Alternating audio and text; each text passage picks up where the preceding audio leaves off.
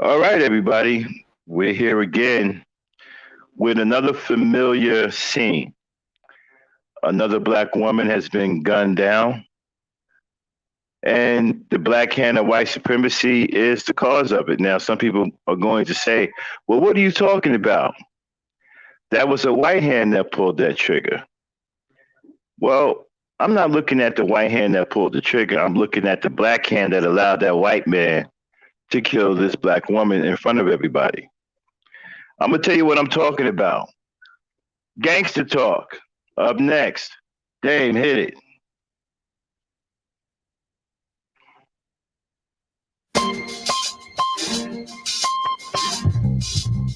Yeah, son. There's mad kids out there getting cream for the 9-5, bro. Yeah, and I've been doing this for a long time. Shoot the game going for mine. Alright. And this is the year when mad caps get peeled. So I'ma spark this lie and kick the reel.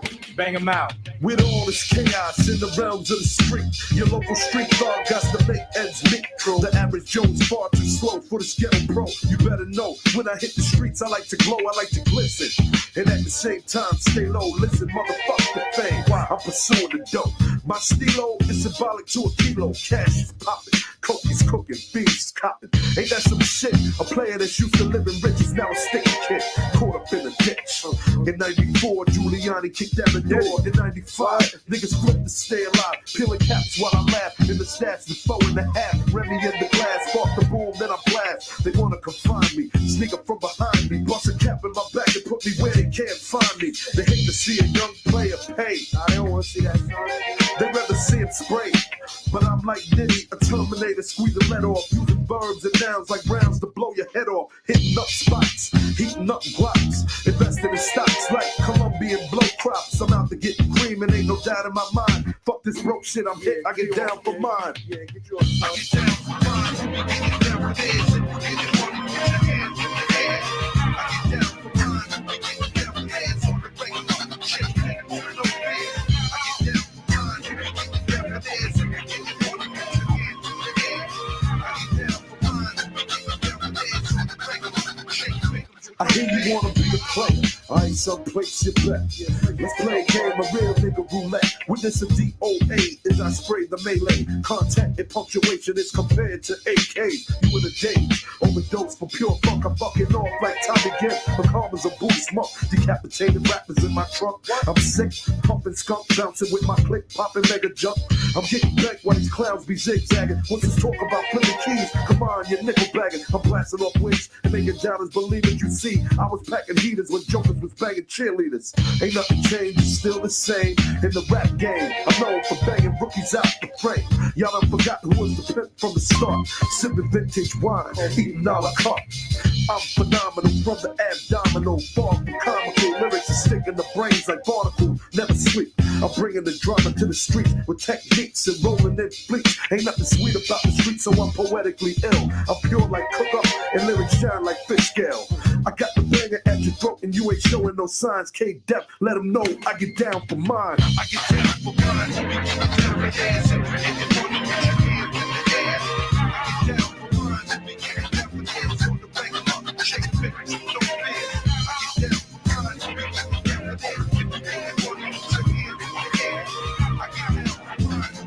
down for hands on the regular. Shake it, baby, no fear. I get down for mine. I get down for mine.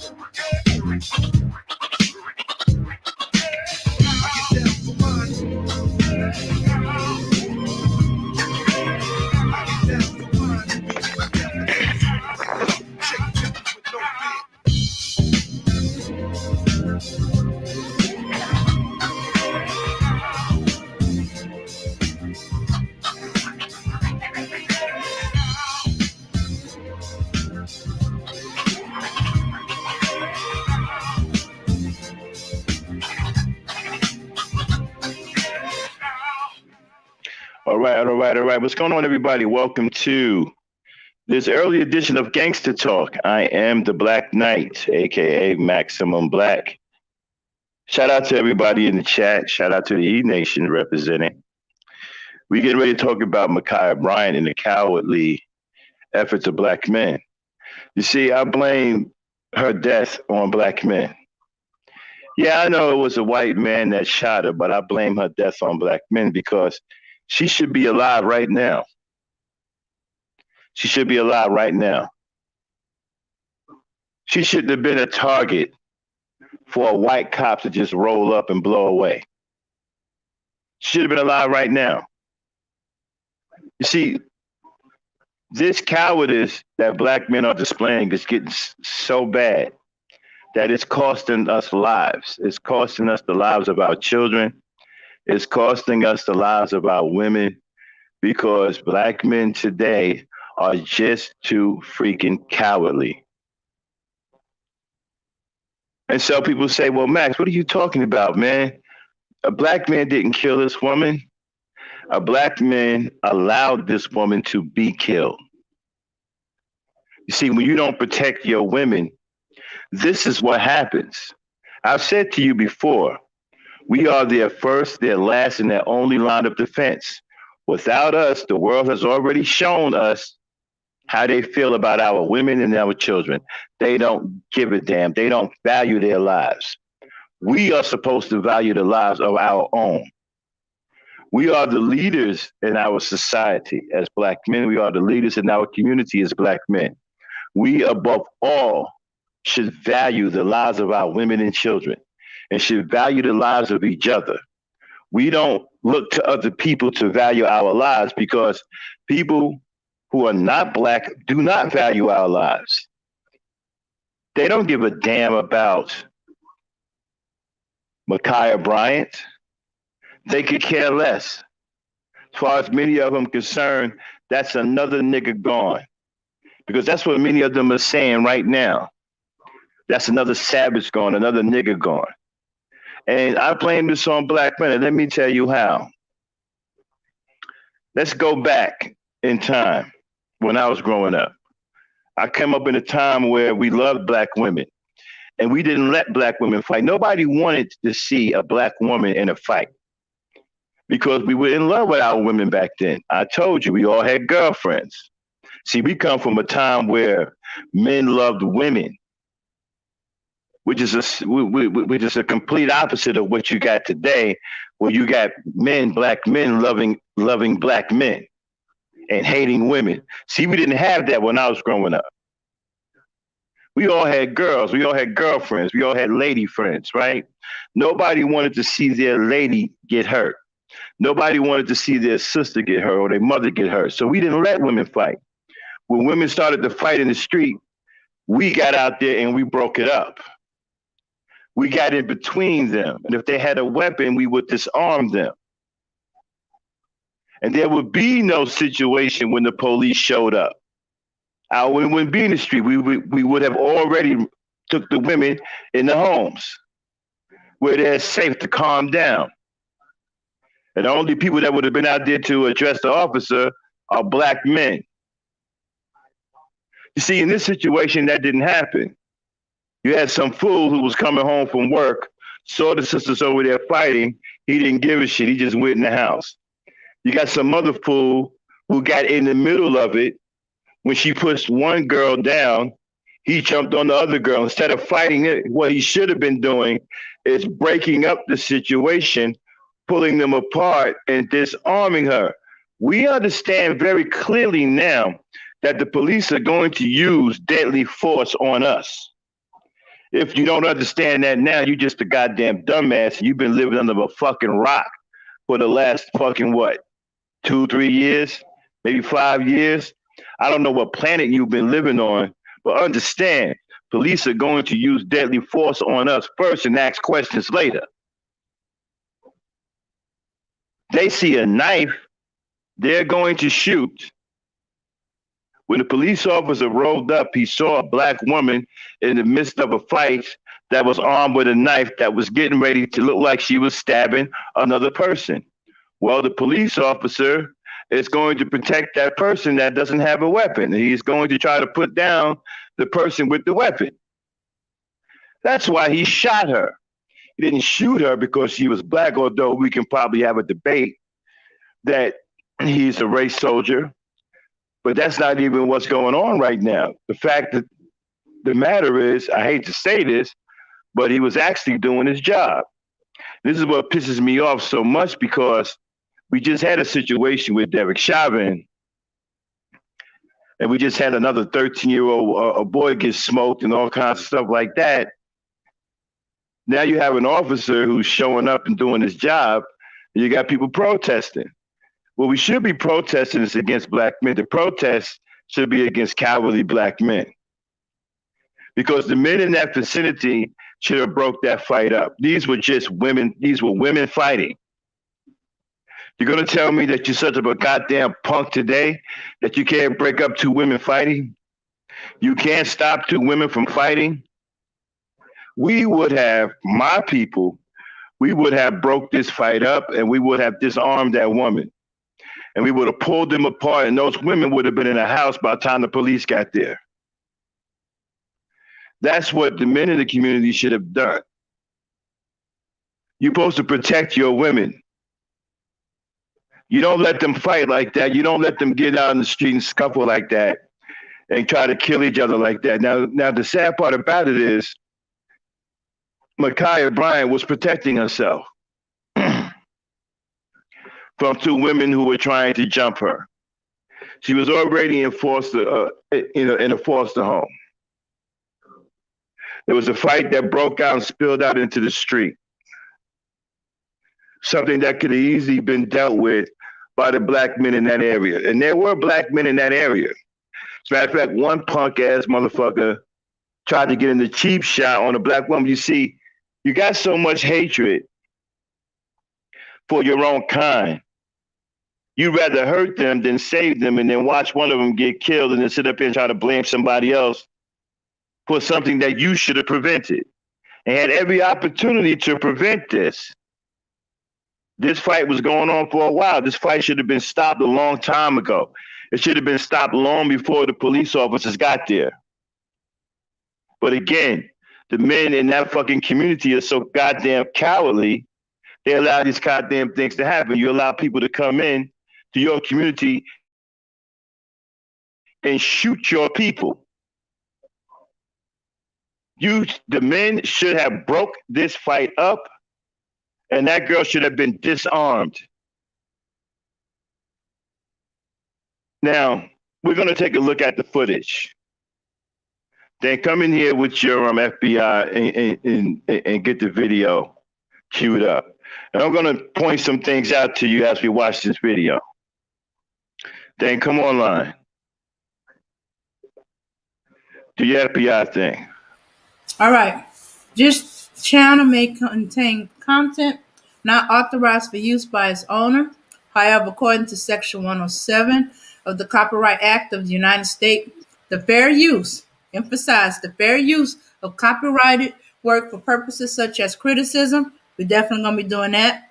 Comment, we're definitely going to be doing that. News reporting, yeah. Teaching, yes, this is definitely a teaching moment. Scholarship or research is not an infringement of copyright. All right, okay, hold on, let me address something real quick. Deacon Anthony, I don't give a damn how many times it was. It should have been no times. It should have been no times. When that police officer got there, she should have been disarmed already. That fight should have been broken up a long time ago. You see, when black men care about the fucking people in their community, this type of shit don't fucking happen. This would have never have happened in my day. We would have broke that fight up and we would have took that knife away from that girl. There wouldn't have been no big ass fucking target for the police officers to shoot at when they got there. Understand something. They see a weapon in any one of our hands, they're going to shoot. You have to understand that as a black man, the deck is stacked against us. It's stacked against our women. We are their protectors. The police don't protect our people. We protect our people. We are our own policemen. We provide protection for our people. And by not getting out there as a man, as the men in that community, and breaking up that fight and disarming that girl, they failed to protect her. And they allowed her to be murdered in cold blood in front of everyone. Go ahead, run that tape. Okay.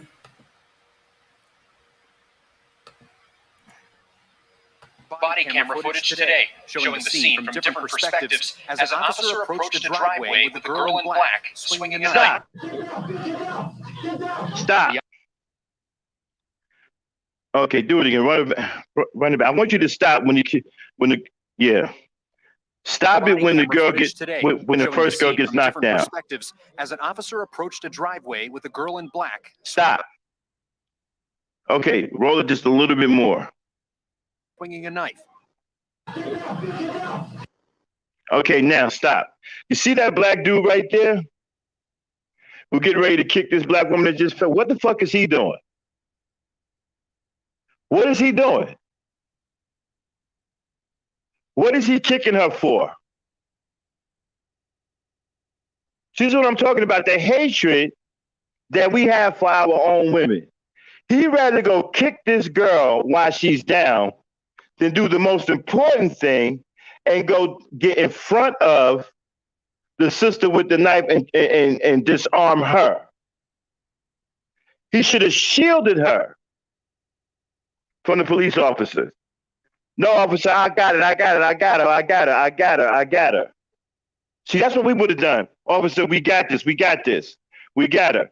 Get in front of her, grab her arm, get that knife out of her arm.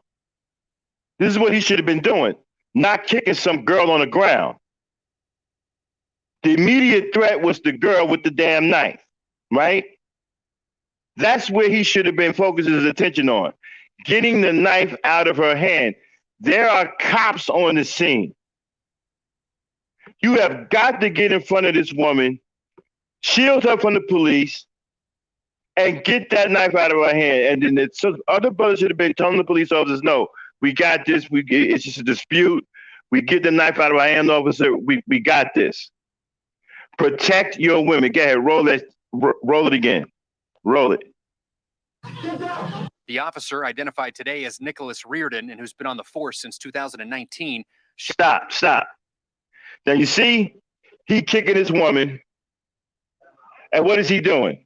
He's standing there after he done kicked her. He done got a lick in. So I guess he is satisfied right now.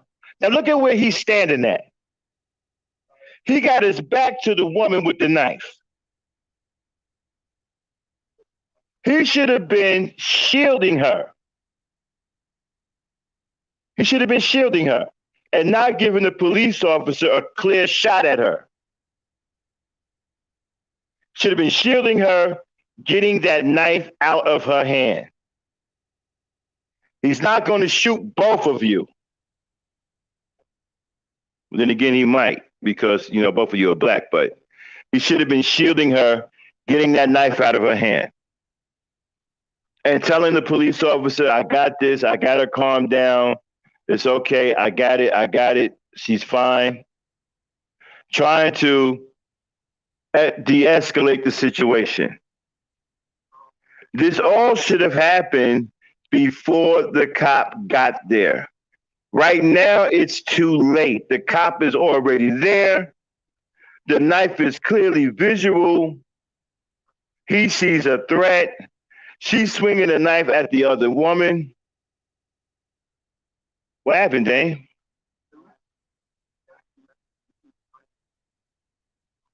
What are you doing? Oh, I was just covering it until you was ready to start again. I'm talking about it right now. Okay. Okay, so when you look at this picture right here, he already sees the knife. He already assessed that she's a threat. He doesn't know what the hell's going on. He don't know who's fighting for what, when, and how. All he does is sees a damn weapon. And she's swinging the weapon towards the girl in pink. That is a threat. As an officer, he has to stop. Now we sitting up here justifying an officer shooting, something that we don't want to do. But that's the situation he was put in because of the failure of the black men in this area to disarm this woman and break up this fight and disarm this woman. The black men should have came out, jumped in the middle of this, broke these women up, and took that knife from that girl. We've done this several times when I was growing up. When women used to get in the street and fight with bats and everything, we jump in, break them up, and take the weapons away from them. Oh, but we weren't cowards back then, though. Problem of the day is you got too many goddamn cowards, and then you got black men who don't give a shit about what happens to their black women. That's why this girl is dead. Because black men in that community are cowards and don't give a shit about what happens to their women and children. That's why this woman is dead. Go ahead and play it. And I dare somebody to come up here for her to get down and debate me on this. More shots. Under those circumstances, the officers' actions, once again, based on the totality of the circumstances, were reasonable. Kevin Davis, a 39-year law enforcement veteran that now serves as a court-certified use of force expert, says as he analyzes the body camera footage, he sees just cause for the officer to protect the other woman, and that a taser or other method to try and stop the incident may have resulted in the other woman getting killed. I'd love to say exactly. That we could shoot okay, so knife out of her. Stop. Okay, get it off the screen. Get it off the screen. Get it off the screen because it makes me sick because I hate to agree with the situation because another black woman's life is lost because of the negligence and cowardice of black men. There should have been no intervention from the police officers. This should have been settled before any police officer showed up. The black men in the community should have handled this before the police showed up. You have to freaking understand.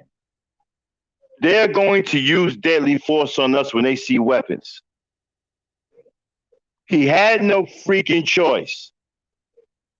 And I hate to say, I really don't want to say that. It's killing me to say that.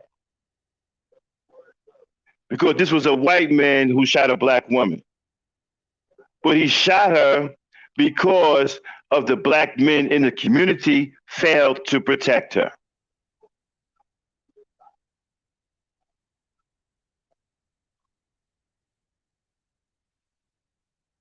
Now we want to sit up here talking about, well, 4 shots is excessive. What the hell do you think is going to happen when they see a weapon? Haven't you seen what's been going on out here lately? And how they blowing people away as soon as they think you got something in your hand? This shooting is justified. He's not going to be charged.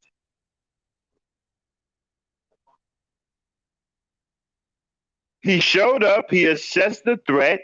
There was a threat. There was a woman with a knife looking like she was ready to stab another woman. He had to protect the other woman's life. He had no choice. And who put him in a position to take that woman's life? The black men in that community who were too cowardly to protect the black woman.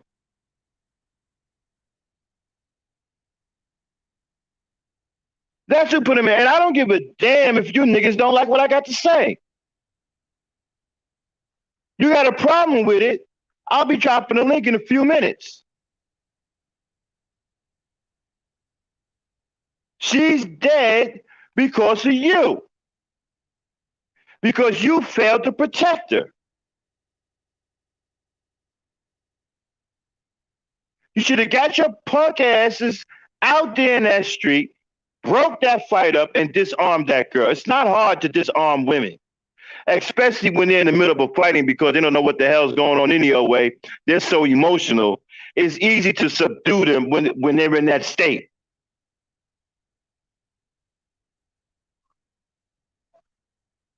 All it takes is a couple of y'all, pull the other women away, somebody go and grab her arms from the back, pull her back, while somebody's grabbing her arms, somebody takes the knife out of her hand. So this is not hard to do. We've done this many a times when I was growing up. We've broken up many female fights. It's not hard to break up women fighting. For one, they're not that strong. 2, they're very careless when they're emotional like that. It's easy to disarm them.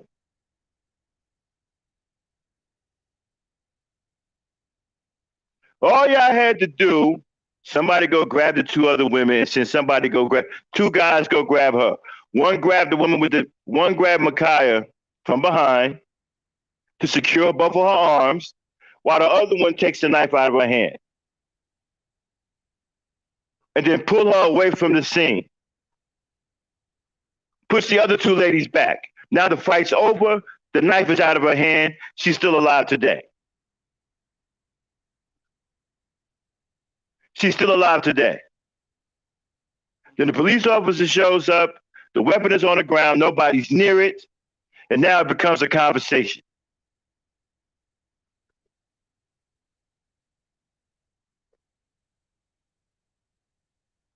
No. They don't do that no more. They don't do that no more. All these hypotheticals, we can forget about all that. They see a weapon in our hands, they're shooting. They ain't popping nothing up in no air.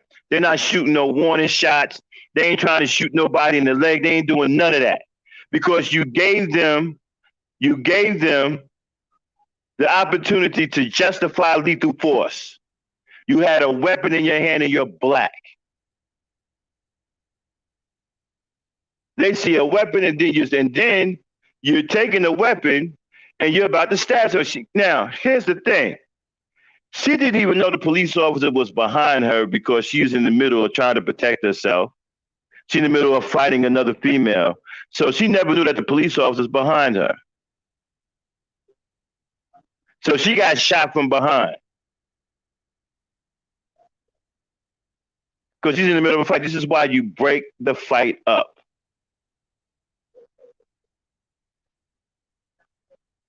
It don't, okay, listen. It don't matter if it's one shot or 12 shots.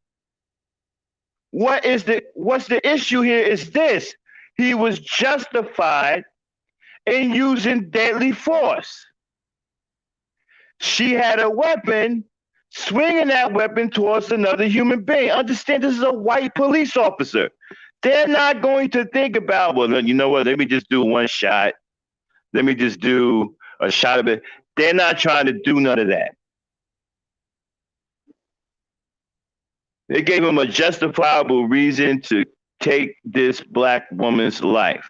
And I blame the niggas in that community for allowing this to happen. That fight should have been broken up. That girl should have been disarmed. You don't let women fight out in the street like that. You're supposed to covet your women. Your women are supposed to be precious to you. These are the mothers of our children. These women grow old and become our aunts and our grandmothers. Many of you like your grandmothers, right? I love my grandmama. Well, your grandmama was a young woman at one time. You understand? This fight should have been broken up and she should have been disarmed. When the police officer showed up, there should have been nobody fighting. The weapon should have been on the ground, and these girls should have been pulled away from each other, probably sitting in the house. Because usually when we broke them up, we push them in the house. We make them go in the house. We make somebody come get them. Listen, take your sister in the house. Take your sister in the house. Get her in the gate. Take her in the house. Tell her to go calm down. We push them into the house. Get them off the street. But we gave a damn about our women back then. We cared. See, because this ain't the first time officers done shot at black people. This ain't the first time officers done used deadly force against black people. They was doing it back then. But we was more conscious of it. We knew if the police officers show up, it was going to be a situation. So we didn't let that happen. You niggas today let this shit happen. Because you fail to protect your women and your children. You don't give a damn about your fucking people. You don't give a damn about your people. She's dead because of you cowardly ass niggas who did nothing to prevent her from being killed in cold blood by a police officer.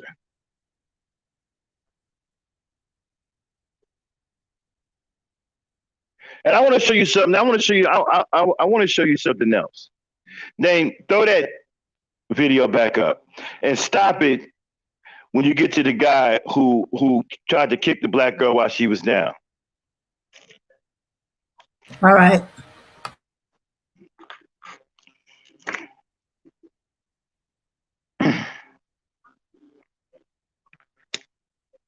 I'm show you where niggas' minds are today.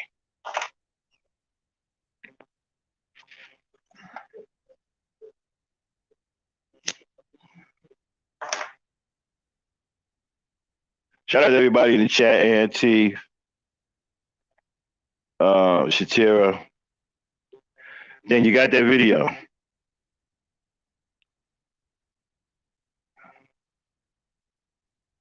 Shout out to Belmore.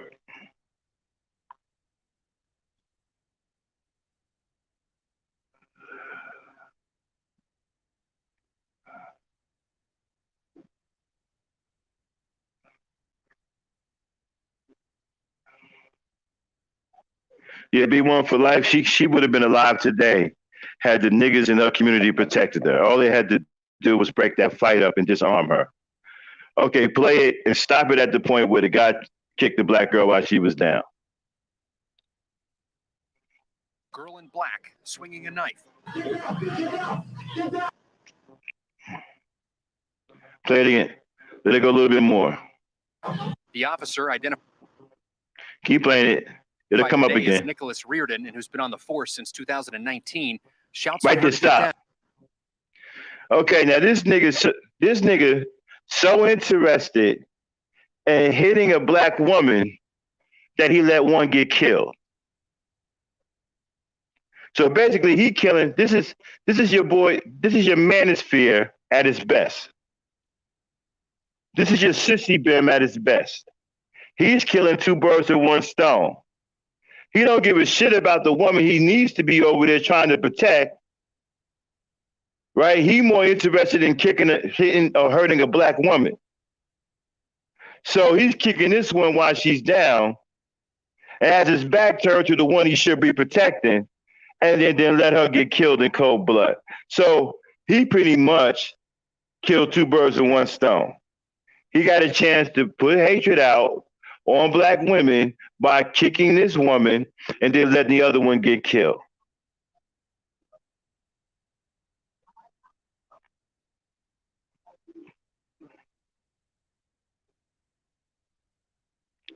This is sissy bims and manospheres at their finest. This is the kind of mentality that your manosphere has. This is the kind of mentality that your sissy bims have. You understand? In Shatira, they don't do that anymore. When they come up on the scene now, they see weapons, they use force. They put people down now. And as a black man, you have to understand that.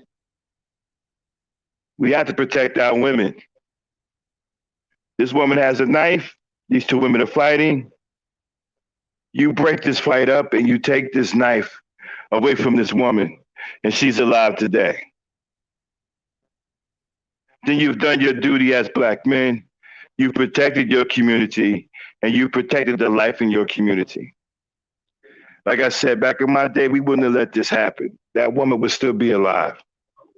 Matter of fact, if me and my boys out there today, she would still be alive. We would have broke that. I would have broke that fight up by myself.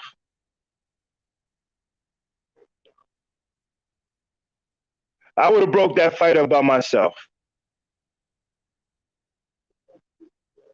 And the person that I would have went after first was Ma'Khia Bryant, because she had the knife. Because I know if the police officers show up and see that knife, they're going to shoot her. I already know that. She would have been my number one priority. I would have went after her first, holding the other women off, but I would have went after her first.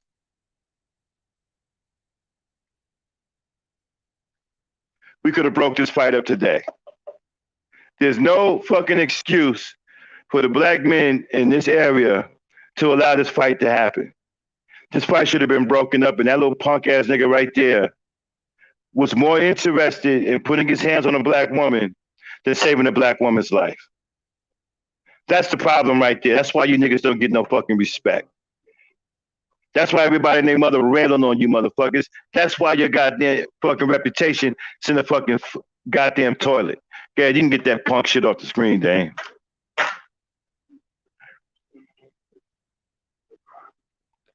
That is why your reputation is a piece of shit.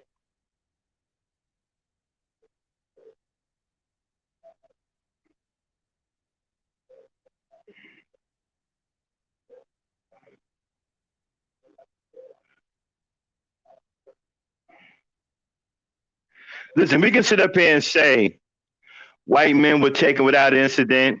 We can sit up here and say they don't do this to other white people. We can sit up here and say, of course they're not going to do it. That's their own people. We're talking about us. We're not like anybody else in this country. We need to understand something. They don't give a shit about us. And they're taking even the smallest excuses to take our life. We have to understand that and we have to make an adjustment. We have to protect our own lives. Ain't nobody else going to do it. We can't sit up here and say, well, it was a white man. Man, fuck that. Black men had the opportunity to protect this woman's life, and they didn't. That's what we should be talking about. I don't want to talk about what some white man would have gotten or what they would have did to somebody else. I don't give a damn about none of that. I care about what they did to that black woman, and I care about the fact that black men allowed them to do that to that black woman. That's what I care about. That's what we should be talking about. Why didn't black men protect this black woman when they had the opportunity to do so? How you protect her? Easy. Break the goddamn fight up and disarm her and push her away.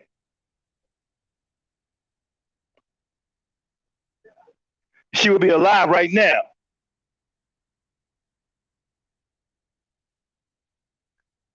Fuck all this. Well, they supposed to do this. Well, they ain't doing it.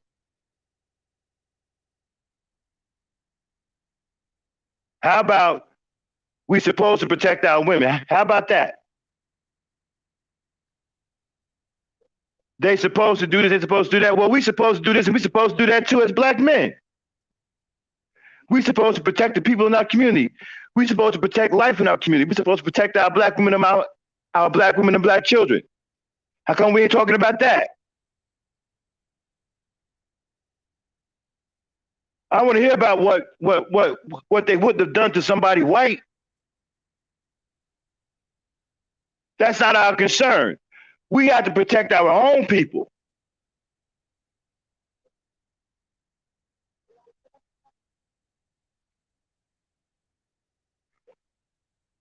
I'm concerned with what black men didn't do. And the black men in that community and in that area did not protect this woman. And you got some fool there who had a perfect opportunity to shield this woman and calm her down and try to de-escalate the situation. He chose to put hands and feet on another black woman rather than to protect the other one. He wanted to get a lick in like a little coward.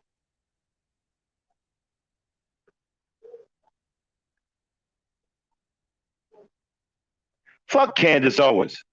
Give a damn about no damn Candace Owens. I'm talking about the Negroes in this community that are so fucking cowardly and we keep making goddamn excuses by changing the damn subject and bringing other shit in here that ain't got nothing to do with shit. Fuck Candace Owens. Fuck what they didn't do to a white man. Fuck the fact that 4 shots is excessive. Fuck all of that. It should have never gotten to any of this. If the black men in that goddamn community would have did what the fuck they were supposed to do and protect this woman's life by breaking up that fight and disarming her. When the police got there, she should have been nowhere to be found. And if she was still there, she should have been disarmed.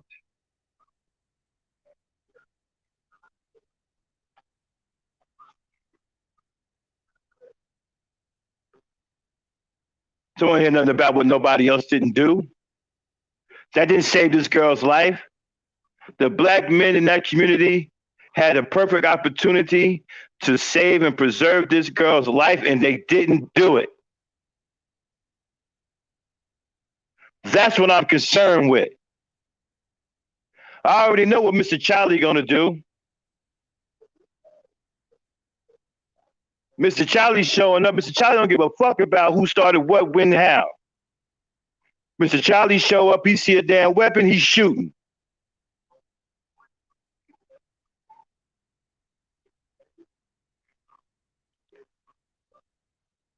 This is a fucking tragedy.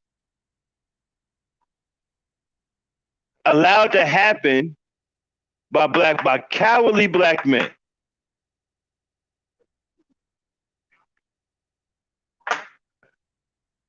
Not gonna sit up here and let the narrative be changed to, well, they should have shot the gun up in the air. Well, he could have shot the gun in the goddamn ground. He could have brought the Red Cross. They could have fucking lit a candle and sing Kumbaya. Fuck all of that.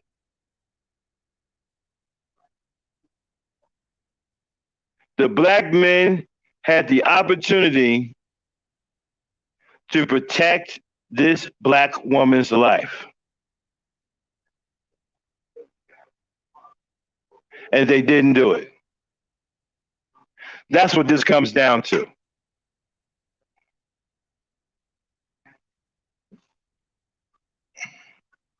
Now you got me up here mad as fuck, and I gotta fucking say that a cop is justified.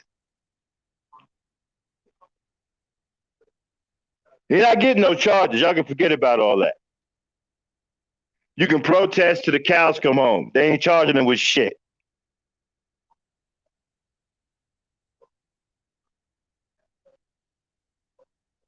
They're not charging them with nothing. And I blame black men for that too. Because you let a white man come into the community and get a freebie. A freebie. There will be no repercussions because of you. Because you failed to protect the women in your community, you let a white man come in and get one for free. Man, I don't give a damn about who the hell talking about some Asians. Who is this? Hey, get this fool out of here. Get him out of here. Fuck you mean Asians need our help? Where were the Asians to protect Ma'Khia Bryant?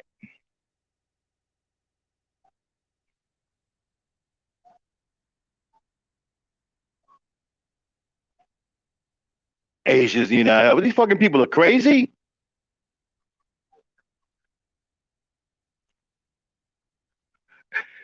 And so this is my goddamn problem. We got too many Negroes want to pass the fucking buck rather than take responsibility. This is our fault as black men. We have failed. We are failing our people. We are failing our women and children. We are failing. Her being killed is a direct failure of black men to protect her. And it was so easy to protect this woman. All they had to do was break up the fight and disarm her.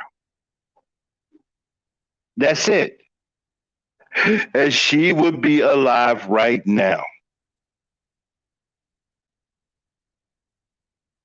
But you see, in order to do that, you have to give a damn about the people in your community. You have to care for the women in your community. You have to love black women. You see, it was easy for us to preserve life and preserve the life of our women because we loved them. We cared about them. We loved our mothers. We loved our daughters. We loved our sisters. We loved our girlfriends. We loved the black women. So it was easy for us as real men to go out there and put ourselves in harm's way to protect them. We weren't afraid to go break up women fighting.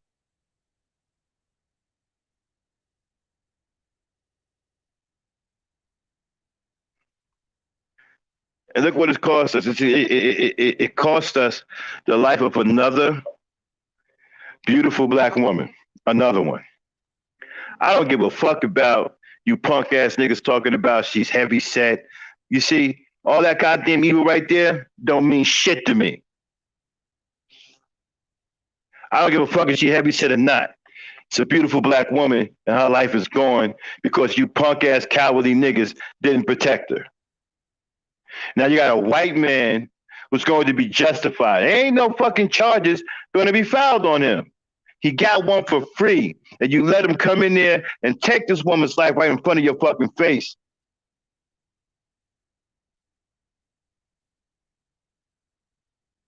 Because you're too cowardly to do anything about it.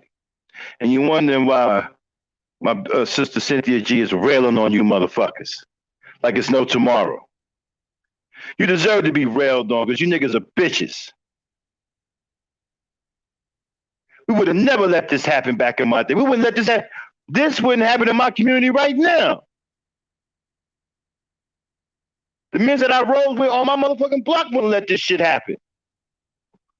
We would have went out there in the street. We would have broke that fight up right now, today.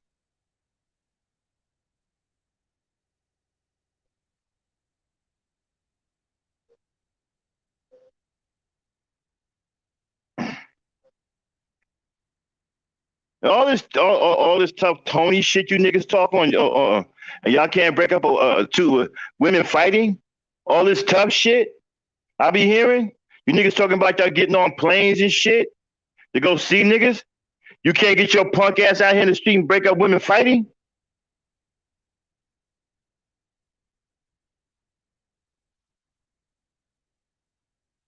That's just fucking punk ass manospheres talking crazy things, Gene.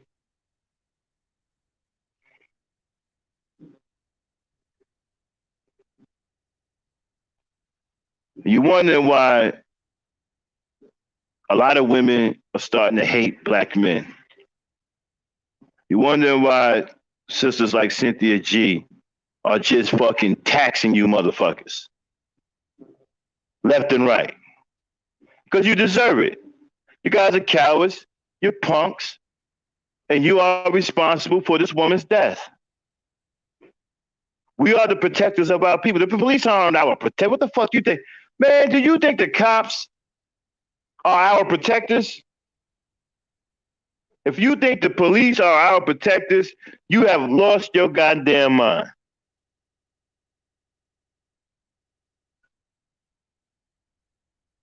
I'm going to do this one more time. Dang, pull that footage up one more time. This will be the last time. Pull it up and stop at the guy who kicked the girl while she was down. One more time. I'm going to go after this one more time. Okay. Let me know when you got that.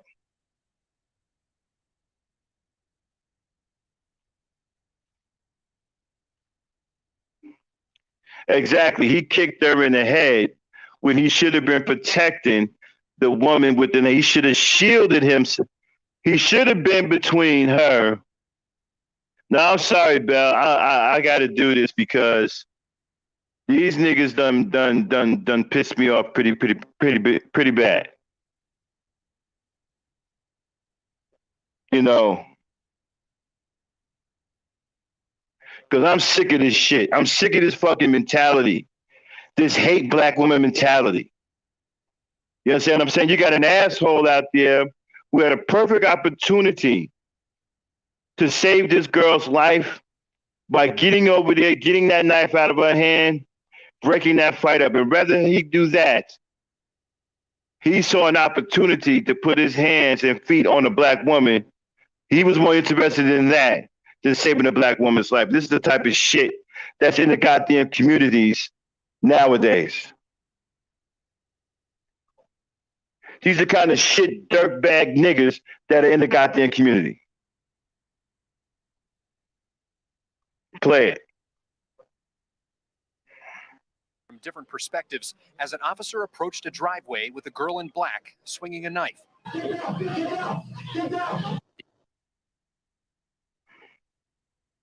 The officer, identified today as Nicholas Reardon and who's been on the force since 2019. Stop right there.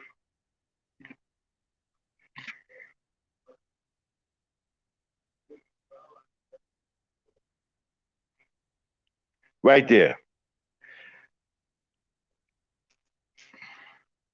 Look how far. Look at. Wow.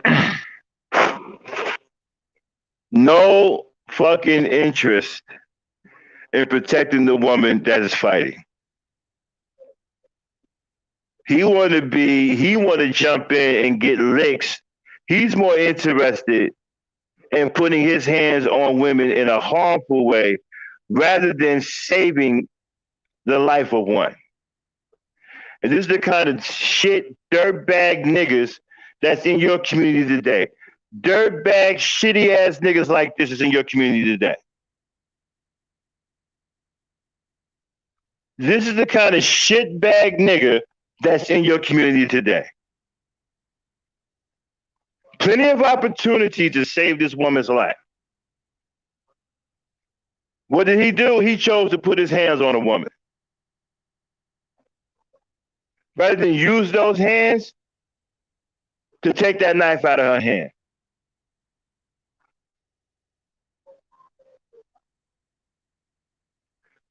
Okay, take that off the screen.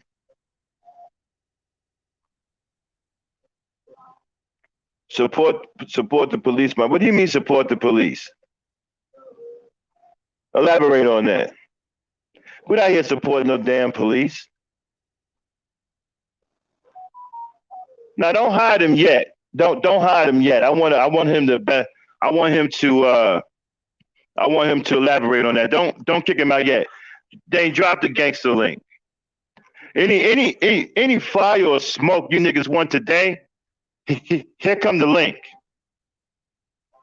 I'm right here.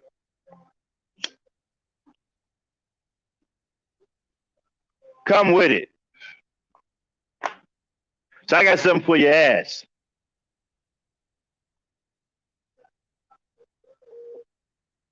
They're coming because they hate black women, truth is.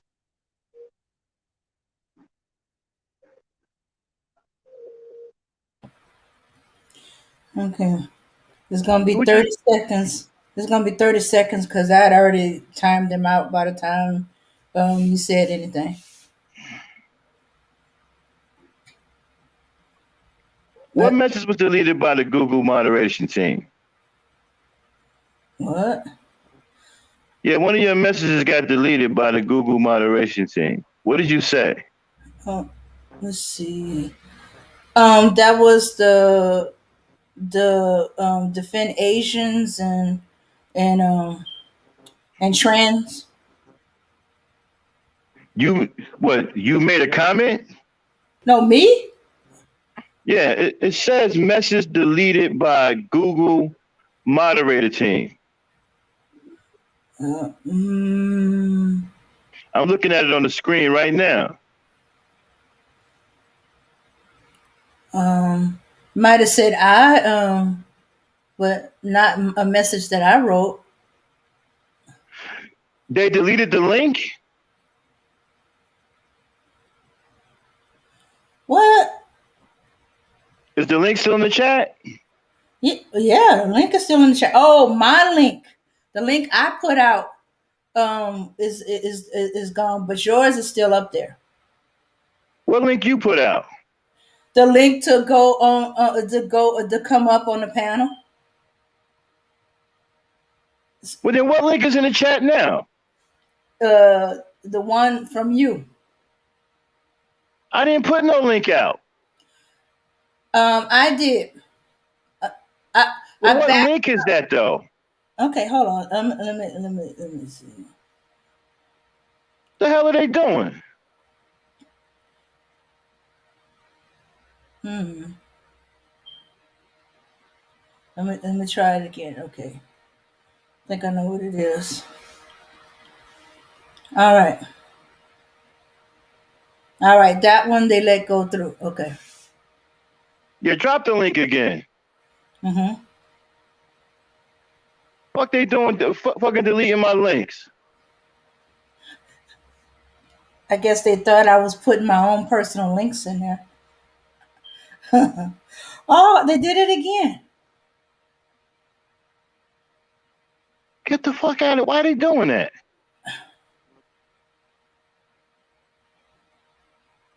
I have no idea. But when I do Take it from back here, under you, it stays in there because it's coming from you. take the gangster. Oh, okay, I'm gonna do it again. All right, Take the gangster out of it. all right.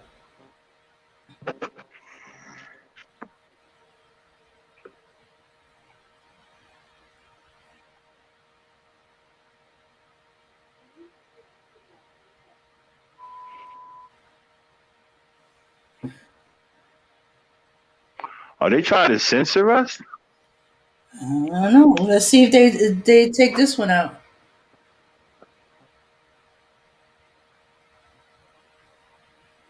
Oh, he's on timeout. Truth is, he's gonna come up once his time is up. Huh. They did it again. It's me. Okay, let me try it with just the link because they don't take out the one I put back here under you. Let's see.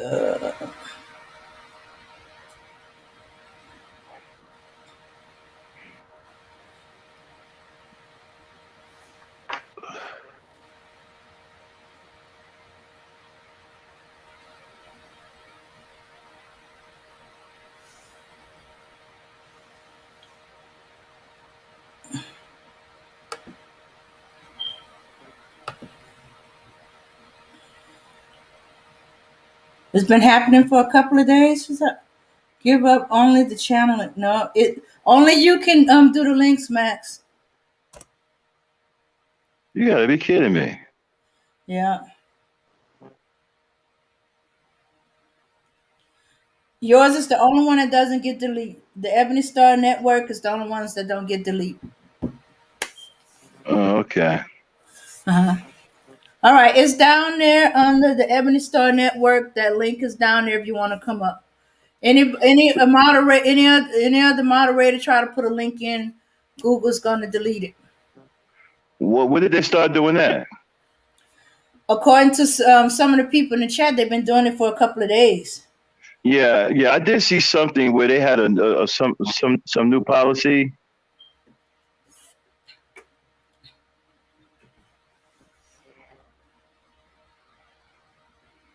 Oh, okay. So that must be a part of their new policy. Wow, people getting tired of this shit. We're getting ready to go up on some other platforms too.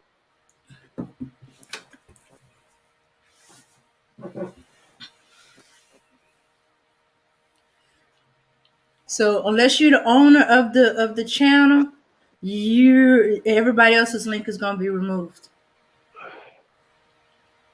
Interesting. I wonder why.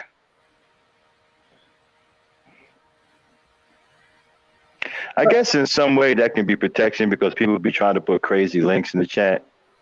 Yeah. You know what I'm saying? Yeah, but it also keep you from networking. Say we let somebody else put their links in the chat, and we coordinate network. That's like a bunch of black people getting together, and they got to break that up. Now, is this just for black channels or are they doing this with everyone?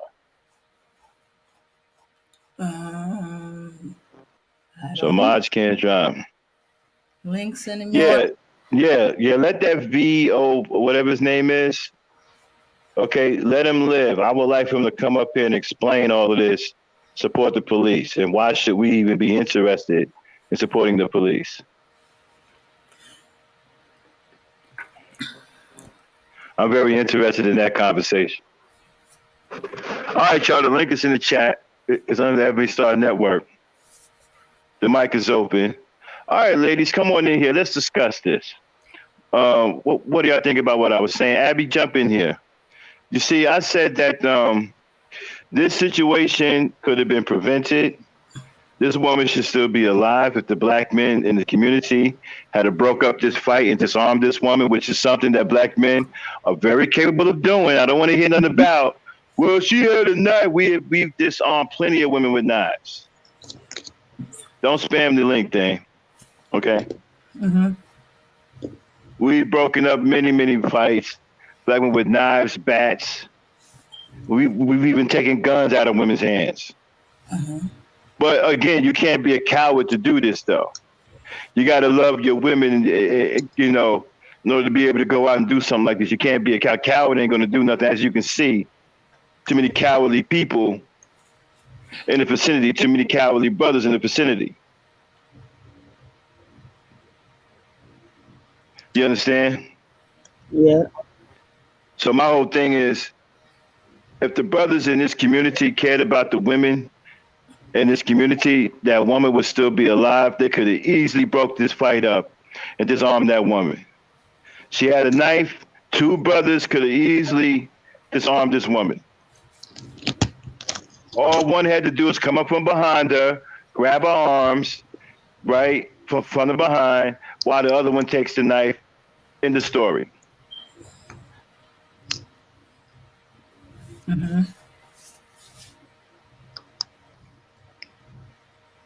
Yeah. Yeah. Yeah.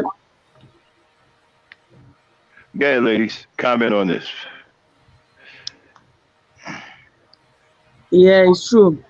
Because if you really want to save your woman, or if you really want to save the women, you're supposed to save them when they are having this kind of bad thing in their hands, like knife, gun, and those stuff.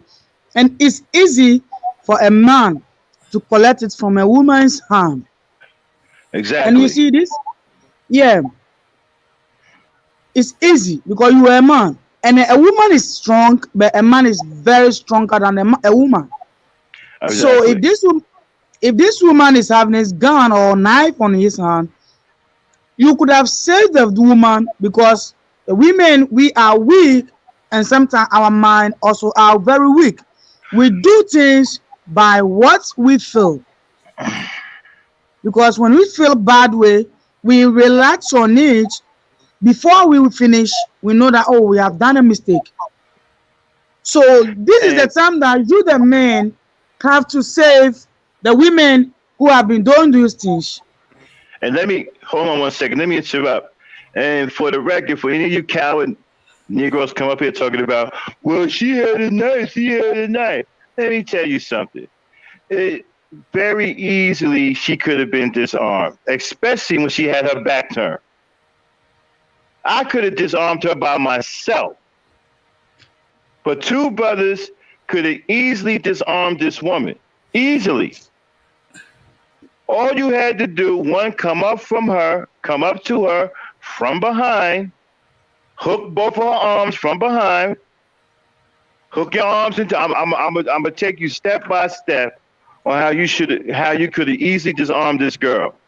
One brother comes up from behind, hooks both of his hands into her elbows from behind and lock her elbows behind her back, which would have left both of her hands wide open. Another brother could have took the knife out of her hand. That's how easily she could have been disarmed. Yeah. We've done this over and over again. We've taken bats out of women's arms, knives, bottles, even guns, razor blades. She could have easily been disarmed. Mm-hmm. And the fight should have been broken up. When that police officer got there should have been no woman with a knife in her hand. The knife should have been on the ground. Everybody should have been away from it. And the fight should have been broken up, and it should have been a conversation. Yeah. She would still be alive today had the brothers in that community protected her life. Go ahead. Yeah. The even messed up part about it, a man came from work, and it was just the girls calling each other's name. He could have broke it up then and go, girls, I don't know what's going on, but y'all need to stop it. You know, even just saying something could have broke it up. You know, or this de-escalated. You know, talk to me, girls. What's this all about? Y'all shouldn't be fighting like this. Or direct them and say, okay, the other boys say, keep them separated from each other, or something. But no, he went in the house. He said, oh, it's just a girl fight. And he went in the house. And he went and walked his dog. And the noise got louder. So instead of going to see what the fight was about, or break it up, or even just tell them, knock it out, knock it down, shut up, be quiet, any of that, he just went in the house. Wait till gunshots go to find out what was going on. But yeah, he saw it coming from work. He heard it in his backyard, and he still did nothing. Oh, he thought about the security camera after the shots were fired and his wife hit the floor. All that time, he could have said something, could have done something. Even he went to the house, honey, something's going on out here. I'm gonna see if I can break these girls up. Anything. Even if it's to be quiet. And I know it can be done because I've seen it in my own community growing up. Black men stopping women from fighting. Black men stopping girls from fighting.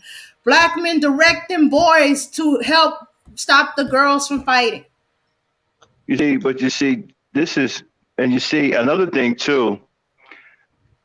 Let me explain something to you. When I was growing up, that punk that kicked that woman while she was down, somebody would have punched him in his mouth. Most definitely.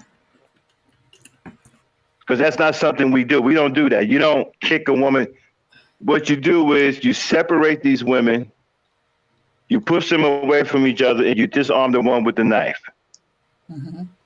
And then you push them on, okay, ladies, go ahead, go in the house. Okay, and you get in front of them so they can't attack each other.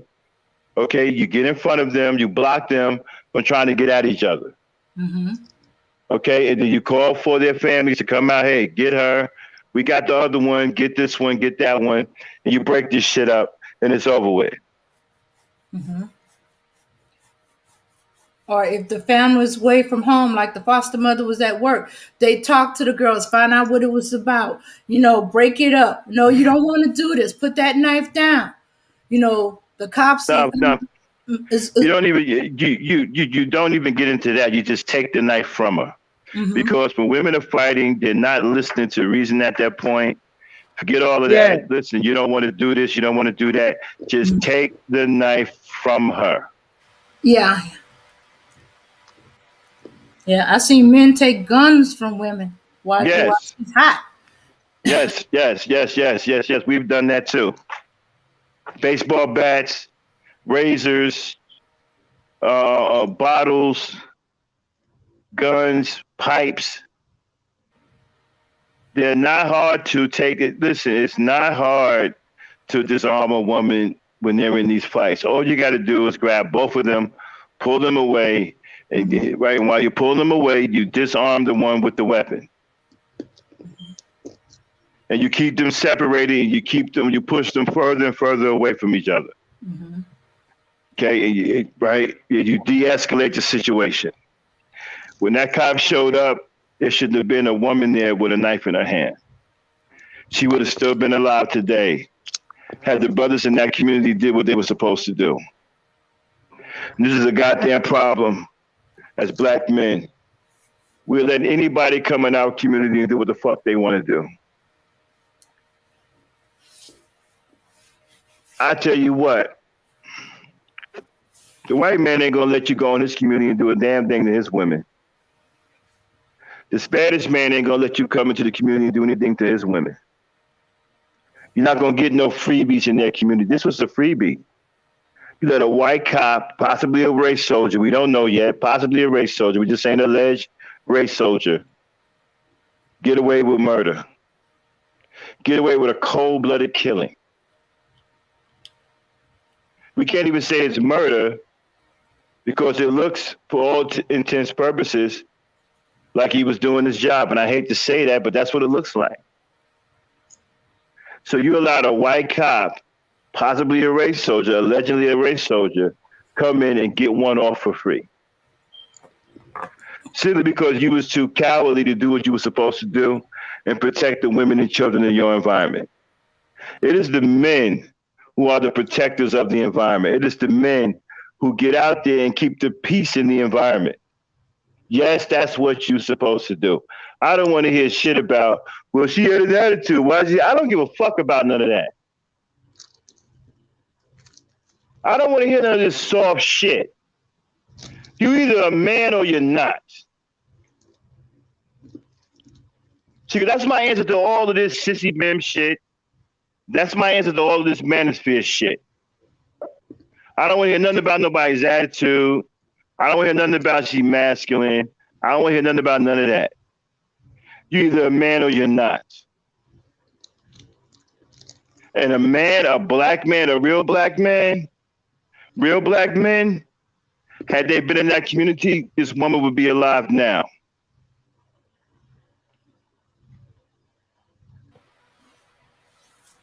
Go ahead, ladies.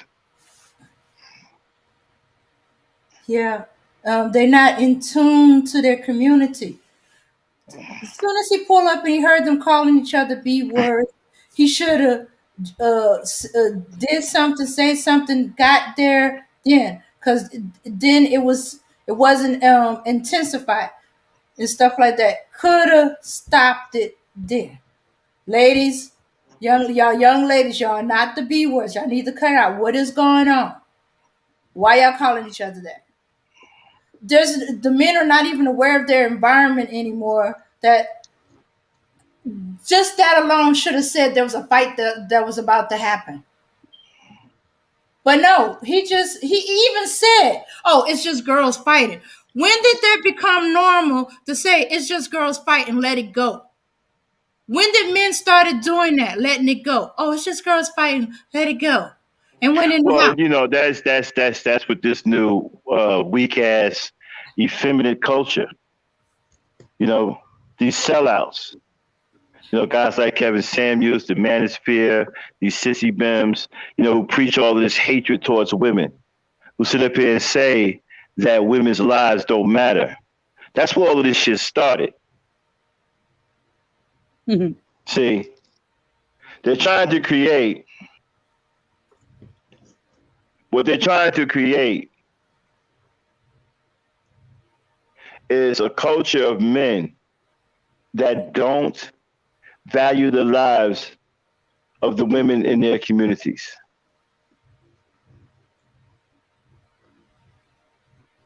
Now, their reason for a lot of them is that they've been done wrong by a woman, or they've been unlucky with women, or women have shunned them, or whatever. So they take their hatred and they spread it out amongst all women. You gotta hate women to sit up here and think that you're doing society a favor, or you're contributing to society by disrespecting women, having a show that disrespects women. And as a man, you're proud of sitting up there telling women off, making women feel that they are devalued, so-called putting them in their place. That's your contribution to our society? That's your contribution. We got men getting away with making a living off of disrespecting women and telling women, oh, we got so many weak and cowardly niggas following them that they support these dudes to no end. So it's become a contribution to black society for a black man to sit up on social media and talk down to women, and so-called put women in their place and make women feel like they have to compete and all this other kind of bullshit that they spewing out. And that's supposed to be a real contribution to black society. That's supposed to be the kind of brothers that we need in this society, in our society. Niggas who do nothing but sit up and call women names, degrade women, talk down to women. How the hell are niggas famous for talking down to women? We as black men, let me ask you niggas a question. You don't have any pride in yourself as a black man. You don't have any grit in you. You don't have any integrity in you. You don't have any courage in you to where it doesn't bother you that another black man is famous for putting down women and talking down to women and have devoted his time and effort and resources into what he called putting women in their place. I want you to think about that for a second. Is that a real contribution to black society? Is that something that we need to help us get out of a losing position? Is that something that we need that's going to improve the overall quality of life in the black communities? Ask yourself these questions. Guys like Kevin Samuels, is this the kind of black men that we need to influence our young black men? Is that the kind of men that you're going to get behind and rally behind and support? Men that allow shit like this to happen where women's lives are being taken because they won't protect them? And that you are supporting a guy who does nothing but berate and belittle black women? That's what the contribution to our black society is now? That's what we've been reduced to. You don't have a problem with that as a black man? You're going to sit up here and you're going to condone that? Is that what you think being a real man is all about? A man who can sit up here like a sissy and talk like a sissy to women?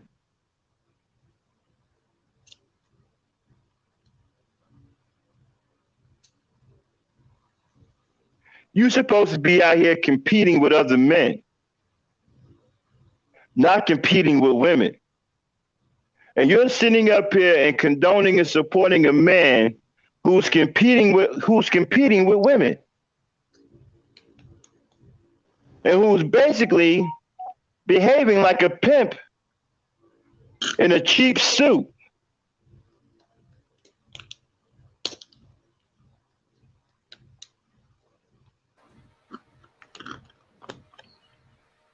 And you're gonna tell me that's the best that we have to offer as black men? That's what we have to offer our young men?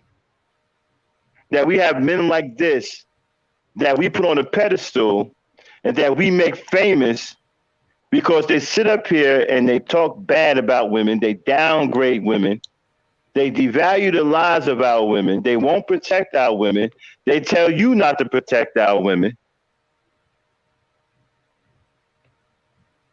And that's where we're at right now. That's what, as a black man, you're okay with that.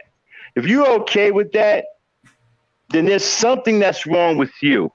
You don't have no real dog in you. What's up, Max? Hey, what's going on, my brother? Yeah, I just tuned in. Hey, Dame. Yeah, I just tuned in. So I missed a little the earlier parts of the stream. Are you talking about in relation to the shooting in Ohio? Yes. Now, not to make you go too far back, but what is your take on the situation? In a nutshell? I say the black men failed to protect that woman's life, and they allowed her to be killed by an alleged race soldier. Now, how do you think? Now, I think the man, because I'm assuming the man you see in the video kicking the girl is actually the father. I'm thinking of the girl got killed, if I'm correct. I'm not sure if he's the father or not. I wasn't aware of that. From my understanding, that's who that was. That's what I've heard. I could be dead wrong, but yeah, that's even worse. That's what I've heard. My thing is, if he's the father, that's even worse. Well, my thing is, it seems like he had no control in the situation. Like at some point, like what I saw was it was very chaotic because I don't know if you've heard the 911 call. Mm-hmm. it just sounds like pure chaos the whole time, and I don't know how long it took from the girl who called 911 to the person getting there. But my understanding of the situation was essentially a group of, I don't know if it was one girl or several girls came over and I guess were getting ready to start a fight with, I guess, the girl who got killed, and maybe even I think there was a grandmother as well. Um, I think the whole thing was basically the man had no control in the situation. Yeah, in my opinion, you gotta split those two parties up. You've got to tell your daughter to go inside, and then you've got to deal with the threat of the woman who is being the aggressor in the situation. You can't let it get to the point where you're. Like I said, I'm pretty sure my understanding is that's his daughter. Now correct me if I'm wrong. If anyone, Well, if if that's his daughter, that's even worse. um, and in a second I'll go and look it up. But that's what I heard from someone else in another video. Wow. But to my whole thing is like, if that is his daughter should never been out there with a knife in the first place. You know what I Exactly. mean? That's even worse. Like you should have been the one to handle that situation, and it goes back to not controlling your environment and not being a leader, not being in Right. a position of authority. This is exactly what I just said. You know, the men in that environment failed to protect the life of that girl. Even if she was out there with a knife, there were other men out there who should have disarmed her. That fight should have been broken up and she should have been disarmed. When the police officer got there, it shouldn't have been a woman with a knife in her hand. We would have broke that situation up. I would have broke. Right now, the men in my community, right? Had that happened in my community, that girl would be alive right now. I would have went out there and broke that fighter. I could have disarmed that girl by myself. But when you don't give a damn about the women and children in your community, you allow shit like this to happen. We would have never let this happen. Understand that we're in a situation now with the police to where they're going to shoot first and ask questions later, especially if they see a weapon in your hand. You get out there, you break these women up. It's easy to break women up because, for one, they're highly emotional, they're out of control. It's easy to subdue them when they're like that. Very easy to disarm her. Two brothers could have went up to her. One could have grabbed her arms from the back. While he's doing that, the other one could have took a knife out of her hand. The situation would have been over with. That so or easily done. That or you or you remove the victim, the girl she was trying to stab. If you don't even want to go with the girl with the knife, remove the girl. You know, get in between, or not even get in between. Basically, try to get the victim away from the aggressor, because then at that point you just have a girl running around with a knife. You know what I mean? Yeah, but you want to get the knife out of her hand. To me, that's the more important, because the police see a knife, you see the results. They're going to shoot. So you get the knife, you go after the girl with the knife first. You get the other two. Like I said, there was more than one guy out there. There was a couple of dudes out there. Two guys could have went after the two ladies that she was fighting, and two guys and the father. I don't know what the fuck the father was doing. His priority should have been on his daughter. If that was him kicking that girl while she was down, that's one of the worst fathers I've ever seen. You let your daughter stand up there with a knife in front of a police officer. You didn't shield her. You didn't go after her. That should have been your number one priority, is to protect your daughter. You know your daughter got a knife. The police are coming. Get the damn knife out of her hand.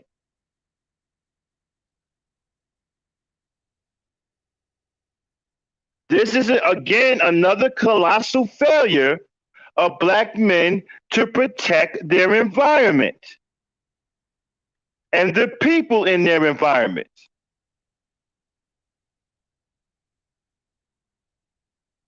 A little off subject, Max, but do you have a military background, or does someone in your family? Yeah, I do, but I don't want to talk about that. I want to stay on this. Okay, no, the only reason I say that is the way you're talking just sounds like someone who has a law enforcement military background. Yes. As far as, like, you know, breaking up the situation, controlling your environment, being in charge, you know, making decisions. Nah, that's all. I was just curious. Yeah, I am ex-military, and I've got a lot of experience in the street with fights, breaking up fights. I grew up in the '60s, bro, the '60s and '70s. There was a lot of stuff going on back then. I keep trying to tell people, right? The difference back then and the difference now is that black people were willing to do something, and they were willing to engage back then. That's the only difference. Cops are still as rotten as they were today. They were rotten back then too. They were shooting black people back then too. The difference is more black people back then wasn't willing to sit by and do nothing about it. Like, for example, George Floyd would have never happened in the 60s, in the 70s. Black people would have jumped that cop. They would have jumped on him. They wouldn't have sat there and watch a cop choke the hell out of somebody. When the police used to come into our neighborhood and attack people, people would converge on the police. So cops wasn't back when I was growing up, cops wasn't itchy and eager to go into black communities and engage black people because they knew the black people back then would engage them. Now they don't have no fear of that because these niggas are so cowardly, they can come in and do what the hell they want. Like I said, they got this one for free. You let a white race soldier come into your neighborhood and take the lives of one of your women right in front of you. And you did nothing to prevent it, and you could have prevented that. And the father, oh my God, if that's the father, I hope that's not the father. Please tell me it ain't so. Dan, you got any information on that? That's what. Oh, I'm sorry. No, I'm trying to look in the background. That's what I've heard, though. Man, I hope that ain't the father, man. No, I'm still looking for it. I didn't see no father. I saw aunt and uncle and mother. I think that was that man that was hugging her was her uncle. Anyway, I mean, but that ain't that guy that kicked the woman in the head. I'm still looking. And what is he doing kicking a woman in the head, bro? This kind of bully, sissy ass fucking behavior I can't stand. These Negroes today don't have no dog in it. These guys are so damn weak. You can't break up 3 women fighting? Unbelievable, man. This is the kind of dirtbag, shitty-ass Negroes we have in our community today. This is why the black woman is in trouble. This is what I said before. I feel sorry for the black woman today because this crop of Negroes out here ain't shit.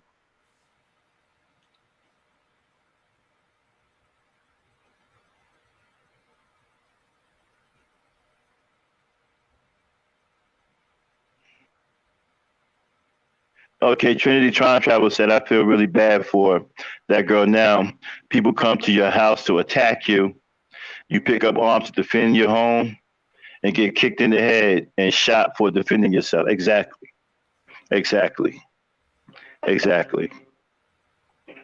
Exactly. Exactly. And this is bad, man. This is bad, man. You know, as a black man, you are the first line of defense, the last line of defense, and the only line of defense of your community. White people don't care nothing about you. Ain't nobody going to protect us. Ain't nobody going to protect our women and children but us. Nobody gives a shit about us. We have to give a fuck about each other. We have to care about each other. You got to love the women in your community enough to protect them. You got to love the children in your community enough to protect them. And you got to respect each other enough as men to protect your own.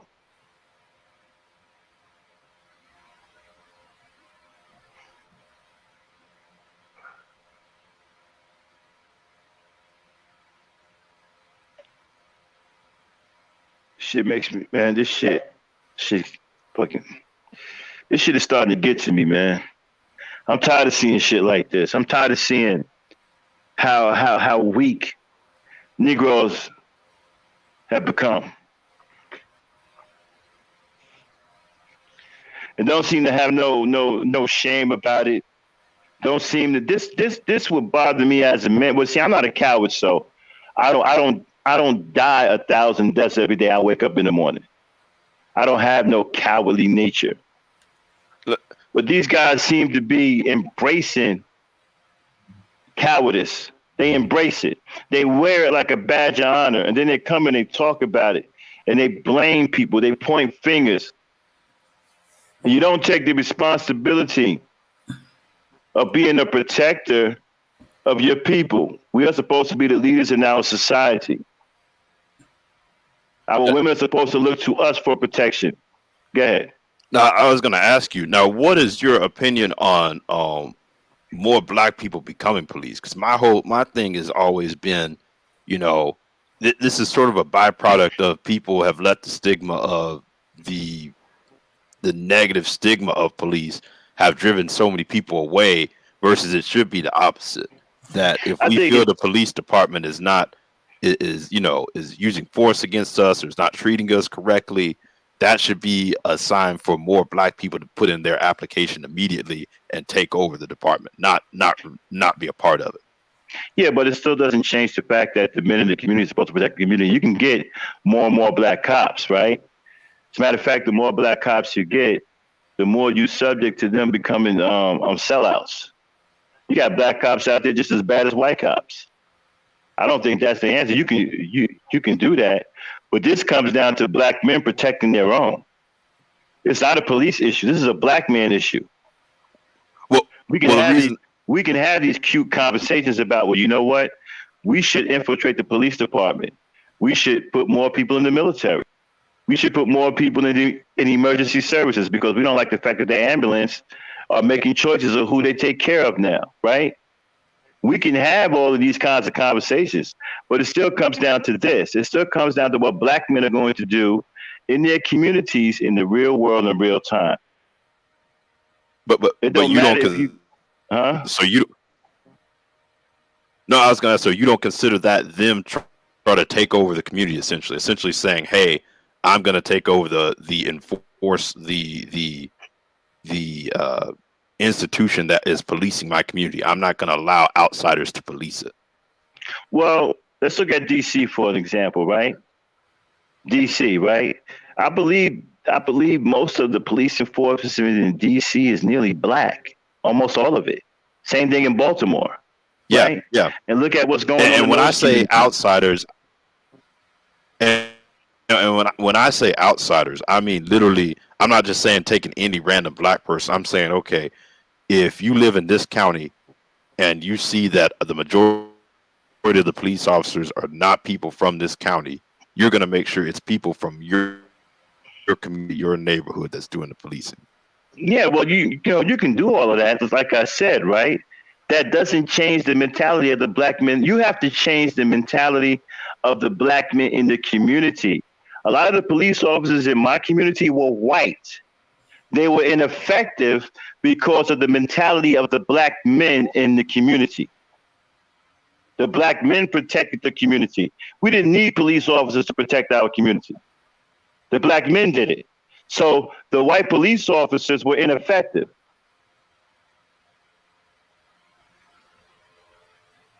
It doesn't matter how many police officers you get or how many black police officers you get on the force. What matters is the mentality of the black men that live in those communities. That's what matters, because that's what affects the black people that live in that community every single day. It's the black men that you wake up in the morning with, that you go outside with, that you sit on the porch with, that you go to cookouts with, that you walk up and down the streets with, ride up and down the block with. It's those black men. That mentality right there has to be corrected. The police don't live in your community every single day. You may have a cop or two that live in your community, but the police job isn't to live in your community every single day and police every single thing that goes on in your community. That's not their job.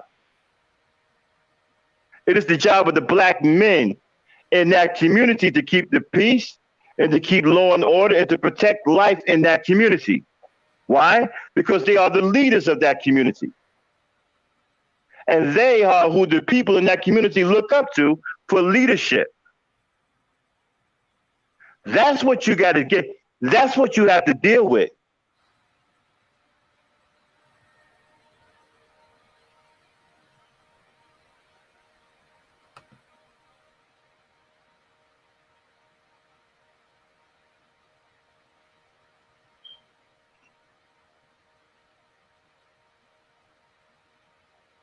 It's like, for example, right? We have all of these cute discussions, a lot of intellectual masturbation, right?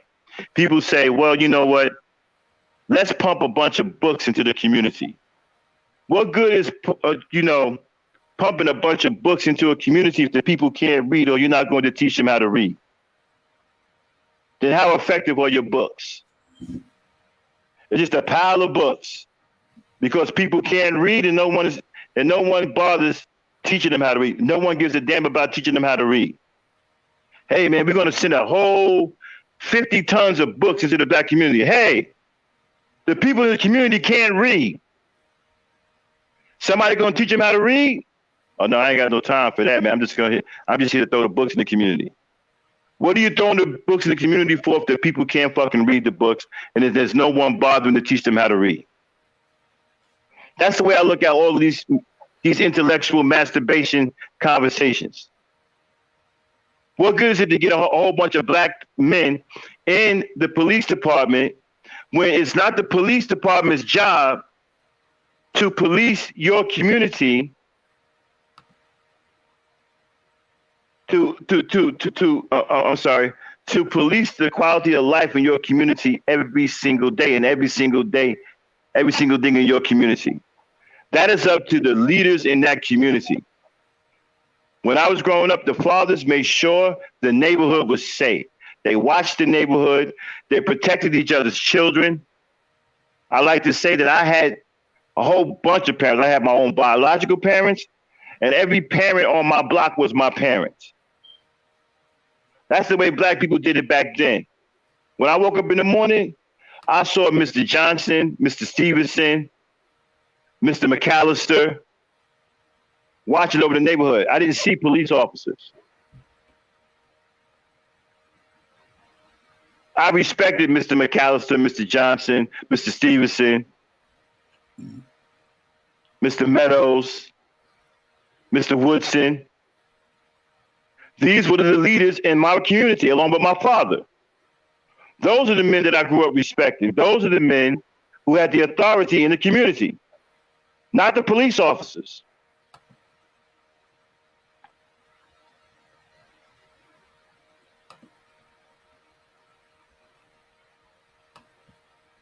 Am I coming through here? Yeah. Can you guys still hear me? Oh, yeah. I can still hear you. Okay. All right. I yield the mic. Go ahead. Okay.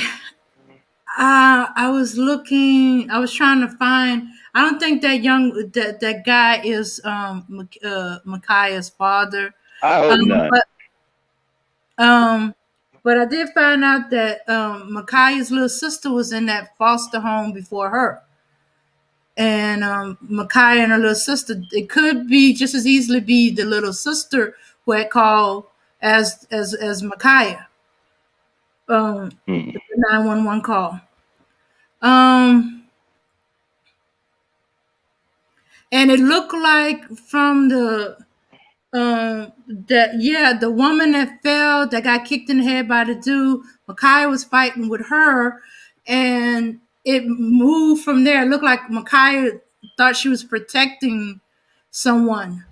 But I could be projecting, I was looking at the right. See, from the neighbor's security camera from the garage, and you enlarge the view, you can see a little bit more that was going on before the police got involved. Yeah, I don't even. Yeah. To me, that's neither here nor there. Mm-hmm. The problem is, the black men in that community didn't break that fight up and didn't protect that girl's life. Mm-hmm. Yeah, and the neighbor came home from work, and he was out. He heard the girls just calling each other B words. which to the men in my community would have made them stop right there. Young ladies, y'all are not to be what? Why y'all calling each other that? What's going on?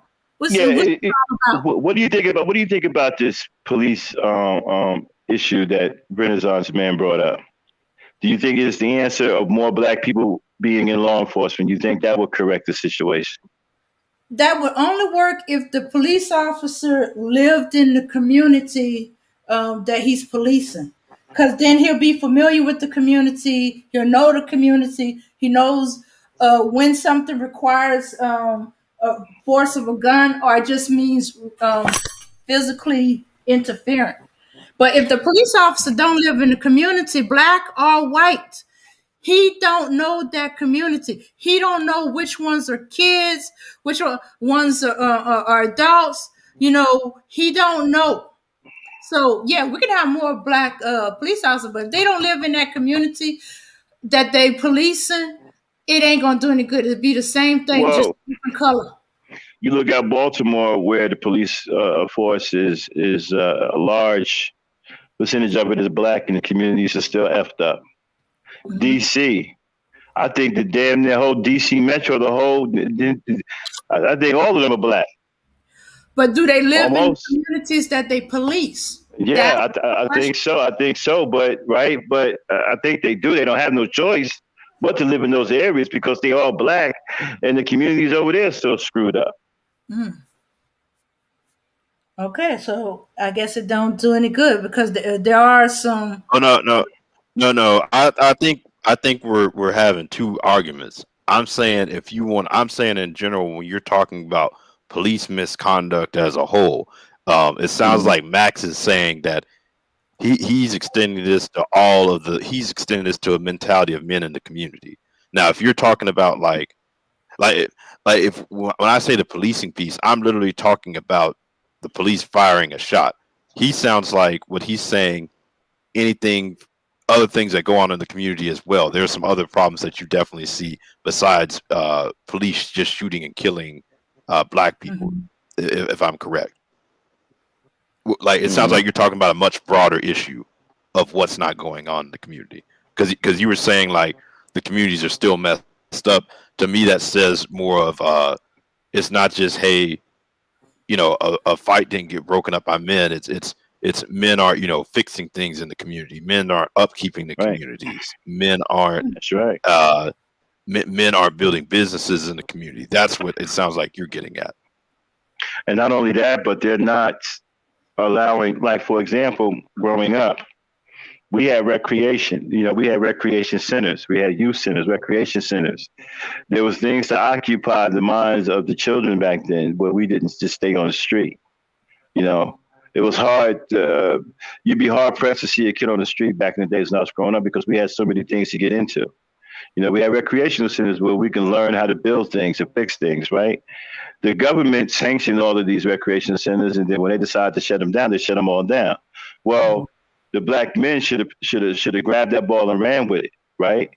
Grab some of these vacant buildings and rebuild these damn recreational centers. Then you wouldn't have your kids out here fighting and trying to kill each other because they'll have something positive to occupy their minds, okay? And they'll have something to where they can strive for. There'll be something there for them to strive for.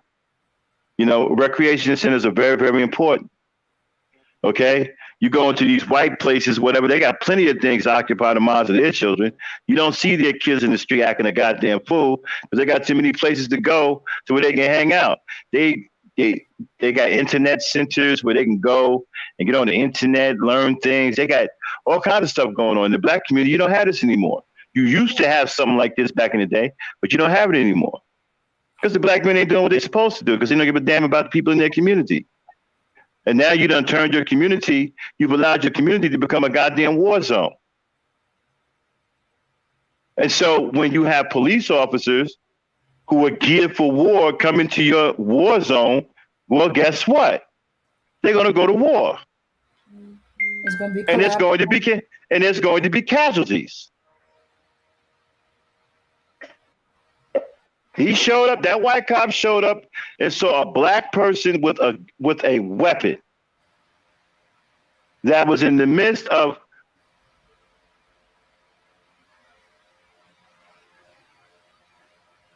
perfect excuse to shoot that person. And that's exactly what happened.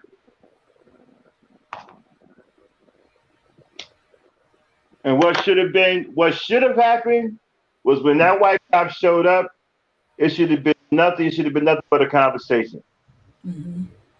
No woman should have been standing there with a weapon. No women should have been fighting.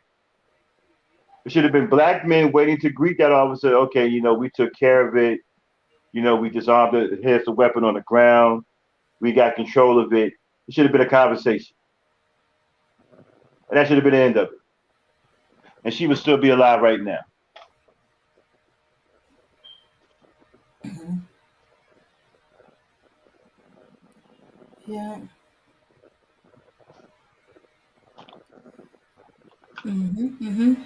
Yeah. Unfortunately, today the boys and girls clubs are closing up because they don't have enough people to mentor the kids or to work with the kids in the boys and girl club. We got a huge boys and girls club in my parish uh, center, and it's pretty much empty because they didn't have enough mentors, enough helpers for that boys and girls club. So the kids are on their own.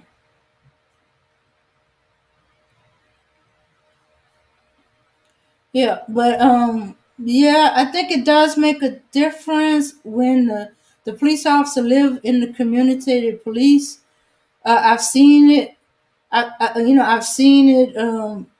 I know it's a small town, but uh, the police officer, and it also depends on the police officer, because I know one, he polices community, even when he's not on beat the community.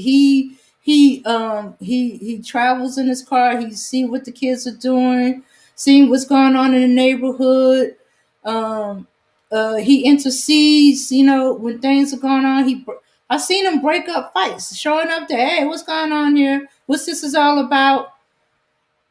And pretty much put him in the car. Right now, kids would be arrested for some of the things that he would talk them through, put them in a police car, bring them to their parents, talk to them and say, this is what the situation is. If it been any other officer, one of them white police, he would have been in jail or dead and stuff like that. You need to, talk to your Yeah, kid. I don't want to. Mm-hmm. Yeah, I don't want to get into no long thing about that. What I want to do is focus on why black men are failing to protect their communities. Yeah, but I think with Max, what she's saying, because we were talking to a law enforcement officer on another panel, and he was saying he had that type of situation, and I think what she's speaking to goes back to the lack of community is what really I think what you're getting at, because he talked about he had a boy that was acting up, and he said, you know what, I'm not going to chase you, I'm going to go talk to your father, and he went and talked to his father, and essentially his father was able to straighten him out, and he's like, he didn't have any issues. Versus, he's like, the standard response from police would have been, from someone who is an outsider, would have been to arrest that person, and then now that kid has a record. So I see what Dame is saying in the sense of, that's an element of it. I see you're speaking to a greater mentality of community as a whole, as far as a lack of it. I think all we're saying is that if you take what you're saying and couple it with, people who are police from that community, that's when you get back to that, a true community. Okay. Yeah, but you see, but wait a minute. Okay. The white cops in the community back then, they did the very same thing. They would come and talk to the parents. They knew the parents too, right? Really? But they understood that the black men in that community, right, had a presence in that community, especially all the fathers. So the white cops, they knew the fathers too. If they saw a kid acting out or whatever, they didn't just snatch him up. They would go and talk to the parents.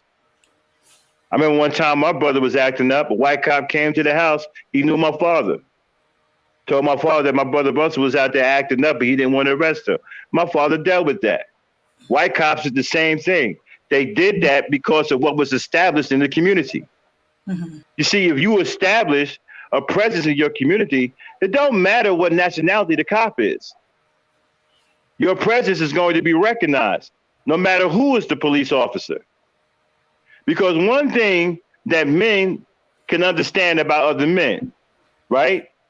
Men respect other men who are fathers, no matter what nationality you are. So white cops did the same thing back then that you say black cops or one or two black cops did today. The reason why they did it back then is because they understood that the black fathers in that community had a strong presence in that community. And if they wanted to deal with the children, that's who they would go and talk to. I remember a time where white cops would even come in that community and address the child before they addressed the parents. Yeah, and on the flip side of the coin that I was saying, that And was and then something else too. When they caught one of the kids on their beat acting out in the street, they would pick him up instead of taking him to jail. They would bring the kid back home to the father. And these were white cops doing this. And this is not to praise white cops, right? This is to tell you the strong influence that black fathers had on that community.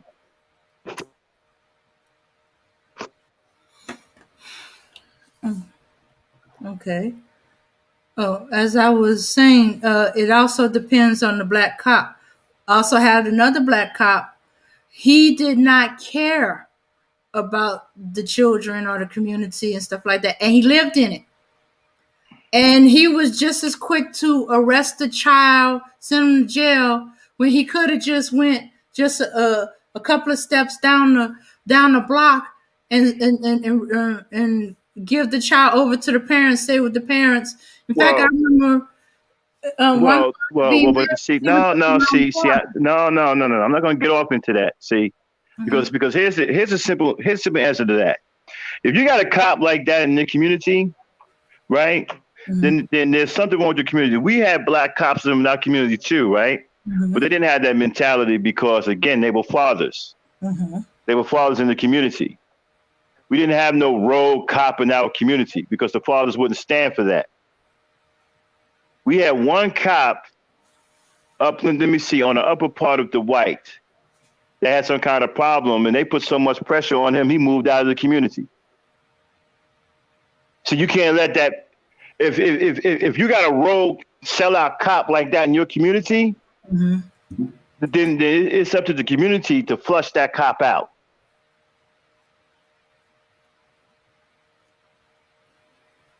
You don't let nobody like that.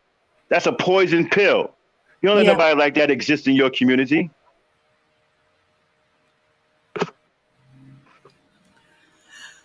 Yeah. Again, this we can go. We can talk about a whole lot of other stuff, right? But it's always going to point back to the mentality of the men in the community. Because I've seen, and the reason why the reason why I'm like this, because I grew up in this. I've seen this work. I am a product of this. I've seen strong black men take complete control of a neighborhood to where even the cops had to respect them. White cops. I've seen this. I grew up in this. I've seen this work. I've seen this play out. I know it can be done. I am a product of that environment.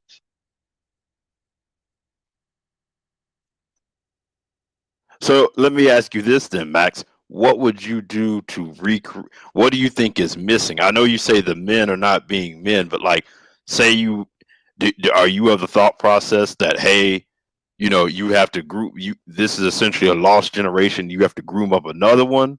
Or are you one that says, hey, you can fix it? And this, like, what do you do? Like, if you were going to fix this, how would you change it? Well, first you got to gather the brothers in the community, the fathers in the community, all of the men in the community with children. You got to talk to them first. You got to group them together first. Other men will get involved if they see a number of men involved. There are other men in the community that might want to do something that don't have children, that might see that what's going on in the community isn't right and want to do something, but may not have the courage completely to do something by themselves, but will join with a group of men that's doing something. But first, you got to create that group of men. So the first group of men that you need to call together are all of the men in the community with children. That's the first group you need to talk to. They just sit down and say, look, this is what's going on in the community. This got to be stopped. We can't allow this to happen. Our children and so forth or whatever. Once you get that mentality straight, and those men go out in the community and start doing things that are visible, other men will join. Other men who may not have had the courage to do something on their own will have the courage to join that group and make that group better. That's how you start to grow that kind of mentality in that community. And as you're continuing to work in the community and being active in the community, the numbers will grow. More men will join that group. Because there are a lot of brothers out there that feel what's going on in the community isn't right, but don't necessarily have the courage to do something on their own. But they will join a group. They will join a group of men that's doing something right. So basically, you got to figure out who your self-starters, your leaders are, your leaders amongst leaders, the ones who will say, A, identify the problem, and then B, go and organize around it. And then the men who see a problem but don't necessarily know what the solution is, or may feel like they have a solution but may not have the courage to put it out there, they will join you once you get that initial organization. That's right. They will join you. Because even some grown men are looking for guidance too, right? Like I said, they may not have the courage on their own, but if they see strong men in the community leading the way, they will jump in line. They will add to those numbers. I've seen that happen too. The next thing you know, you got a strong enough coalition to take back control of the neighborhood. See, the neighborhood I grew up in didn't have no drugs. I didn't even know what a drug dealer was until I was like 18 years old. I ain't never seen no drug dealers because they weren't in my community, because the fathers didn't allow it. I didn't see no prostitutes or no fucking dope fiends or drug dealers in my community. I ain't seen none of that. They wouldn't allowed in or around the community. The fathers just didn't play that. They didn't want this shit around their children. There were no prostitutes in my community. There was nobody in my community selling drugs. When I got up in the morning to go to school, I went to school. I didn't walk past drug dealers and pimps and prostitutes. Now, let me ask you this, Max. Was most of the men in your community married? Yes, almost all of them. Almost every single one of them. I think maybe, if I can remember back then, maybe one or two of them weren't married, but they were in serious relationships. Probably shacking. I would say they were shacking. So but mostly do you see all that of the men on there were married? So I'm assuming, do you see that as a big problem as well too? What do you mean? Men in this present day not being married, not being committed. No, I don't see that as a problem. It's a mentality. It's not a marriage thing. It's a mentality thing. The men that I saw growing up, they was from that old school mentality. A lot of them came from the South.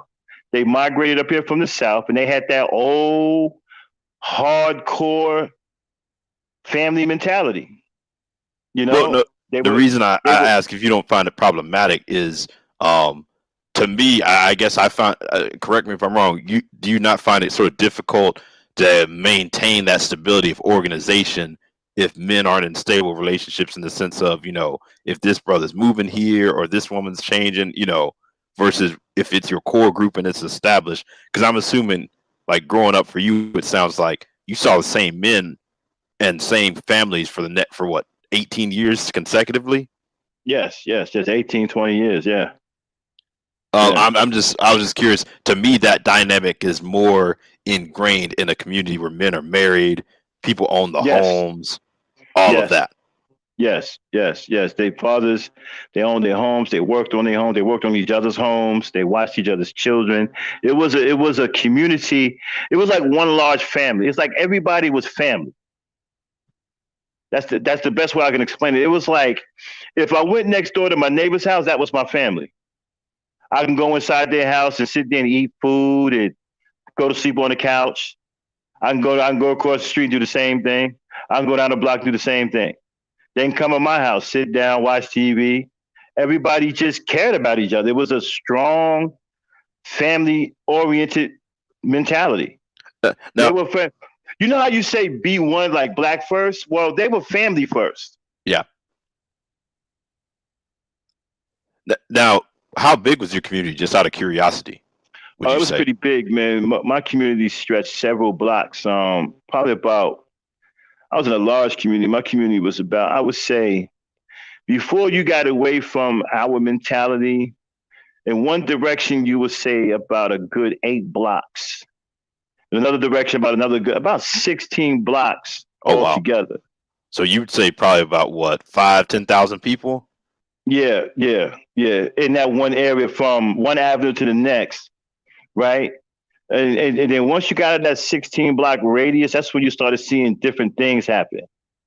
Where people had a different mentality, whether they're down there stealing or fighting or getting into things like that. But the area that I was in was about 16 blocks wide. It's about 16 blocks wide. Probably give or take a block or two, maybe anywhere between 14 to 16 blocks. And I'm talking about from avenue to avenue. I mean, you can go up and down the avenue, across the main roads. You see the same mentality, same family-oriented mentality. Matter of fact, there was grade schools. There was a grade schools right smack in the middle of our community. Just about everybody, kids went to Whitney M. Young Jr. PS 15. Because I grew up in Jersey City. And it was just a large community. I mean, I can go from the White Street, which I grew up on, all the way down to, let me see, all the way down to past Wilkerson, all the way down to Duncan Avenue, which was about 8 blocks down in one direction. And then I can go from Dwight all the way up to past Bram Hall, which was 8 blocks in the opposite direction, and see the same mentality. And I'm talking about from Garfield Avenue all the way up to Kennedy Boulevard, across what? Garfield, Ocean, Jackson Avenue, Bergen Avenue, Kennedy Boulevard, across 5 avenues. 8 blocks in either direction and across 5 avenues. Same mentality. Same mentality. That's why it was so easy to be. That's why it was so easy to get girls back then, because everybody had like a family-oriented mentality. And then outside that is where you had like stuff, foreign shit happening. Like they was forming gangs, or they were down in the junction shooting, or they was up on McGinley Square somewhere acting a fool, or way down in the Greenville section. That was way out of our area. You're talking about areas where you get into where you started to see non-blacks like Puerto Ricans and whites and stuff like that. Spanish people and stuff like that down there on 440 and stuff like that. Way out of our communities.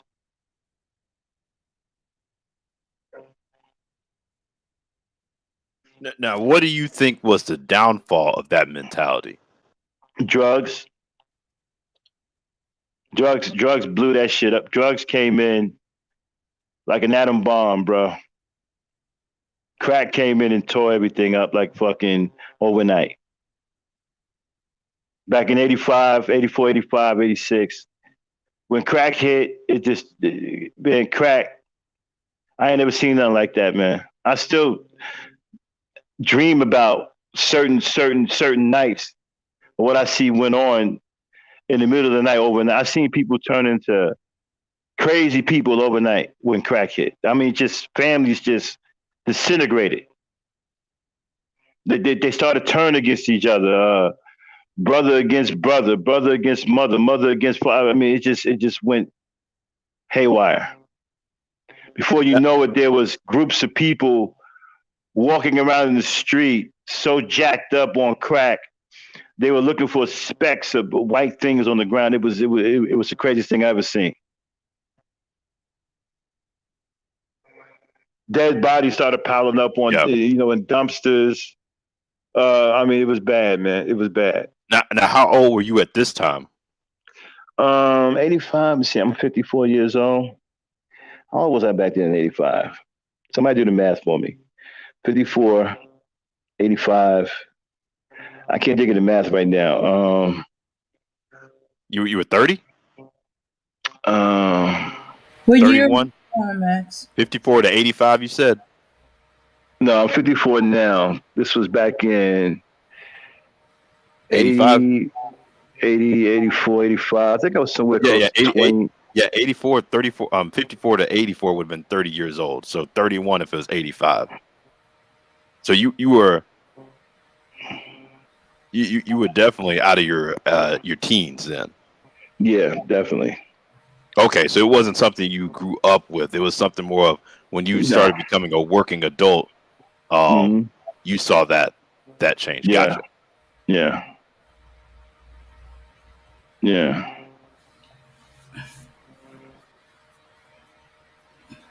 Yeah, it's about 30. Yeah. It's about 30. About 29, 30 years old. Yeah. Yeah, you said 54 you were born? No. I'm 54 now. No. Oh, 54. I'm sorry. Now. Okay.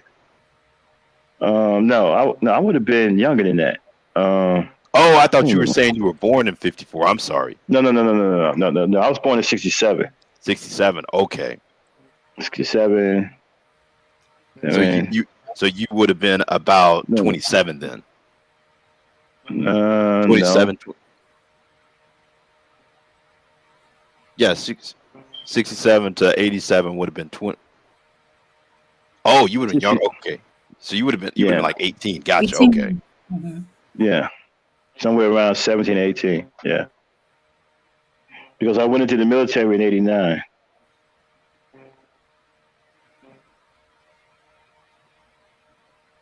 Yeah, so I was still pretty young back then. When crack came, I didn't even know what was going on, man. I just thought when I tell this story, right? Every time I tell this story, it's like I tell it different every time because I keep remembering things that I didn't remember before. I mean, it was the craziest thing I've ever seen. I've never seen black people just all of a sudden in groups just started acting crazy. It was nuts. It was not. I know what you mean in the sense of yeah. You just hear like historically. I mean, like I said, I'm much younger, but you hear historically people were unified, and the stuff you see now. Where I mean, when you look at going back to the video, did you ever see something like that growing up, where people were just that out of control over, whatever happened? A group of people going to someone else's house, like rolling up to someone else's house to try to fight someone like that, or. Well, before the crack epidemic hit, right, we had unruly people, right? But it was quickly dealt with. Like we would have kids get into fights and then they would chase each other home and stuff like that. Or, there would be 4 or 5 kids coming down to beat up another kid or something like that. But that was quickly dealt with. The parents just dealt with that shit easily. I mean, that shit never had a chance. That shit was dealt with so quick, it was like it never happened. We never really had no hardcore insurrection like that. You know what I'm saying? So you look at it this way. Yeah, because I was just going to quickly say, like, you've seen how some stories gotten so bad with some, like, I hate to bring this one up, but, the the guy who ended up killing I guess his baby mother over a stimulus check. It's Hell like no. people that out of, you know what I'm saying? People that out of control where it's just like, you know, like who thinks like that? Who's that out of control where they're gonna do something that crazy? Or, you know, you see something like people get into a slight argument over nothing and someone ends up dead. Nah, You know what I mean? nah. I didn't see that until the crack record. I didn't see that until actually. I'm gonna tell y'all something right now. What y'all see right now is pretty bad, but when the crack epidemic hit, it was much worse than what you see now.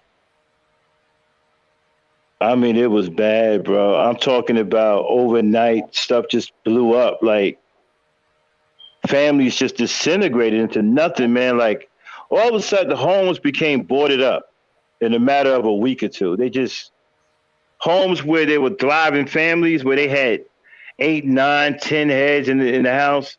All of a sudden, the house was ran down and boarded up. It was happening like that all over the neighborhood. You know, a whole apartment buildings were being boarded up because everybody went crazy in the apartment building, either fell out or somebody that got shot, somebody got murdered. It was the craziest thing I've ever seen. I mean, I remember walking up Stegman from Ocean up to Jackson and getting halfway up there. It used to be one of my favorite places to go talk to the girls. I knew a lot of girls on that block. Man, I got halfway up the block. The houses were boarded up. This is right across the street from the school, Whitney M. Young Jr. Houses was boarded up. Windows was blown out. I mean, it started looking like a wasteland. It was bad, man. You had people. All of a sudden, there was drug dealers all over the place. It was like somebody came with a bus and just let a bunch of drug dealers out all over the block. They were all over the block, man. They were everywhere. And there were fiends everywhere. It's like somebody bust these people in from somewhere else and just dropped them in the middle of the neighborhood. I mean, all of a sudden there was that might have happened in the sense of, you know, people started making a whole bunch of money off this, so people go where they can make money. So I'm sure you did have some outsiders who just popped up.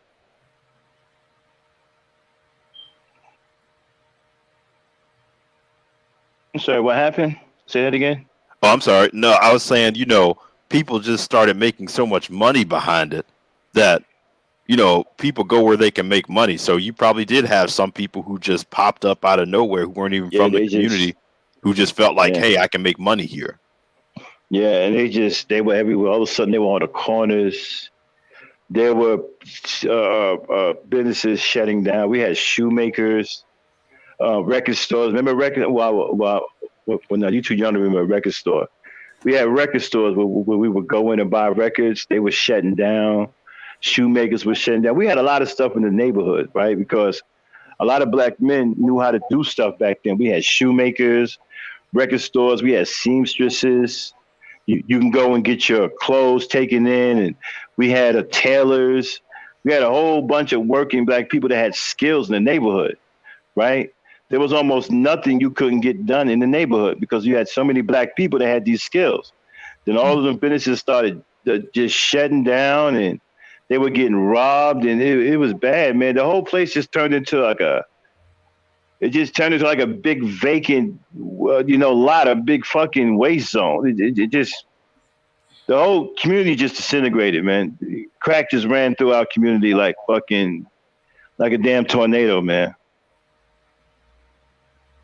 You know, and people that I grew up with, man, they were dying. They were killing their families, and they were fiends. They turned into fiends. I saw one of the most prettiest girls that we used to call. Her name was Buffy, and in the matter of a month or two, she turned into one of the ugliest things you ever seen in your life, man. Because she was cracked, she was smoked out. I mean, she was on it so bad. She used to be light skinned. She was on it so bad, it turned her skin dark. Oh wow.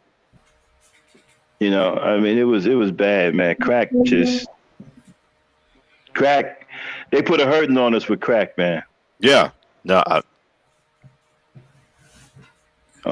don't think you can argue the community's never really recovered.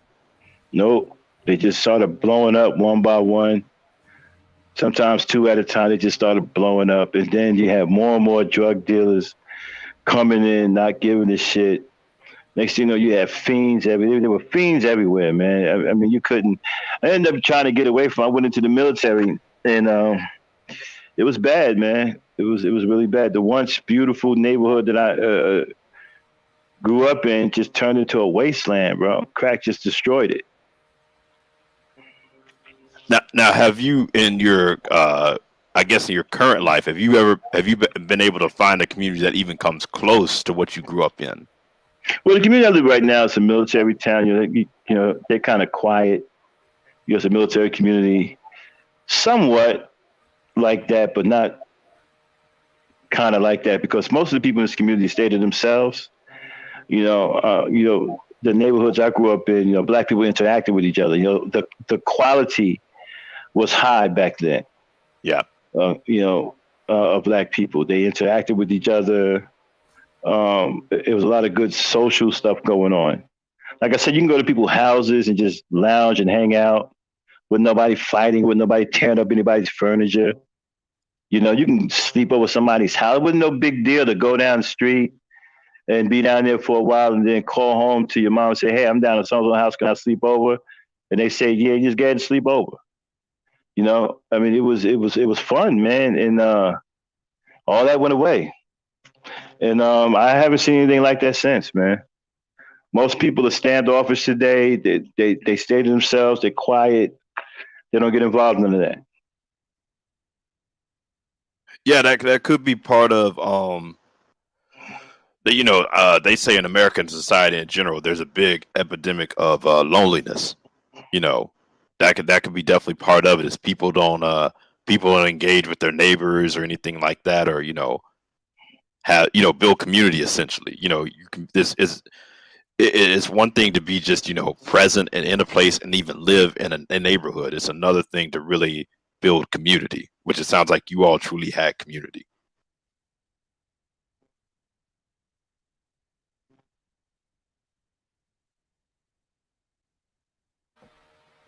Mm-hmm. Yeah, yeah. I think also the long-term damage that we're still recovering from the devastation from crack. We got generation of children that grew up, um, either they were born addicted to crack, they have their parents were on crack, they were raised by their grandparents or their aunt or somebody else besides their parents because their parents was too far gone into the drugs. Um, or they were raised with just one parent when it used to be two.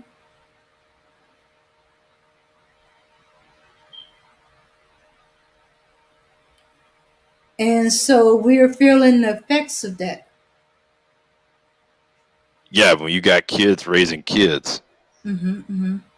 And to those that came afterwards, Max's world sound like a fairy tale. You know, I'm a little younger than Max. I've seen some of that Max have seen, but I've also grew up with the other side of it.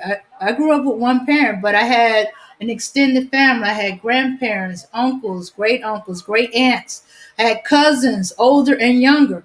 You know, so even though I was the only child, I didn't have my father in my life.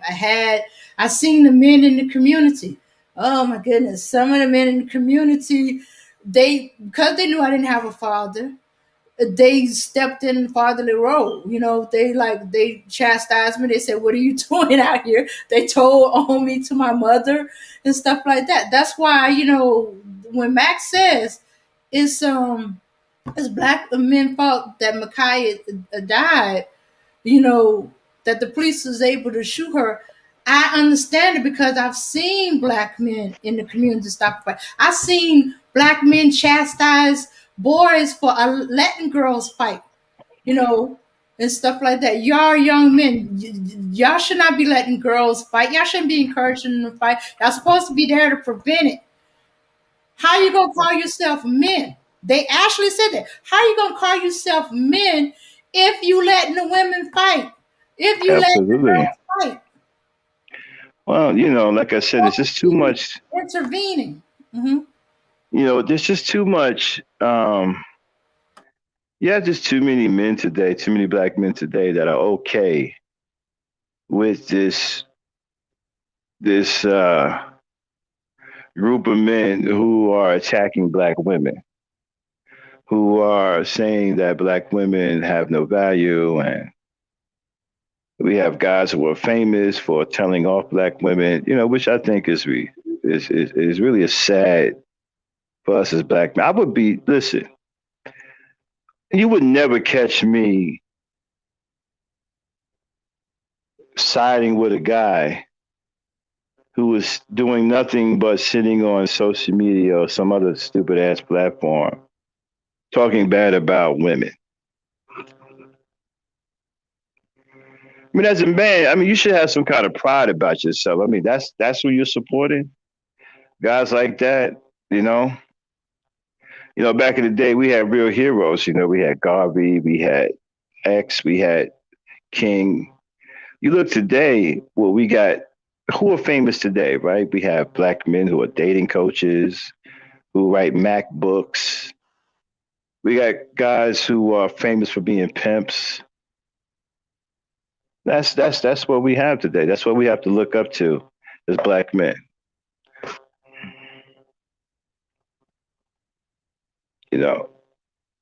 Why should a pimp be regarded in the same category as a Malcolm X? Why should a black pimp, be as famous as Malcolm X? What's wrong with that picture? Why should Iceberg Slim be just as famous as Dr. King? Why should Iceberg Slim be just as famous as Marcus Garvey or Malcolm X? Why do we have black pimps who are just as famous as real black heroes who gave their lives for their people? Why should they be as famous as them?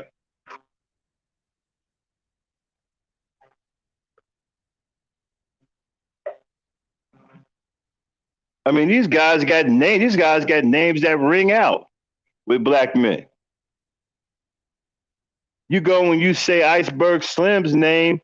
Hell, you even got young black men who know who the fuck Iceberg Slim is. But if you ask them about Medgar Evers, they don't know him. But they know Iceberg Slim. They know Fluky Stokes. They know about these pimps.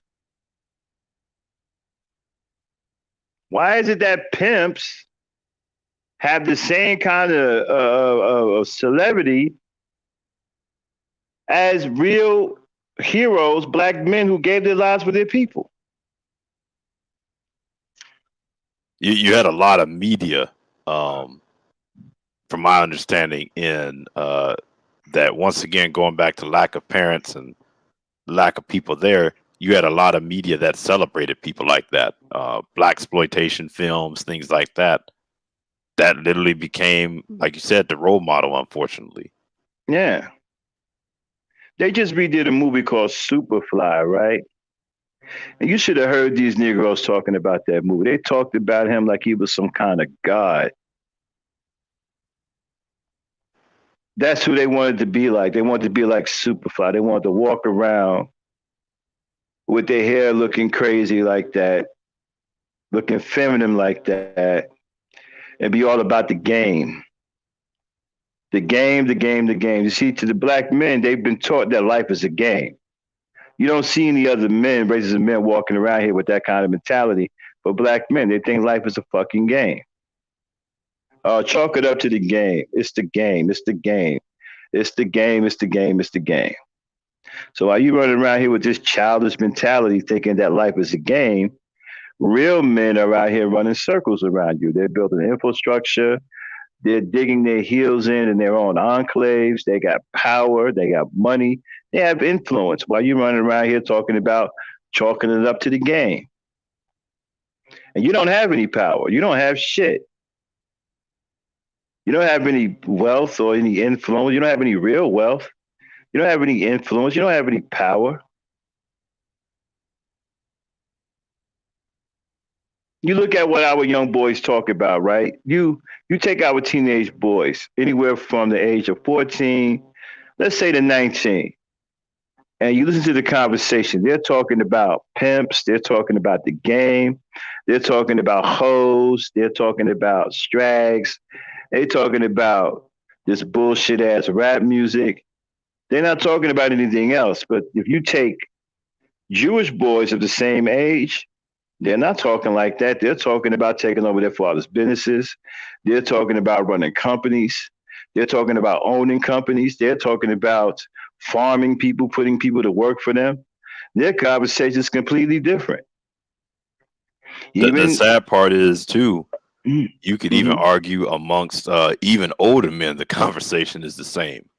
Yeah. Not black men in their 40s, some of them, Yeah. It's they still having the same conversation as the teenagers are having. Yeah. And the thing about it is they respect pimps though, right? I done heard brothers get up. I've had brothers that come on this panel talk, man, I respect the game. I respect these pimps, man. I respect pimps. Pimps taught me the game. Well, did they teach you how to build a business for yourself? Did they teach you how to gain some wealth? Did they teach you anything worthwhile? No, man, they taught me the game. Well, what did they teach you? Man, that women are tricky, man. That you gotta be on top of women, man. You gotta keep these hoes in check. Oh, that's what they taught you. They didn't teach you how to generate any real wealth for you or your generation that's coming up after you, your seeds. They didn't teach you none of that, right? But they taught you the game, though. See, other men teach the game that other races of men teach their boys is how to stay in control over you. Jewish boys think about running businesses and using you as cheap labor. Spanish boys do the same thing. They run around here talking about opening up bodegas in your community, right, and taking the money out of your community, right, and fortifying their own communities with your hard-earned money. I don't hear our boys talking about doing any of that. We're not saying, you know what, well, we're going to open up some black stores, or we're going to open up some black grocery stores, and we're going to go into these Asian communities or these Spanish communities and take the money out of their communities and fortify our own communities. No, you don't hear that. And you got men now, like you said, in their 30s and 40s, talking about financially supporting white communities. I've heard black men say that the reason why black men are pulling out of the black communities and putting their financial resources into white communities is because black women have attitudes. I've actually heard them say that.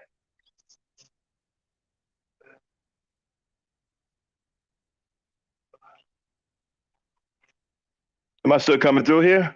Yeah, we can still hear you. Yeah. I actually heard him say that. And so you wonder why we don't have shit.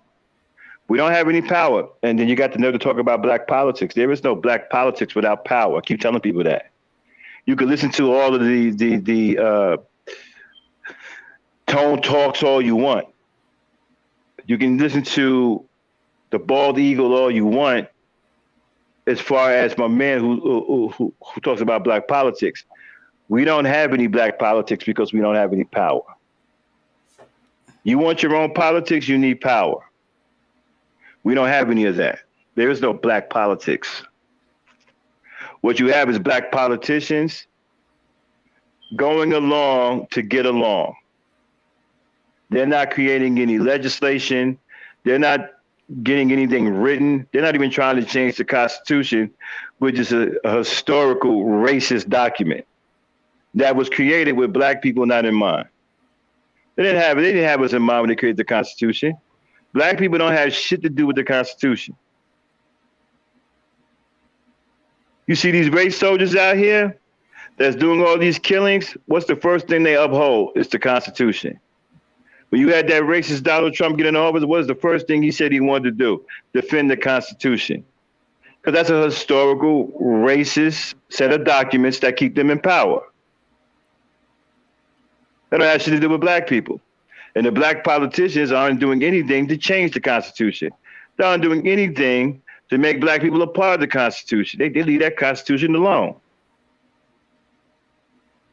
They don't do nothing but go along to get along when they get up there into these damn political positions. They don't do shit. And the ones that do stuff, that do try to do stuff, they get rid of them.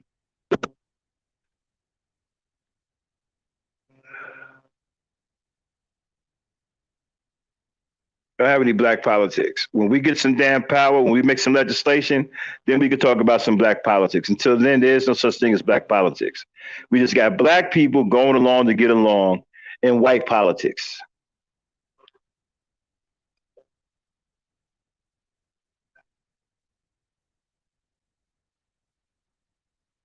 And we can sit up here and continue to have these exhausting conversations that lead to nowhere. It's the same conversations over and over again, where you got overly intellectual black people who want to sound smart because they've been educated in white institutions of so-called higher learning and talk about stuff that don't fucking exist, like black politics.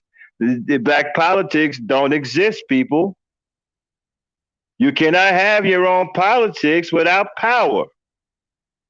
We have no power.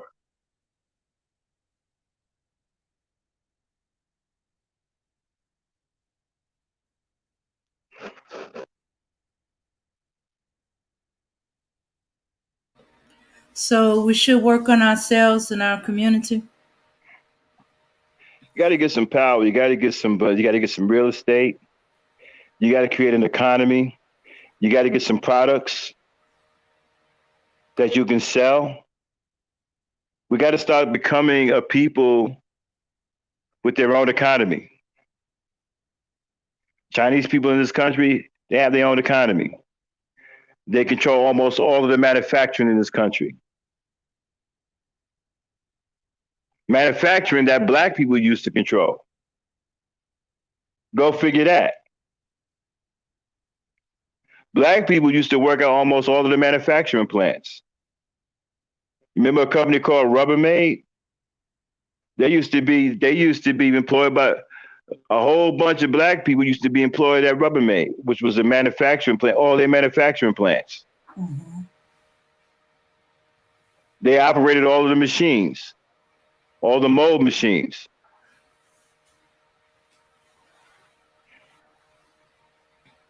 Now, Chinese people do all of this stuff. Chinese people do all of the manufacturing now. We don't manufacture any products. We don't do shit. We don't have nothing. We can't sustain ourselves. We don't know how to deal with raw materials. They've knocked us out of agriculture, which we used to have a firm grasp on. They knocked us out of that. You still have black farmers out there, but not nearly as what we used to have. No, black farmers now, I want to say at one point it was roughly 14-15% of the profession. Now it's 2%. Yeah, it's taken a big dip. Now, granted, not all of that is on us in the sense of there is a lot of discrimination that has happened in farming, as far as people not being given the right loans, or you even had recently fake seeds being sold to black farmers. So there has been that, but with this recent bill, the COVID bill that was passed, there is some relief for black farmers in that bill. And if you can continue to push and leverage, you can definitely turn it around, as far as, whether it be through getting all sorts of grants and resources out there to get back into farming. Wow. Yeah. Like I said, until we understand that we have to build our own economy, we're not going to fare any different than we are now. As a matter of fact, things are going to get worse. We can't even do something as simple as legally chase foreigners out of our community. There's a legal way you can get foreigners out of your community without protesting, without raising their hand at anyone, without blowing out anybody's windows, without even going down and saying a thing. All you have to do is don't spend your money with them. They can't survive without money. Very simple concept. I've seen this happen. I've seen white people chase out Arabs just by not purchasing anything from their stores. I lived in a white community in Bayonne, New Jersey. There was an Arab dude that lived down they had a store down the street from where I used to live. I used to go in there every day on my way to work. He was upset that nobody would go in the store and buy anything. The white people would go in there, read his newspapers, put them back and walk out and won't buy nothing. And he eventually went out of business because they didn't patronize him. And once he went out of business, white people accommodated the property and turned it into a grocery store.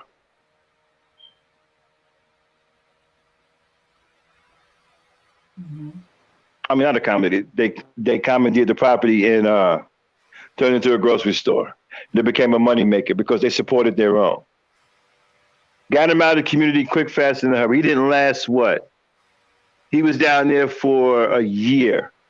He didn't last a year and a half. After that, he was gone. Because he could no longer sustain the place. He couldn't pay for it because he wasn't making any money. They wouldn't buy a pack of gum from this guy. They wouldn't even go in there and buy a newspaper. As a matter of fact, they went in there and shitted on him by reading his newspapers and talking to him like they was about to buy something. And when they got finished reading his newspaper, they just folded it back up, put it in the rack, and walked out. Wouldn't buy nothing for him. He didn't make any money. And he was forced to leave. He had no choice. Wouldn't make any money. We can do the same thing in our communities. We can chase out all these foreign businesses by simply not purchasing anything out of them. They're only here to make money off of us. They're not in our communities for any other reason. You are what sustained them. Your money is what sustained them. You stop going to these Chinese restaurants buying Chinese food, they're going to leave.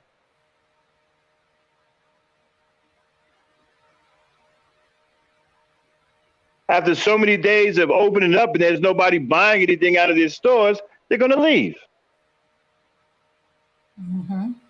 So all you got to do, you ain't got to fight with anyone. You ain't got to start no protest. Don't purchase anything from them.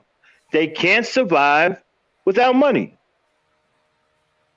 Yeah, that's the crazy thing to me is we seem to understand that in the 60s. When you look at the bus boycott, to me, that was the greatest thing we ever did was start boycotting businesses. Bus boycott. I know a bunch of black preachers were organizing in like the 30s, basically threatening businesses, that, hey, there are no black people who are working here in high level positions. We're going to boycott. And I mean, just the threat of that alone. See, the problem I got with all of that, I'll even go this far and say, I was saying on another panel, if black people really want to understand how much influence we have, we're just not being conscientious about it. If we just went for a year or, the end of the year and didn't spend any money and saw how many people were hurt from that, people will understand, how much power, because I think that's part of it. People don't understand the power they have. Yeah, but here's my thing, though. You see, the problem I got with all these boycotts and stuff like that, and power to the people that did them. If we have to announce boycotts and make a whole big hoopla about boycotts, then it's not natural for us to look out for our own best interest. You see, when white people get you out of the community, they don't announce nothing. There is no boycott. There is nothing in the newspaper. They just simply don't purchase anything from you because it's natural for them to look out for their own best interest.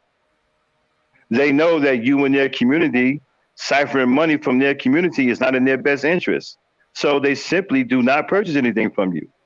They don't stage sit-ins. They don't get into the newspaper talking about, we're about to boycott these Arabs. They don't do none of that. They just simply don't go into your business because it's natural for them to look out for their own best interest. They won't walk into your stores and purchase anything. Same thing with Asians. They don't get no boycott together or stage any sit-ins. They simply don't go and patronize your business because that's not in their interest. They look out for their own interests. Black people got to get all of this stuff together because some reason it's not natural for us to look after our own best interests. Well, we got to get a rally together. We got to pep talk people. We got to jump off buildings. We got to stage sit-ins. They got to do all this spectacular stuff to get a few black people to get together and do something we should be naturally doing all at once. The one thing hold on one second. You got a foreign business that showed up in your community. That foreign business isn't there for your best interest. It's there to make money off of you and siphon funds out of your community. So overall, so basically, it's there to make your community weak financially, right? And to take money out of your pocket and to not create jobs in your community because most of the foreign businesses in your community won't even hire you. And some of them are just outright disrespectful. You can still go in black communities today and foreign businesses are in that community and the proprietors are calling black people niggers. Mm-hmm. Mm-hmm. And black people are still going in there purchasing goods. So I ain't no nigga, but I'm going to purchase this from you anyway. And so now we got to go and get people together, do a Facebook rally. Hey, we need to get 50 people down here to boycott this store because they called a black kid a nigger. Shouldn't have to do all of that. There shouldn't be any black people going in those businesses to begin with because it should be natural for us to look after our own best interests. Go ahead. Well, the one thing I will say that I think sort of contributes to that is the fact that black people are a created class in this country. In the sense of our culture didn't come together organically like other ones. It was sort of, people were sort of forced together. I think probably prior to the 60s and desegregation, people were basically forced together. I think now what do you mean forced together? What do you mean forced together? In the sense of you had discrimination where, people could only live in a black area, or people could only work and associate with people who are black. So I think part of it is that now I think, in the sense, because people have all these options and society is more open in the sense. Okay. I think part of that is other groups have things like a common culture, like a common language that binds them together. Okay. So you're saying, right? So you're saying that black people were forced to work with each other? Yes, and I'm saying with other groups, I think that comes naturally because their culture developed organically in the sense of they have a common language that binds them together. No, I disagree. No, I disagree with that because our ancestors came over here already united. Our ancestors were already unified when they came over here. Our ancestors had a strong sense of family the first time they touched foot in this country. That was one of the things that they couldn't break out of us. And after slavery, black people were highly successful because they had strong families. I agree. Black people were always unified. The unity was broken up later on. So we weren't forced to get along. We were already getting along with each other because we had a strong sense of family. Black people are the most family-oriented people on this earth. Our ancestors came over here with a strong sense of family. That's one of the things that carried them through slavery and after slavery. That wasn't broken up until years after slavery. So black people were already working together. I don't know where they get this stuff about we were forced to work together. I don't know where they get that from. Black people were already unified when they came over here. No, I'm saying like people came from different tribes. I mean, I'm saying by the sheer circumstances that people are in, that Right. I understand that, but they still had to Right, but they still had the homegrown mentality, right, to work together as a unified people. That came from their land that they came from. They brought that over here with them. That's why it was easy for tribes to work together. They brought that mentality with them. That wasn't the mentality that they learned when they got here or something that was forced on them. That was already ingrained in them. Yeah, and even if they came from different tribes, when they were put on the boat, when they were on that boat, they were united that they Exactly. wouldn't escape. So, Exactly. so there's a lot of the movies based on true stories where different tribes work with each other to try to escape. Some of them did, some of them didn't, but they did work together. So they were united against slavery or being enslaved. Yeah, So but that's what I'm saying. They were united against being enslaved. They were united against fighting against the oppressor. But I'm saying other groups, you got to have more than that. You know what I'm saying? Like you got to be united in the fact that hey, we're a group, we're a community. Okay, Not, even right, but they did have more than that because even after but they did have. Hold on one second, Dan. Hold on one second. But they did have that because even after slavery, right? They were prosperous in working together. They built financial enclaves together. They had property. They owned farms. As a matter of fact, I think at one point they pretty much ran the South as far as agriculture. No, you're right. Unions were created because black men were the skilled labor. But I'm saying you were still in an environment that was extremely hostile in a very open way. I'm not saying America's not hostile. Yeah, but that wasn't something. Yeah, right. But that wasn't something that they could control at the time because they weren't in power, right? But they had that strong sense of mentality. That's what kept them together. They already had that unified mindset. They already had that. That's why it was so easy for them, even after slavery, to come together and work together and build businesses and be successful. As a matter of fact, they were so successful.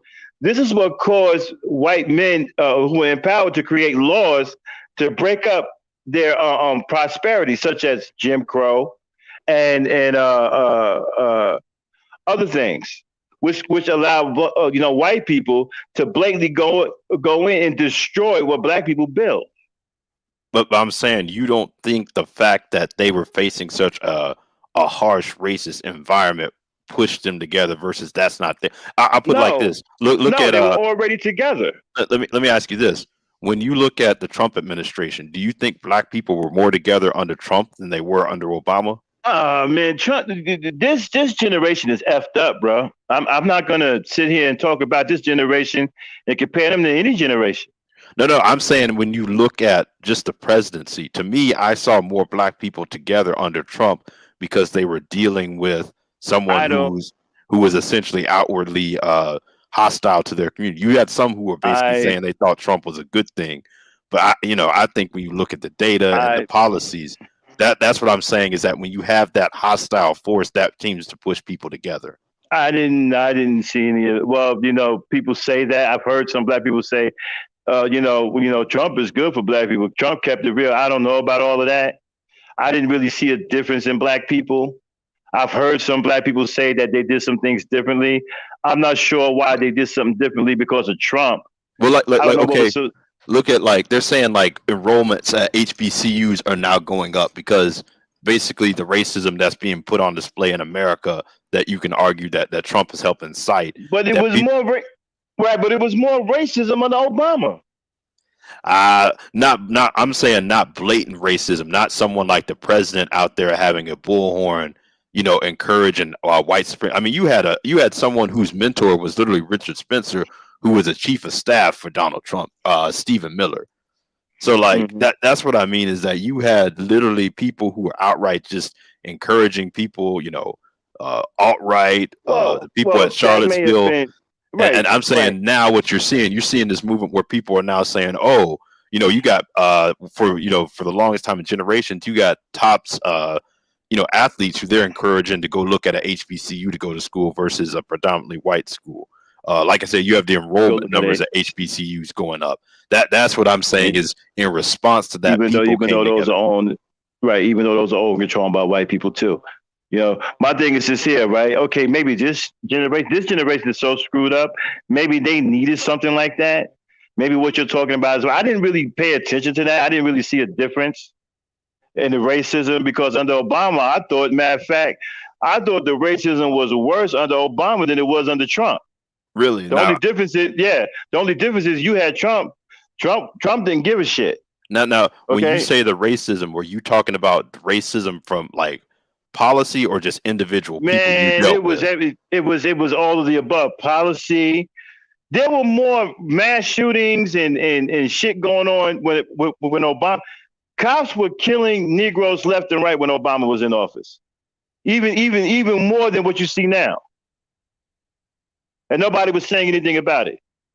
The policies were all fucked up. Oh, as a matter of fact, Obama was behind some of the policies that was doing black people in. I got He was the one that was behind. He was behind. He was behind what? Getting the bathrooms. The thing that came down with the bathrooms with the gays and stuff like that, right? That was a state law. That happened in North Carolina. That was a state law. Yeah, but wasn't he like condoning that? Wasn't he like? Because I remember he said something about a school or something like that. You know, I'm not as aware on that. On the policing front, I do know he tried to. I know his Justice Department went in and investigated Ferguson. They put in consent decrees. Same thing with Baltimore. I know they pushed for 21st century policing reform, things that the Trump administration basically destroyed or took out of policy. So from what I've seen on the policy front, they at least tried to address it in some form or fashion. I can't speak to numbers of what police were doing, but I know they at least tried to address it with policy. Go ahead. Right. They did an investigation on the Ferguson, the police department came up with all those results and nothing happened.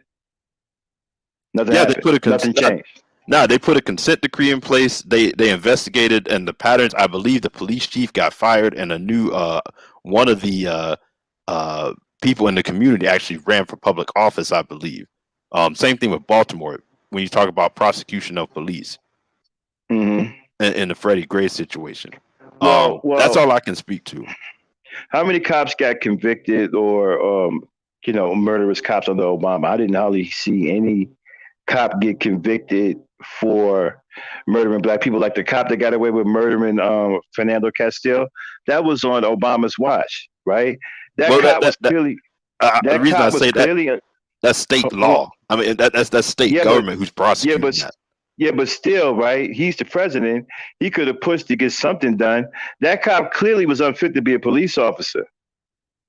He was clearly unfit to be a police officer. I agree. He didn't do anything about Tamir Rice. He didn't do anything about George Zimmerman, who actually took the law into his own hands.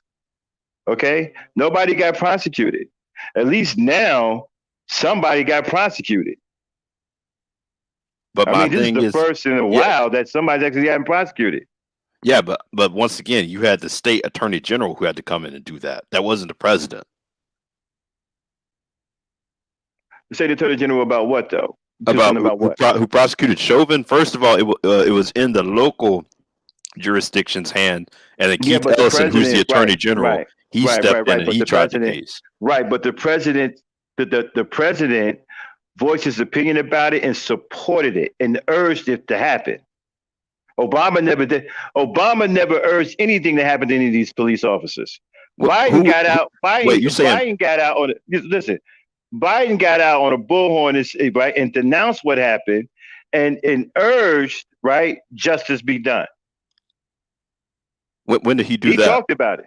He talked about it in one of his matter of fact, he said it a couple of times. He spoke about this. Because I was going to say, Obama spoke about, what's his name, about Trayvon Martin, because he got blasted for that. Obama said if he had a son, he would look like Trayvon Martin. That's about all I heard from Obama. I didn't hear Obama say anything about we need to prosecute George Zimmerman. We need to prosecute people who George Zimmerman took the law into his own hands. He even ignored a direct order from police officers, right, and still engaged that boy. Yeah, he was. He was prosecuted. It was in the hands of the jury. Right. Obama didn't urge the jury to make the right decision, to find justice. Didn't say anything. He just said if he had a son, they're like Trayvon. Now he did say something about these mass shootings that were pretty much going out of style when he was in office. I mean, there were mass shootings everywhere. Yeah, Even they're more going than on you see now. right now. They still ain't as bad. They still haven't reached the level it was when Obama was in office. Understand something, right? One of the most ugliest mass shootings in history took place under Obama's watch. Actually, two of them. The one where 50 people were fucking just flat out murdered, right? And then Yep. the one in But Las Vegas. so what do you think he should have done? What could he have He should done have got. politically? He should have got He on the can't pass bullhorn. up. I'm gonna tell you what he He's should the have done. Hold on, let me tell you Go what he ahead. should have done. You said, first of all, you denounce this kind of behavior, right? Then you get in and you put things in place to prevent this from happening. Don't you have to have You Congress actively to help go you do out, that? yeah, right. You go out and you actively get things done. You push for this shit. He didn't push for none Yeah, of this that hard. you dude. No, Congress was against him every step of the way. He pushed for gun control and legislation reform, even executive orders. Congress was against Trump too, right? And Trump still got shit done. What did what did Trump get done on gun reform, on As a mass matter of shooting? fact, well, I don't know anything about gun reform, but I don't know about gun reform. As a matter of fact, I thought he made that shit worse, but he wanted to arm the teachers. But anyway, um, uh, he also, okay, Trump did come out with a bill, right, to help minorities, right? He wanted the full financial resources of the government to back minority businesses, black businesses, to bring back industrial into the black communities. You know who shot that down? The Democrats shot that down. What bill was that?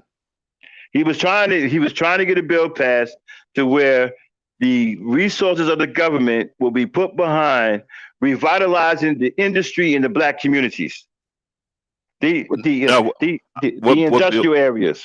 What bill was that? He wanted to bring the industrial areas back online. No. Okay, in the I'm just black trying to figure out communities. what bill that was, so I can go I look don't it know up. I'm not exactly. I aware don't know of it. exactly. I don't know exactly the name of the bill, but hold on one second. Let me see if I can pull it up. Okay, and the Democrats shot this down, by the way. Okay, let me look at. You guys can talk. I'm gonna look it up right now. Dan, take them for 1 second while I find this information. Okay. All right. Whew. Sorry, I was in the chat there for a second. So it's trying to say that black men are getting blamed for everything, even when they tried to help. They're talking about when they tried, black men try to protest women going into this black beauty supply where black women got beat up on, and and um and I was, and I'm thinking like, okay, so you gonna let, because some of these women are more are not thinking long term, stop you from still protesting, still stating your opinion, Oh, still being a leader? is he talking about the black man that went into the nail salon or whatever? Well, he's talking about the one before that.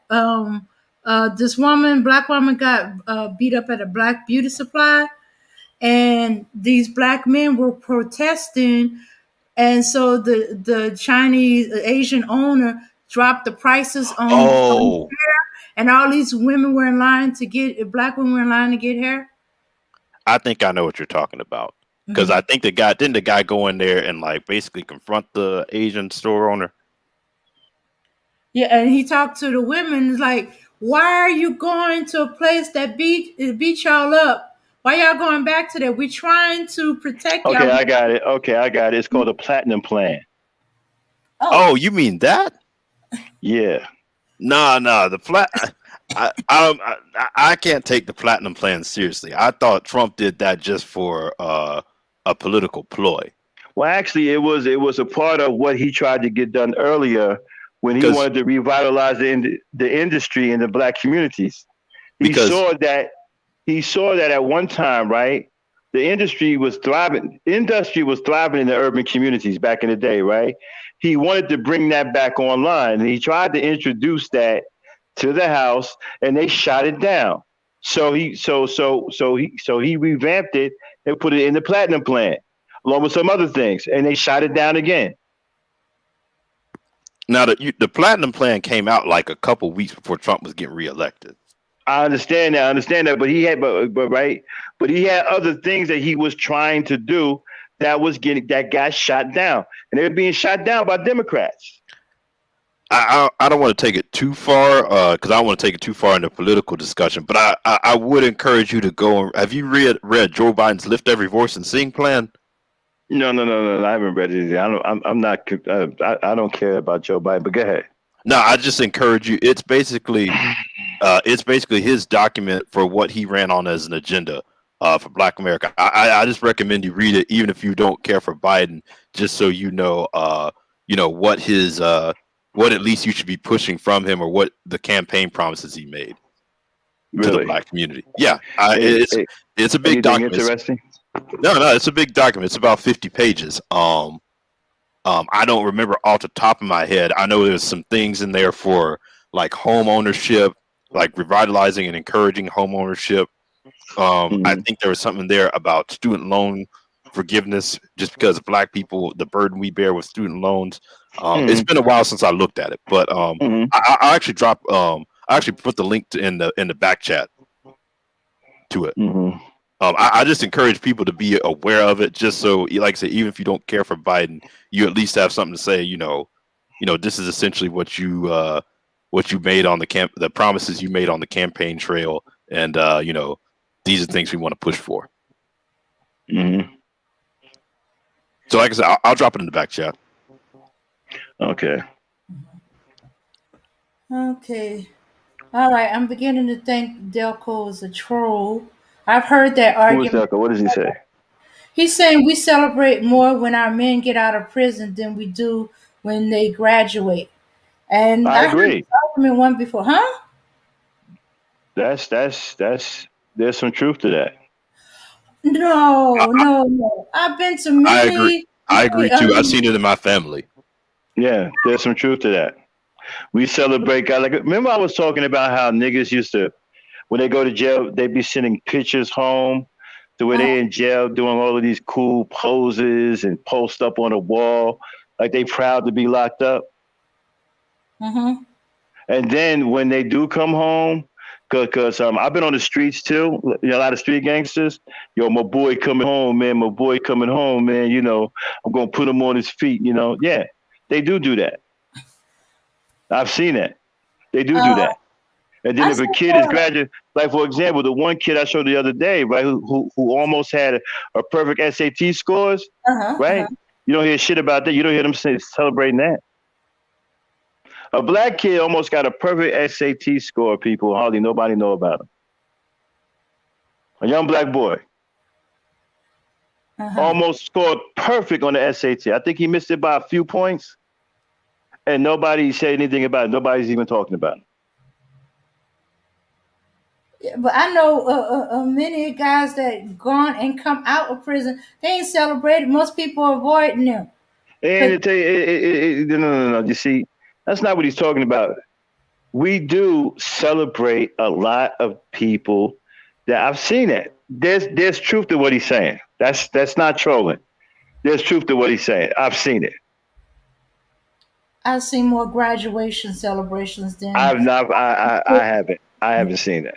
I've seen that for maybe a family of the person who graduated, but that's not something overall that Black people celebrate. I don't see that. And it's the same thing with I've seen, 1-2 family, but they're just glad to have their child back home. Man, I see Black people celebrate more BS. I see Black people celebrate more BS than anything else. Guys getting out of jail. Like, for example, right? You look at Kanye West, right? He want to go get Negroes out of jail. What about the young Black men who are not in jail, right? Who need funding? What about these young Black boy who almost scored a perfect on his SAT? Why we aren't putting money behind people like that? Why we got to go in jail and get some dude out from 1970 who was on some crazy shit? See, these are the type of things that really bother me about what we do. We do a lot of ass backwards shit. You want to go get some dude that's been locked down for 40 years or whatever. What about the youth? What about the young black men now who are making strides?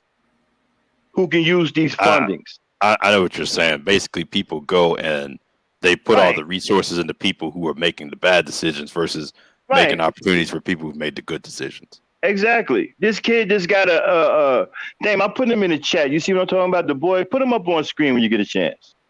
This boy almost scored perfect on his SAT. That's something that should be celebrated. But ain't nobody talking about this. Ain't nobody putting no funds behind him. You want to go put some funds behind some dude that's been locked up because he tried to make a political statement 200 years ago? Man, that's over with. What you want to do? Come out of jail and make the same political statement? Things have changed. That's like going and digging Huey P. Newton up from his grave and bringing him back alive and telling him to still do the same thing without paying attention to how everything has changed since the 60s. If Huey P. Newton was alive today, he wouldn't even understand what's going on right now. Ain't nobody running around here with the Black Power fist. But again, Huey was a smart man. He would make an adjustment, but I'm just saying. You know? And then, like, Bobby Seale is still alive. When's the last time we heard from him? He's still alive. He hasn't made an appearance anywhere. He hasn't said anything. He probably thinks that there's no goddamn hope.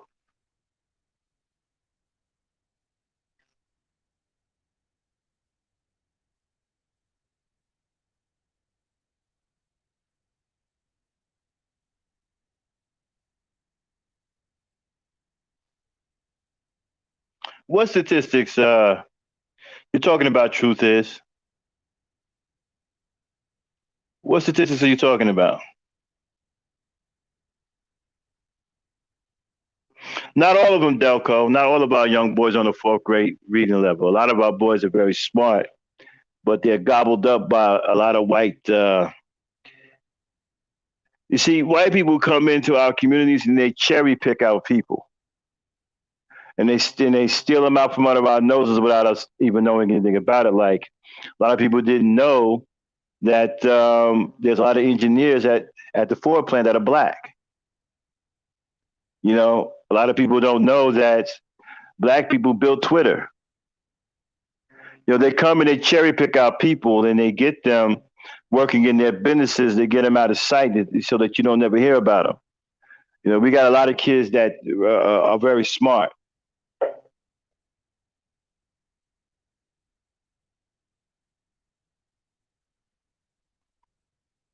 Yeah, Truth. What do you mean? What statistics are you talking about?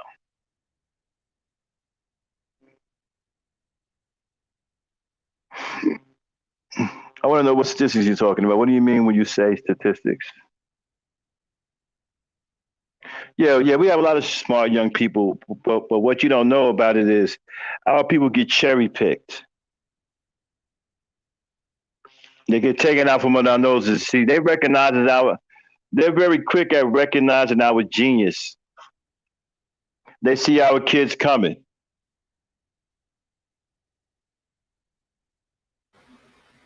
Okay, I got him. You said a lot of black men are in the middle class?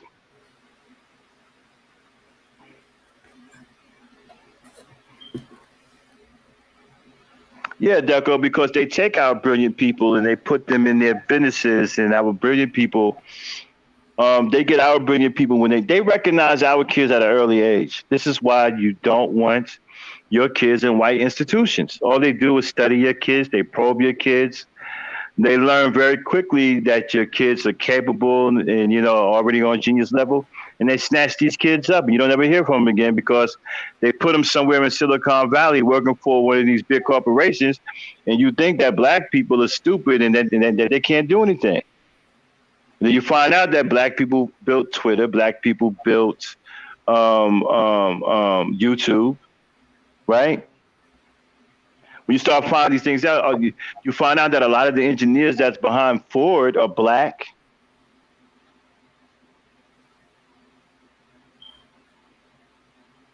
You don't hear anything about this because they snatch these people up. Okay, Dane, put him up there. Okay.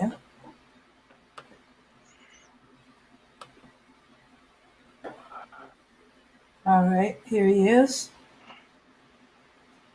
This young man right here, ladies and gentlemen, nearly scored perfect on his SATs. You know how hard that is to do? A perfect score? I don't know if that's ever been done in history. But nearly scored a perfect on the SATs. Extremely smart young black man. Now, this is probably the last time you're going to see him because he's going to get cherry picked. You won't see him working in no black business. He is going to go to work for white people. They're going to scoop him up and put him in one of their research labs or one of their engineering labs, and he's going to benefit them. You won't see him working in any black businesses. I guarantee you that. They're going to snatch him up, and he's going to be working for Ford behind the scenes or one of these big multi-conglomerate corporate businesses that develop technology or whatever. That's where he's going to be. And you won't see him again. The next time you probably see him, he'll probably be a grown-ass man that you don't recognize. You went, hey, isn't that the kid that was almost perfect on his SATs? It's going to be a grown-ass man working for white people. What's his name, Dane? Marshall Taylor. And where he's from? He's from... Okay.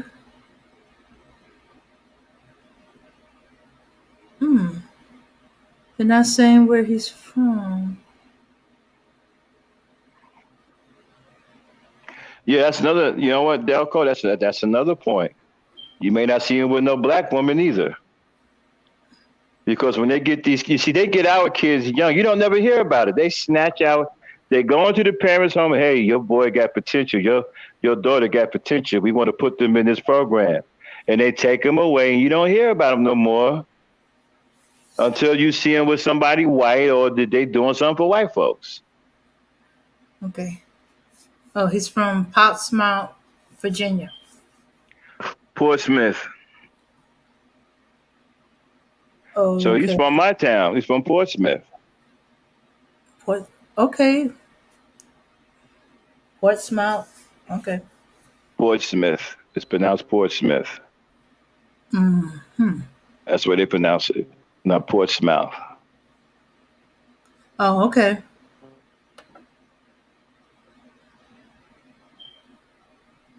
Nah, they don't teach. Okay, you can get them off the screen. Nah, they don't teach us to run nothing. You know, they make sure they curtail all of that, and they get them in and say, hey, you can be the best this, you can be the best that, you can be the number one engineer, you can be the number one this and the number one that, and there, as long as you're working for them, as long as you're in there. As long as you're working for them, as long as you're benefiting them, yes, you can be the best this, you can be the number one that, as long as you're working for them.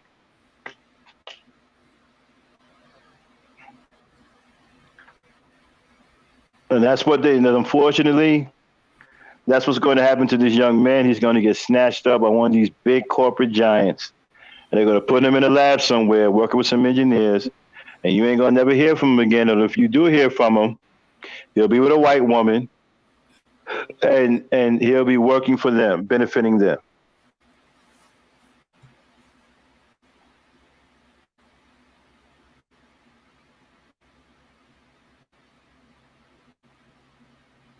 Yeah, they cherry pick our kids. They recognize the genius in our kids way faster than we do. They got a system.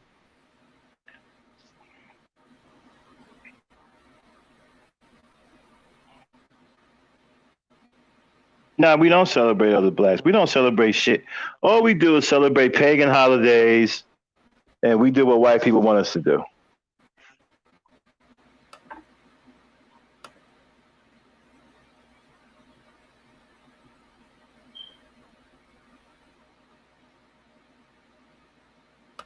What you saying? I get more smiles and comments and decency from non-black women than I do my own sisters. Okay, here we go with this black woman. Hey, Delco. Hey, Dang, put the link up again. Hey, you want to come up here and have a conversation about this black woman thing?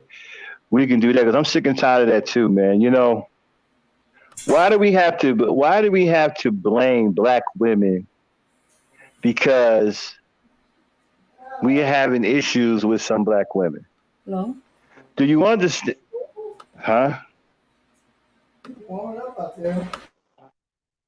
Do you understand the condition that we're in? And when you have, you know, corrupted communities that breed bad behavior, you're probably going to get some sisters here and there that have a really nasty attitude. But that don't mean overall that non-black women who seemingly don't have attitudes treat you any better than black women do. How many non-black women are you going to get to stick by you through thick and thin, and when shit hits the fan? Black women are already built to handle hardship. They went through hardship with us. How many non-black women that you're going to get that's going to stick by your side? A lot of non-black women, they're not used to not being taken care of. They're not used to fending for themselves. They're not used to being on their own. So with a lot of non-black women, you got to do everything. You got to do everything. You don't, at least the black woman can do a lot of things on her own, right? And some black women, you work together with them. But other races of women don't see things the same way because they're used to being taken care of by their men. So they expect you to do the same thing. So if you can't take care of the women here,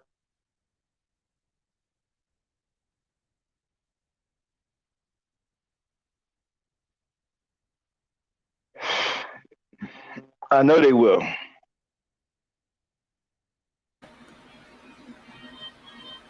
Mm-hmm.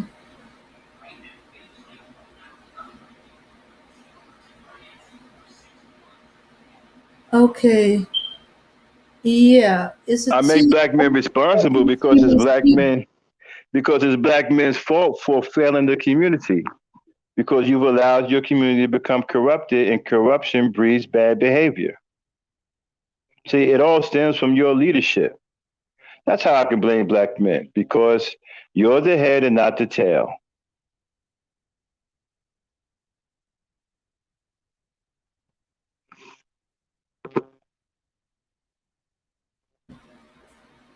Yeah. Anyway, what makes you think that non-black women are so well mannered and stuff?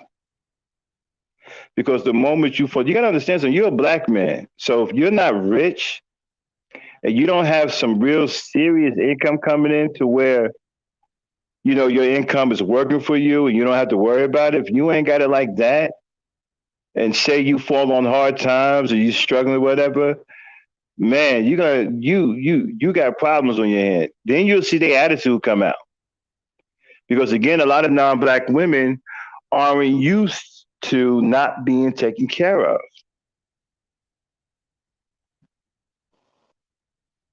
You got to understand something. When you're dealing with non-black women, a lot of them are used to being kept women. They're not used to not being taken care of, and won't know how to deal with you struggling. In many cases, won't put up with you struggling.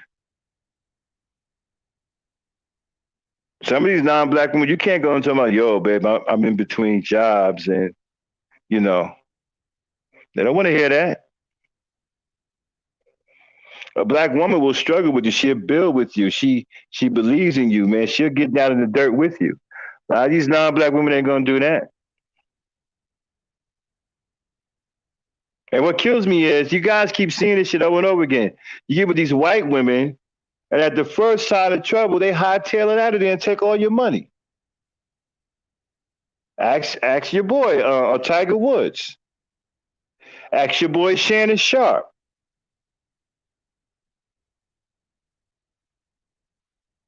Shit, they hightail it out of there, man. As soon as some shit go down that they don't like, man, they gone.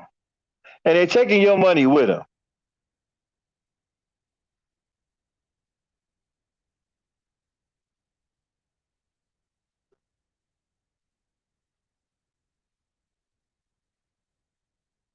They gone, bro. They ain't trying to hear none of that. They don't care nothing about your plight or your struggle. They don't care nothing about you being black. Non-black women don't give a F about you being a black man. They don't care nothing about your struggle. All they care about is you taking care of them. And when the moment comes where you struggling and you can't take care of them, you see their true colors come out. How many non-black women or marriages that you've seen where the non-black woman is really, really in love with that black man, is going to do anything for that black man, going to really go to bat for that black man? I haven't seen one of them relationships yet. I tell you what I have seen though. I've seen brothers divorced from them talking about, man, I made a mistake. I didn't think Becky would do that to me. I didn't think Maylene would just run out on me like that. Matter of fact, Maylene called up her father and brother, and they came and they threw me out.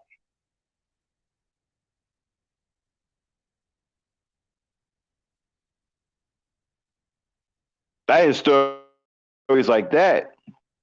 Where is this non-black woman that's going to hold it down like black women do?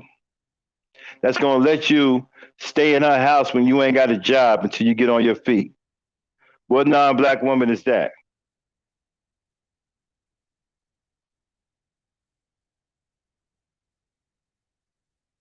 I do have a question, Max. Is that couldn't you also argue that's part of the problem too, though? Uh-huh. What do you mean, British man? That essentially that, you know, these women put up with things that other women wouldn't from black men. Couldn't you argue that that's kind of the problem? No, I don't think it's a problem. I think it's an issue of love and understanding. You see, the black woman understands the black man because she's been through everything with us. Non-black women don't understand you like that. I don't care how many non-black women you point out who are pretty and don't have an attitude. They don't identify with you. No, I'm saying, like, when you talk about, I guess, like with what you described just there with, you know, a man and being in between jobs, being stuck on a woman's couch. I'm assuming that wouldn't be acceptable with you when the time you grew up in that kind of part of the issue. Absolutely not. Wait, no, as in that wouldn't have been acceptable, or no, that's not the issue. No, that wouldn't have been acceptable. And it's still not the issue because you can get a man that's in between jobs as long as he's actively looking for a job and is willing to take a job. That's one thing. That's a man that's willing to help himself. A man who just sits on the couch and play PlayStation all day, that's a different type of situation. No woman should put up with that, but you got black women that put up with that too. These non-black women ain't trying to hear all that because most non-black women are used to being taken care of by their men. And they are used to their men, right, taking care of everything. So it's foreign to her to struggle. So if you get with her and she comes from a culture where the women are traditionally taken care of, and the moment you fall on hard times as a black man, which is very, very possible, right? She ain't gonna understand that because she comes from a tradition where the men take care of the women, and so she's going to be looking at you like, okay, what you gonna do? I hope you don't want me to do something. What you gonna do? Hey, they're not trying to hear that. The black woman is different. The black woman historically has gone through slavery with us, understands the situation that face us. She understands our plight. She understands that there's going to be doors slammed in our face. So she's willing when she's able to help us because she understands the plight. These non-black women do not understand that.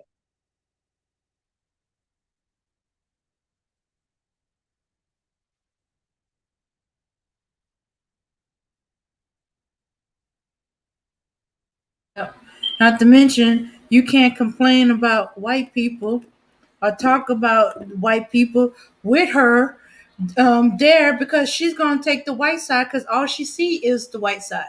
She ain't gonna see Well, your side. Delco, if you are a self-sufficient man, you don't need to be held down. Then yeah, why would somebody hold you down? You don't need to be held down. But there's some good brothers out there who fall on hard times.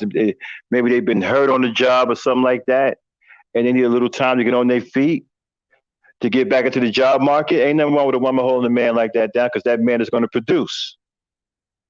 I'm not saying a woman should hold a man down who doesn't produce, who ain't trying to produce. But even though, right, you still got black women holding men like that down too. Men who ain't trying to produce shit. But there's nothing wrong with a man who is a producer if he's falling on hard times and he needs a few minutes or well, I wouldn't say a few minutes. He needs a little time to get his act together, whether he may have been hurt or he's got an injury, something like that, and he's trying to get back on his feet or whatever, but he's capable of getting back on his feet. And then wrong with holding a man like that down because it's going to pay off for you in the end because he's going to produce. Nothing wrong with that. I know plenty of brothers out here where their wives have held them down at one point or another.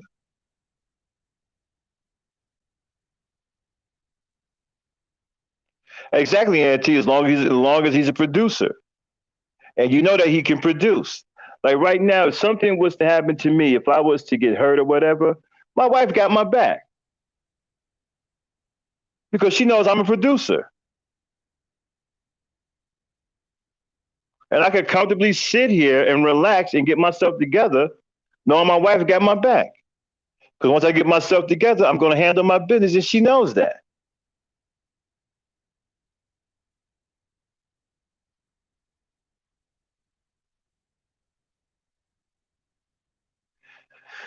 Of course not. I just said that, Delco.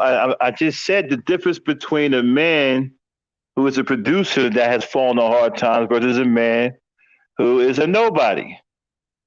And even though he's a nobody, you got black women holding him down too. You got black women out here right now with boyfriends that they think are men, but a number of immature kids that play video games.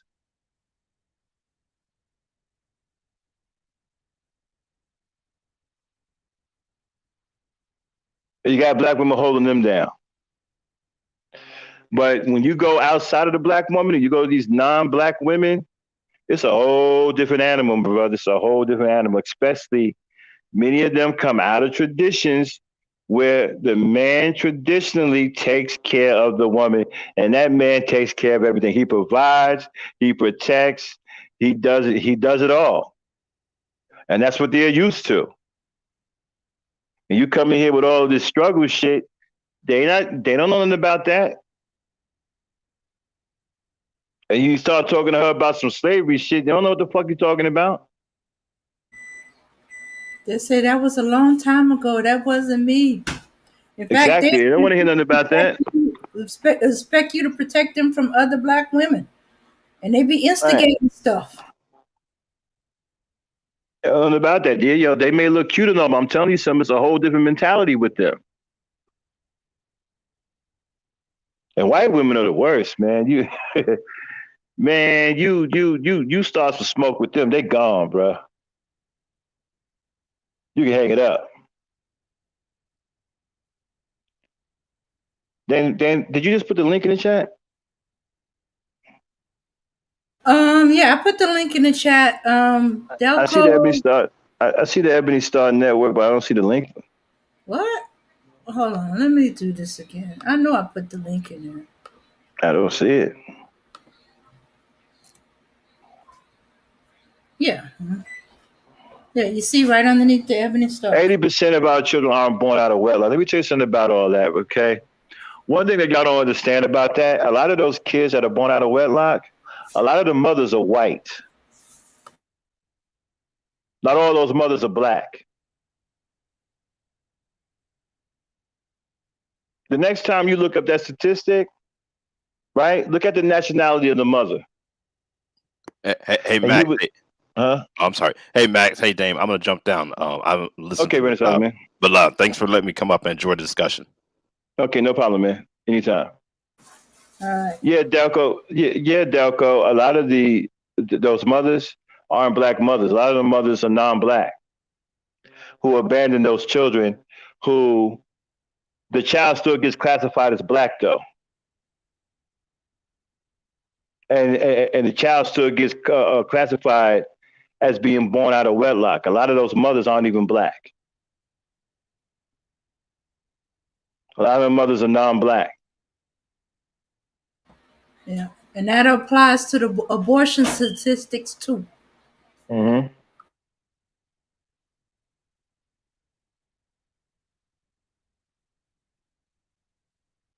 So we don't have this whopping 80% of black kids born out of wedlock. And if that's the case, right, I wouldn't be talking about that because that's a poor reflection on you as a black man.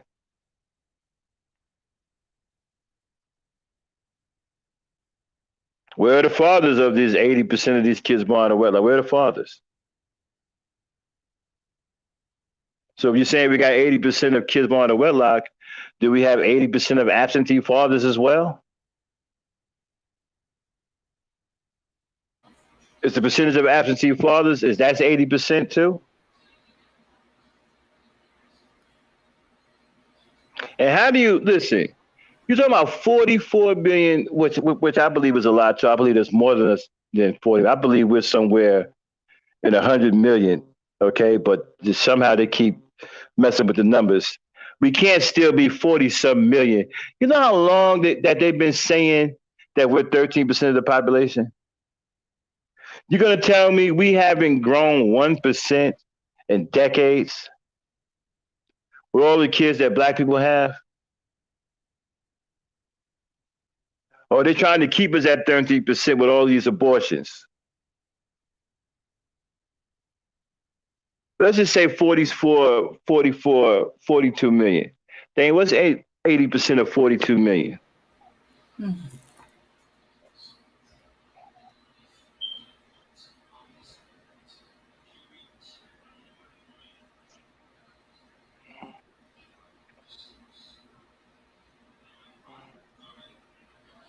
Um, 33 33,600,000. So over 33 million people, 80% of our kids. So you got over 33 million kids. Okay, so are you ready to say that the absentee father percentage is also 80%? Because if you're ready to say that, then I would stop barking about 80% of our kids are born out of wedlock, because that's a poor reflection on you as a black father.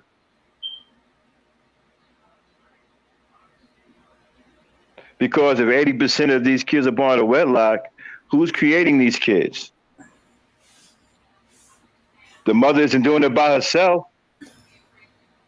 So 80% of the fathers who are creating this 80% of the kids are engaging in this out of wedlock birth thing, right? So if you don't have a problem doing it, you don't have a problem creating it, why do you have a problem with it? I don't even know y'all saying, well, you know what? 80% of the fathers should stop making kids out of wedlock. But that's basically what he's saying. He's like, get married before carrying. All right. What did I tell you about that? Oh, sorry. Yeah, I don't hear none of you guys talking about, well, 80% of the absentee fathers, 80% of the black fathers should stop making their kids out of wedlock. Shouldn't 80% of the black fathers should be getting married? It takes two to tango. The black woman ain't having 80% of the kids out of wedlock by herself. It ain't even 80% of black women. A lot of the mothers are non-black. They only count the child as black.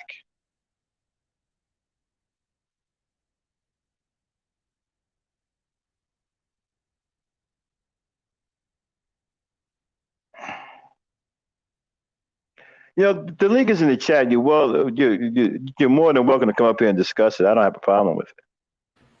Well, he said he don't have his voice earlier. We've been trying to Well, get him come up since well, earlier. Delco, the men are the leaders, right? You need to have a conversation with the leaders to say, hey,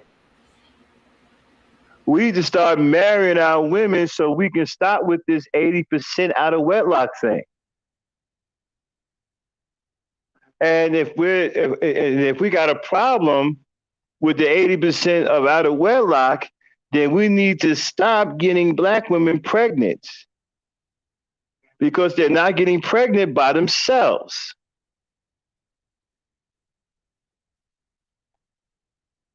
So the 80% out of wedlock thing is a poor reflection of black men. I don't know why y'all sitting up here trying to look at black men and tell myself, well, black people have 80% of children out of wedlock. No black men. Okay, here's Delco, Max. All right. Hi, my microphone is working. Yes. Yes, it's working. Yeah, no, I didn't say I didn't have a microphone. It's just I'm fasting. It's Ramadan for me, so I got like 2 hours to go before I can eat or drink. Because of that, I'm not able to talk as much as I would like. But hello, how are you guys doing? You're doing great, man. Thanks for coming up. Yeah, there's so much. There's so many problems in the community, dude. Among them is, to a degree, we're allowed to have personal accountability and blame versus blaming the men for everything that goes wrong in our community. Mm-hmm. There were a couple of things that I did mention statistics-wise that were like misinterpreted. I'm saying that 80% of our children are born out of wedlock. Mm-hmm. It's not the men's fault. Why not? Yes, because no child is born without the woman wanting it. Excuse me? No child is born without the woman wanting that child to be born. Women have the final say whether a child is born or not. Is that wrong? I'm sorry, you can't get a woman pregnant and then turn around and say that you have no culpability in that child being born. No. That's not what I said, though. I said that women have ultimately the final say whether the kid comes to this world or not. Well, people say that. I'm gonna let a woman answer that. Dame, Abby.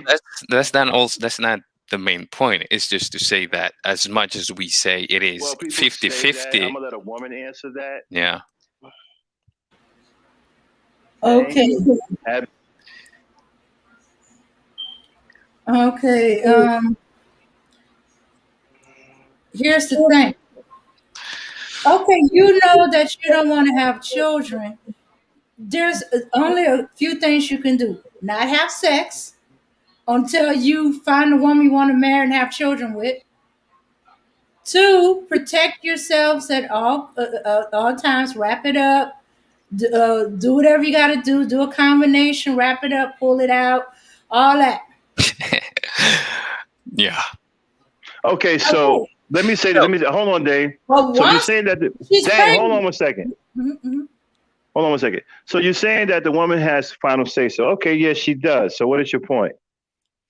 That it is not the men's fault for 80% of our children being born out of wedlock. Okay, so basically what you're saying, if a man gets a woman pregnant, right, and he doesn't want the child, and the woman still wants the child, that's her fault? That's not what I'm saying. But yes, to your answer, to your question, it would be the woman's fault. No, sir, it doesn't work that way. It doesn't work that way. It says who? No, it doesn't. If you are a woman, say not you as in just for this anecdotal issue. If you are a woman, I'm a man, and we have sex, it doesn't mean that I want to become a father just because we had sex. Don't get the woman pregnant. Don't get the woman pregnant, because once you conceive, once that child is conceived, you are a father whether you like it or not. Ain't nothing you could do about it at that point. Yeah, that's what I'm saying.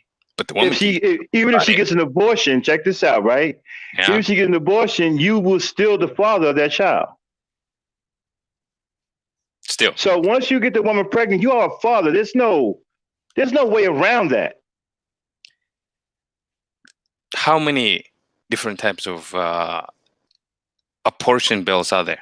Or rather contraceptives are there for women compared to men? That has nothing to do with the fact that you got the woman pregnant. Once the woman is pregnant, you are the father. There is no defeating that. No, it is not. But that's not the point. The point here is when a child comes to this world, the mother wishes for it. But if a woman says, I don't want to have a kid, there's no way a man can force her to have the child. But the opposite is true. If a man doesn't want to have okay, I've heard this before, right? I've heard this argument, and I'm gonna say this. I keep hearing about these women who get pregnant and don't want the child, and the father wants the child, and there's nothing. I've never seen that before. I've never heard of that. I've never heard of a woman getting pregnant and the father wants the child, but the mother don't want the child and they get an abortion. I've never heard of it. Where does that happen at? Why would you even hear about it? There's no need to even talk about it. This is the society we're living in. No, but you guys have heard this. You guys have heard this. Okay. You can't say, whether a woman has a kid or not. If she doesn't want, you can't force her. You're not even there's no issue to even being mentioned. You can't talk about it because there's no one talking. You can't say a woman I wanted to have a kid as a man. She got pregnant and she terminated her pregnancy. So you're saying that, if a man gets a woman pregnant, right, that even though he wants the child, wait a minute, hold on, by your logic, you're saying that if a man gets a woman pregnant, and even though that man wants the child, he wants this child, that the woman can still legally go and get that child terminated without that man doing anything or having any say so in it. Yes, absolutely, 100%. I don't believe that. No, I don't believe that. Let's go through that. What can you do? Say if I was a woman and we had intercourse and I became pregnant and I'm gonna have an abortion, what can you do about it? Okay, give me a case. I need a case or cases. I've never seen it. I've never seen this. I've never seen what you guys are talking about. Now I've heard you guys say this before. I've never seen this happen though. Because there is nothing to talk about. Say I am a woman and we have sex, intercourse, and I become pregnant. You can't do or say anything whether I'm going to have the kid or not. So you're saying that a woman can legally terminate a child even though the father wants the child? Yes. And that's law. And that's law. You're telling me that there's nothing you're telling me that the father has absolutely no parental rights whatsoever. No, absolutely none. That's what I'm saying to you. Case in point, if I am a woman and I become pregnant, what can you do about it? Tell me. I'm gonna say this. Okay. So right now you got me at a loss. So I'm going to ask the women if this is true, because I don't know this to be true or not. No, it's not even. Women in the chat, all you women in here, are you saying that if a man gets you pregnant and he wants the child, that regardless of whether he wants the child or not, you can still have that child terminated legally? I'm asking the women in the chat now. Dame, you can jump in here too. Abby, you can jump in on that one too. Okay, he's saying the man wants the child, but the woman don't. So she's going to have an abortion even if he, without his saying so. That usually tells me there's something wrong with the man. No. All the time I've ever heard of something like that, the man manipulated and deliberately did. Okay, wait a minute. We have a woman in. Okay, Delco, we have a woman in the chat who's agreeing with you. Yes, Phoenix Jean said yes. Here's the thing. She said it's legal. And she said it's legal. Yes. Here's the thing, Miss Dame. Can I force you to become a mother? That's a yes or no question. If I want to have a kid and you don't, can I do anything? Anything? Yes, you can. It's illegal. You can tamper. You can tamper with her birth control. I've seen. No. That's If been done. you become pregnant and you find out that you're pregnant, You you can don't have tamper with her birth control. You can tamper with your condoms. You can, you know what you can find what interferes with whatever type of birth control she uses, and make sure that's in her system. Okay, but wait a minute. You can. Dang, hold on one second. The women are agreeing with him. They're saying that the government is pro-choice, and that yes, she can legally still have an abortion even if the man is against it. This is common sense, really. You can't force a woman to become a mother if she doesn't want to. Now, at least in the West, you can't. Nobody can tell Dame if she finds out that she's pregnant that she's going to have an abortion. I can't say anything about it. Neither can anybody, except her. It is her body, her choice. Is this the first time you hear it? No. That's why we're saying when children are born in the community, most often it is because the woman wants to have the kid. It is most often that the woman thinks because if she has the man's kid that he is going to stay. They're using the children as a way to make sure that the man doesn't leave. And it doesn't happen. Okay, so Phoenix Jean is saying unless she is married, if she is married, then she has to get her husband's approval. Nope. Not even then. Okay, so that's wrong too. Yeah. So even if she's married, she doesn't need the man. She doesn't need the husband's approval. Hi, Mr. I don't know. I'm just gonna call you Gangsta. Is that okay, or Gang? What? Yeah, you can call me Max. You can call me Max. All right, Max. Can you literally? Have you ever heard of a woman talking about that? If a woman says no within, within a marriage, that is going to be a rape if the man continues to have his way with her. Okay, Phoenix Jean said just like if she wants to get her tubes tied, they have to ask the husband. If the husband says no, she can't get her tubes tied. Nope, that's not true. That's not true. No, it is not. It depends on what state you're in. Yeah, obviously it does. But normally, women doesn't have to talk to men whether they're going to do with their body or not. That's what we're talking about when they say, it is my body, it is my choice. Men, really, as much as you would like to make it seem like it is our responsibility to, do something about the community, the women are equally at fault. They choose who to have kids with. They choose who they allow their bodies into. As a man, if you get pregnant, that's out of your hand. You can't do anything legally about whether she's going to have the kid or not. So no, that doesn't have anything to do with the kid. Okay, yeah, but that doesn't have anything to do with the kid. That's why we say it is the woman. But one thing has nothing to do with the other. Whether she is pregnant by this person or that person, whether he wants to have a baby by this person or that person, has nothing to do with the community. One has nothing to do with the other. No, but when we're talking about having a community being a little bit more responsible, the men being responsible for what happens in the community, right? I'm just saying we need to be more fair to the men. It is not just that the men's fault. The women are not doing their fair share of fucking things up. Whoa. Okay, but what is it? What is it that the woman's fault in the community? What is her fault? Here's what really matters more than this particular point. It's like 51% of the men in the U.S., black men, we're talking about black men, as I was referring to earlier, don't have any kids at all. 64% of those men are in the middle class or above. Statistic, not my opinion. is a fact that you can, and anybody in here can check for themselves. Here's the problem. The woman, our women, black women in general, like bad dudes, bad guys, dudes that are, got a little bit of swag and a little bit of roughneck.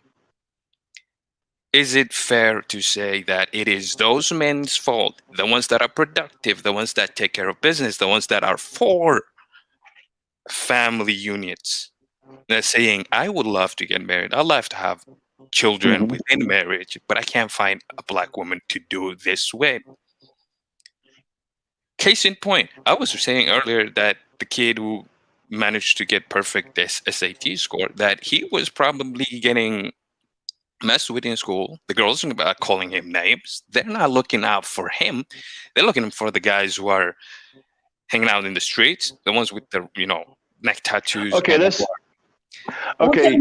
me back up. Wait a minute. Let me answer your question. So you're saying that most black women like bad dudes, okay? Yes. The black women will tell you that that's not the case. I'm not a black woman, okay? But they will tell you that that's not the case too. If there are bad dudes in the community, right, it is the direct result of the men not raising the boys' community properly. How is that even a thing? Because the fathers control the behavior of the boys in the community. What are you going to do when there is no fathers? Well, this is what I'm talking about. You see, if you don't have any fathers, if you have absentee fathers in the community, then that is a direct failure of male leadership. No, it's not. Why are you giving kids to those men? Because there were no men taking care of their boys. There are no men raising their boys properly. You cannot blame the women for doing something that you're supposed to be doing as a man and as a father. When I was growing up, the men and the fathers in the community, they raised their boys. Yes. It is a known fact that black men. Okay, so if you have, listen, if you're not the most involved fathers of any other men. If you're not in these boys' lives and you allow them to be raised by the street, and then their behavior becomes corrupted, that is your fault. That's your failure as a black leader and a black father. That's nothing to do with the black woman. You're supposed to make sure that there are suitable men in the community for the women to choose from. Because back then when I was growing up, the fathers wanted their daughters to choose good men. So they made sure that they raised good men. Yes, Max, but it is 2021. That doesn't change the fact that it's 2021, but it doesn't absolve black men. But that doesn't absolve black men of their responsibility to raise their boys properly. It can be 30, 35. Absolutely. You're still going to, right. You're right. Absolutely. It's still your responsibility to raise your boys properly and to raise your boys to have good sense, integrity, and to be fit to be husbands and men, period. That is your responsibility, not the responsibility of the mother. You're not going to like this. How about if the woman doesn't want you in the kid's life? What do you mean? Okay, the only time I've seen... No. The only time I've seen... Okay, I've heard this before. What have you heard? I'm trying to say... The only time that I've seen this is when the man was a danger to her and the children. That's the only time I've seen that. I'm sorry, what? I know women right now who have baby fathers who ain't about jack.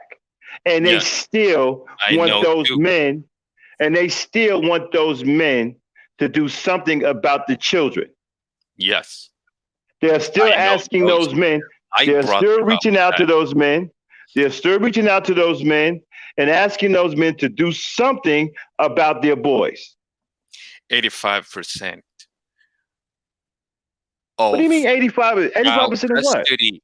Child custody cases are awarded to the mother.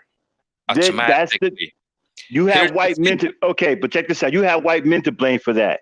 They made the laws. They made the laws in favor of women. You know why? Because white men would leave their children unattended. White men would leave them. You see, all this stem from white men. Yes. These are laws that white men made. These are not the fault of black women. If you got a problem with the way the laws are, you need to go to white men, not black women. Okay. White men put these laws into place. They put these laws in favor of the woman because they wanted the children to be with the mother because they didn't want to take care of their kids. Again, they didn't want the burden. They didn't want the burden. Here. That's not the point I was making. You keep interrupting. Here's the point. If you, or rather women, they choose what kind of relationship they're going to have with the children's father, regardless of what quote unquote white. No. The woman does not choose what kind of relationship. The father chooses what type of relationship he has with his own sons. The mother has nothing to do with that. No. In the case we're talking about here, statistically, not anecdotally, not what you have lived, what I have lived, or anybody else, statistically, if 85% of the time the women are given custody of the kids, she is more responsible for what happens to those children than the men. If the men want to be a part of the kid's life, she has a huge say. Well, if that was the case, then there wouldn't be child support. If that was the case, if the law saw it that way, then there would be no need for child support. What are you saying that because of it is if the mother has, if the mother had more culpability, if it is what you say it is, that the mother has more responsibility, then there would be no need for child support because the responsibility would solely be on the mother. The mother has more responsibility in making. Well, then there shouldn't be child support. Then there shouldn't be child support. Dude, if the man wants to be part of his kid's life, the woman is responsible not to get in the way of that. If the responsibility is high as you say it is with the mother, then there should be no need. Then child support should be illegal. It's not going to happen. It should be illegal. You're saying that because the mother has custody of the child, right? Yeah, she has more of a responsibility. If that's the case, then child support should be illegal. The man shouldn't be liable for child support because the mother has more responsibility to take care of the child. You come to that conclusion because the mother has a larger responsibility to take care of the child. That would mean the child's needs, financial needs.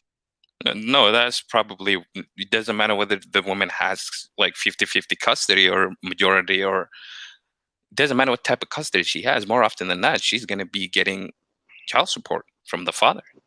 Well, she shouldn't, because she's more responsible for the child's needs than the father, because she has custody. So if that's the case, then the man shouldn't have to pay child support. No, he shouldn't. I'm not saying he should. He shouldn't. No, he shouldn't. Child support to be illegal.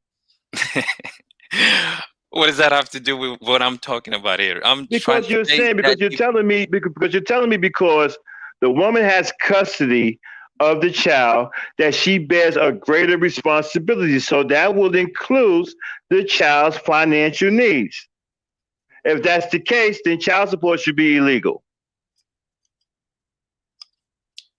Why go after the men Why go after the men for child support when the mother bears a greater responsibility because she has custody of the child?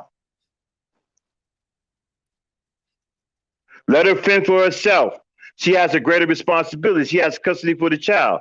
So there's no need to go after the man for child support. If the man Because if you're saying that she bears a greater responsibility, then you're saying that she's capable of taking care of all of the child's needs. No, she can't. So there would be no need for the man. She is responsible. There's always need for the man. Well, apparently the law doesn't. The law doesn't see it that way. Make the point for it. I am in agreement with you. We're saying basically the same thing here. Okay, well, then if that's the case, right, then the law doesn't see it that way. No, it doesn't. The law sees the man still being the greater of the responsibility carrier. The one who's greater at the man carries a greater responsibility, even if he's not in the home. Financial responsibility. No, because it's not just financial. Also is raising the child. That's how it comes out. You can't force a man to spend time with his kids, but you can make him pay child support. What do you mean you can't? First of all, you shouldn't be forcing the man to spend. A man should willingly spend time with his kids. These are your children. Yes. What do you mean you don't want to spend time with your children? These are your children. These are your seeds, right? These are your beautiful children that came into this world, children that you created. You should be taking care of your children naturally. Should nobody be forced you to do anything. I agree. We're wasting time on things that really doesn't matter here. We are in agreement on that. I don't understand how it doesn't matter, because you're trying to say that because black women have custody, that they bear the greater responsibility. If that's the case, then child support should be illegal, and you shouldn't be responsible for raising your children as a father. Responsibility of not getting in the way for the relationship between the child and the father. Okay, so how is she doing that? How is she doing that?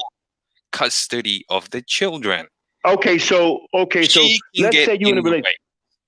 So it falls upon her not to do that. Don't get in the way. If a man wants to cultivate a relationship with his children, regardless of what type of relationship you and the father have, it is more likely that you get the custody. So don't get in the way between the father and the child. How is she getting in the way of the relationship you have with you and your child? Don't get in the way. How is she getting in the way? She flat out, okay, so if you want to take care of your child, if she wants to move out of state, okay, she can take the kids away from you. She can claim that you are abusive, that you abuse the child, and put cases on you. She can get restraining order against you. There are examples of women having better attitudes towards the child's father, and in doing so, using the child as a weapon against the man. I've only seen this in cases where the man was abusive towards the women and the children. So you say. I've never seen this with a man who's separated from his girlfriend or his baby mama, who's willingly taking care of his child. I've never seen a woman stop a man from taking care of his child that was not abusive towards the child or her. Again, what you've seen, it is anecdotal. What I have seen is anecdotal. I've seen this in person. I have friends right now who have baby mamas who don't have problems taking care of their kids. Your life experience is just one man's experience. I'm saying it is anecdotal. What you have, what I have. Yeah, but it's a man's. If it's one man's experience, it's another man's experience, and another man, and another man. That's arrogant. It ain't just. It's not just one man's experience. You can't assume that. It's not just one man. But you can't assume that every man who has children, that the woman is taking the child away from them, of man, and getting in the way of him taking care of his children. You can't assume that either. I have a wife. I have my own kids. I don't have any. I understand all that. Still married. Congratulations. Congratulations to you. Let me make the point here. My brother is not in the same case. He has kids, but he can't see the kids because of the relationship he has with the mother. Okay, now, what kind of relationship? Is it a volatile relationship? Yes. So okay, well then there you go. Listen, you can't.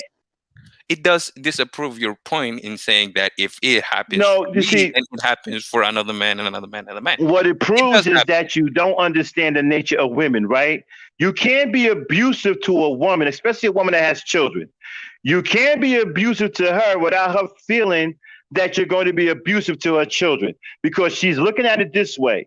If you are abusive to her, then she's going to be afraid for her children. Yes. Right. She's going to think that you're going to be abusive to children too. I'm not making a point that you should be abusive to anybody, let alone the right. kid, No. If you're not abusive to her, right. If you're not abusive to her, you don't have no problem seeing your kids. If you are abusive to her, like for example, if you are drunk and you're putting your hands on her, she ain't gonna want you around her kids. I got the point. It's okay. You don't have to make the point here. Right. Here's the question for you, Max. Are there women who are just bad mothers? Yes. Are there women who claim that the father is abusive when it's not? I don't know about that. I've never seen that. No, but let's take a guess. Take a wild guess. Are there women who take advantage of the situation they have over the kid, perceived power or custody, that use that against the father? Some women do that, yeah. Yeah. So it's not 100% the case where if you're not abusive to the mother that you're going to be seeing your kid. I don't know about that. I don't know about, but I've never seen even the women who have taken advantage of some men. Yeah. They weren't men that were upstanding fathers. I no. I don't excuse me. I don't think a woman in her right mind that's going to turn away a decent father. Wow, that is. Have you ever been outside of? I mean, that's hard. That's hard to believe, dude. That's crazy. You're saying that okay, if you got a woman, if you got a woman, listen, if you got a woman, right, sure, that's going to, and you're a good father. You know you're a good father, okay, and you and her break up, and she's going to try her best to use those children against you. Then, man, you chose the wrong woman to lay down with. Yes. Because that's absolutely, I ain't never heard of a woman that's going to stop a father, a decent man, from being a father. I've never heard of that. You've never heard of that? No. Okay. Doesn't mean that it is not true. I'm not saying that there's some women out there who ain't like that. There probably is. But then again, that falls on you. Wait a minute. Just like you're saying that there's a responsibility for her not to get pregnant, well, it's a responsibility on you to make sure you're with a woman that's in her right state of mind. No, it is her responsibility to have a child that she knows is to a good man. If the father and it's your responsibility to be with a woman that's in her right state of mind, a woman that's not going to do something like that. Can women see if you caught the woman? First of all, if you are decent to a woman, right, she's not going to do that to you. Oh, that's where we disagree. She's not going to do that to you. If you're treating a woman decent, even if y'all break up, and you're decent to her and you're good to your kids, she ain't going to keep you from your kids. I got friends right now, grown ass men who are divorced, who have children. They take care of their children with no effing problem. Okay. The woman ain't intervening. And I also got a couple of buddies who ain't married, right? And the woman is not trying to stop them from seeing their kids. Again, is there anything a woman can do that makes her any way or shape responsible for what comes out of her legs or who gets into her legs or between her legs? Well, yeah, that's her responsibility as far as who she's letting in between her legs or whatever. But once that baby is born, right, the game changes. You're messed up. If a child if she even gets pregnant, then you know you made a mistake. A child changes the game, though. Yes, absolutely. Because you're talking about a life now. You're talking about a life now. That changes everything. I don't care what y'all did before that. I don't care if y'all was irresponsible people and all of that. The child is here now. It's a whole different ball game now. That's not important. That's the point. Was I don't even know how we got into this. The case is, majority of black men don't have kids. I don't know about that. I keep hearing about that. I don't know. I'm not a statistic guy because I don't believe in statistics. So I don't like the way they gather statistics. What are we going to do to that? What am I going to say to that? You don't believe in statistics? No, because I don't like the way they gather statistics. A lot of these statistics are, the way they gather them is all messed up. Like, for example, the black woman overweight thing, right? A lot of those women aren't even grown-ass women. A lot of them are teenage girls. What does that mean? That means that there's a lot of teenage girls that are fat when they're 16 or 14 or 15, right? But not necessarily when they're 20 and 21. No, but at the time the study was made, that was how the lay of the land looked like. Like for example, you keep talking about this 80% out of wedlock birth, right? A lot of those mothers aren't even black. No. Of black motherhood. 80% of those. So the father doesn't even have to be black. It could be the vice. It could be the other case. We're saying here that the woman, when she is the mother, 80% of the cases are. It is more than more I'm likely not. I'm not. I'm not a statistics guy for. Not to mention I don't believe in statistics. No, then there's nothing I can do. Together. There's nothing I can do or say to make you believe in anything if you don't believe in statistics. Well, no, I don't have a problem. I don't have a problem with. I don't have a problem with you making an argument, but you got to make something that's plausible, because everything you're telling me, I could point right back to the men. You don't believe in statistics. No, because statistics are faulty. I don't like the way statistics are gathered. I don't like the criteria that they set out for a lot of these statistics. Like, for example, how the hell can you gauge 33 million people at once? That's your personal opinion, whether you like it or not. How do you change? Tell me how do you do? How do you do that? You don't. You take a portion, group of people. You take, for instance, in this, there's 3 of us in the chat here talking. Right. Statistics might say that there is 2 people who believe that men are accountable for everything that happens. Black men, in this case, are accountable for the situation that Black community is in. There's one who says it is more than what you 2 are saying. There's 3 people. The statistic might say there are 3 people in here. Whether you like it or not, it doesn't change the fact that there are 3 people in here. Okay. Statistics are facts and things you can look and see with your own eyes, and you can actually prove or disapprove. It is openly there. It doesn't mean that it's going to be like that. It just happens. There's 3 people in here that believe that Black men are accountable for everything, or Black women are accountable for everything. But what statistics don't take into consideration the ages and the mentality of these people. No, but it doesn't change the fact that there are 3 people in here, whether you like it or not. It's like, for example, if you say 4 out of 5 Black women are overweight, right? And I tell you that 4 out of 5, right? Those 4 out of 5, 2 of them are teenage girls who aren't grown women. No, so you can disapprove and say, "Hey, this study is not accurate because." That makes the statistic faulty. You can make a point for that. I'm not saying it makes it faulty. No. You can make a 14-year-old girl is not a grown woman. No. So when you have a study, case in point, the 80% of rather 4 out of 5 women being out of shape, and 60% of those being obese, you can look at the parameters, meaning what type of age range they used for the females. And then you can say, hey, look, the parameters only say that the women are under or right between the age of 18 and 60.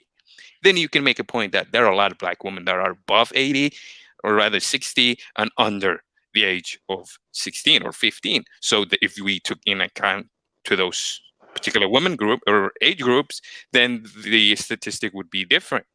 Well, then if we're going to do right. But if we're going to do that, right, then we can't come out and say we can't paint all women with a broad brush. Then no.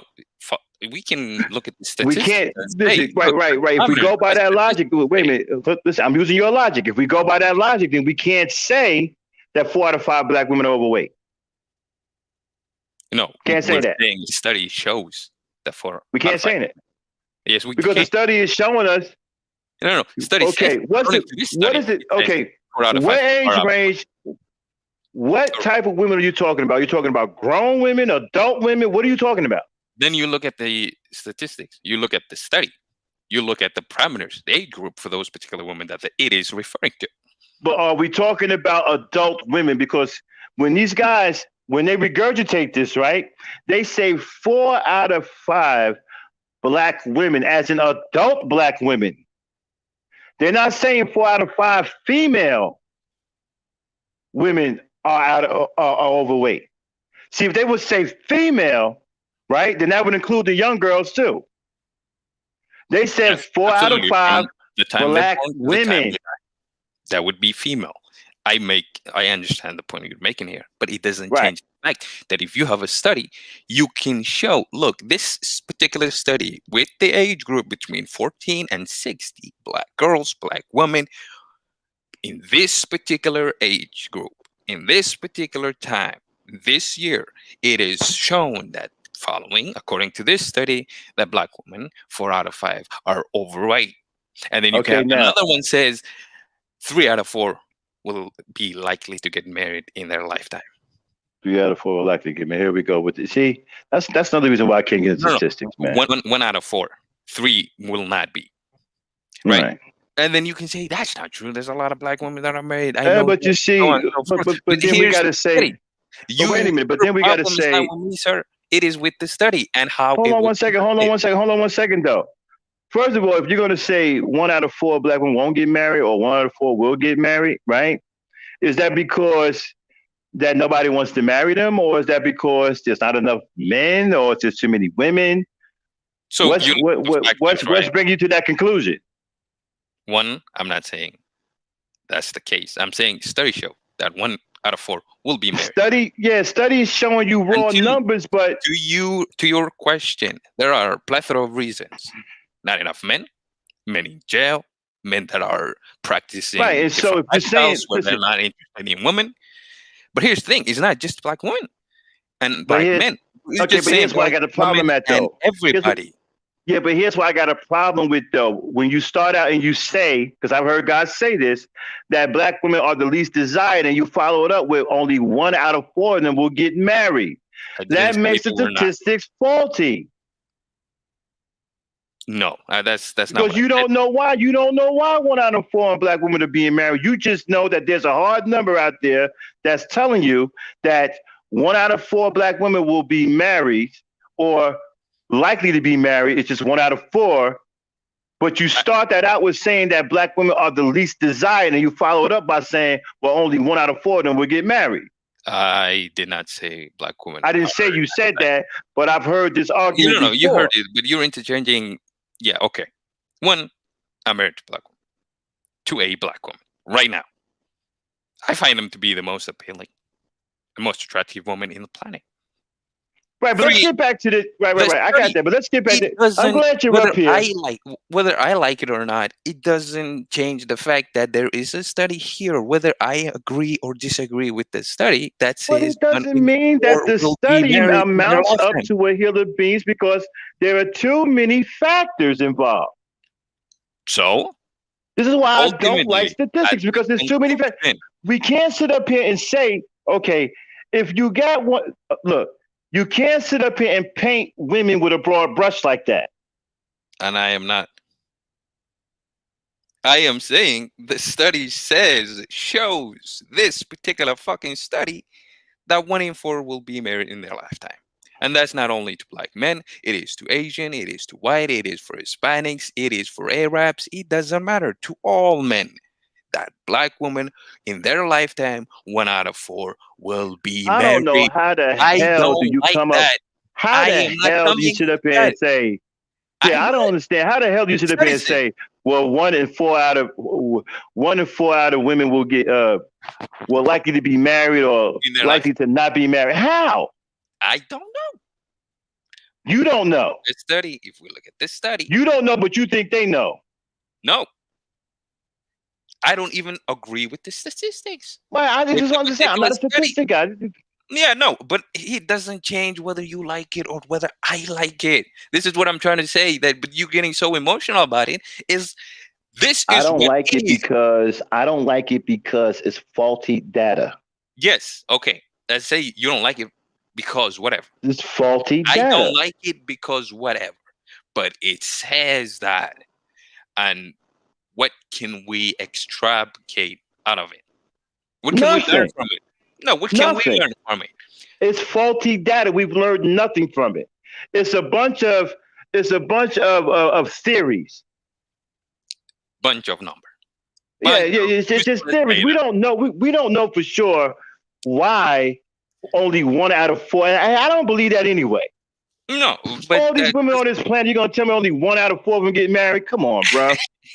no, in the country, in the U.S., not in the planet. But here's the thing: statistics say that this is the case. Okay, we can agree, we can disagree. It doesn't change the fact that the statistics, it is proven that there are several people who disagree with the statistics that are trying to disapprove the data points and failed. So you can dislike it, I can hate it. I don't know how. I don't know how. I don't know how they failed. Wrong. Yeah, no, they tried to prove it wrong and said that's not true. Black women are desired. The black women are most whatever, and they tried and failed. So you're saying that black women are the least desired? And you believe that? No. Well, I can't speak to it. Let me ask you a question. If black women are the least desired, okay, let's play this game for a second. Who are the most desired women? According to the data, it's Asian women. Asian women are the most desired women. Did it tell you why? No, but it's what people prefer. Okay, so Asian women are the most desired. So are Asian women are the most who are in interracial relationships? Yes. Interracial marriages. Yeah, and white men. They were white men. No. Of the people that date out of their group, Asian women and white men make them the largest. Okay. So when you're saying Asian, you just painting the brush over all Asians. You're not talking about any particular Asian, like Filipinos. No. Asian women, as in from the continent of Asia. That means because Chinese women are the least to date outside their race. What? Chinese women are the least to date outside their race. As in from China or China? Yeah. Chinese. China. I don't know. Japanese women. Their out of race marriage is very, very low too. The highest one I've ever seen were Filipinos. Yeah, but that's what you've seen. I'm not talking about what you think, what I think. But you said Asian women. You said Asian women. You said Asian women, though. No. I said the study says that Asian women and white men make the most of the people that date out. I am not saying that. I'm telling you the data shows. Mm-hmm. Yeah, that's not a personal opinion. That's just what it says. Yeah, but you see again, okay, but you see the problem I have with all of that is the broad brush, because not all Asian women, right? Not all Asian women date outside their race like that. Now Filipinos date outside their race like it's going out of style. Over 80% in any group date within their own. I can say that about Filipino women. No. It's also data that says about 80% of any given group marry within their own. Right. White women, white men, black women within their own. Arab men, Arab women, and that sort of thing. It doesn't change the fact that number-wise, there is also got to take into consideration that if you ask the question, who is the most desirable men? It's not black women. It's like black men. It says it is white men. You can disagree. I can disagree, but then we got to look at. You see, here's another thing too, right? See, this is why I got a problem with statistics. There's so many problems with that. I don't even know where to begin. No, they ask. Okay. Who are they asking for one? They're just taking a random population number. Just a random, but right. Yeah. And so you're saying that they're not saying. Okay, now to get down to the nitty gritty, right? What percentage of that would be black women saying that white men are the most desired? No, I'm willing to bet that percentage is extremely. I'm willing to bet that the percentage of black women who are saying that is extremely low. They would be in groups. They take Asian women, a group of Asian women, and they take a group of black women, and they take the group of white women. And I'm willing to bet that the most women, right, the higher percentage of women who are saying that white men are the most desired are Asian women. Yes. Okay, so again, faulty data, because you can't sit up here and say that white men are the most desired when only one particular race of woman or women are desiring them. No. That's how they come. If you don't agree with the validity or generalizability, it doesn't matter. It doesn't. What do you mean? It doesn't. It's one race of women who desire them more than any other men on this earth. Doesn't mean that they are the most desired overall.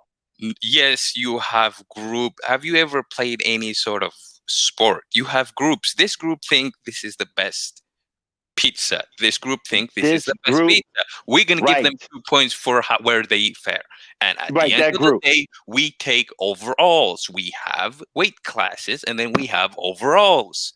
Overall, white men win. Asian. Because I'm gonna tell you right now, from what I've seen, the most desired men on this planet called Earth, right, amongst all women are black men. Taking away the socioeconomic and so on and so forth, yes, that would be the case. Black men do better than any other group of men. Black men are desired all across the board amongst all women. When you take out of socioeconomic class out of as a factor, and you all right, well, then, so you're saying, okay, well, then you're saying that white men are desired by Asian women because of their social class, their economic class. Again, you see, that makes the data even more faulty. No, it just shows that the number of people asked answer, who do you prefer, white men? No, what it shows is that there's a large group of Asian women that desire white men for their social and economic status. Nonetheless, they desire white men. No, right. You don't ask. So, but that doesn't tell me. Right, but that doesn't tell me that. Right, but that doesn't tell me that white men are the most desired. What it tells me is that white men are the most desired amongst Asian women. We're looking at numbers, not wise. We're not looking at the quality or among Asian women, brother.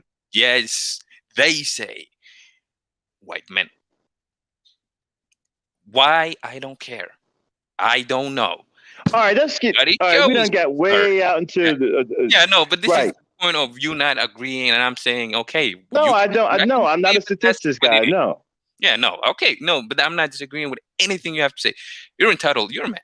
You're entitled to have your own opinion. Right. I'm not trying to say that anything you think is wrong. I'm just saying this is what is according to few statistics, and someone can use that against women, black women in particular. You know, if you want to talk shit about them, you say, hey, you're the least desired woman in the planet, and some do.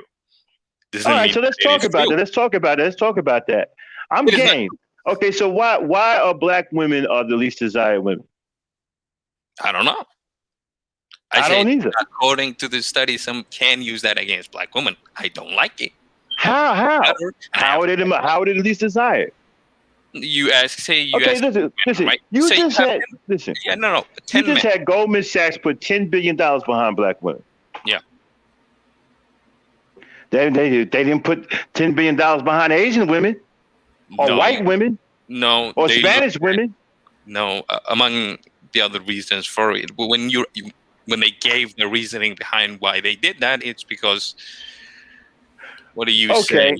The average, the wealth within black women is at $6, and they thought. Let me ask you this: if black women are the least desired, then why almost every social media commercial that has black women in it depicts black women with non-black men? What?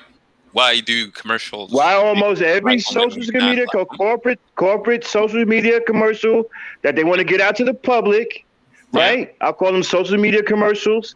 Yeah. Social commercials. Yeah. Why almost every last one of them depicts non-black men? I don't know. You need to ask them that.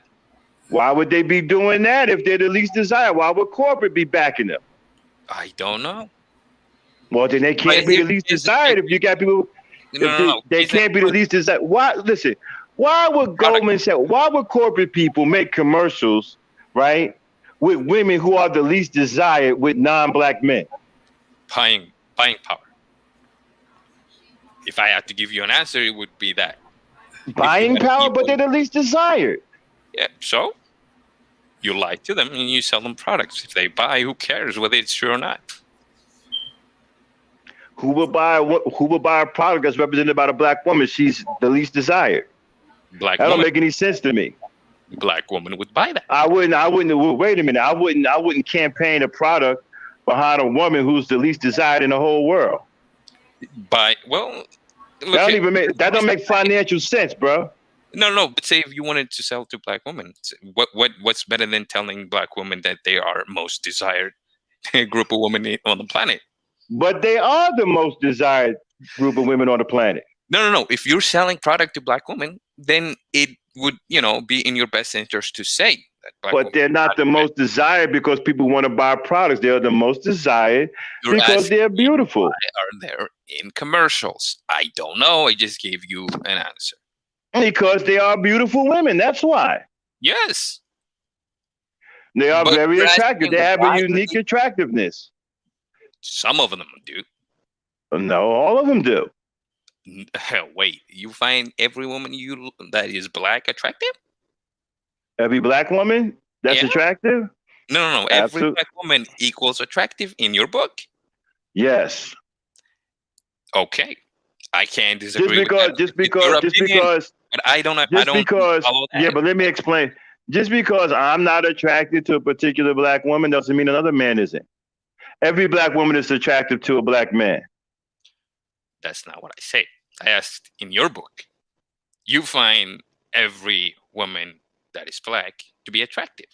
Absolutely. Yes, okay. And I can't disagree with that because it's your opinion. Uh-huh. Then there is no talking point here. You're not going to take everything to be extreme. You have to make everybody attractive. That's not the case. Let's be honest. No, I look at it this way. I look at it this way, right? You see, y'all look at attractiveness a little differently than I do. When I look at a woman, I look at a woman being attractive. I'm not just looking at the fact that, she has a nice hairdo or she's got a nice body, whatever. I'm looking at the overall essence of who she is as a woman that's attractive to me. See, I'm attracted to her. I'm attracted to her because she's a woman. Okay, no, you can do that. You can have, for whatever reason, it's you. It's your game. Nobody can say anything about it. But men in general, if you have 10 black women and 10 black men, and you talk to these men and you ask them what they think, not what Max think, what they think, that's what matters here. That we're saying that there are rankings. There are certain type of women that is more attractive than other types. That's immature. No, but that's also a grown ass man going around ranking women. That's something we did in high school. Are you married by any chance? Yes.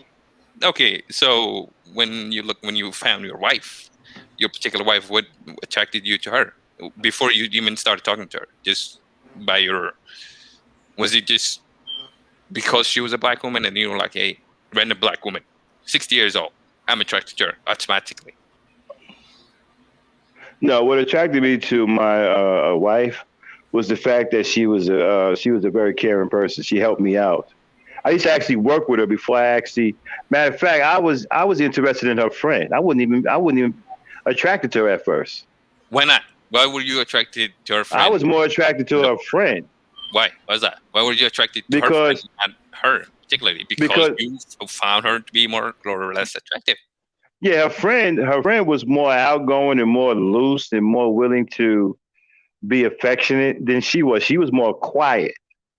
So and more reserved. Friend more attractive at that. Yeah, I found the friend more attractive because of her personality. She was outgoing. She was more willing to engage and more touchy-feely.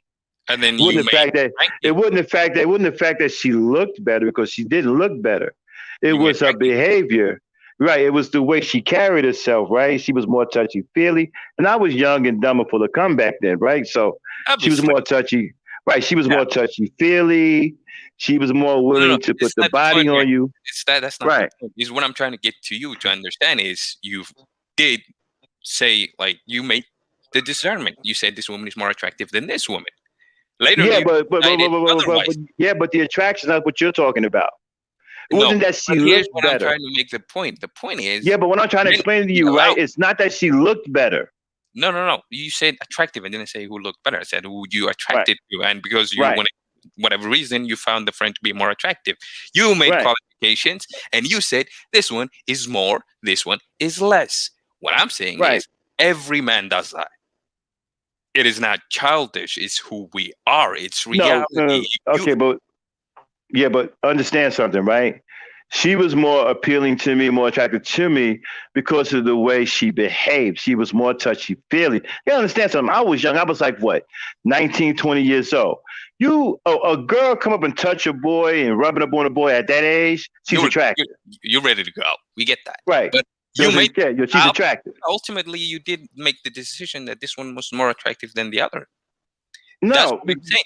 You did. You said you found her friend more attractive than her. Right. I was more interested. Right. Exactly. I was more attracted to the way she was, because my wife was very reserved and very quiet. It wasn't as touchy-feely. She wasn't like that. I'm not saying why you found her to be attractive or not. No, that's not the point. The point is every man does that. If I show you two pictures of two particular women, black women, both, which one is more attractive? You will make a decision saying this one is more attractive than this one.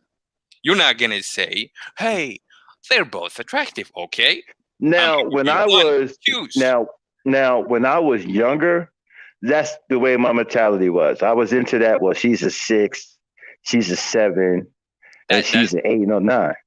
That's what was going on when I was 19 and 20 and 22. Your prerogative. That's whether you choose what you think, that's not the point. The point is the ranking itself.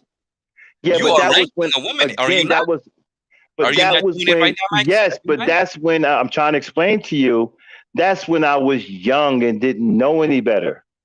No, this is what I'm trying to say, though. You're doing it right now. You're saying no, I'm not doing it right now. No, I'm not doing it right now. Let me prove to you. You're making it with your wife. You're saying my wife had these qualities that are better than the quote unquote promiscuous friend. Right, but I didn't find that out until later, though. No. Right now.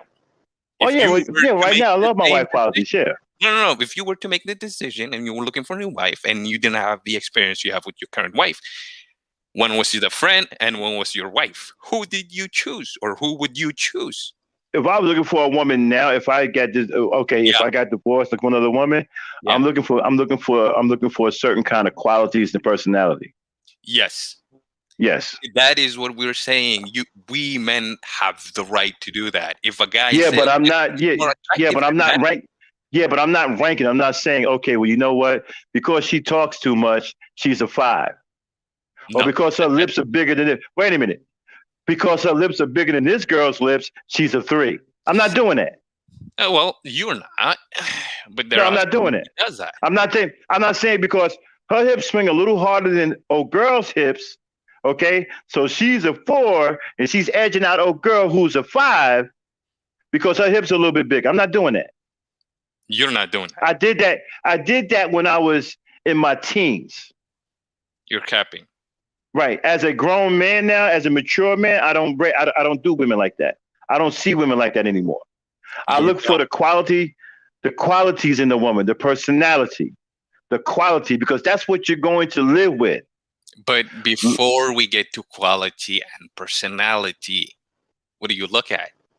That's what I'm looking at now. I'm getting at that first. No. What we're saying, you're choosing. That's what I said. Between two pictures, you don't know anything of these particular women. You, in your head, find this particular woman to be. Oh, okay. Check this out. Okay, I see what you're saying now. I see what you're saying. Okay. So if you gave me pictures of two women, you say, well, which one would you like? My answer would be, well, I would have to get to know them first. That would be my answer.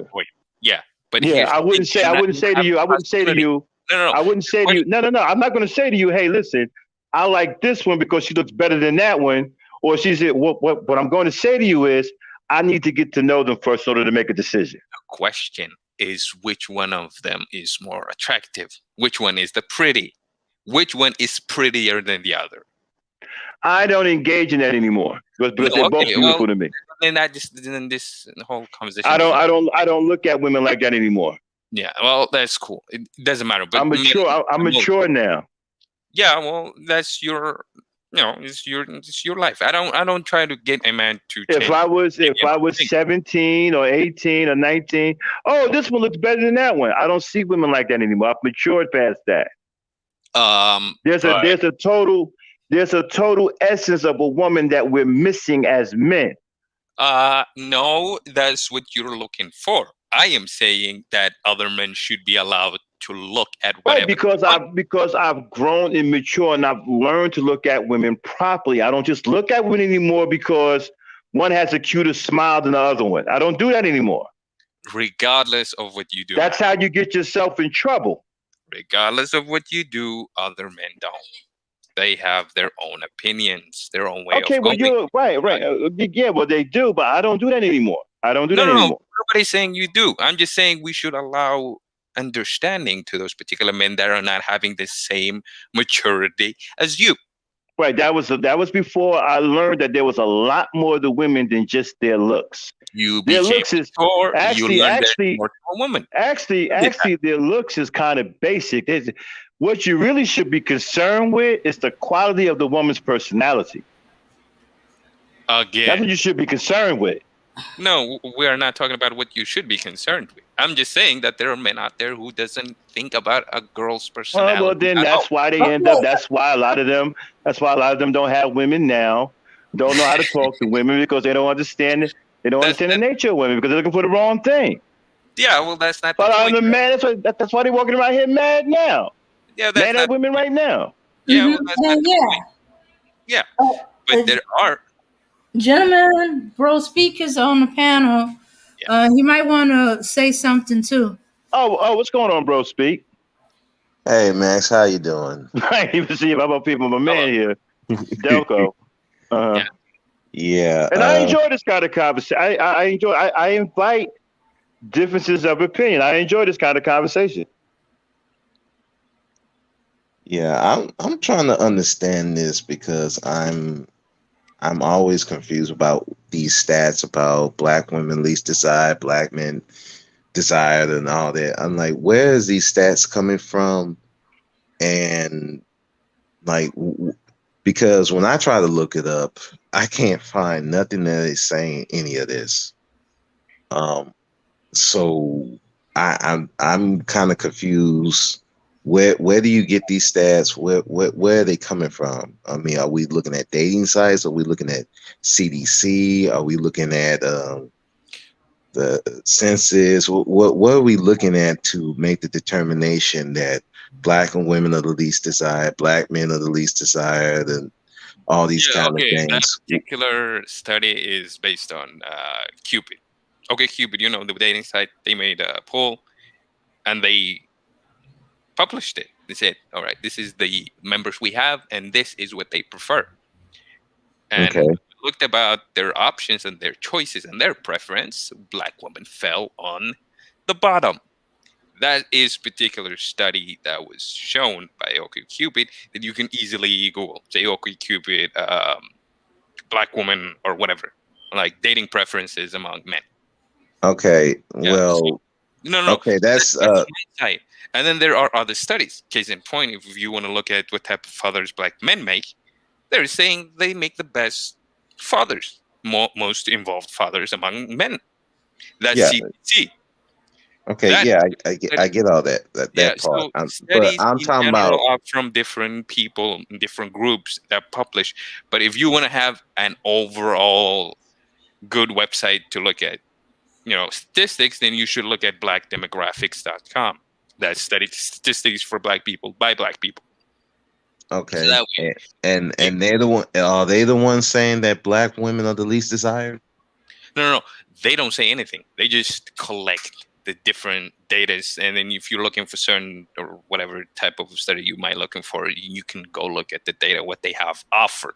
Mm-hmm. They look at the different data and then they interpret it for you, and then they publish. Okay, but what I'm asking is, do they specifically say that black women are the least desired out of every? No, nobody ever says that. But it says, OkCupid said. Okay, that's one dating site. Yes. Did they go to Tinder? Did they go to Match.com? Did they go to I forgot the other one. No, I know, different I know. dating platforms. Let's just say that. Do they? Okay, so and they're saying the same thing, or No. That's not what other people are saying. They just said that this particular data, this particular time, this particular website, these are the preferences of its members. That's the only thing a data would say particular to this position. But if you're looking at different data and you're looking at, okay, this website, that website, what does that matter? It doesn't make any difference as to what this particular website think. Okay. Some people would say it is true. Some would say it's bullshit and never look at it again. Okay. You're not wrong for thinking either. But my question is, okay, why are we running with that particular website, their opinion? That's what I'm trying to figure out. It is not me who's running with it. It's not us as we're not running with it. I'm saying some people might do that. Okay. I'm married already. I'm not even, let's be honest, I don't have a dog in this fight. But I came here because as I was listening to Gangsta making his, opening monologue, he was talking about, just talking shit about black men. And I was like, yeah, that's not true. And so I came here. I'm sorry, I couldn't quite hear you. What was he talking about? No. The reason why I came here, I'm not saying that anybody is preferred before anybody else. I did make a couple of statistics down in the comment section, and none of them were about black women not being attractive or being desired or being preferred. I never said that. And I am still not saying that. As a matter of fact, I disagree with the point or that particular data, but I'm saying that it doesn't change the fact just because we don't like it. There's data here. It is cold. It's hard. It's factual. It is white and black. It doesn't change because whether you like it or not, it won't change what the particular study says. Okay. And I don't even know, dude, how we got here. Let's be honest. Yeah, I'm trying to figure out because I was looking at the title and I'm trying to figure out why are we talking about who's desired or not. I mean, that's why I came over here. I think Max was mad about some people saying that some people using a particular study to bash quote unquote black women. Right. Yeah, and I know how Max feel about that, and I kind of I'm kind of the same way. I'm like, particularly because I don't even see these stats. I'm trying to find it, and you're looking at a dating site, which one dating site out of a bunch of them. Now, if you're going to tell me, now from what I've seen, I don't see that personally. I mean, and if we're going to go by what is seen, we see a lot of other races of women trying to mimic black women's features, trying to mimic their movements, their dances, trying to be more attractive to other groups of men, and particularly black men. Yes. So to say that the black woman is the least desired when everybody's trying to copy her, it sounds kind of stupid. I mean, it does. I am not the one saying this. This is why I'm saying, why are we even bringing this up? Yeah. There's no contention between me or what anybody else think. We agree on that point. Right. Yeah. But here's the thing, though. Accountability, as it was for the text or for the topic of the video,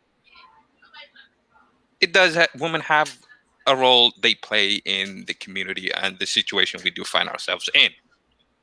That was the main reason why I came here, but we never got the opportunity to talk about that. Okay, so all right, so would you agree on that? Or what do you think about that? As far as what happened with that the girl that got shot, or were we talking about in general, just in general, because everybody's getting shot nowadays. So I always believe it. Is it solely black men's fault for how or what the type of situation we black people in general find ourselves in? No, I don't believe it's solely black men's fault. There's a whole lot of things that's going on that has caused a lot of these problems in the community. But I do agree on one thing: black men gonna have to get together and try to clean it up. Absolutely. We're gonna have to clean it up. You can say we cannot be sitting up here waiting for black women to come aid us. We got to make the first effort to do it. How long have you been here? If you don't mind me asking, in terms of just how long have you watched the video? What this one? Yeah, this particular video. How long have you been I just stepped in because I was just listening to another panel earlier about the same situation with that girl, and what do you think about it, anyways? Do you think that was it right? Was it wrong? What do you think about it? The whole thing was wrong. Mm-hmm. The whole situation was wrong. Exactly. There was no right anywhere in that situation. There was that cop should never have been called. That girl should never have to been going out there with a knife when you have an able man in the house. Unless that man was stabbed, shot, where he could not move, there should have been no reason why that girl had a knife going out there to stab someone. And I was hearing a whole bunch of excuses for these parents, and I'm like, no, you're not gonna get that with me. I don't agree with that at all, because that man, the man is the first line of defense for the family. He should have been handling that. Mm-hmm. Then if she had brothers, I don't know if she had brothers or not, they should be the second line of defense. The third line of defense should have been any male relatives that were there. The mother should have been the fourth or final defense. Let's go to 99, right? Defense, and then you see a woman with the girl that had a knife going attacking the other girl. What do you think about it? If you were a cop, you were finding yourself in a cop's position. What would you do? Well, like I was saying, hold on. Right. Let me jump in there real quick and answer that, bro. Speak real quick. Yeah, what I was saying at the beginning of the podcast, right? I was here since the beginning. I heard what you thought. Right. Yeah, because what he thought instead, because that was the main point. Let Max can go ahead, and I'll see the problem is that, like I said, the black men in that community, they failed to protect that girl's life. They should have broke that fight up and disarmed that girl. That's what we would have done in my community. That fight would have been broken up, and that girl would have been disarmed. When the police would have showed up, there would have been no women out there fighting. And the weapon either would have been handed over to the police or it would have been on the ground. Exactly. And she would still be alive. Exactly. Yeah, in my case, the cops wouldn't even be called. Let's be honest. I don't even know why they. Exactly.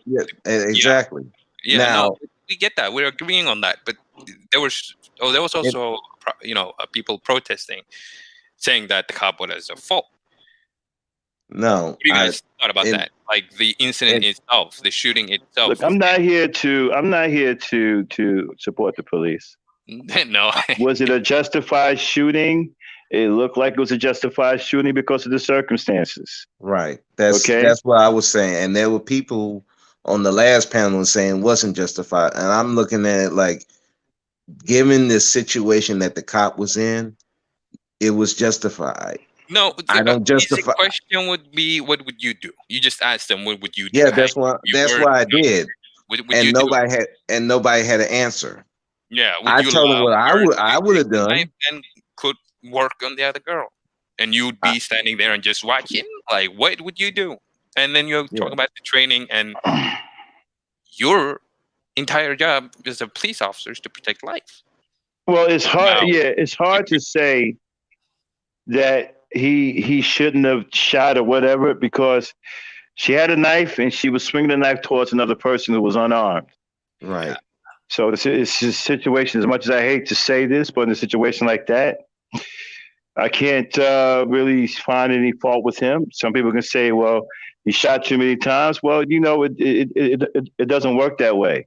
No, He's trying to stop an immediate threat of loss of life. Yeah.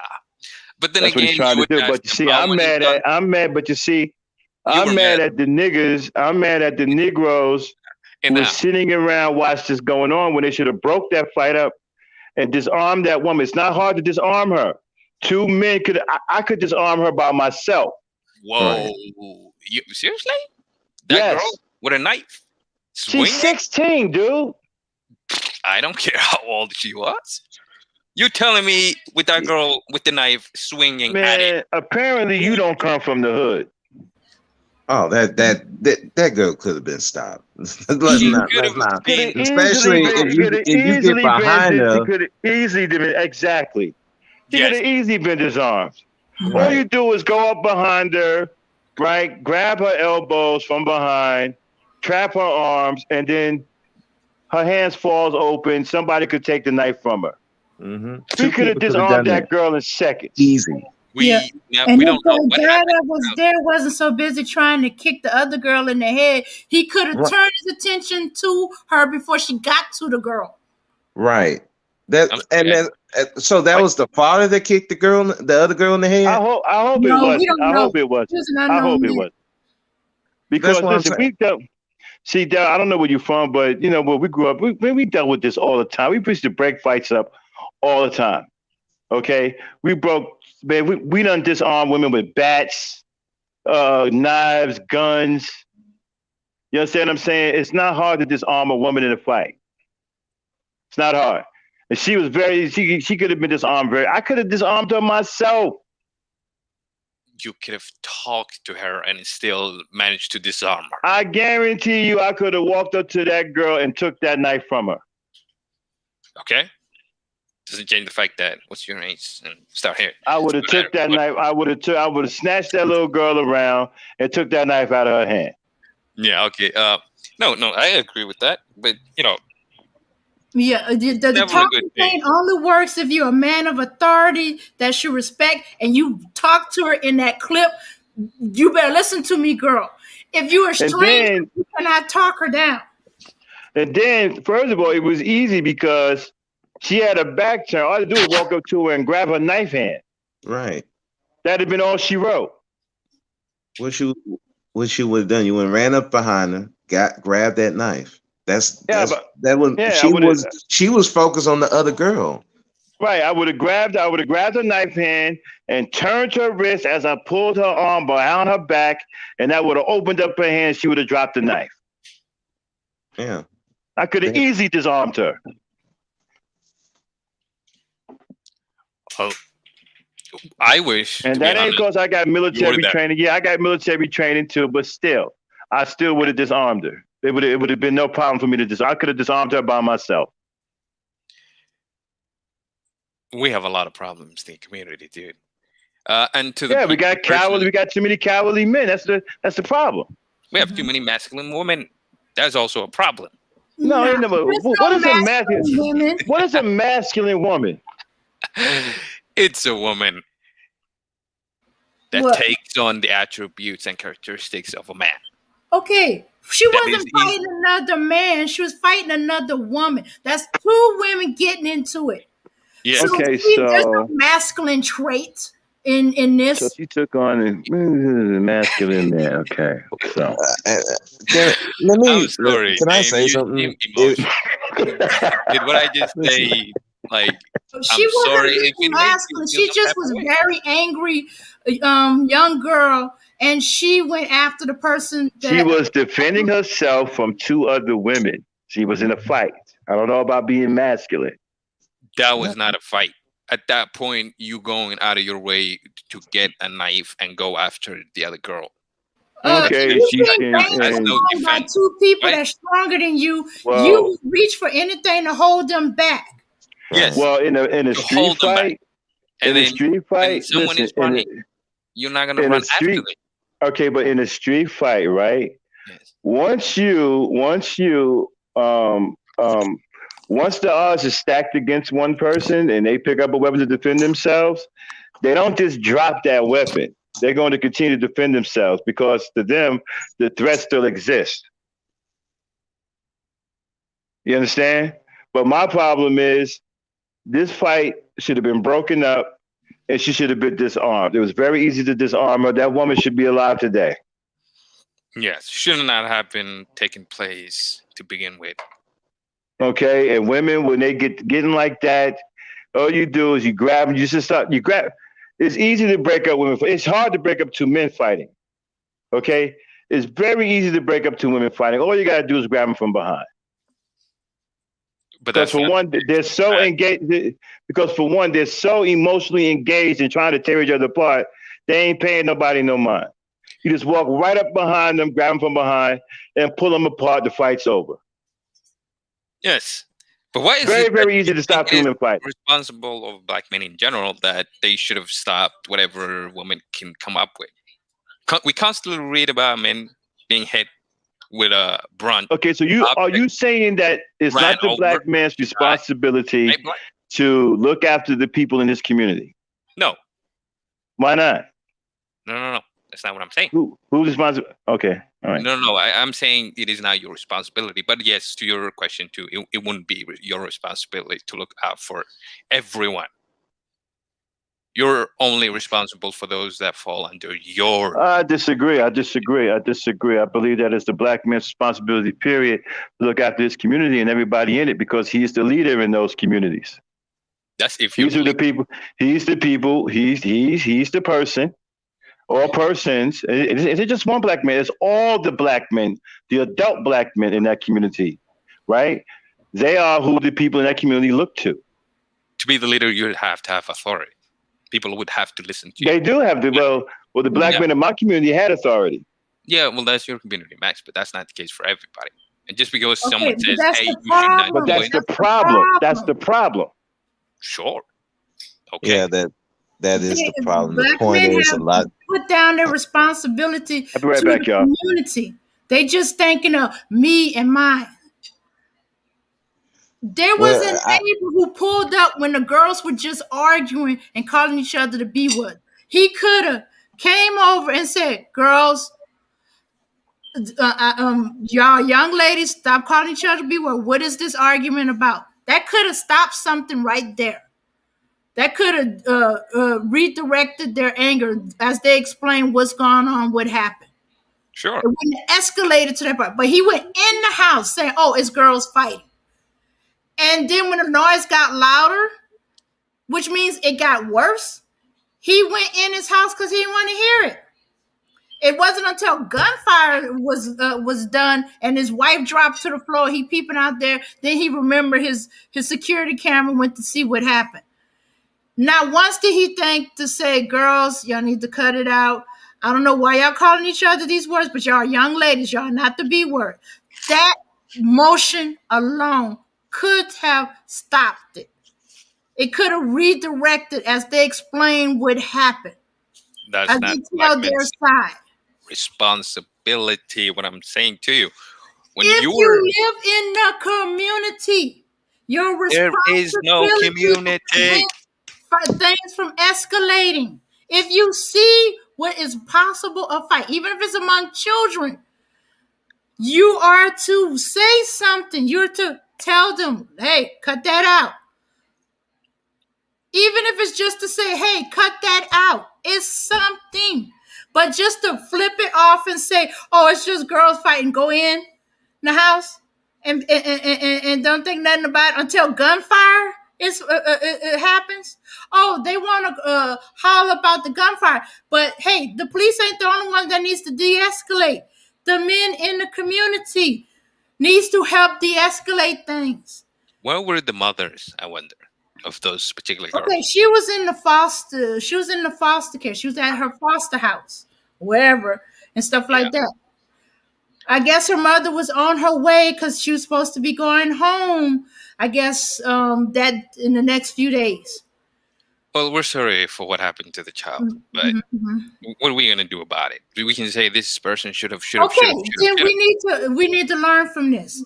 When you see children and they're in a stage where they're yelling at each other and they're calling each other names, you, as men, should step in and say, "Hey, girls." If it's girls, "Hey, girls, You hear them call the B word, use that. Y'all young ladies, y'all are not the B word. What's going on? Why are y'all arguing? That's what you think. That's one thing. I disagree with that. Damn, I disagree with that fundamentally. I don't think you should mind your own business. I would never tell anybody, hey, if you see someone else fighting, it is your obligation to go and put yourself. You see, but that attitude right there is the problem.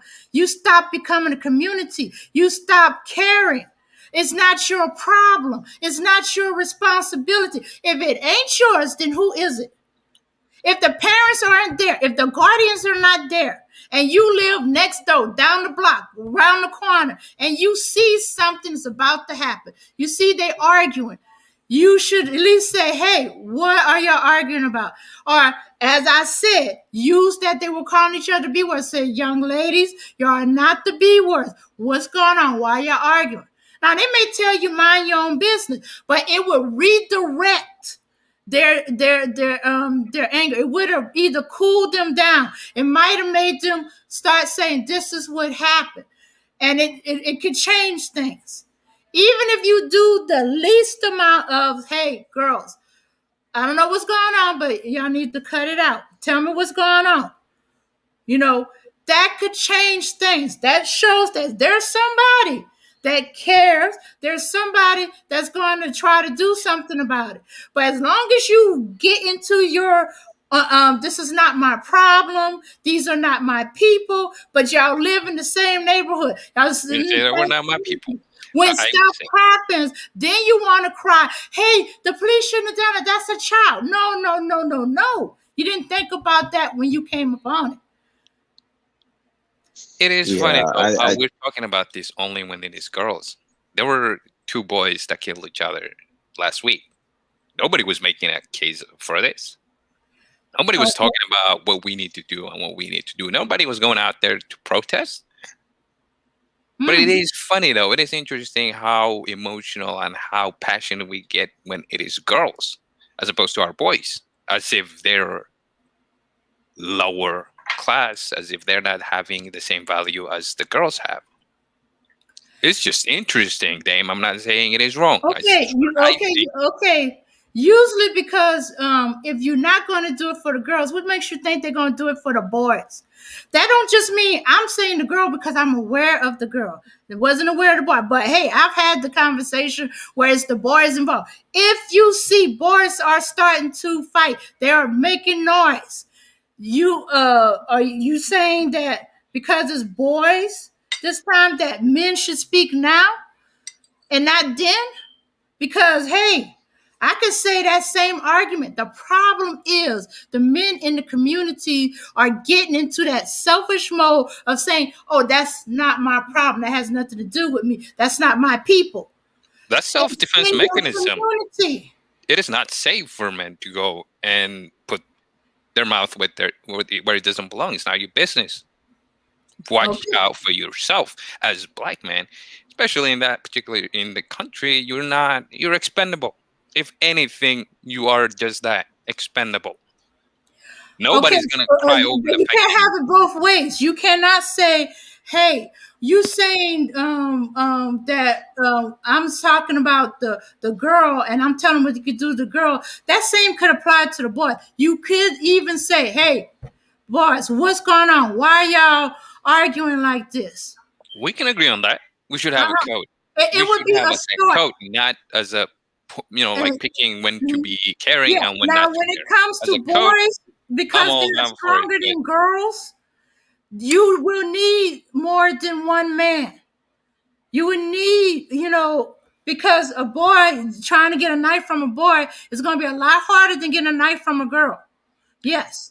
But that still needs to apply that you need to engage. You need to try to de-escalate the situation. Talking to them, hey boys, hey well, I'm saying boys. Maybe they prefer gentlemen, young men. Hey, young men, what is going on here? Why are you arguing? What's this argument is about? Now, Nothing may happen. They might tell you off. They might tell you to mind your own business, but it would change the tone. Or they might just say nothing and take it somewhere else. I've seen boys do that too. But at least you had tried. At least you had shown that they can't just do this. You don't want to wait till the knives are pulled out, the gun shot is gone, or the police are called, and the police is definitely going to gun them down. Yes. Mm-hmm. Yeah, no, but we have a problem. You got to take a step and try. At least the problem is black men are not even trying anymore. The fear, you can't do that nowadays because you'll get shot. They shouldn't. This is not my responsibility because it's just girls fighting. You know. No, I can't tell you. You're allowed to have that opinion, and it's nice. That it would be nice if we all cared like that, but that's not the case. I am telling you, I want to tell anybody that I care about to change your attitude. Yeah, I know, but we need to change your attitude. It has to start with you. It's gonna have to start where you at. You said now that you cannot do that. It's about being a family. Okay, in your neighborhood, when you hear voices raised, especially when it's young people, and it sounds like there's a foul happen. Do you go in your house, or do you go out there and say, "Hey, gentlemen, girls, young ladies, young men, what's going on? What's happening here? Why are y'all fussing, and why y'all fighting?" Do you do that, or do you go in my house? Oh, that's just children fighting. It has nothing to do with me. I'm going in. No, to answer your question directly, no, I would not. I would just go mind my own business. It's way too much for a person to lose. If you're especially a man, they can claim that you touched them. There is so many things. The cops don't need a reason. That's a what if. That's that fear. That's not what if. That's the reality of where we find ourselves. Yeah, and that reality grew. It did not happen overnight. No. This happened over a period of time. As people did less and less, the kids got away with more and more. So now they are not afraid of adults. They are not afraid to use a gun. They're not afraid to attack. They're not afraid of going to jail. Yeah, and that's one of the main reasons why I would never advise anybody. But as long as we stay in that mentality of, I'm not going to risk my life. I'm not going to, has nothing to do with me. This is not my community. This is not my problem. Because when they're in your neighborhood, they're your community. You are being a part of the problem by letting your fear keep you from stepping in, or at least say something to them. Sometimes just the fact that somebody's saying something to them change things. If I could cut in, let me. Oh, I'm sorry. Now, listen, and I understand Delco's point, and I understand why. And I'm not the community person, but at the same time, if you give a damn about people, you're gonna at the very least monitor. I remember this was a long time ago. I saw this man and woman arguing. Now, I went in my house. I'm not gonna lie, I did. But you know what I did do? I kept an eye on them. I kept monitoring the situation. Now, if they just walked away and did nothing, then okay, fine. But I did kept watching the situation, making sure the girl came at the dude with a knife. I immediately called the cops. I was okay, this is getting serious. The point of it is that a lot of people, they'll just walk off and don't do nothing, and they don't even monitor the situation.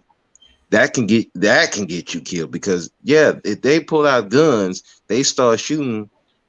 A lot of these people ain't sharpshooters. That's how innocent people get shot up, because people are not looking at the situation And if you give a damn, I'm going to. I know me. Now I work in y'all know I work in corrections. Mm-hmm. Whenever I see two guys arguing, I have to step in. One is my job. Two, just on the fact I know how it can go. So I'm going to step in and be like, hey, what's going on here? What y'all goes here, you go there. And then I'm gonna call my supervisor so we can get this squared away. You A do that lot of people before it don't want to do escalates, a lot right? of people don't want to do that. At the very least, if it's two boys, two girls, call for help. You can go to a neighbor. Hey, neighbor, look, these two fighting out here. We need to go break this up. So it don't have to be just you, because as it stands, there should have been no reason. Again, that girl should have been coming out there by going out there fighting with a knife. That should have been squashed way before that even got to that point.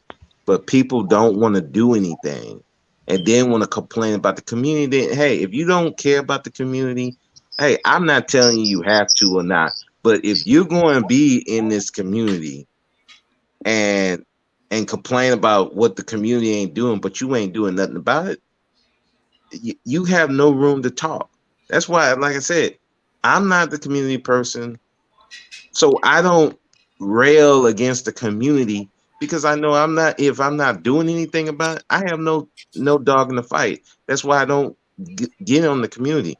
But I will tell you what, if you want to help the community, this is what you should be doing. If anything, say something. Say something. And then if they still going, then you might get some help. You may have to call the cops. But you got to do something. Because if you just letting this keep going, that's the problem. Y'all, you see these girls, especially with girls, we have grown as adults letting girls fight, and then when one girl gets hurt, seriously hurt, then now we want to cry.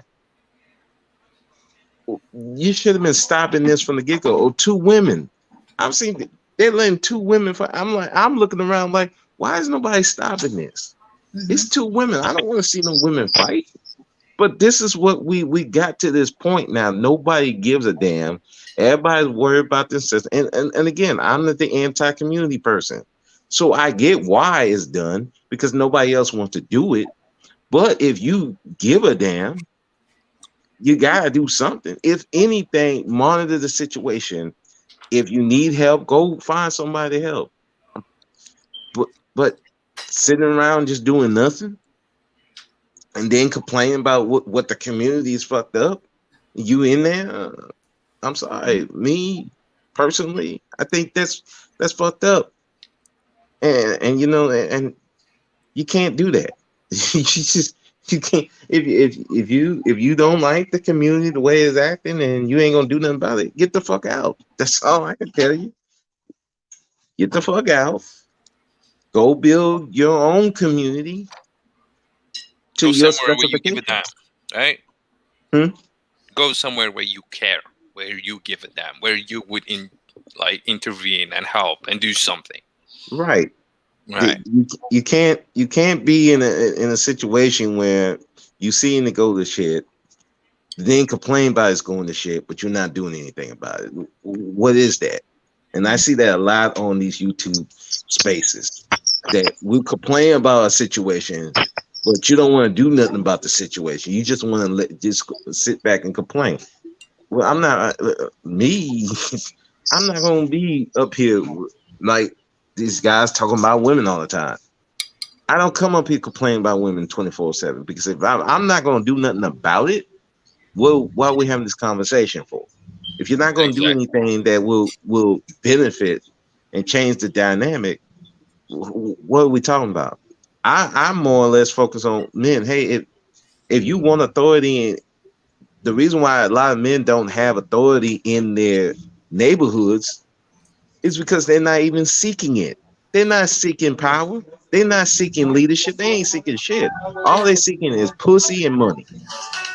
And Not even as money. long as, yeah, and you seeking pussy and money, you ain't gonna have no authority. If you're a pussy hound, no woman's gonna listen to you. That's a fact. And I seen some dudes try to tell a woman what to do, and the woman looking at him like he's a fuck boy, because he was a fuck boy. All he was doing was coming to fuck. I'm sorry. I got noise in the back. Hold on. Anyways, I gotta go. It's time for me to eat. I'll be watching. You guys take care. Okay. Hey, bro. Speak. Yeah. Hey, Miss Ebony, how you doing? I'm good. And you? Yeah. As you were saying something about we need to be in our community, save our ladies or save our women. Yeah, it's true. But you see, who are those who are going to save the women? Exactly. Who are those? Those are the men who have to save our women and our children. Women can save these children and they can save everyone, but you need to know that we need the men.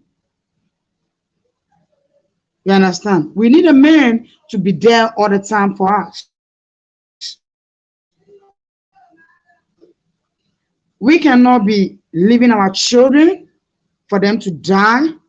We cannot be leaving our children or our women to be killing themselves whilst the men are there. And that's what the men is supposed to do. Because the men don't want to save their women. They want to run away from their women to different women. That's why they leave their children astray and they are dying. You see, in the communities, we can save these women by when you see neighborhood, oh, there's a noise over there. As a man, you have to go out and check what is going on in my neighborhood. Where is this noise is coming from? If you go there and that's your woman, you just fight and say, hey, my woman, let's go. It's not a woman that you have get married to, but a black woman are supposed to be a woman for all black men. And we need black men to save those women, to save their children's life. We can't be doing like, oh, I don't care. I saw them fighting or I saw them changing words all the time and I don't mind. This is women fights. Who tell you that it's women fights?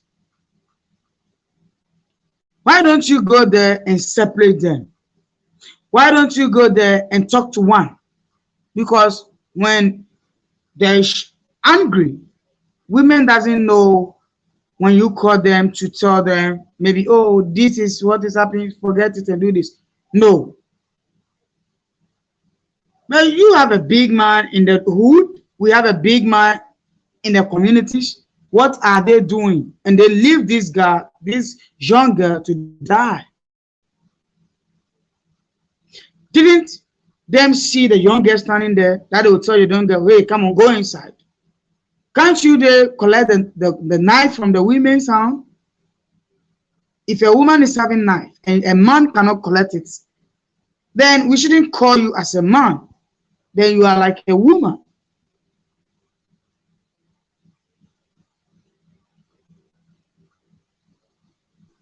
Yeah, in that situation with that girl, it should never ever got to that point.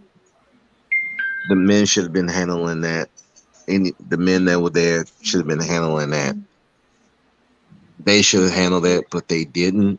So this girl, the fact that this girl felt that she had the need to go get a knife to defend herself when there's men around, that's a tragedy.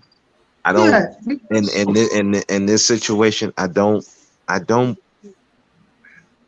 to say that I'm pro cop, but in this situation, I look at the situation that cop was a no-win situation. Mm-hmm. It was a no-win. Either he sit there and do nothing and the girl stabs the other girl and probably killed her, or he kills that girl. Now he's facing a no-win situation. But the thing of it is with that, the reason why the cop is in a win situation is because the other cops and the bullshit they've been doing. The cops'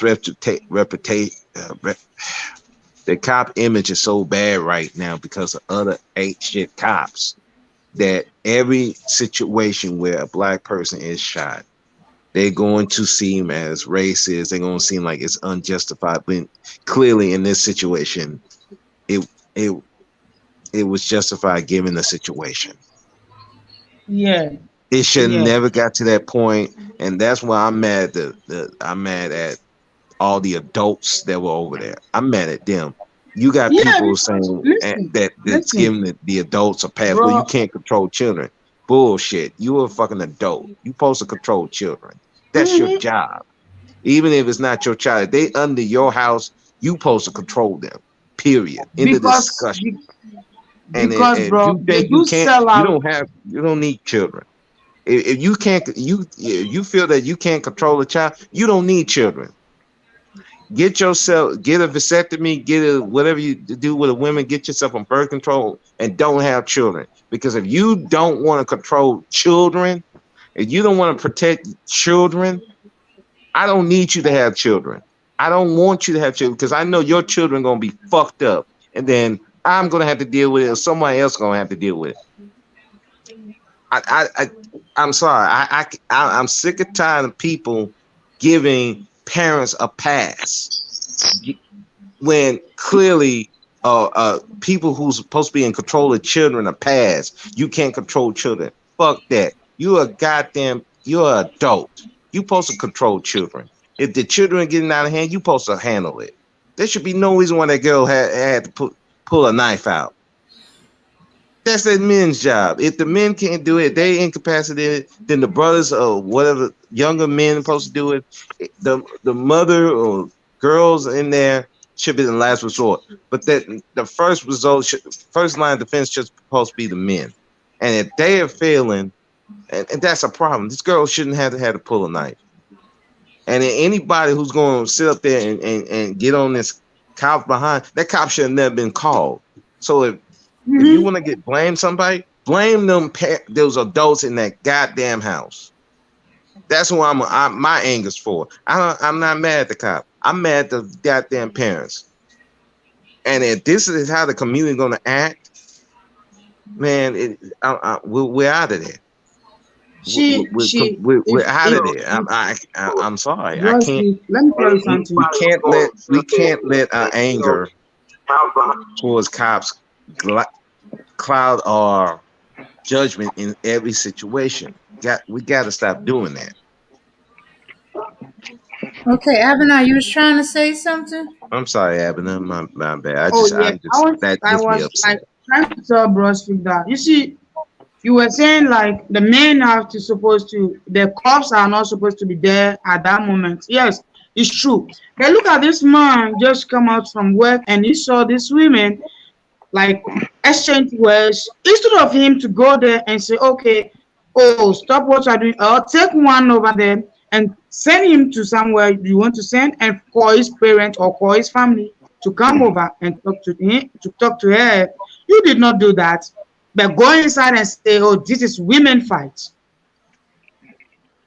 How can you say that? Even an adult cannot even say what you are saying. So, you see, these are the men that they were selling out all the women and they don't want to be with the women and they're just trying to bring their face. You see, when the girl just died, they were coming out to see what is happening. Yeah, it's like after the fact. So that is what we want in our. Yeah. In Ebony, Delco, that's your countryman. He's African. The brother that was just up here, Delco, he's an African brother. Delco, you say you're African, right? Who? Yeah, the brother that was just on here, Delco. Yeah, the one that was talking to me, Bro Speak. Yeah, he's your countryman, Abby. No, he's African. Oh, okay. I don't know. Maybe he went out. He went out. Yep, he said he's African. What part of Africa are you from, Delco? Abina here, she's from Ghana. She's in Ghana right now.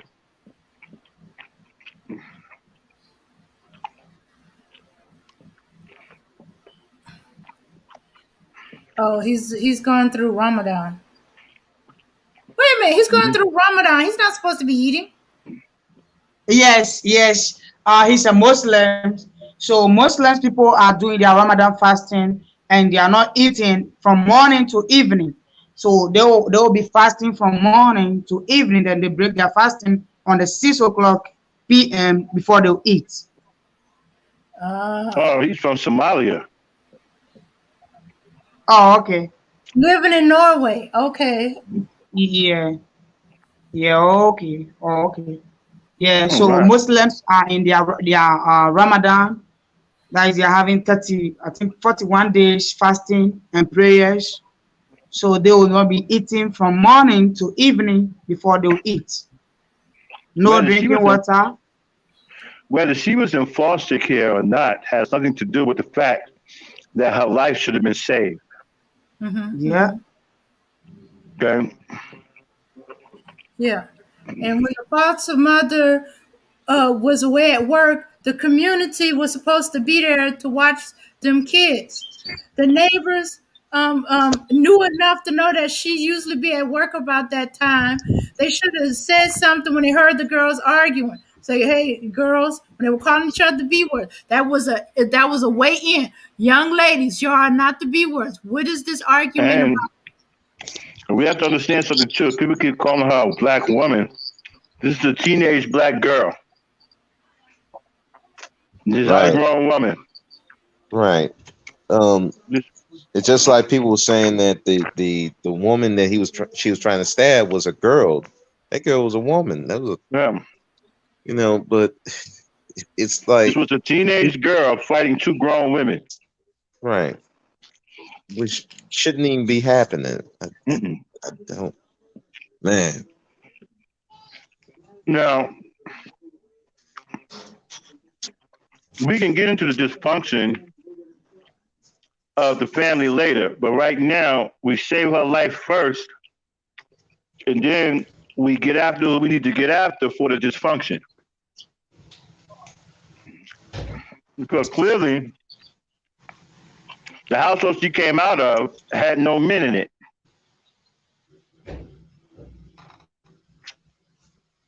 Okay? See, this is why the father is so important, because I keep telling you, you have no idea what you do to a family when you remove the father. You destroy the very fabric of the family when you remove the father, because you've just taken away the disciplinarian, you just taken away the authoritator, you just taken away the person that exacts law and order in the home. You've just taken all that away. Mm-hmm.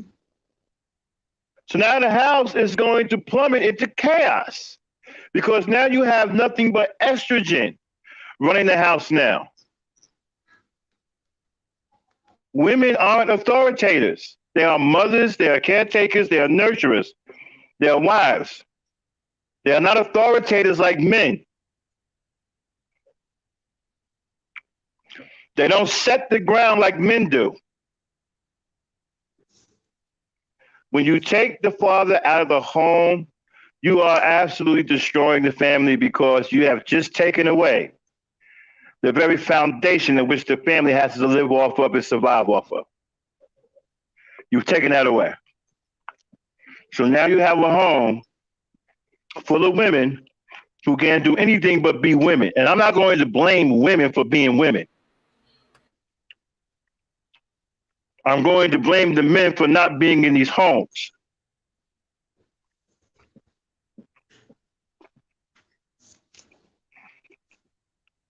Hey, Mama Ray. Yeah. Clearly, there was no man in that house because there was too much shit going on fights spilling out into the street, all kinds of hell breaking loose. This is what happens when you have a house full of estrogen. There's no man in there to balance anything out.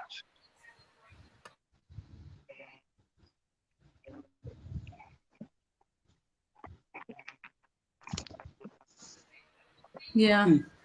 I think it's interesting that her little sister was also in that foster house. I bet you anything they did something to her little sister and she went on the offense. Yeah. Yeah. That's why you need men around. Men bring balance, right? Men are the disciplinary. They bring discipline. My mother didn't whoop her daughters behind, right? Until my father said they needed their asses whooped. So she went on there and handled her business. When you have a good, strong man in the home, he brings peace, he brings harmony, he brings order, he brings balance. And he brings discipline.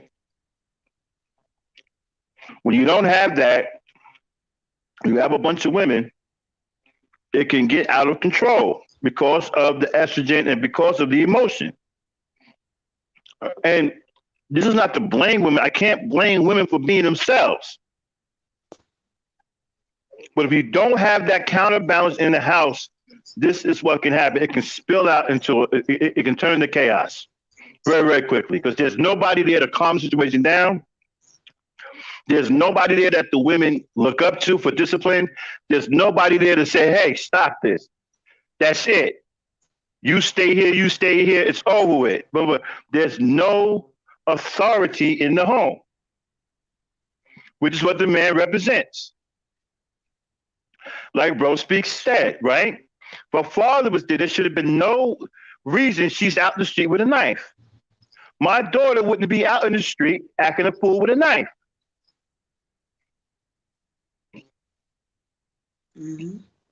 Because as her father, I'm not going to allow that to happen.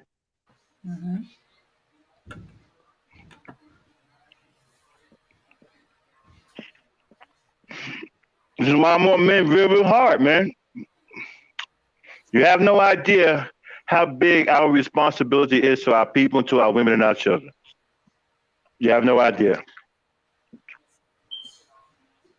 By becoming absentee fathers and taking yourself out of the equation, you have doomed our communities and you have helped destroy our families.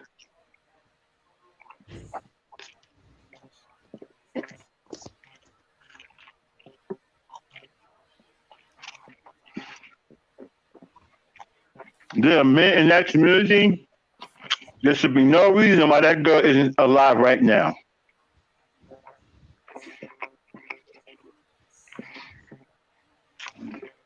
If this would have happened in my community, she would still be alive. Right now, today. Because the men that are my neighbors, they would have went out in that street and they would have put a stop to that.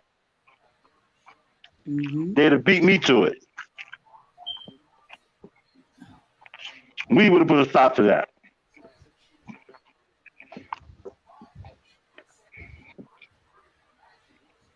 Yeah, and again, this is the problem. A lot of these guys are not seeking that authority. They're not seeking it. All they're seeking is pussy and money. Yep. And if that's all you're going to seek, nobody's going to respect you. You're just going to be a dildo with a pocketbook. Yep. And some of them don't even have the wallet, like they say they do. It's like you might as well just be a trick, and nobody really, in the grand scheme of things, respect the trick like that. Especially either you're gonna be a trick or a fuck boy, and nobody respects a fuck boy. Nope. They don't. They just don't. They don't. Yeah, I see dudes who got these women, and these women are yelling them down. Hey, there's no authority there because they're not seeking it. They're never seeking. They're not seeking that. And so, yeah, when you have stuff like this happen, of course, the sad reality, that girl had no choice. She had to go get the knife Nope. because there were no dudes were going to help her. That just nobody was going to help this girl. So that's why I said this whole thing is just tragic. There was a no-win situation in this thing. Yeah. Everybody involved with the possible exception of the cop. Everybody in this situation was wrong. And the only reason I give a little leeway to the cop because he's walking in and seeing he's trying to save a life. He don't know what's going on. He see a girl trying to stab another girl. He trying to save her life. He didn't know she was defending herself. He didn't know nothing. All he saw was girl with knife about to stab another girl. And then I gotta stop this. It's everybody else I have the biggest problem with. Everybody. And it's just I can't. And I hate to say that, but as of right now, we don't have any choice. He was put in a situation where he had no choice but to shoot. Mm-hmm. Because she was waving that knife and about to stab that girl.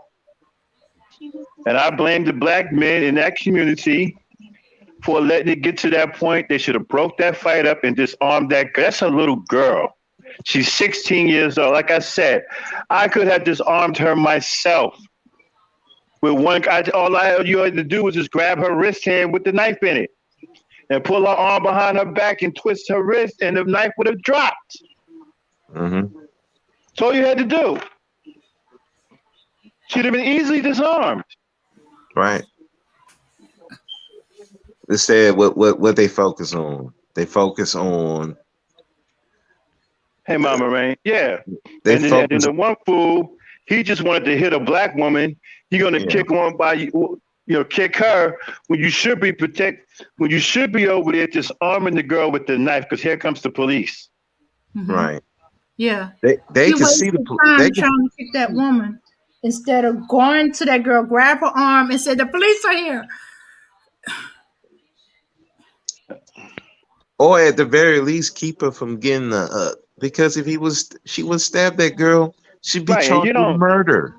Right, and you don't have to have military training to disarm her. I'm not bragging because I got military training. It's easy to disarm her. First of all, she ain't even paying attention to nothing. No. Could have walked right up to her and grabbed it. She ain't even paying mind to nothing. This is what I'm saying. It's easy to break women up because they're not paying attention except to the person that they're fighting. So it's easy to walk up behind them and break the fight up. And pull them away. Yeah. Yeah, but if you're a coward, then you let it happen. Mm-hmm. And don't try to sick of these cowardly. Look, I'm so sick and tired of cowardly black men that I'm about to lose my life. I'm sick of. I ain't never seen. Man, I'm out of the 70s and 60s. We had hard. I grew up in the time where you had to make your bones with your fists. People shot fair ones. I ran with hard niggas that was known for knocking people out. This coward shit makes me sick to my stomach. You can't break up three women fighting. One is a little girl. These are women, man. These ain't superstar athletes. It's not like it's Serena Williams or Evelyn Ashford or some thoroughbred women like that. These were regular black women. One was a teenage girl. You can't break them up? Clearly not. But again, that goes back to you give a damn. And unfortunately, a lot of people don't give a damn. And that's the real tragedy of a lot of this. And then a lot of times, if there's a strong man that the women respect, like knowing the community, he come walking in, hey, what's going on? They'll start backing off. Mm-hmm. Most Yeah, women, they be if they scared. know, right, if they know the guy in the community and they respect, they'll start backing off. Mm-hmm. You know what I'm saying? Hey, Yolanda, chill out. I got this. Stop. Get off of her. Let her go. Man, we done this so many times. Man, we could do this in our sleep, break up women fighting. There was no reason for this little girl to lose her life with that many men in the community. There was no reason for that to happen. They let this girl get killed right in front of their faces. And they did nothing to stop it, and they could have did everything to prevent it. Mm-hmm. When that cop showed up, it should have been no women fighting. The fight should have been over. Absolutely. Mm-hmm. The cop should be like, what's going on? I'm like, hey, nothing, sir. Well, I don't know why they called you. Yeah, exactly. We got it. We got it. Mm-hmm. Yeah. It's just, man. And you wondering why you have the Cynthia G's just going ham on Negroes. This is why. Mm-hmm. Hell, I mean, and I'm not a fan of Cynthia G, but that's my people. I love Cynthia G. Yeah, I'm not a fan of it, but I'm a big fan of Cynthia G. But some of the talking points, I mean, I can't disagree with. Hell, you remember that chick that that was grilling my my behind a few weeks ago. Some of her talking points I can't really disagree with, and the problem is a lot of these guys do not seek authority. They don't seek nothing but pussy and money and female validation, and not even in the sense of being respected and honored. But just this girl is just paying attention to me. Wait, I don't understand something. Right. I'm going to cut you off, bro. So I just thought about something. Hey, Delco, you from Somalia living in Norway. How did you get this mentality? Where did you adopt this mentality that is, because you sound like Manosphere. I mean, you're Somalian living in Norway. How did you develop this kind of mentality that this is the same mentality that the Manosphere have? Hey, that's prevalent in the community. That's not a Manosphere thinking. They were standing around Mama Rain because they were cowardly black men who should have saved this girl's life, and they didn't. They could have easily broke that fight up and disarmed that girl. It was so easy to do. Like I said, I'm not boasting because I got military training. I could have disarmed that girl by myself. It was so easy. Yeah. Okay, Delco's back up. I came back real quick to answer the question as to how I have a quote unquote. Yeah, I'm confused. Where did you get this? Yeah, because you sound like the Manosphere. You probably it's probably obvious that you follow them at some point because you got the same talking points they have, and your countrywoman up here, Albina, she's from Ghana. Both of y'all are African. So I'm a little confused as to where you get this. You're Somalian, bro, and you live in Norway. Yeah. So how did you develop this mentality? Nature, dude, is not only in the U.S. It's everywhere. Okay, so you're saying this might be hard to believe, but the issues that you have, quote unquote, the interpersonal issues with your woman, we do have it everywhere, regardless of where you find yourself. So when someone is talking about quote unquote red pill or manosphere, you do find, or you do tend to listen because you see the similarities in your situation and what people are talking about. Okay. So, educate me. What is it that you see everywhere? What is it that you have everywhere? Okay, so women are hypergamous, right? Looking for what? Hypergamous. That meaning they are what I see, just in terms of their just general nature. Black women are the only women that are hypergamous. No, women are. In general. A lot of women, period, are hypergamous. So what? No, women in general. All of them. Okay, and? No, that's what I'm trying to answer the main question you're asking. What are some of the similarities? Yeah. 2, 80% of women probably sleep with or prefer or want and desire 20% of the men.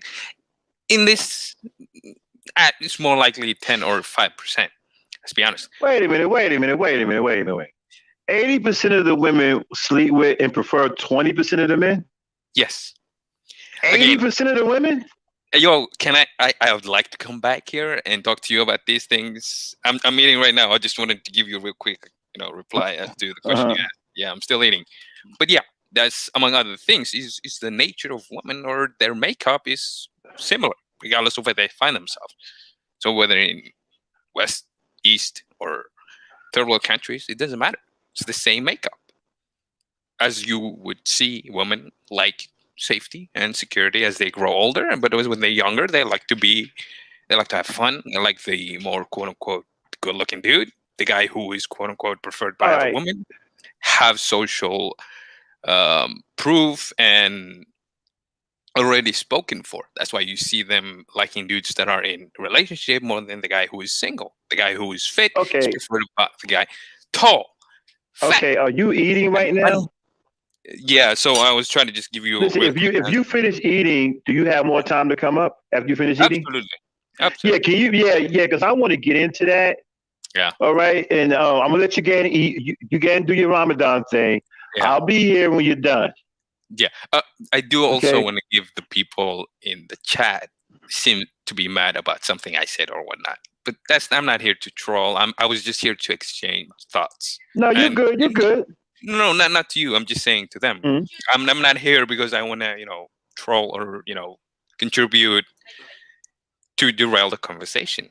In other words. No, I invited you guys up. Right, I invited you guys up yesterday. I'm still on the truce right now because I want to be educated because I got all kinds of problems with what you're saying, but I want to wait till you're done eating.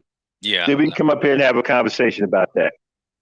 Because I'm really interested about this 80%. Yeah. Everything you say, like the fact that you think men should. I'll get back to it, but I can be here and just mute myself, and you guys can go at it. Yeah. Right. Get into your eating, bro. I'll be here. I'll be right here when you're done. I ain't going nowhere.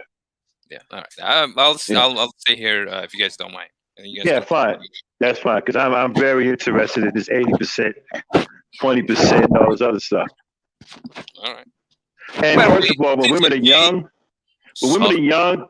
they have a different mentality than they do when they're older. It's called developing. Absolutely. Yeah, no. Well, you can call that developing. Right. We'll get back to that later on. I don't know how you got. You were. Right. You see, these manosphere guys, you guys kill me with this stuff. A girl who's 19 does not have the same mentality as a woman who's 29. They have to develop. It's called growing up. So, of course, their behavior is going to be different at 29 than 19.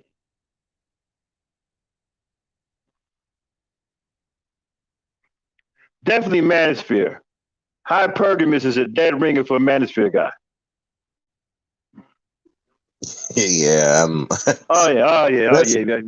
cold-blooded manosphere. Yeah. Hypergamous. Those words I never even heard until. Oh my God! Black man, still hypergamous, hypergamy, 80%, 20%. Oh my goodness! I'm like, man, it's crazy. But I'm glad he's up here. I want to deal with this. I want to do battle with these guys. I love it. Bring it on. Yeah. Nobody has been able to shake me yet. Yeah, the only when I hear that 80-20 rule, I always look at the hell are they talking about 80% of women? How the hell do you even know that? I don't know. Somebody explain to me how the hell do they even know that? I still don't know, to be honest with you. I'm like, where's the stat for that? And where is I mean, are they basing it off of dating apps or what? How Where are the you basing hell that do stuff? you know 80% of the women? Okay, are they talking worldwide? They're talking this country? I mean, wow.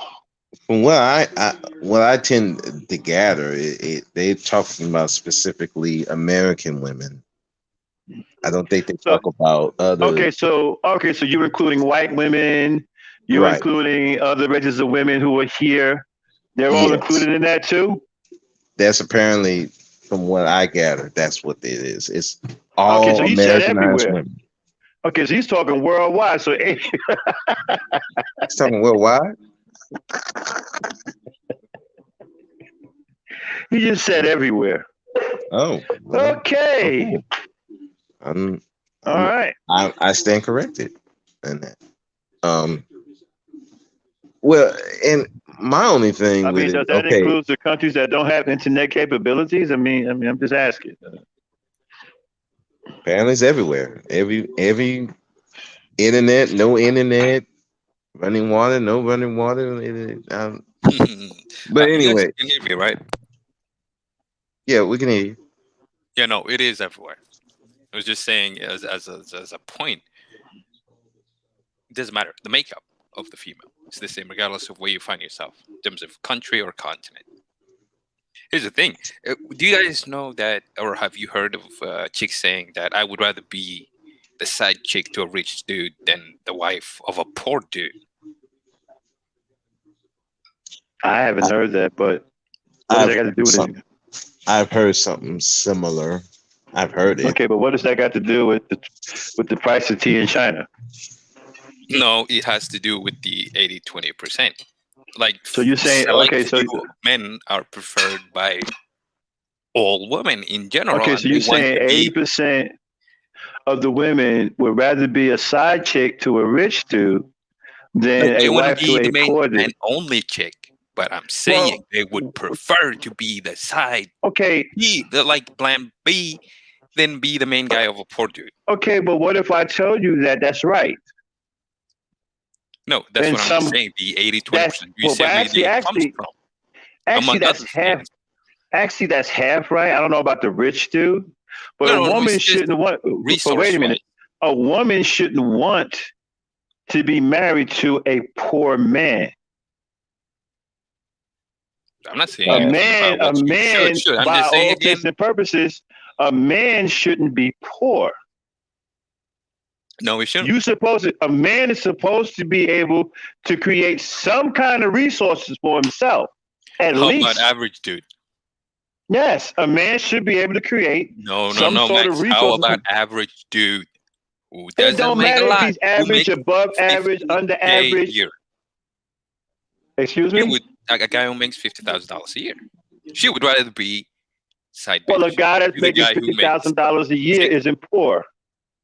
Yeah, but I'm just saying to you, to the extent that there's goes that they would rather be the side piece to a guy who makes multiple six figures than the guy who to be the only woman for the guy that makes like 50K. Well, I will say, I would say that you'll have, you have women who will be a side chick to a dude who ain't got no money, but as long as he's got a whatever, and a good Johnson and a good Johnson, they'll be a side chick to that. But my thing is, what that got to do with you as a guy? I'm like, and what about the men that women are letting live off of them who has the Johnson and nothing else? They're bums, right? So at the end of the day, and they're not even, and they're not even the side chick. They do you one better. They are the chick. No. Forget the side chick. The chick is a bum. They are the chick, yeah. And he ain't got a pot to piss in or willing to throw it out. Yeah. So it goes with resources. It goes with height. It goes with looks in general. It goes with multiple factors that are not just money. You know what, man? You guys just kill me with this. Y'all are so insecure about yourselves. How do you come with that insecure? Because you're always talking about another man's looks. Men who are secure in No, themselves no, no, don't no, worry no, about no. no other man's looks Not Or their us. money. or their Women. money or any of that. You know who does though? You manosphere guys, you guys do that all the time. No, the chicks do. Okay, but my We have women in the panel. Why don't we talk to them? Well, okay, we have women on the panel. Ladies, y'all want to jump in here? Abby, Dane. Uh-oh. Okay, Here we it's go. gonna be unusual because I'm Now, not trying I'm to gonna be. tell you something. I'm gonna tell you something, Delco. Me and bro speak. We know better. You better be careful when you call on the estrogen because once he gets hot, we gonna jump off the panel. What? Yeah, leave you up here because I'm telling you right now, you get these women fired up, man. Yo, Oh, right. you Yeah, know, me and bro shit, I've speak. We been gonna part of that jump off and firing leave you up. squad. Yeah, No more. I'm getting. I'm like, yeah, as soon as we yeah. stop, I'm You You getting guys know, would right run off of away. here. I'm I gonna would holler at you in stand. the chat. You know what I'm I would saying? stand, and dude, I'll stand up to these chicks, and I would Okay, gladly talk to them. It's not, you know, you have to okay. understand. All right, the Chicks, floor. Okay, the floor is yours. women. Dane, Abby. Mhm. Yeah. You Yeah, I got it. disagree?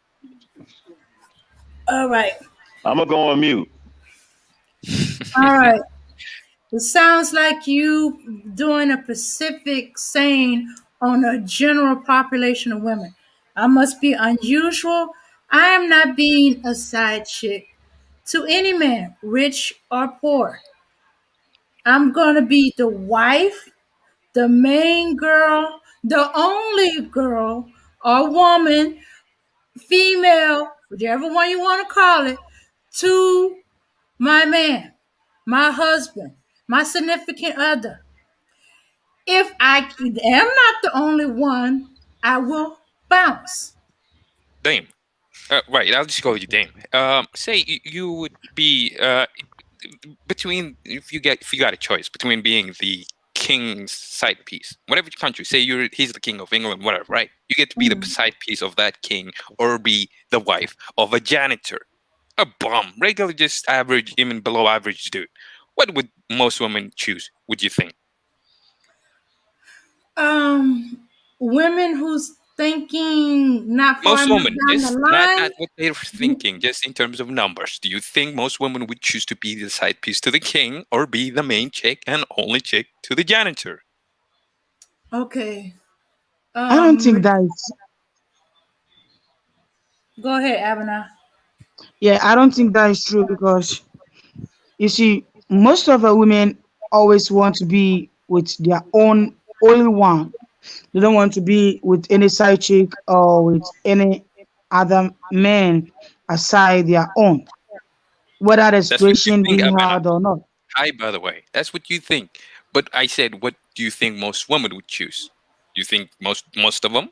If you had 10 girls and we just simply seeing what they chose between being the side piece, the girl on the side for the king, or the wife of a regular average dude. Most women, what would they choose? The fact that you even have to think about it says something, doesn't it? It should Yeah. be easy. It should be, of course, I would want to have my own husband. I should be his wife, but that's not the case. Even if you look at the history, even if you look at the men, and in general, just normally, whatever you are, most dudes that are quote unquote in the 20 percentile, whether their looks, their competence, their intelligence, their height, their money, status, or resources in general, are preferred. 80% of the women would want them before having their own Okay. man. All right. Wait. Okay. There's a difference between want and do. A lot of women would like to have a rich man, but do they go for the rich man? Yes, No, yes, I no, do. not always, not always, Are you because telling me there is a woman who, between okay, having the options between let's two men, use your would king not for go for the. example. The be the side woman, that's a temporary thing. That means you are No, a number. no. Mature women would know that eventually you're going to be kicked to the side because there's going to be a new side chick, a younger side chick, or you just plain. get rid of you for whatever reasons there is. But you do see the problem, right? The fact that you would even choose, even think that there would be some other side piece, that there would be someone behind you. The fact that you even think that tells you that most women would choose to be the king's side piece. Now, if I told you you were going to be his side piece forever, if I gave you assurances. Wait a minute. So you're saying that most women would choose to be second best? Yes. No, to the number one. I can't. Not even women that's in I can't rock with that. polygamous marriages wants to be second. They always want to be first wife. First. Exactly. You see, let me tell you something. See, that means if they choose to be a side chick, something in their history or something is telling them it's better to have a man sometime than no man at all. So, and if I'm going to choose to be a woman, then of course they're going to go for the man with the money because they know it's temporary, and I want to be taken care of in my old age because I know he's not going to be with me for the lifetime. What if I said you would be second wife? Okay, I'm gonna tell you. So here's the thing: if you tell women, they are smart enough to tell you what you think you want to hear. They're gonna tell they're gonna cap. They're gonna say, hey, you know what? I would rather be the wife. I would never like a guy. But if you look at what they do, which is more indicative of what they really think, more often than not, they would choose to be the side piece. But blue collar men are the most married men in this country. Yes. Mm-hmm. They make amazing people. They're good human beings. Are the most men. These are blue collar men. These aren't rich men. They are. Some of them are. Some of them make good money. Some of them own their own companies. Well, a lot of them make good money, but they're blue collar men. They're the most married in this country. It's not the point. That was never the point. Yeah, that's what you're saying about it. She did not choose the king. She did not choose the rich guy. She chose the blue collar man because he's the one for her. Even if you chose Dame, to guy who was whatever, your own man. Mm-hmm. Women in general, we're talking about generals here, not you. It's way too personal to make it about you, but we're talking about in general. Women in general, when they're younger, women in general will choose to be a wife to a man who appreciate her, and a man who appreciate her is one that's not going to lord it over her. And do you think that most women? Right? Do you think that most women wants to make her his wife? Right? And do you think that most women, honestly, are going to choose to be with a man? He can be rich, a rich man, where they have to constantly compete with younger women. Isn't that the case though? For everybody, regardless of whether he's rich or not. No, I'm just asking. You think a woman is going to choose? Yes, we're talking in general here. Here's the thing. They would choose to be the wife. That's what you're telling me. I am telling you that's not the case. No. Here is a question for you. When you were younger, or women that's a small amount of women, or women that's in their immature state that going for the temporary. So we're making excuses for them. They are immature. They are going through stages. Wait, it won't change the fact that that is reality. Women do not choose a man who's honorable, who's good man, who doesn't cause drama, just regular average boring dude. Hey, man, okay. Soap operas. No, women have chosen that. But they find out later that he's not honorable, he's not good, he's not what he projected to be. A lot of times, actually all the time, the man has fooled the woman into thinking he's honorable, he's good, he loves. I'm just saying.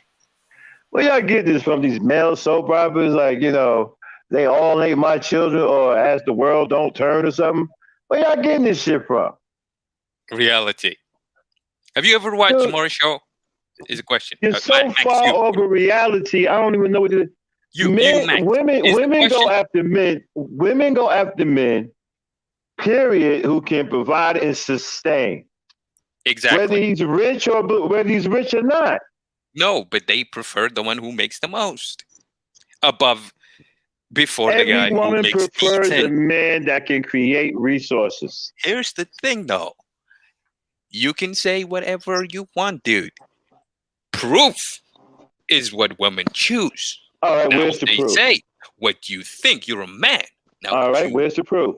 Where's the proof? Where's the proof?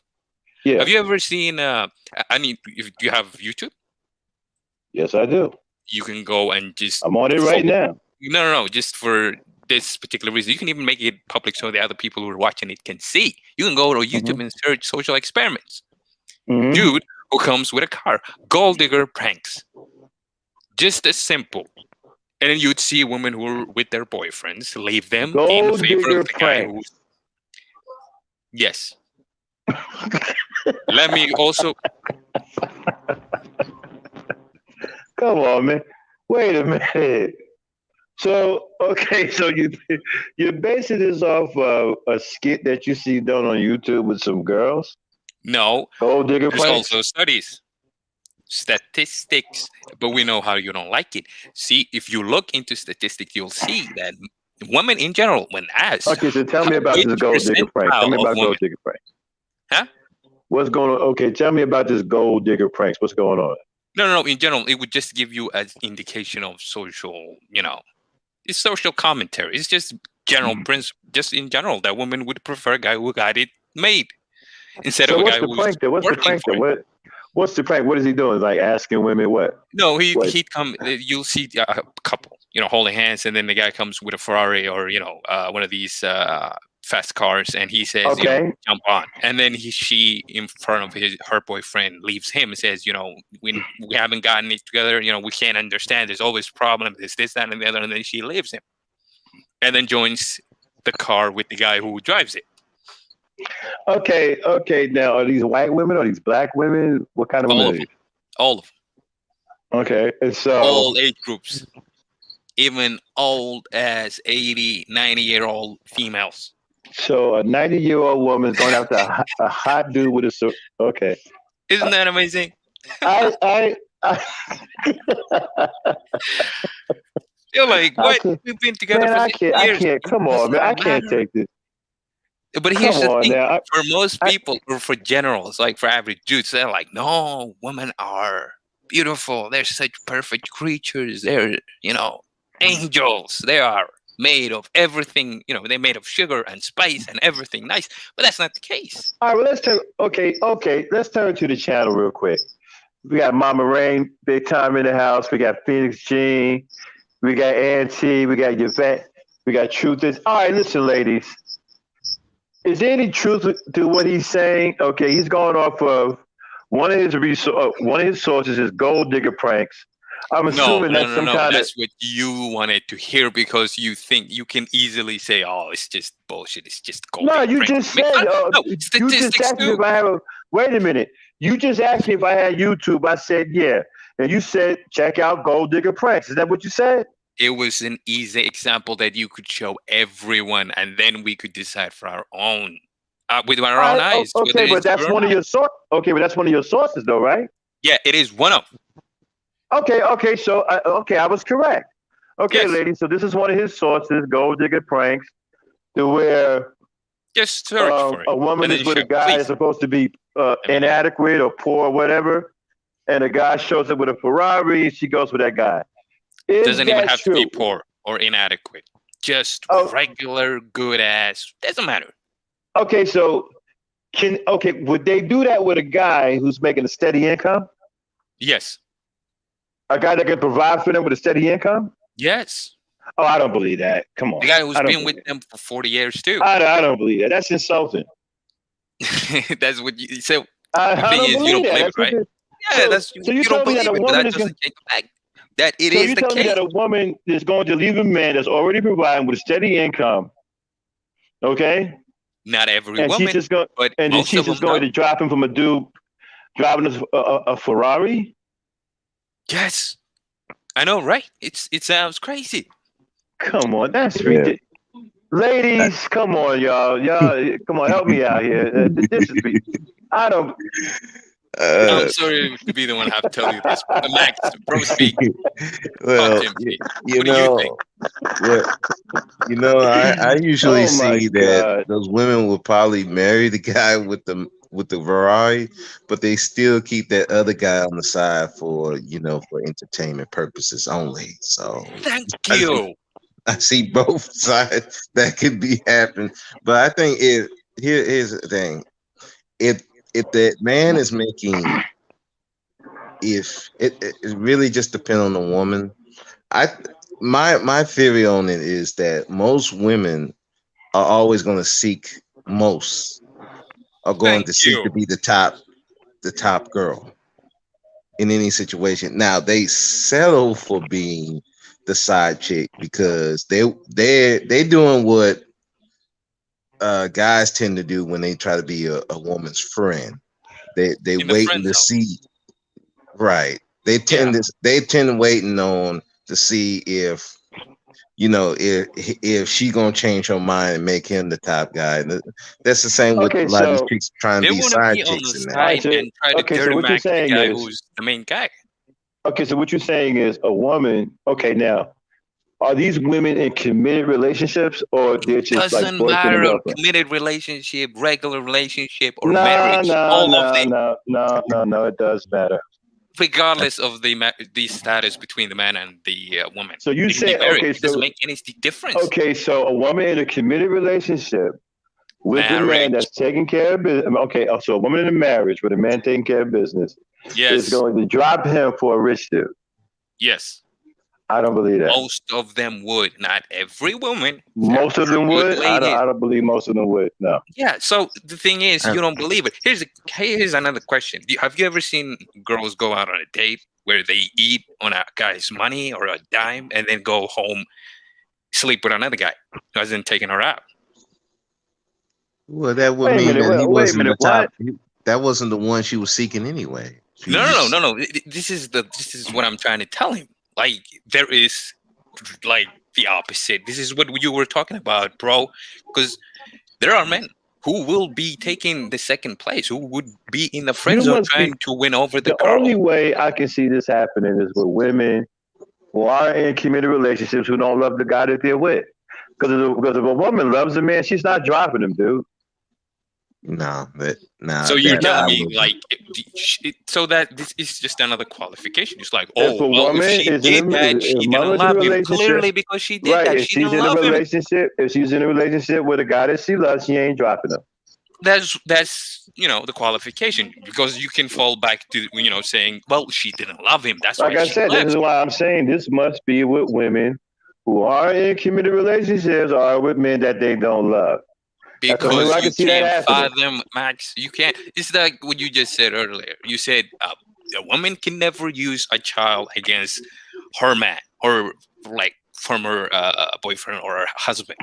You said woman cannot do it because if she does that, it's because the man Well, is you abusive. don't He's think abusing her or the child. you This is don't another think way of very saying the yeah, same thing. but you see, you don't think very highly of women. That's why you believe this nonsense. No, what? Nah, because listen, there's no woman That's in a right mind that's. I'm telling you right now, if a woman is in a relationship with a man that she loves, there ain't no dropping him from no dude with no Ferrari. No, it's That ain't not. That's happening. not. That's not It's gonna not happen. happening, dude. At the very least, like I said earlier, she'll take the money from the other dudes, Like but if she's she bringing loved it. that dude, she She gonna not be dropping him.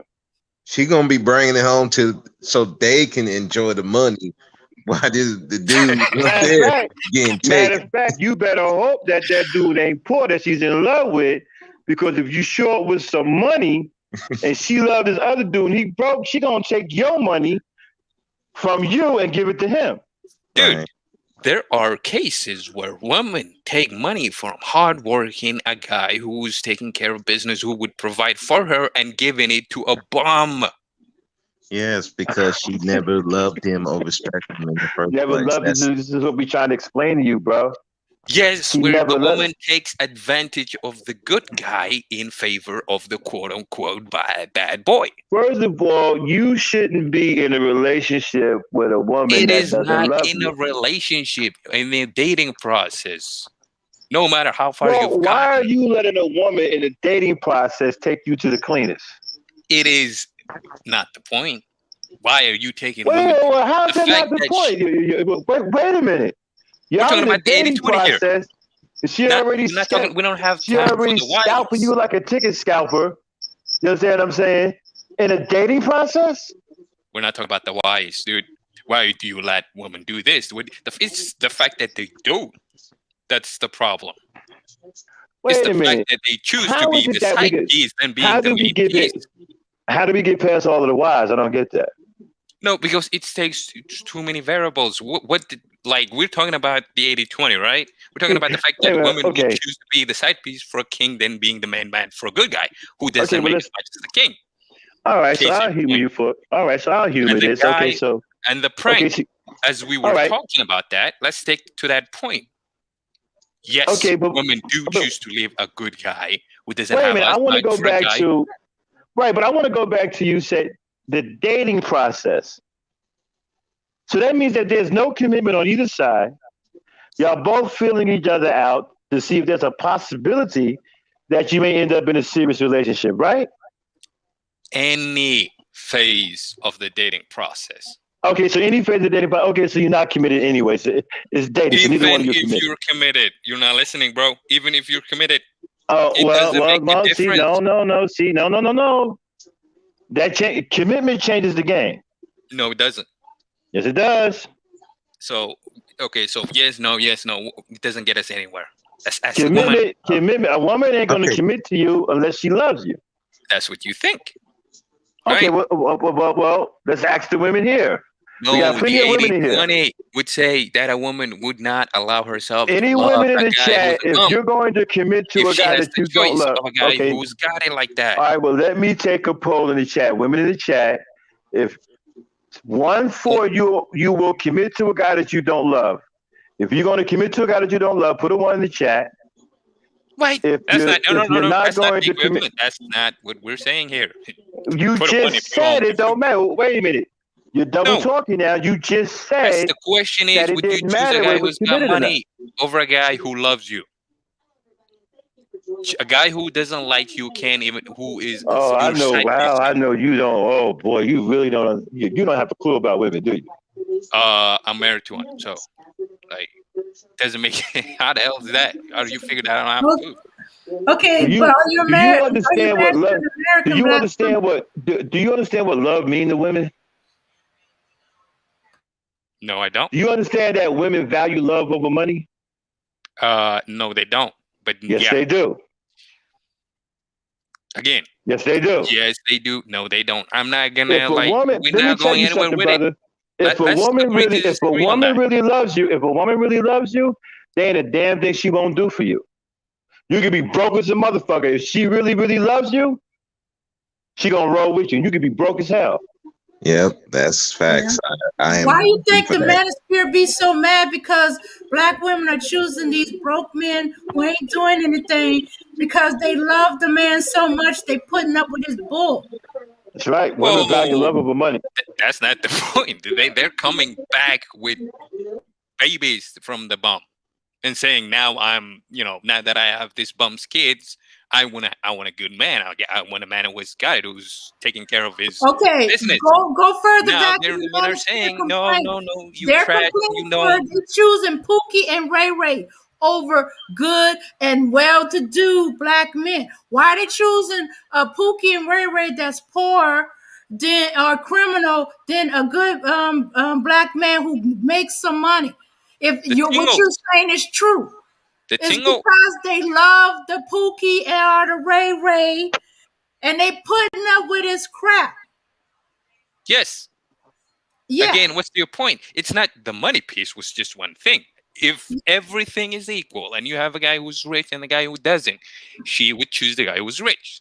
No, she would but that's not equal. No, it's not. That's not equal sitting. Right, and it depends on, you see, She'll with still women, you choose have the to, man she love over the rich one or the poor and one. with The man and she with loves. women, right, and with women, love is a real thing, bro. Love is a real thing. You got to put love in there. If she, I'm telling you right now, if she don't love that motherfucker, she's not committing to him.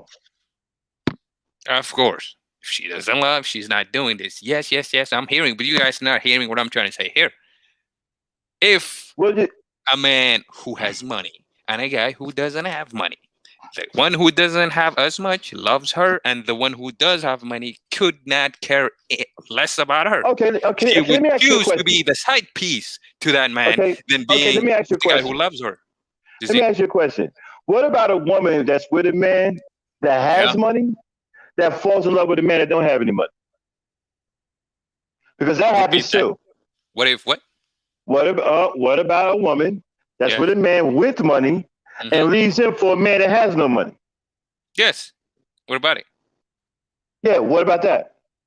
That happens Yes, a what lot about it? too. What's the question? I'm not hearing the question. That happens every day too. The question would be, does that happen? Yeah, of course it does The- happen. Yeah, But but that's not the it majority. also answers the thing that There are also women people would that are being choose that get love struck over by money. lightning. Doesn't mean it's the norm. Most No, people no, are not. no. It's exactly the norm because they complain about it too much. That's Regardless of whether it's they the complain norm, or not. especially in the black community. It's If it definitely was the norm. norm for just the rich guy to get the girl, the complaint would be the rich guy is getting the girl. No, they complaining about Pookie and Ray Ray is getting the girl. Pookie Exactly. and Ray Ray is no good. Pookie and Ray Yeah, Ray they're not is complaining poor. about Pookie and Ray right, Ray is right, criminal.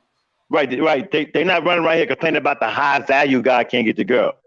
They mad at Pookie and Ray Ray because Pookie and Ray Ray got all of the girls.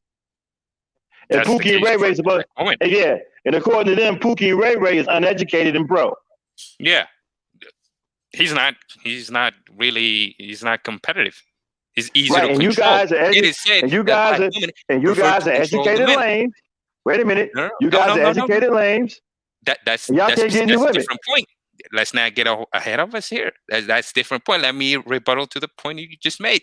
Black women choose the Pookies and Red Rays, quote unquote, because they're easy to control. The Pookies and Red Rays are more fun. They are more exciting. No, that's wrong. No, see, Max, let me make the point, and then you can say it is wrong.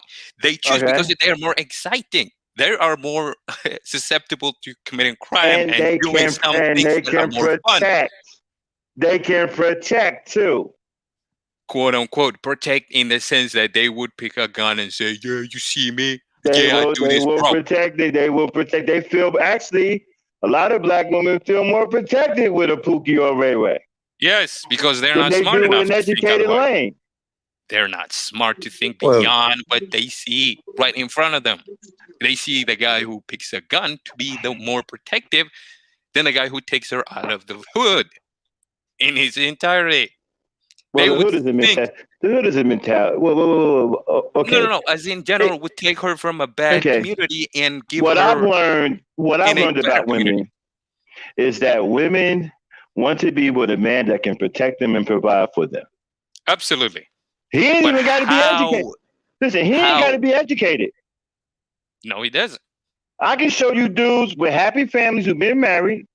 Some dudes just learned how to read like 2 years ago.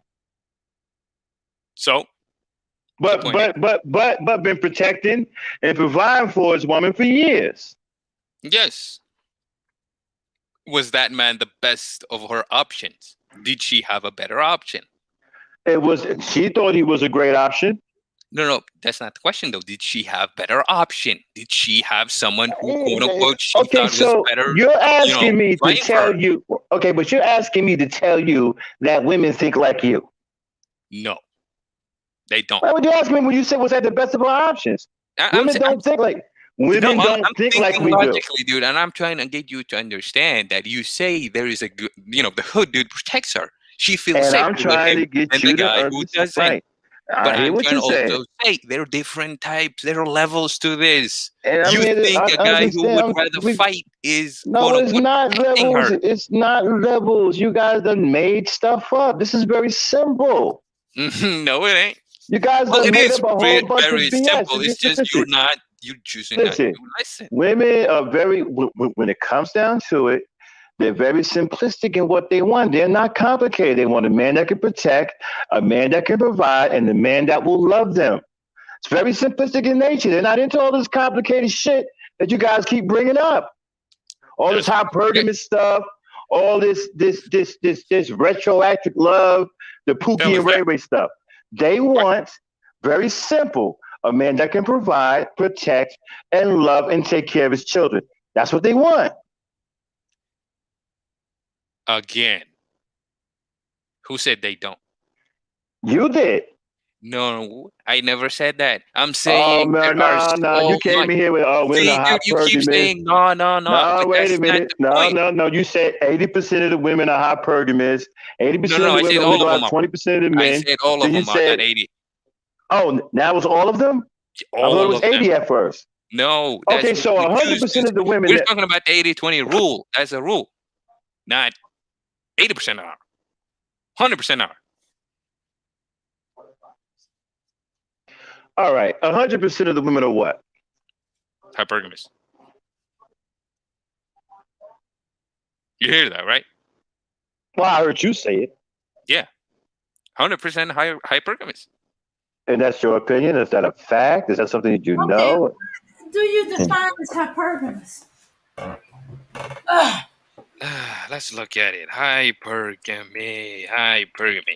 I don't have the definition in front of me, so I'll look at hypergamy and see any form of.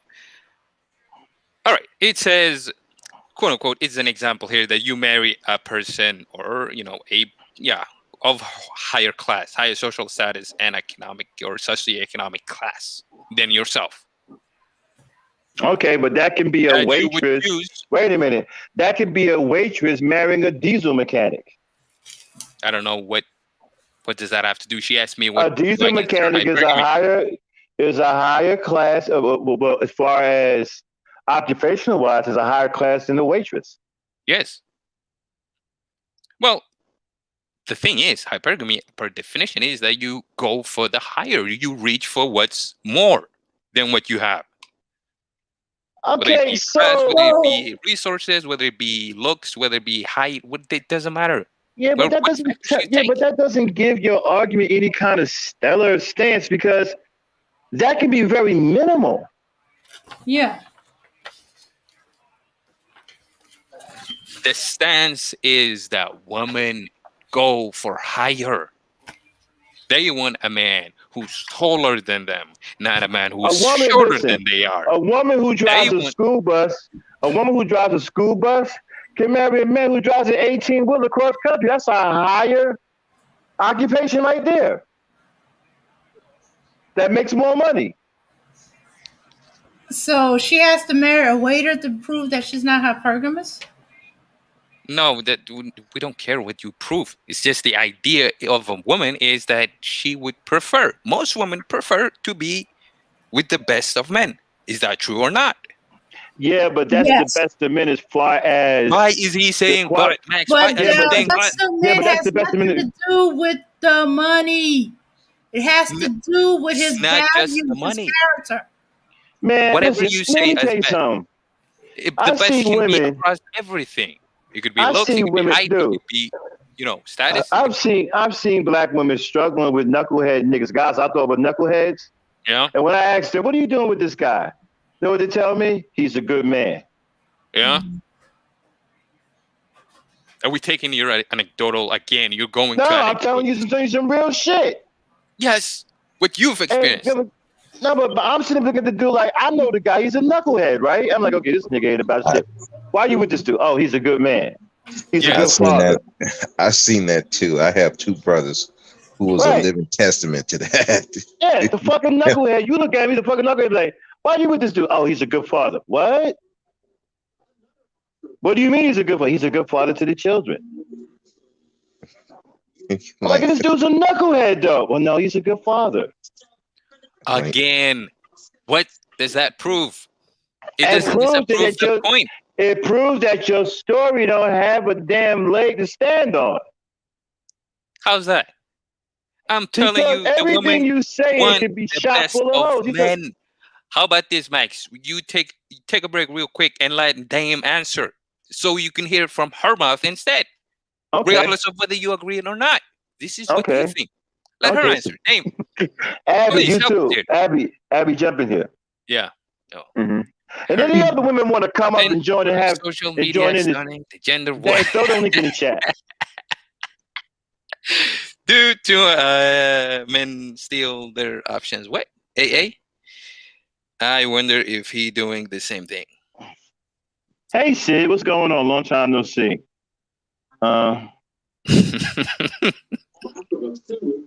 What? That's what they're doing now. So we got foreign men trying to start gender wars because black men are stealing their women. What? Yeah, that's what we're doing right now. What is? I'm like, what? Yeah, no, I came here to. I need y'all niggas to stop stealing our women. You know what I'm saying? Like, hey, real talk, bro. Speak. See how these women are looking at you, dude. Look at that. Get out of here. No, that's what she's claiming, that I am here because I want to start, quote unquote, a gender war. I hope not. I'm like, damn, is it that bad for? Is it that bad for the African men now? I'm like, oh shit. Yeah, I mean, Abby's told me some things about a lot of brothers in Ghana ain't shit. You know, so. Well, that's not. I'm gonna be fair. That's not really surprising. Yeah, but my thing is, I'm still trying to get past this stuff about. Okay, so you saying that the woman. Okay, so you saying that the woman, if all ends were equal. Okay, well, wait. Let me ask you this: what if both men have money? Then what? If everything is equal, the guy who has more of one thing than the other guy wins. What if they both make exactly the same amount of money? That's one factor. It is what you guys are not seeing. It's not just money. It's also looks. There are multitude of factors that. Okay, so you're going to go with that the woman is going to choose who has the edge in either category. So they both make the same money. They look everything. Okay, so basically what you're saying is if they both make the same money, then the woman's going to go to something else, like who's dressed better. Yes. The one who has the cleaner haircut. The one who has more confidence. Man, y'all hear this dude. Y'all hear this guy disrespecting y'all like this. I'm sorry. Okay, are we? Let me. Okay. Dude, that is absolutely disrespectful. Apparently you don't think very highly of women. Can the woman say that? Can the woman say that, Max? Can either of the ladies up here? I'm just saying, as a man, even as a man, that sounds very offensive, bro. It sounds like you don't think very much of women at all. According to you. I'm just saying. So here is the thing, though, Max. You're making it personal. You're making it whether I think. We're talking about. No, I'm not making it personal. I'm just going on what you're saying. I mean, if you actually believe like women are that shallow and that caught up in BS, I mean, that's ridiculous, man. He's comparing us to the men. The men from the manosphere. I think they're the ones that's going on about the women's weight. So you saying if a woman had a choice between one at a time. Okay. Yeah. Okay. Delco, can I ask a question? Okay, if all things are equal, let's say looks, status, money, are you saying that the woman will leave another dude? Are you, because if one has better looks, then they're still not equal. It's not. They're now on equal footing. No, the one is better looking. Okay, but then they're not equal. No. He looks better. Yes. So you're saying that the woman is going to go with the guy who looks better, even though she's in a comfortable position. He's in a comfortable position. The family's good. Everything's taken care of, all the bills and everything. She doesn't need for anything, she will still leave for a guy that she don't know from a can of paint. Don't know if he's gonna be a good father or not. gonna take care of the kids or not. She just and she's just gonna leave for that particular guy because he looks good. No, they're not that stupid. Obviously, they would take into consideration, like if they know that the guy he's equal and he can do the same thing that the current men can do, and he looks better and wants her, then yes, she would leave. Yeah, well, apparently you think they're stupid. Period. I mean, the stuff you're saying is crazy. No, that's I'm like, wait, okay, so let me hear this again. I said women between the two guys, the woman's life is great. Yeah, the man loves her. He's giving her good penis. He's taking care of business. The family, he's taking care of everything. Yes, but then there's that guy. The other guy who she don't know who, but the guy that allegedly she don't know from a can of paint, but because he looks good, she's gonna run to him. No, she's not. They're not. No, they're not gonna do it. But you know what she might do though? She might get pregnant by that guy and then bring it back to the guy who she currently with and say, okay, well, how baby. do you? All right, well, how do you account for this, right? Down here, I'm Virginia, right? I got a little bit pushback on that one. Okay, down here where I live in Virginia, right? You got a lot of slender brothers in good shape walking around here with no winning, but yet you got a bunch of these pot-belly dudes walking around here winning. Got women out of the wazoo. What do pot-belly niggas. What do they have that the skinny dudes don't have? I'm not sure because they all working. Yeah, the slender dudes seem to be. The slender dudes don't seem to be on the street. They be working or whatever. But you got these pot-belly dudes around here winning. Do you know how studies on these things are done? They get a group of women, college educated, whatever they find the particular individuals, they get them in a group and they ask them, everything is equal. And then there are pictures. Most often, it is the same picture of the same dude that are just manipulated differently. And then they say this guy is a doctor, this guy is an engineer, this guy is a bomb, just to be a little bit extreme here. And then they ask the woman, which one of the, what do you think in terms of his ability to be, how do you look at him for short-term relationship? Like, would you want to have sex with him? And then they ask him, would you want to have his baby? Would you want to be married to him?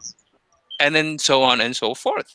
It shows that women, for short-term liaisons, prefer attractive dudes. Guys who got sexual prowess, guys who would make them tingle, above the guy who is a little bit more square, a guy who's a little bit more boring, who would take care of them. Wow, for short term. But for long term, they would prefer the guy who got everything else that, he might not be exciting. What woman is going to walk around talking about she's looking for an ugly dude to be with? That's what I'm saying. They want the best of the best. Oh, my God. Of course they want the best for the... Everybody wants the best of the best. And yet, here... Nobody is walking around here talking about, hey, man, what you doing? Hey, man, I'm looking for an ugly... Wait a minute. You ask the average guy, what is he doing who's single? Hey, man, what you doing? Hey, I'm looking for an ugly woman to be with. What's the pushback? We're not talking about men right now. We're talking about women. They want the best of the best. What's the pushback? Of course they want the best of the best. The men want the best of the best. Women want the best of the best. We all want the best of the best. We're talking about women. They want the best of the best. So what? That's what I'm saying. What does that even mean? Somehow you are trying to qualify that. No, dude, they want this more than that. Okay, would you be happy if they wanted? Would you be happy and satisfied if they wanted the worst of the worst? No, I don't care about it. You say, no, tell me about having this conversation with all these statistics and all these manosphere points. If they wanted the worst of the worst, would it be 80-20 if they wanted the worst of the worst? No. Why not? It actually might have been too. So to both extremes, when you look at what women... So you don't have a problem with them wanting the worst of the worst because that would include you and the rest of the manosphere, right? No, it would not be. No, that's why you would have a problem with that because that would include all you naughty, all you dorky and nerdy, socially awkward dudes. Y'all would be included in that worst of the worst, so you wouldn't have a problem with it. it'd be easy for you to say we belong in that. I'm not. I'm not afraid of competing anybody, and I won. I got mine. Okay. Look, first of all, you're going by your version of what is the best of the best. You going to stat that talk to a certain group of women, not a little bit from each area of women, you know, and you putting what they done on all of the black women or all of the women, period. And each woman, in fact, I even lump it in, each group of women has their own idea what's the best of the best. Yes. And they have their own criteria. Well, it is not so much as when it comes to the extremes as what is most desirable. I'm still trying to figure out why you hold. Right, I'm still trying to figure out why you're holding a woman who's wanting the best for her against her. I'm not holding anybody against her. I'm telling you, you're sitting up here talking about something they want to. You're sitting up here. You're trying to penalize women for wanting the best of men. Listen, I am not. I'm not saying it is wrong to want the best for you or any woman. Okay. Yeah. See, it is very simple. I guess we're not going to be talking about this topic ladies, again. Doesn't that sound like what he's saying, y'all? Doesn't sound like he's penalizing women. You, dude. What is wait a minute. Like? We're gonna take it. We're gonna ask the chat, right? This is why I love it when other people are listening. Does it sound like he's penalizing women for wanting the best of men? Because that's sure what it sounds like to me. Well, since you're in the chat, you can answer. Right. So if anybody agree with me, hit a one. Like I'm punishing you. If you think something else too, it sounds to me like he's penalizing women and putting women in the hot seat for wanting the best of men. That's what it sounds like to me. If you agree, hit a one. Bro, speak. What do you think? Do you think by just saying that there is 80-20 rule? Okay, we got 1-1-1. Okay, so we got one. Okay. So they're hearing it the way I'm hearing it. Okay, you was about to ask me? Just by talking normally about 80-20 or any rule that... Yeah, but people are coming in hearing it. You're getting one. No, but it sounds like... Dude, it sounds like you're penalizing women for wanting the best of men. Again. That would sound like it's very clear. What it sounds like, I don't give a fuck about. I'm telling you, I am not punishing anybody for wanting the best. It's just common sense. Well, you're saying that, but that's the way it's coming off. Mm-hmm. Don't tell me how it's coming off. You're not punishing. You judging. You judging. No, he just go straight to judge the women now. You see, you just go straight to judge the women because the women are looking for the good for themselves. You see, that is the right thing the women we need. We cannot go for the bad side.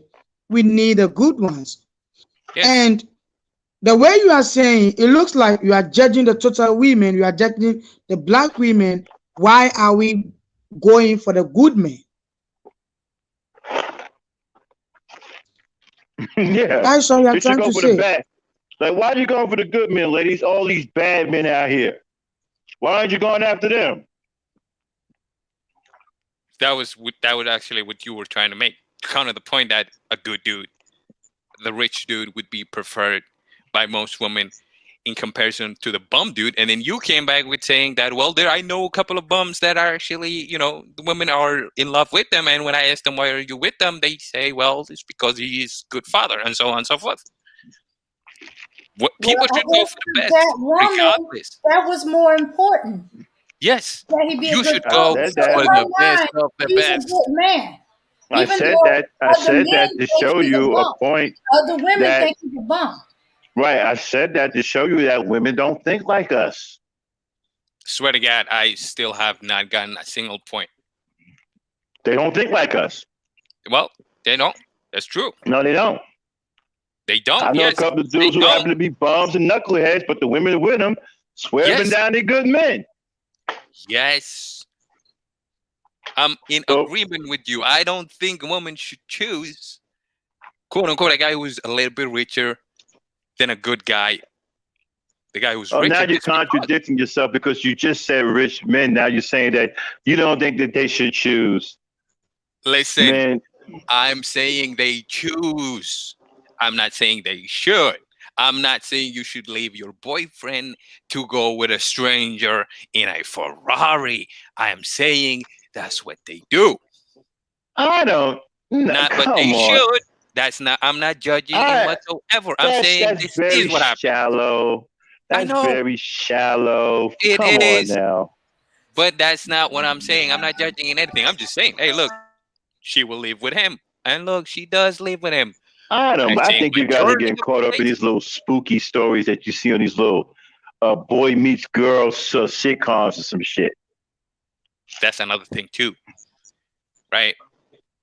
Black women think, or in general, women nowadays think that you can earn your way into a man, that you can earn quote unquote high status by way of your achievements. No. She can. You don't like this, Max. Hold up. Just wait a second. You don't like this. They think that you can achieve, quote unquote, higher value man because you are, quote unquote, high value woman.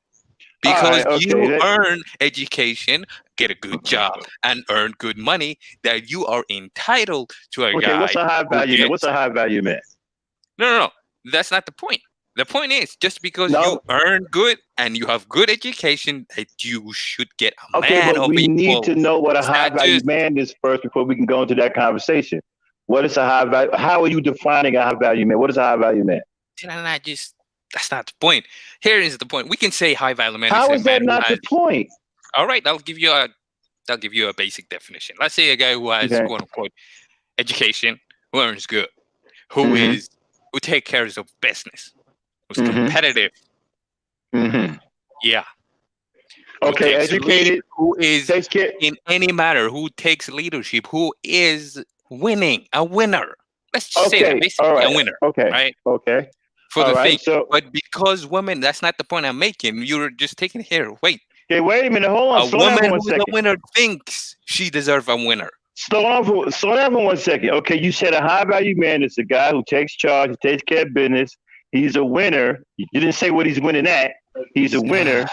Simple, that's not the point. I'm not here to discuss what is high value or how you quote unquote define it. But you just defined it.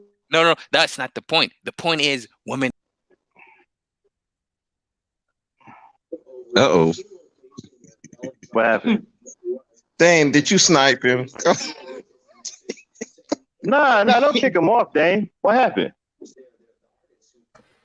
I don't know. He just seemed to have fallen off.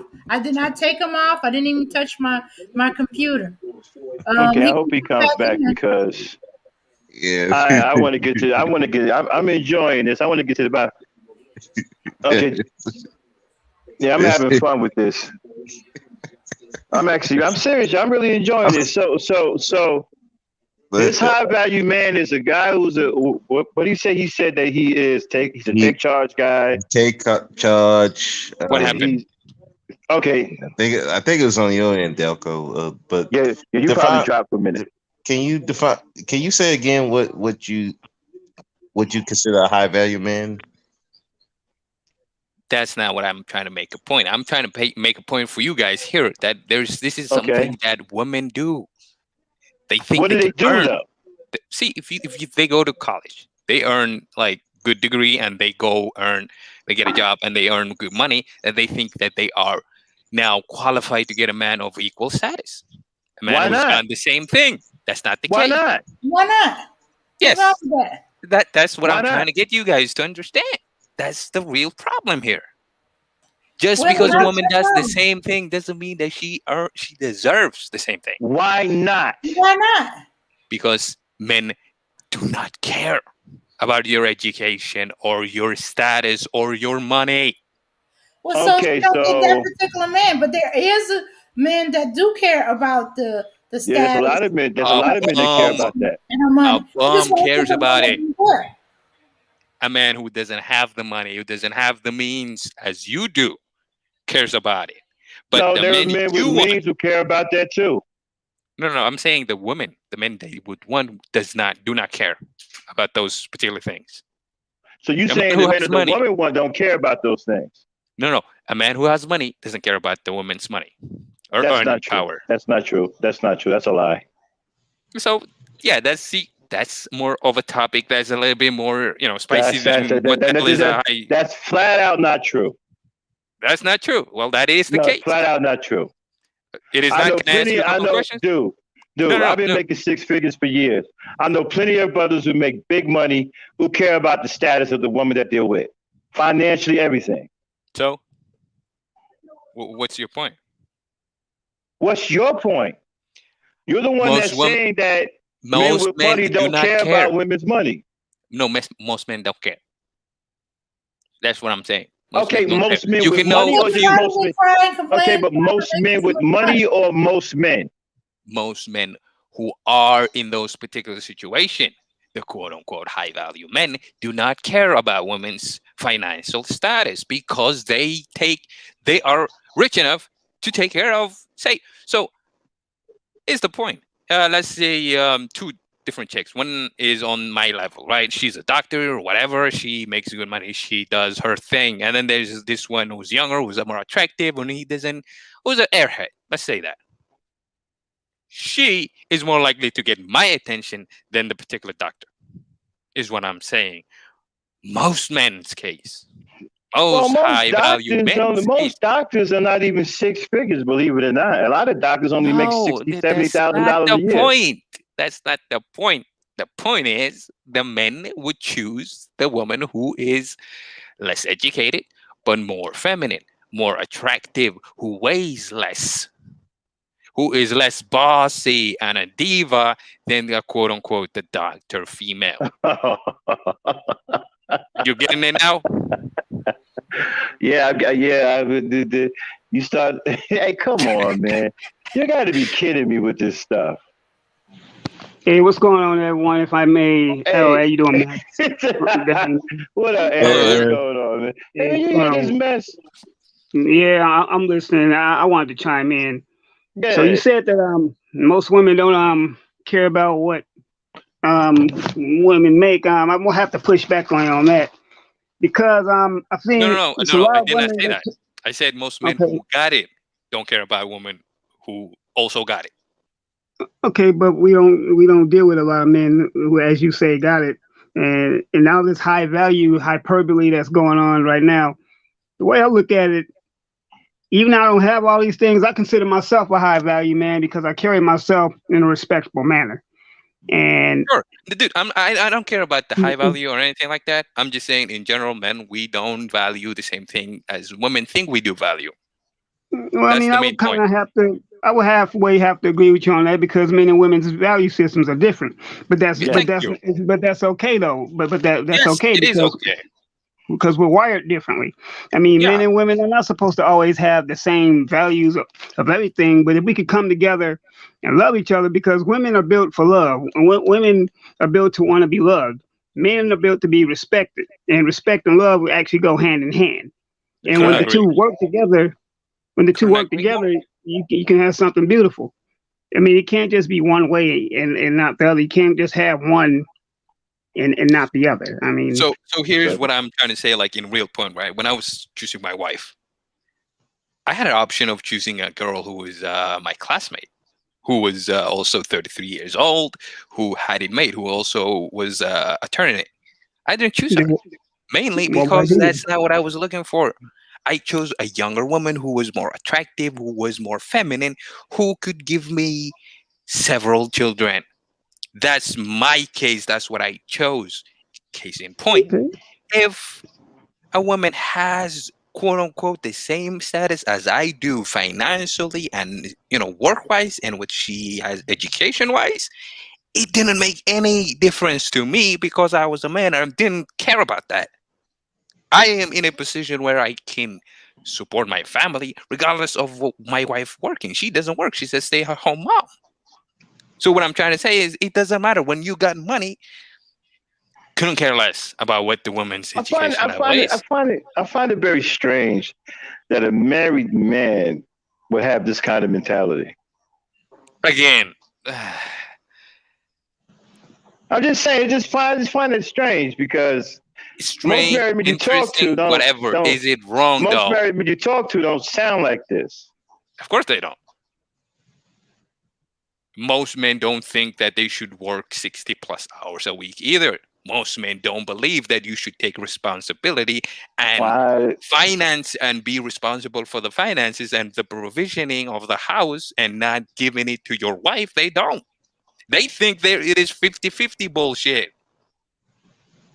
I don't. I say, hey, honey, I'll take care of everything. You stay at home with the children, especially when my wife was pregnant during Corona. She didn't have to go out there or think about anything because I was there taking care of business. You tell me that's wrong, but that doesn't change the fact that it is I didn't tell you that was reality. Wrong. Ain't nothing wrong with it. No, I never said there was anything wrong with you taking care of your wife. No. Just in general, men don't care what happened. What do you mean men don't care what happened?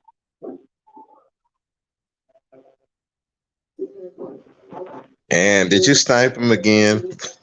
I did not snipe him. I ain't even. Nah, not you, Dan. I'm talking about Aaron. Men don't care. We got a mysterious person that's sniping. It might be on his end. Somebody sniping him. Maybe his wife is secretly sniping him. But then you talking this bullshit out of this. It's kind of hard. Yeah. It's kind of weird that a married man would have that kind of stance. Delco seems familiar. I think I've seen him somewhere before. I'm trying to figure out. I've seen that name. Yeah, I've seen that name somewhere before. I can't place it though. I know I've seen it somewhere before. Yeah.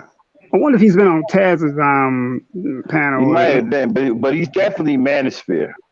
Yeah, I can tell. He's Manosphere. He's definitely Manosphere. I know I've seen that name somewhere. I just can't place it. I mean, the Manosphere has really twisted these dudes' minds. I mean, they go everywhere. Okay, you back everywhere. Yeah, the white man got to me. Sniping you? Yeah, the white man's trying to hold me back, man. But I got through.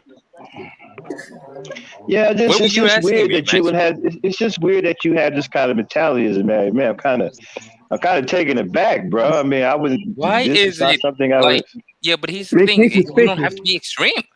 So if someone is, I listen. If someone is telling me something, right, regardless of what my situation is, I listen to them. Hey, dude is complaining about, hey, dude, it's not easy to find a wife because so and so and so and so and so. So, okay, I'll listen.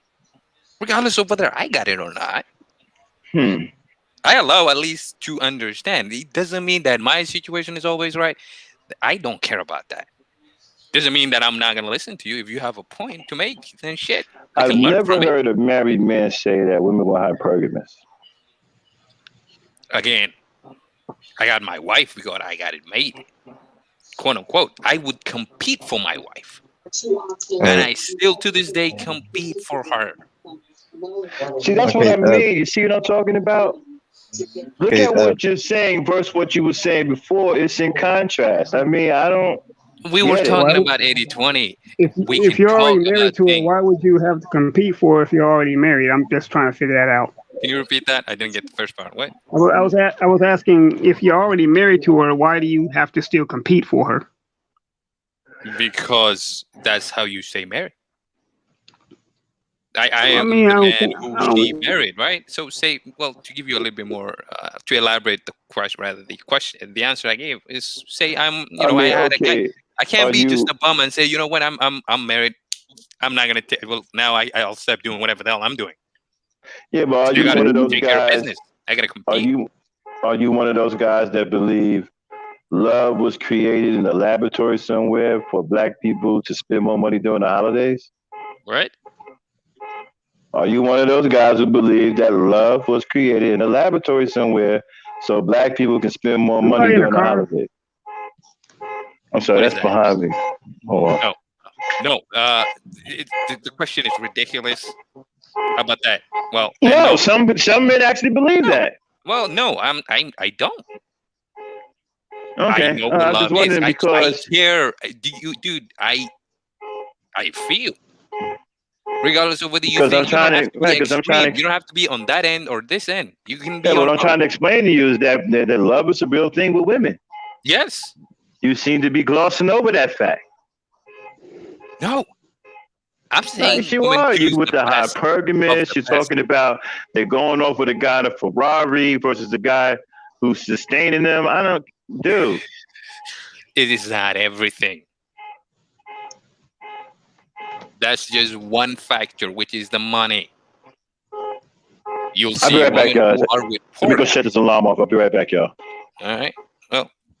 Well, I think that would. I think for a woman to want to choose a guy with some kind of finances, I think that's common sense right there. Of course, you wouldn't. yes, they would. But that's what I'm trying to say is like they want the best of the best. If there's two dudes, one got a lot more money than the other, then she obviously would gravitate to the guy who got more money. Well, what's wrong with having the best of the best? No, that's what I'm saying. I'm saying she would gravitate to that. That's it. I'm not making any judgment of what she wants or what she does. I'm saying that's what she would do. But Most the women would best do. of the best to her might not always be money. She's gonna That's gravitate to what she think is the best, but it's not always the money. That's that's what true.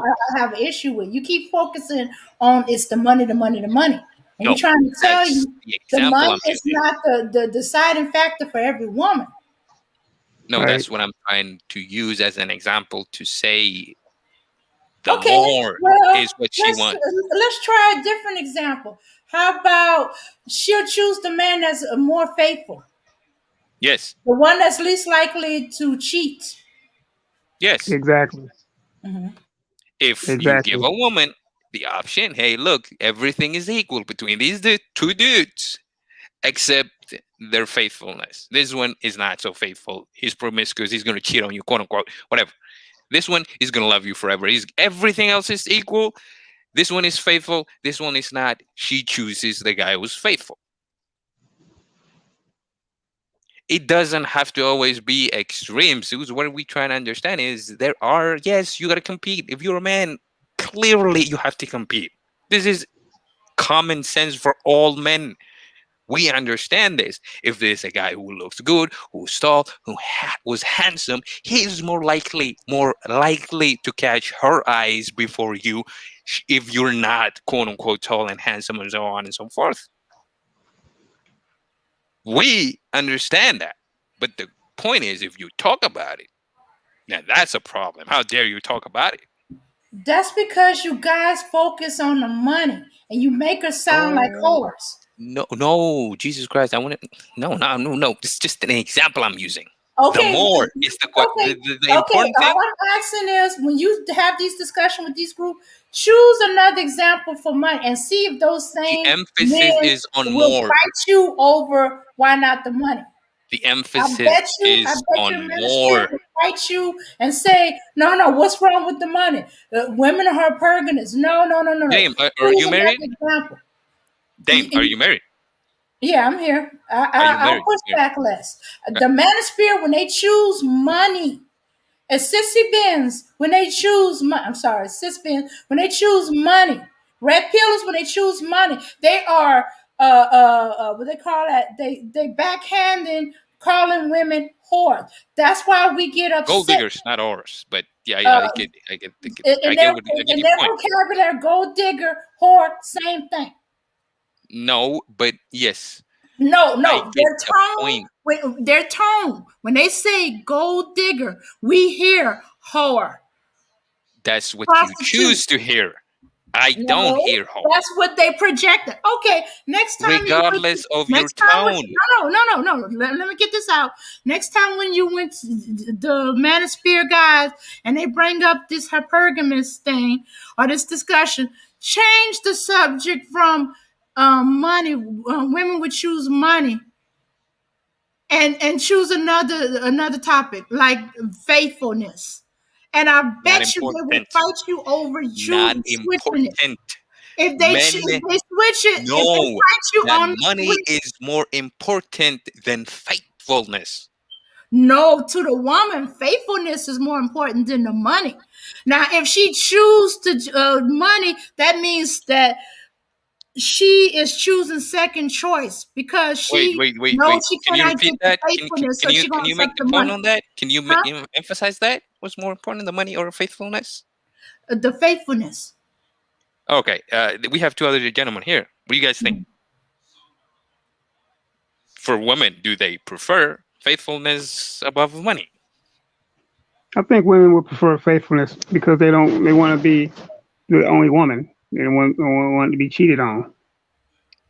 So she would choose to be being, the faithfulness of a guy who doesn't have any money above the guy who does have money, but he's not faithful in the term, in the sense that he would have sex with other women.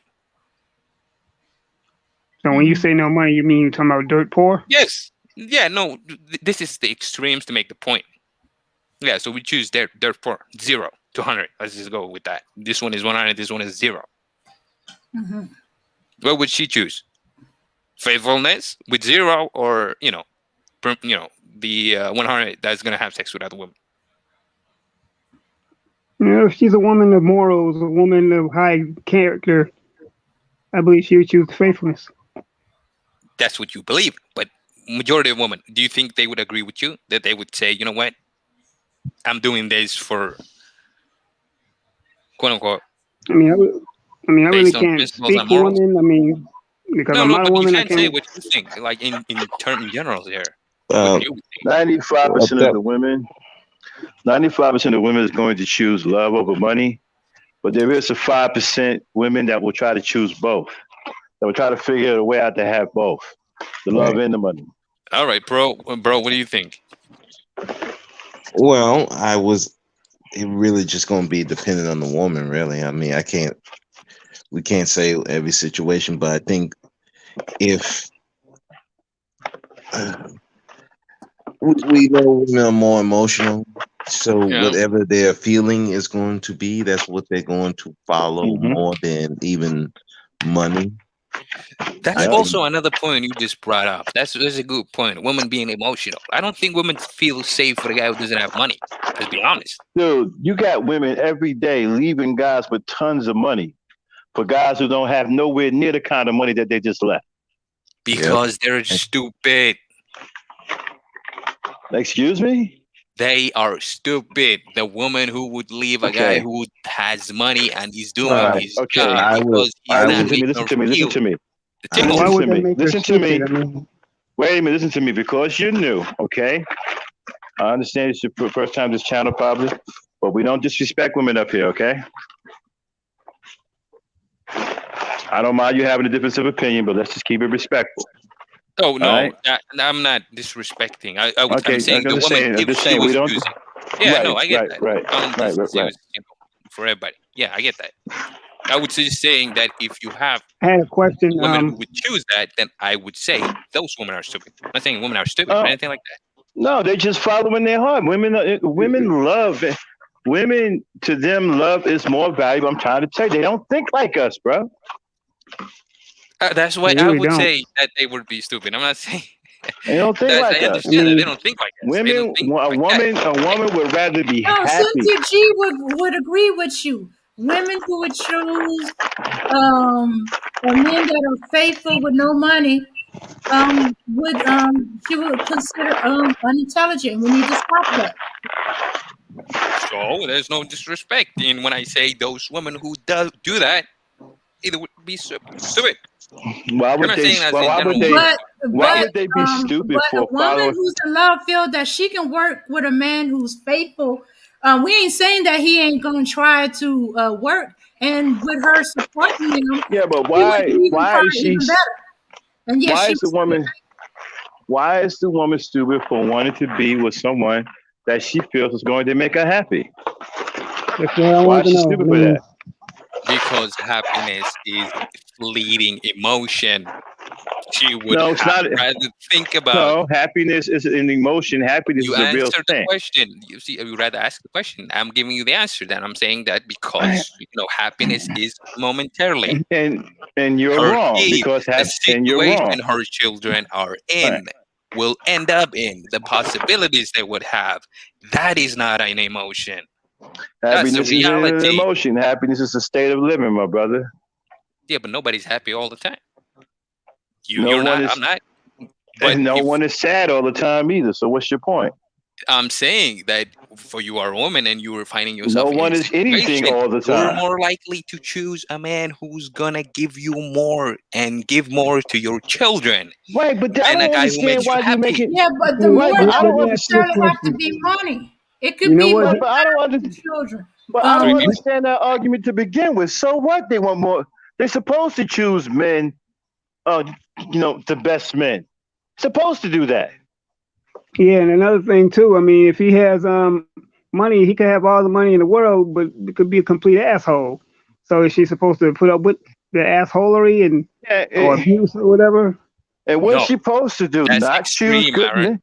That's extreme. Yeah, but what is she supposed You're to saying do? that he has to be an asshole if he's rich. He has to be abusive. I'm saying that if you're not happy because he's not giving you the tingles, that is not as exciting as the quote-unquote bad boy. Why do you think the poor man can eventually get that for his woman? Why isn't she supposed to choose the best man possible?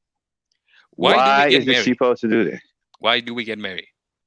You know what? We get married for all sorts of reasons. I don't know if you watch National Geographic or anything like that, but even in the animal kingdom, the female chooses the best male for her young. Right. I mean, chooses the strongest male. Take lions, for example. In Africa, the lioness would choose the best male that's going to be the father of her cubs because they want the strong bloodlines in their pride. They want the strongest. They choose the strongest male. This is what goes back to what I was saying before about marriages. Marriages isn't for weak men. Did I not? Did I just say that, Mike? You're making the same point as I just did. I'm saying you should not go about happiness. The strongest go man for is the guy who is. That's not true. Wrong. The guy who will give you offspring and those give those possibilities to those offspring. But wait a minute though. I think you're confused about strength. No, we're talking about more. Strength can be how much do you Okay, so check this out. Okay, so check this out. If a woman had to, now I don't know what size you are, you could be 5'5", whatever. Yeah, whatever. Okay, so you're 5'5", whatever, right? 160, 60 pounds, whatever. Okay, so you got a guy who's bigger than you, more muscular than you, more powerful than you, faster than you, whatever, right? Yes. And a woman, and you're physically weaker than him, right? Sure. But the woman chooses you instead of him. Why? I don't know. Because because according to her, you are the stronger male. How do I know that? You said she chooses you. If she's going to let you know that when she selects you. Yes, but that's the point you made. You said you're pathetic, right? You're rather smaller and whatever, inferior in strength-wise than this guy, and then this woman chooses you. Why? How the hell do I know what she chooses you? Because you're the stronger male. You have the stronger qualities. You have the qualities that's going to be able to sustain her and her family. He probably doesn't. Why not say that? Why not just say that? But you didn't say I had qualities that this guy didn't have. You just described the physical appearance between two dudes, and then you said, No. But that's because you only have a limited understanding of strength. You think strength is physical. Oh, dude. Strength isn't just physical. How do you know that? Because you're going off the physical appearance. No, that's what you gave me to go off. Right. Because you don't understand strength. I just told you I gave a guy who was physically bigger than you, right? Stronger than you, but yet she chose you because she thought you was a stronger male. And you still went with physical. So you have a lack of understanding about what strength really is. Okay. Let's go over the point. Let's say, okay, I don't have any understanding of that. To the next point, which was originally that women should not choose happiness when she's thinking about, when she has the opportunity to think more than just happiness. Happiness is a fleeting emotion, is temporary. It's not a fleeting, man. Will you guys stop it with this? That's what I'm saying. But you keep interrupting and we end up as a fucking nonsense, man. See, Max, that's what you're saying. But we end up me not understanding strength. That's not the point I'm making here.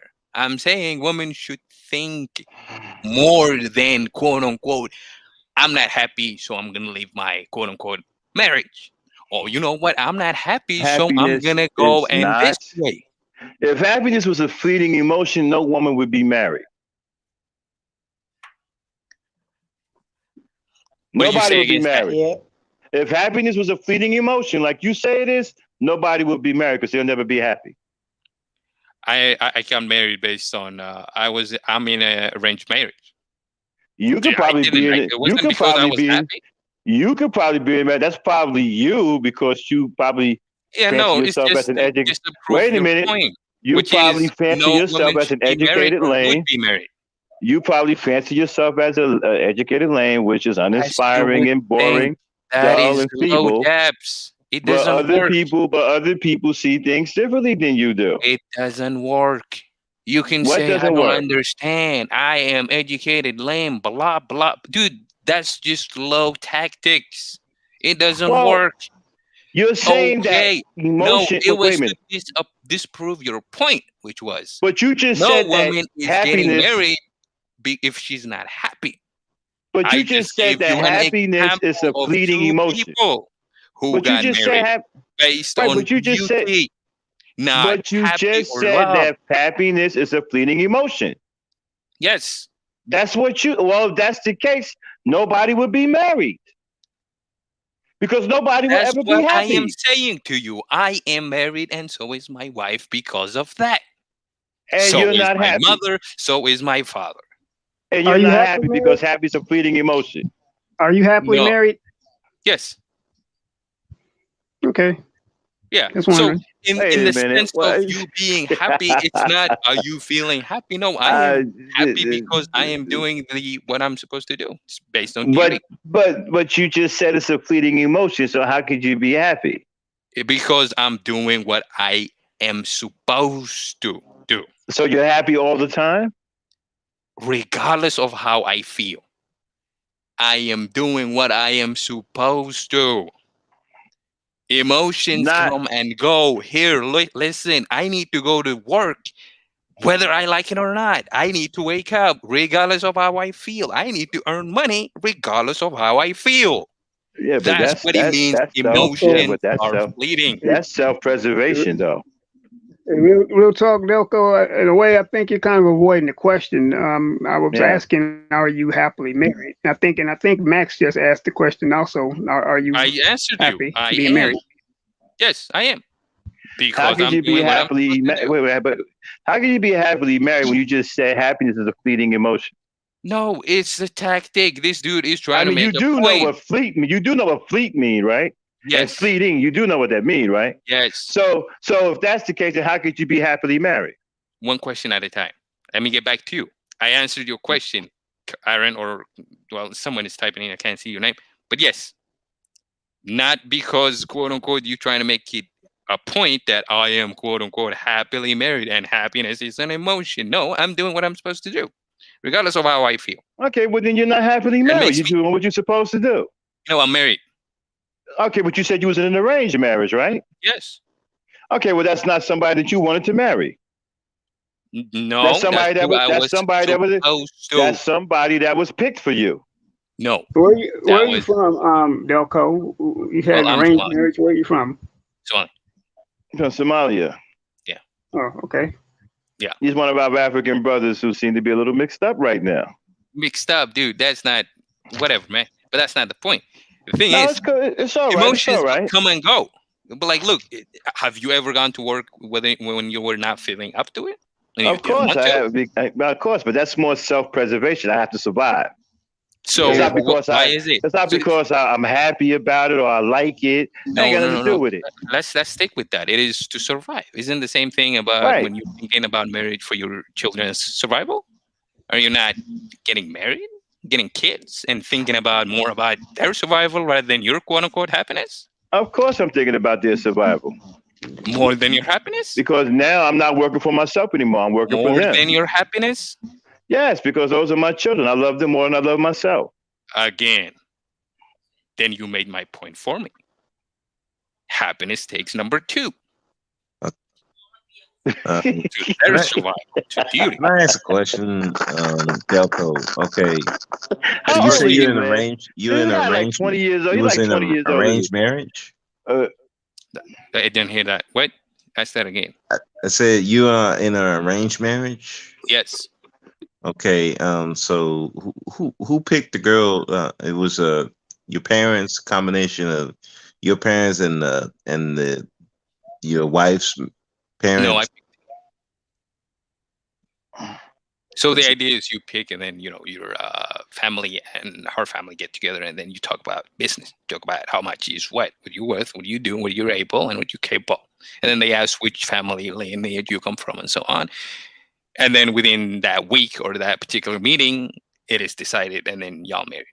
And then the imam comes in and does the traditional, I hereby announce you husband and wife sort of thing.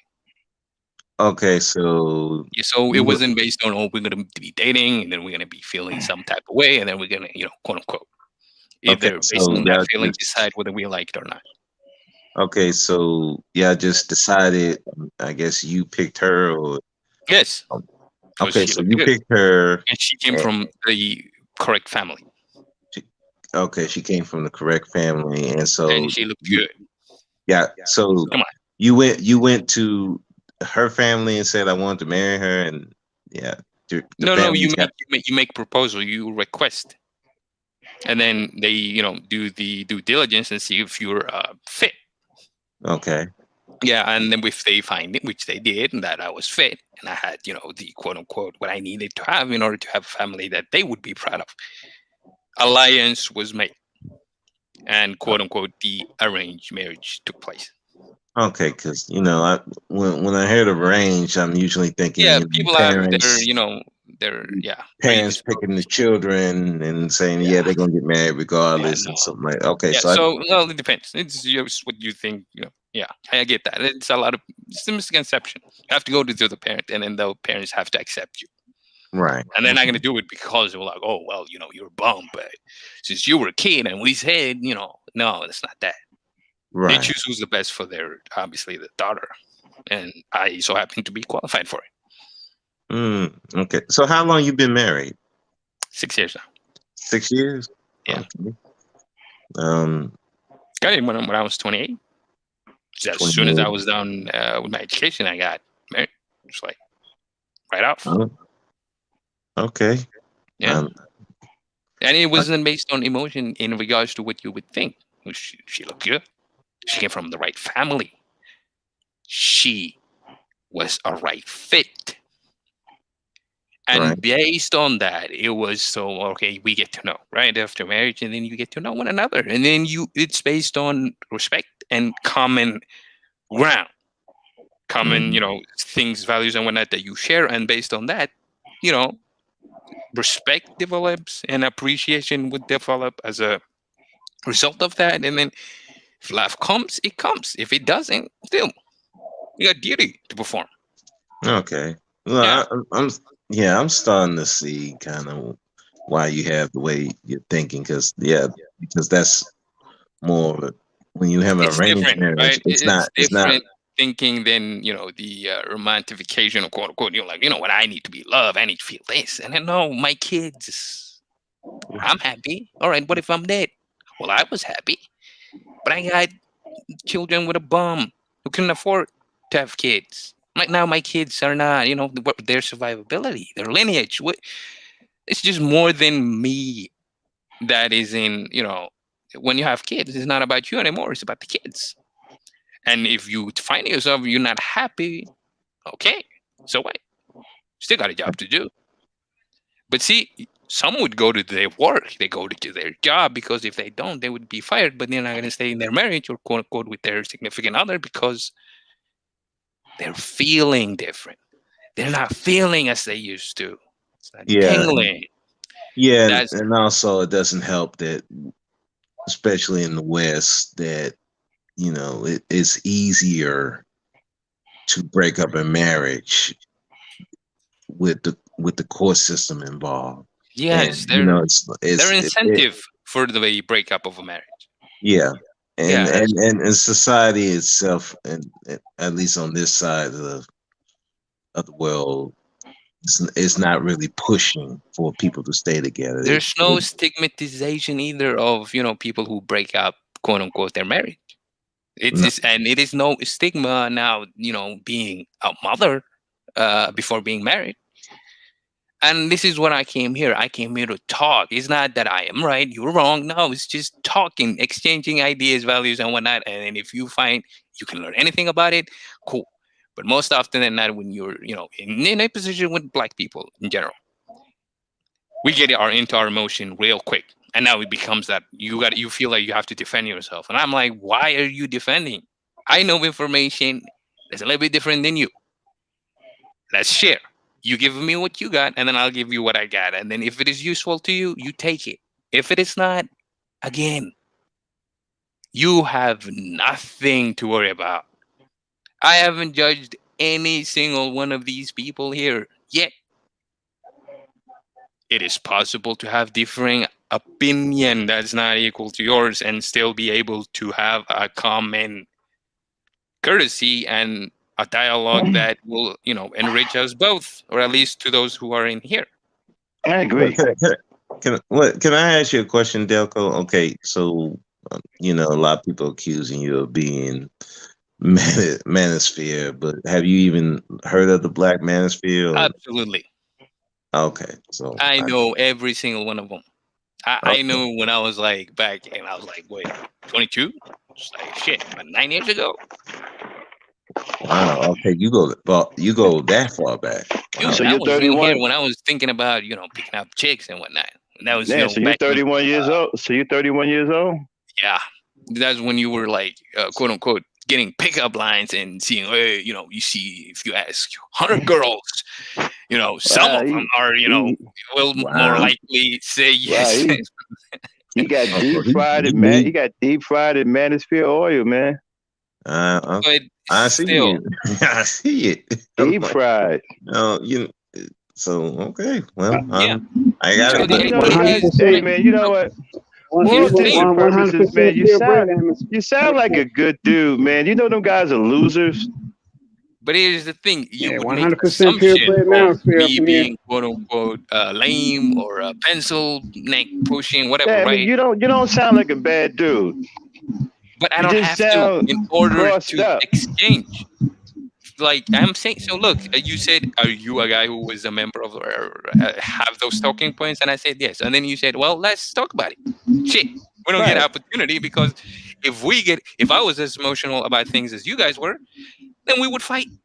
We would be starting screaming, and then we would leave, and then there would be no. The problem I have with stuff like with these guys because you don't sound like a bad dude. You don't sound like a guy that had problems with women. You don't sound screwed up. You just sound crossed up. There's a difference. Still, even if I was, is there something to be learned here? No, there are other people who are thinking differently than I've heard some. I agree with Max. I've heard some because I've heard some of these Manosphere guys, and a lot of these dudes are twisted. And you don't sound like that. Some of them are hurt. They sound bitter. They're hurting. They're bitter. They're angry. I mean, the Manosphere it poisons guys' minds. Yeah, the Manosphere it destroys you mentally. Yeah, them guys are losers, man. Them guys are losers, man. They hate women. They socially awkward. They mad. They mad at women. They mad at their mothers. They hate their mothers. They call their mothers bitches. These guys are losers, bro. That's a bit extreme. But here's the thing. When I was younger... No, that's not extreme. That's who they are. No, that's what you say they are. No, that's what they say they are. Okay. No, we've actually heard these guys talk. Yeah, we've actually heard this, bro. Talk. Some of them trust me, I've heard like that. It doesn't make every one of them. It ain't some of them. It ain't some of them. Would you say it ain't some of them? No, it's not just some of them, bro. So first of all, let me break down the Manosphere for you too. About my mother or that extreme, that would tell you that if there's someone who's at least not that fucked up. I actually used to be a part of the Manosphere until I figured out that they were losers. Let me break down the Manosphere. First of all, the Manosphere is actually a white group that these guys have basically bit the name of and then borrowed the talking points. The manosphere was actually started by a bunch of white guys because they having problems with their women. So these black dudes thought they could go get themselves some validation, but it turns out that the manosphere is not only misogynistic and woman hating, but they're also racist on top of that.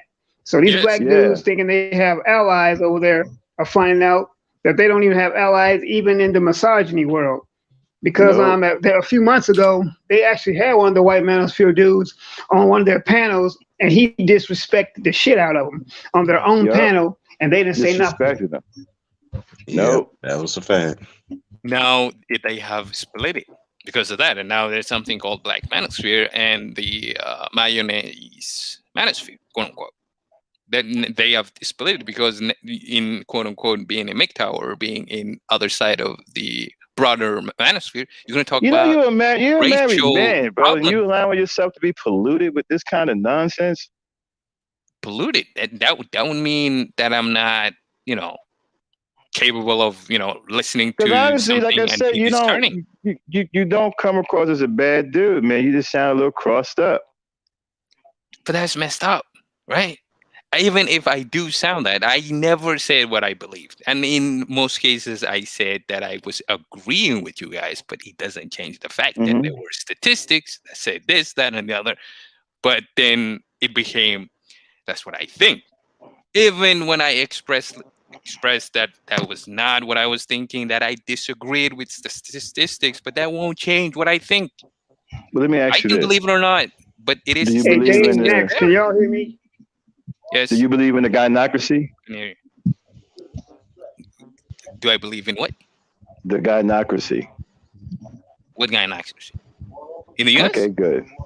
Okay, good. No. That's not it. In the US, the people do you believe in the gynocracy? Talk about, they talk about that all the time.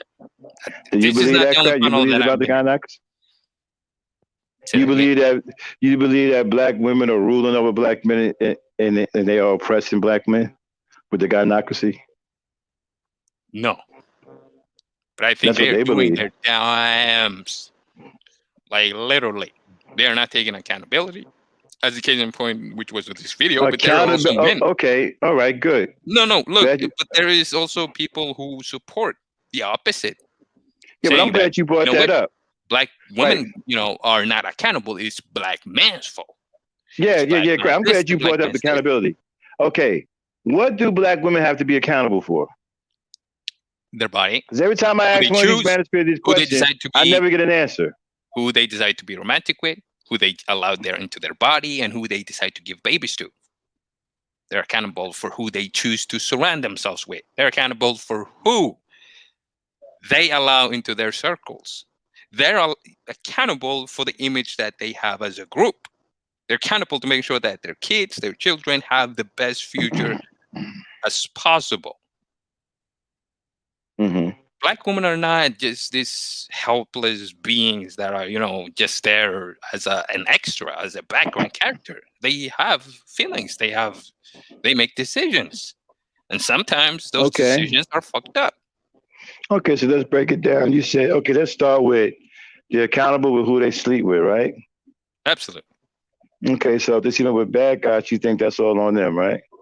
You should be accountable for that, if they what? Sleeping with bad dudes. Yeah, what about them? Well, you do know bad dudes were once boys, right? Yes. Okay, and so... No, you said if they sleep with bad dudes, then what?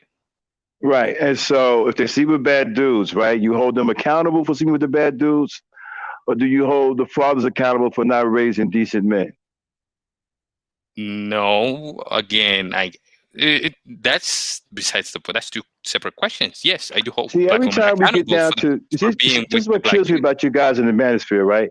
Every time we get down to something that deals with the men, right? Simple. It's always either beside the point, or it doesn't matter, or it's around and about. And it is the opposite with you. Isn't it the father's responsibility to raise decent young men? It is. No, it is not decent. No. It's so not if you raise decent young men, it is your different people are different, whatever. But it is my job to raise my children. Decent young men. Yes, my job. There would be more. then there would be less bad men out there, right? Again, okay. The point. What is it? Now we know that women nest in the environment, right? So in their environment, isn't it the responsibility for the men who know that the women nest in the environment to make sure there's an abundance of good men for them to choose from? And what is the ultimate question? Well, let's say yes, there should be plenty but of you see, men to choose. but you're saying that accountable, right? But how can you hold them accountable when you've left them the option to choose the best from the worst? At the end of the day, regardless of what options there is available. I don't know. No, see, we can't do regardless. No. I'm not saying regardless. I'm saying because if we're going to say accountability, wait a minute. If we're going to go hardcore accountability, you have right. Well, no, it does matter the options. It does matter the options because you make a choice from those options. So, what are you saying that? What I'm saying is that there's no options. What I'm saying is that it's common knowledge. It's common knowledge that a woman nests in an environment. So women nest in the environment. And so the environment is controlled by who? The black men in that environment. That's the environment. Black men are not in control of anything. The environment. The environment that the black women are nesting in is controlled by the black men in that environment. So in said environment, there should be an abundance of decent men for them to choose from, raised by said black men. Okay. All right. So if we're going to talk about accountability, do we have to first? No. You were going somewhere with it. Let's say they have plethora of women to choose. Right. Because you've left them the option to choose the best of the worst. No. That's what you were saying. If you are listen. No. The black men this is where we are differing. You're saying that there should be plethora of good options for them to choose. Because the black men in the environment that the women are nesting in is responsible for raising decent young men. Again, let's say we do the good thing you say we should, that we raise good men. Plethora of good men for them to choose between. That's what we got so far. If she has decent men in her environment, if she has decent men, wait a minute. If she has decent men in her environment that she's destined to choose from, it's highly unlikely that she will go outside of that environment and choose a bad man. Okay, then that's the point, right? That's a period. It's highly unlikely that she would do that. Okay. And that's over. Not impossible. No. Highly unlikely. Highly improbable. Okay. I'm saying at the end of the day, if she chooses one of our good boys that we raised or a bum or whatever, whose accountability? Wait a minute. What do you mean bum? If you're raising good boys, then there are no bumps. Again, let's say we do that. If she doesn't choose, like who has the ultimate accountability here for her body? You have You have the ultimate accountability for the men she chooses. You know why? This is why you keep trying. Wait a minute. This is why you keep trying to hold her accountable, right? Because you're covering up. Wait a minute. Because that's a cover up for you doing a piss poor job in raising your boys.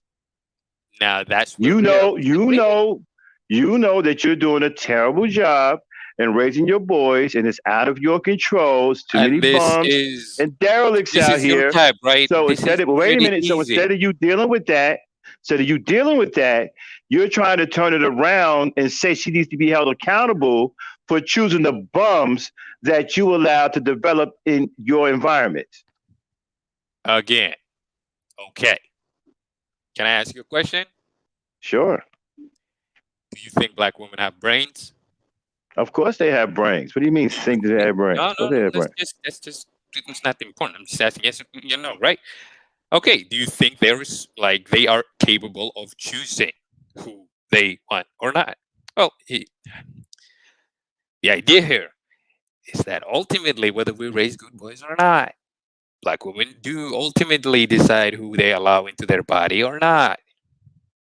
So accountability would fall onto them. Okay, there you go, Rosin. Yeah. Okay. Where did the names go? Okay, I'm sorry about that. I fell off for a minute. Yeah. No. Okay, So now the what was you idea, asking? I was asking you, do you believe that black women can choose? Of course they can That they choose. can choose. Mm-hmm. Can they make good choices? Sure, they can make good choices. I just told you, you What leave them the about option bad of picking ones? the best of the worst. No. Can they also make bad choices? Picking the best of the worst is a good choice. I did not ask you that. I said, can black women make bad choices? Sure, they can make bad choices. Who is ultimately responsible for whether she chooses bad or good? It depends on what choice she's making. That's bad. Again, because if she's choosing, wait a minute. Because that's if not she's the choosing question. if she's choosing bad men in her environment, that's your fault. I didn't say that.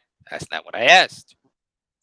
I said, who is responsible for her choosing good or bad, good or bad, or good or bad? Who is responsible for it?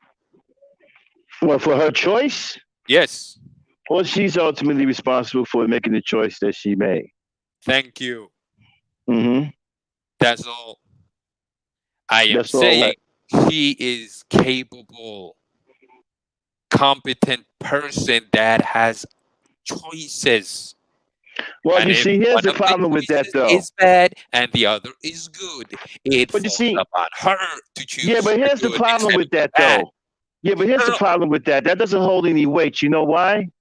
You see, That's that will hold weight. That it will hold holds weight. all the weight I No, no, need. no, no, no, no, no. That will hold weight if you had a stable environment that was controlled and led by black men who were capable. Again, that's what you think, Max. No, I that's the disagree. truth. No, that's your truth. No, no, you see, because when you've left the environment in ruins that you do not leave, nor do you raise your children properly, and you've let the environment become That's corrupted. irrelevant. That's Corruption, no, it's not. It's not. Relevant. Corruption breeds bad behavior. And so when you've allowed the environment to become corrupted, understand something. A woman's nature is to nest in the environment. Your job is to Again, control and police the environment and make the environment safe. So when you fail at your job, it trickles down. And now you can't blame her for making bad choices because you left her no choice but to make bad choices. Okay, so as fucked up as it is, that's not what we're making here. The point was, no, as if you right, as fucked up as it is, you right about that. As fucked up as it is, yes, right?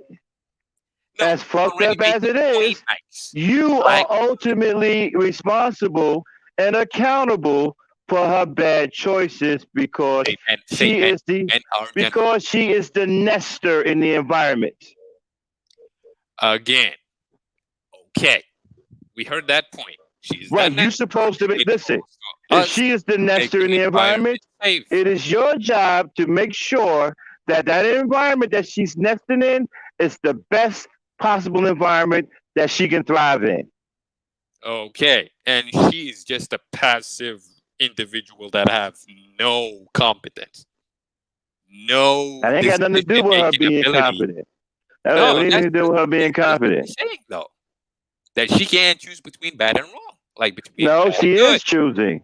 She is choosing, Exactly. but there's nothing good for her to choose from in the environment that she's nesting in due to your failed leadership. So, is there no good men in the community? No, because you've left nothing but bad men for her to choose from. This is what I'm trying to explain to you. This is what I'm trying to explain with you, right? By you being an absentee father, wait a minute. This is what you're having a hard time understanding. By you being an absentee father and not being worth the damn as being the father, period, right? You've allowed your boys to grow out of control. So you've left a bad environment of men. So she has no option but to choose the best from the very worst. That's in the case where that is your fault. where everybody is bad. If every kid and men who's like tomorrow's men were bad, then yes, it's our fault. The majority of the men in the black community are effed up. Okay. Again, they have no leadership to speak. Even Dr. Claude Anderson pointed this out, that the black communities now have no leadership to speak of. Leadership to speak of. Who took the black men out? You did. Who did? The black man took himself out. Oh, so it was their fault that there were crack in the environment. And so just because there was crack in the environment, that didn't mean that you had to leave your environment. So what, you're not going to fight for your environment? Incarcerated more than any other group. So what, you're not going to fight for your environment? How is it that when you go into another man's environment, wait a minute, how is it that when you go invade another man's environment, foreign man's environment, he will fight you tooth and nail to protect his environment? But when you come into the black man's environment, right, and stir up some shit, the black man doesn't do nothing. Because they could not, as in past tense. As in, you came here as a slave, you didn't have an option. We're not talking about slavery. Y'all keep running. This is what I'm talking about, just man. Nobody's talking about slavery. That's level 0. Let's go back. No, we don't need to go back there. Slavery it's been a long time ago. We're talking about right now. It doesn't. Now there is no point in talking about this because you're not listening. You're set in your point, which is men are responsible. I'm not gonna hear anything else. Yeah, we're not talking about slavery. It is fine. Then fuck it. Let's move on. We're not talking about slavery, my man. Not slavery. We're talking about right now. What's going on right now? What's stopping you right now? Tell me what's stopping black men right now for protecting their environment.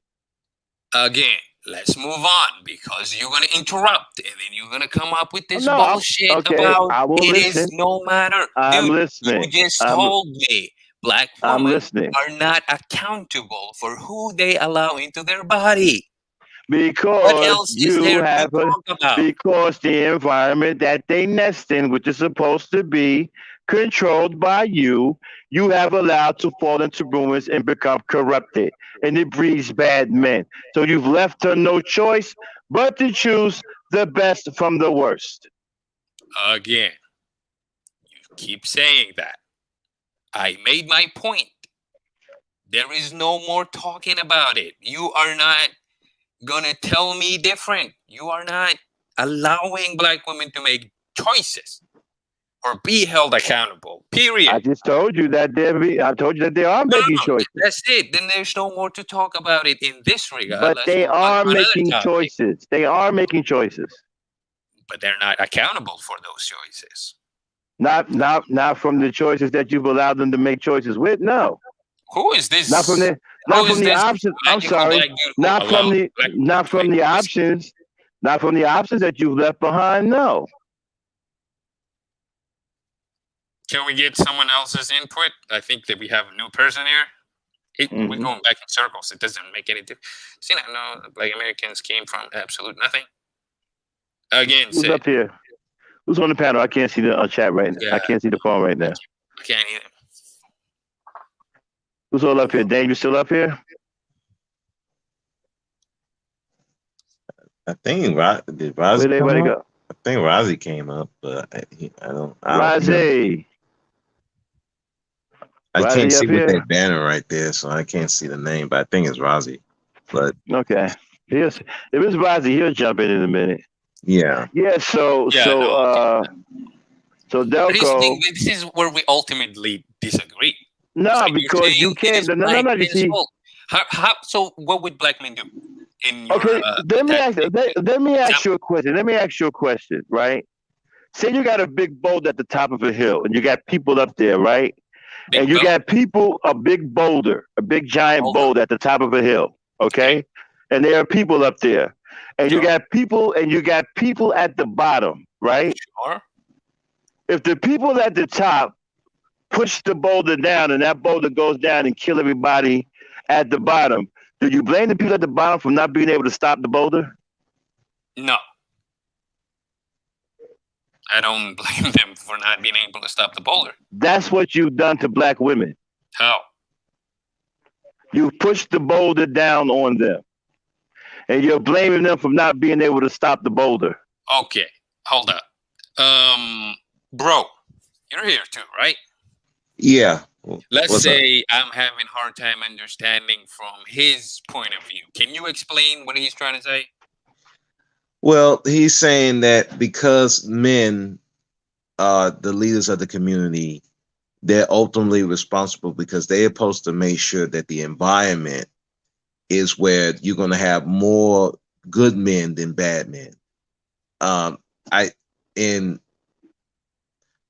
you can't prevent bad men being developed. I don't care how good environment that you have.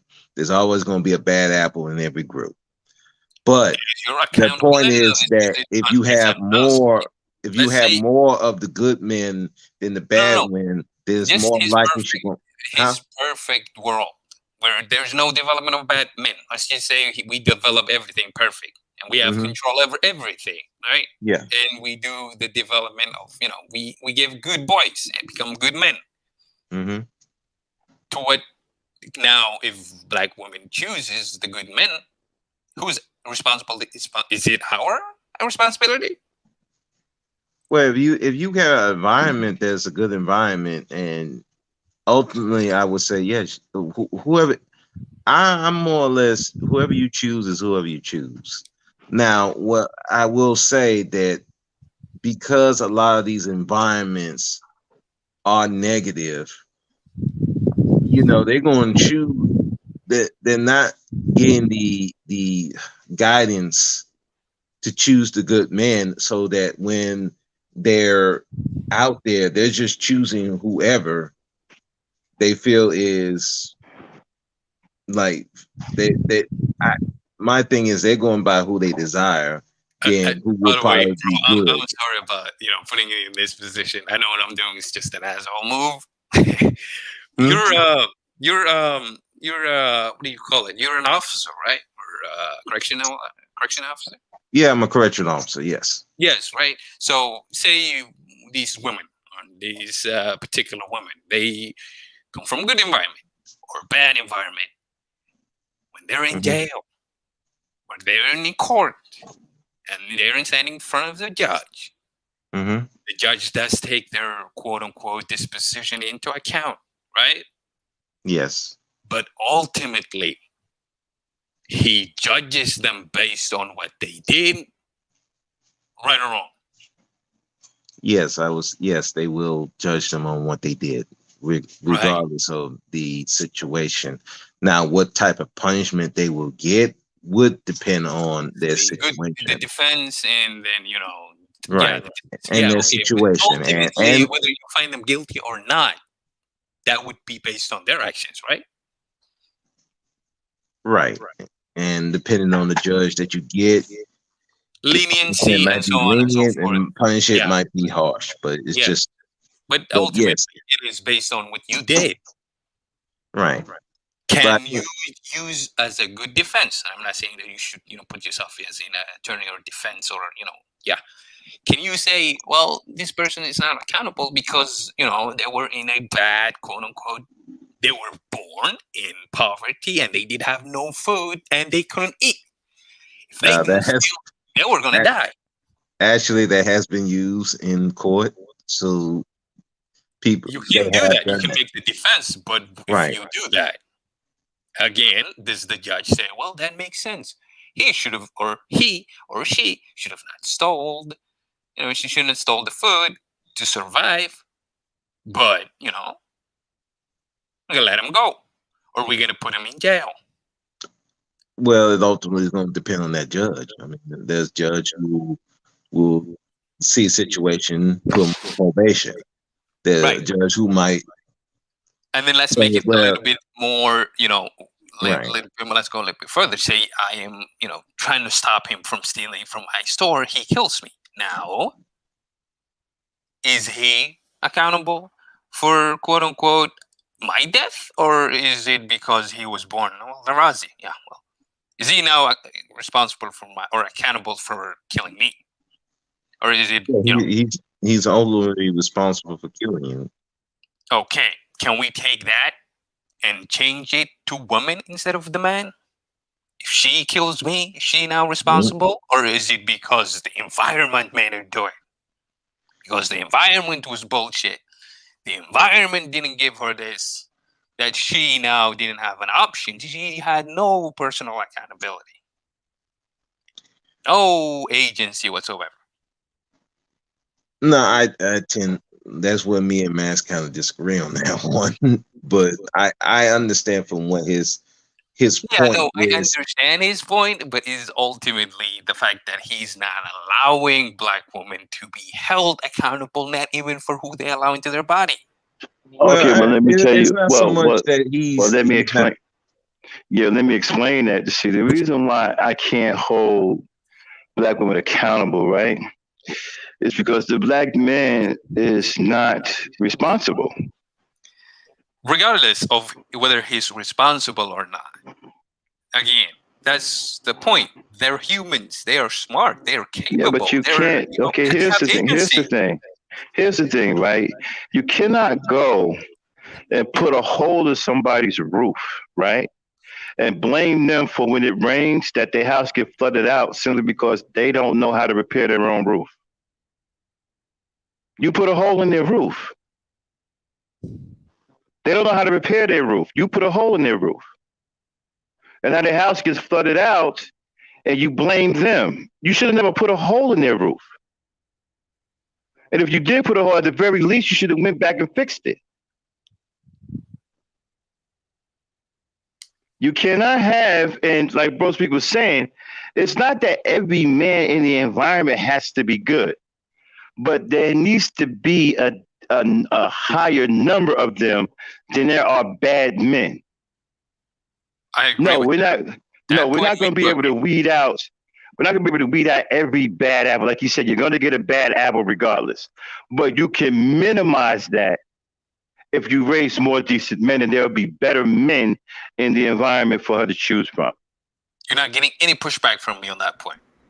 I even agree with you. That should be the case. Mm-hmm. But if a black woman does choose 1 out of 100, right? 99 is good apples and 1 bad apple, and she knows this bad apple is bad, and she chooses that bad apple, she is responsible. But you can only hold her accountable, right? If there's an abundance of men in the community. Like, for example, if you're doing what you're supposed to do in the community, if you're taking care of the community and you laying down the law in the community, right? And she's not following that salubrious environment that you built, then you can sit up here and say, okay, you know what? I laid it down. There's no excuses. I got plenty of good brothers over here I'm raising. I got this going on. I got this going on. You're protected. All these things are going on. Why are you still messing up? But you can't say that now, can you? Because you're not taking care of your environment. Also, if everything's supposed to be that you give them one warning. Look, you got all these good guys. Why you still picking this ain't shit dude over there? You got one time, but you want to go over there. My uncle did this. Now he was a piece of shit dude, but he did do one thing when my cousin decided to go out. She was dating this guy. He was just beating the dog shit out of her. She tried to come back. My uncle, he was a piece of shit, but he was like, look, you went out there, you went against my ruling. I mean, I get the one rule thing. We have that too. I'll help you. I'll defend you. I'll remove you in his, out of his presence this one time. Mm-hmm. Don't go back to him. And then, if you do, then you're on your own. Yeah, but you see, my whole thing is if you control the environment and the women respect and understand that you run the environment, they're not going to go against what you say. Black men ain't in control like that, though. Because I've seen this in action. The men in my community, whenever something really jumped off on the block and the women were outside with the kids, all the men had to do was say, okay, y'all go in the house, and the women would get up and go in the house. They wouldn't stand out there bad-mouthing the men, arguing with the men. No, I ain't going over there. They wouldn't do that. Yeah. They would just get up and go in the house because the men had total authority over the block. Thank you. And that is another thing. Without authority, you can't do anything. You can't be held accountable. This is what I'm saying to you. Black men don't have any authority in the community. Your response check this is, out, though. But that's because, oh, go ahead, I wanted Aaron. to say something. The black men don't have authority, but at the same time, black men are not being respectful. See, a lot of times, there's black men there that want all the respect in the world, but they're not doing anything worthy of respect. So yeah, it's not a earning. two-way street there. In order to get But respect, you have to give respect. right, we're not talking about authority that the white man gives you, anything like that. To have the authority in your community, all you have to do is protect your community, fix things in the community, right? Take care of your children and watch over the other kids in the community, and don't let nothing befall the community. And the women will respect you as an authority in the community. Yeah, that it may. I look at it like this. Even if she's not one to date you, she's gonna at least respect you because you are a respectable person. That's right. And I've seen that personally at work. There's some supervisors, they don't pay them no mind. I've seen supervisors that, hey, you need to shape up, and they'll shape up right quick. They ain't no argument. They gonna do what they gonna do. The problem is in these communities, a lot of these black males are not seeking that type of authority at all. They're not. They're seeking, like I said before, they're seeking pussy and money. Yeah. And when you seeking pussy and money, nobody's going to respect you like that. Nobody's going to take you seriously. Another thing too, like back when I grew up, when something in the community had to be done, the men went out and did it. They didn't wait for no one. They didn't call no one. The men did it. And back then, black men had multiple skills, right? There was nothing they couldn't fix. They didn't have to call no outside contractor. They had to do none of that. Any man on the block had a skill that you needed. You understand what I'm saying? So when something in the community needed to be done, the men went out and did it. And so the women got used to this and fell back. Yeah. And gave the men the respect as the authority in the community. And they fell back and let the men handle it. And the men took control of the entire community. We are allowed to say it ain't to get in the dialogue. And then another thing too, right? When the men started barking out orders like, no, I don't want you with this one, don't do this with that, the women started mimicking what they were saying. You know, your father don't want you with that boy. Don't do this, don't do that. Didn't your father tell you not to do this? Didn't your father tell you not to do that? The women would start becoming an echo chamber. Right. But like I said, what happened? A lot of these guys start, unfortunately, with the crack era integration, all this different stuff, a lot of the guys who would have been the respectable ones took off. Or if they weren't taken off, they were killed off by their minds and their bodies and spirits was killed off by the drugs and the alcohol. And let's not forget the Vietnam War. There was a lot of things that were happening to black men at the time that it took away their seeking that authority, and then they were just seeking just pleasure. Yeah. However they can get it. And as a result, a lot of females are seeing that, and then they started kind of doing the same thing because they were getting taught that, you know, look for to be more independent. And the byproduct of that is, instead of seeking a man for resources, love, or something like that, now they're seeking them just for pleasure as well, and money. So that's why, you know, me, I don't put all the blame on the women. I don't put necessarily all the blame on the men, but ultimately I always say that the men are gonna have to fix it. If you in a environment that your environment is effed up, If you give it to him, you're gonna have to fix it. Listen, even ratchet behavior, even ratchet behavior, the men back then they had a handle on that too. If the father would come home and see his daughters or somebody's daughter out there shaking her rump, right? And she's like 9 or 10 years old, she out there trying to shake it like she a grown woman, that was dealt with. But there are no fathers nowadays, though, gangster. You know, father coming out here, listen, why is this young, right, the father be like, why is my young daughter out there shaking her behind like she a 30-year-old? Jesus Christ. You know And the mothers handled that. Right. I don't know see, if you everybody, ever heard of, oh, I'm sorry. Yeah, you see, you gotta understand something. When the father's on point, he puts everybody on point. Exactly. The woman falls in place. She's on point. She's on the kids. She becomes an echo chamber. Everybody is on point. When the father is out, that's the type of era I grew up in. That's the era I grew up in. When men like, I was on a panel a few years ago. Matter of fact, Information Man hosted it. It was called the James Evans way of discipline of a family. That's what we need to go back to. If you know anything about the show Good Times, there was the patriarch of the family was James Evans. That's right. But he was a real man though, and he raised his children in a tough world. That's right. And that's what we need back in the Black community. It's not talking about abuse, anything like that, but we need that tough love back in our community, because men today, I mean, I'm almost afraid to even call them men. They shirk responsibility. They let their women go ahead and go into dangerous situations. Well, she shouldn't have been there. That's the excuse they have. I mean, some of the most piss poor things to say, and got the nerve in the same breath to want to demand respect. I can't respect someone without no backbone. I mean, those are jellyback dudes. Now these dudes are more concerned with wearing skinny jeans and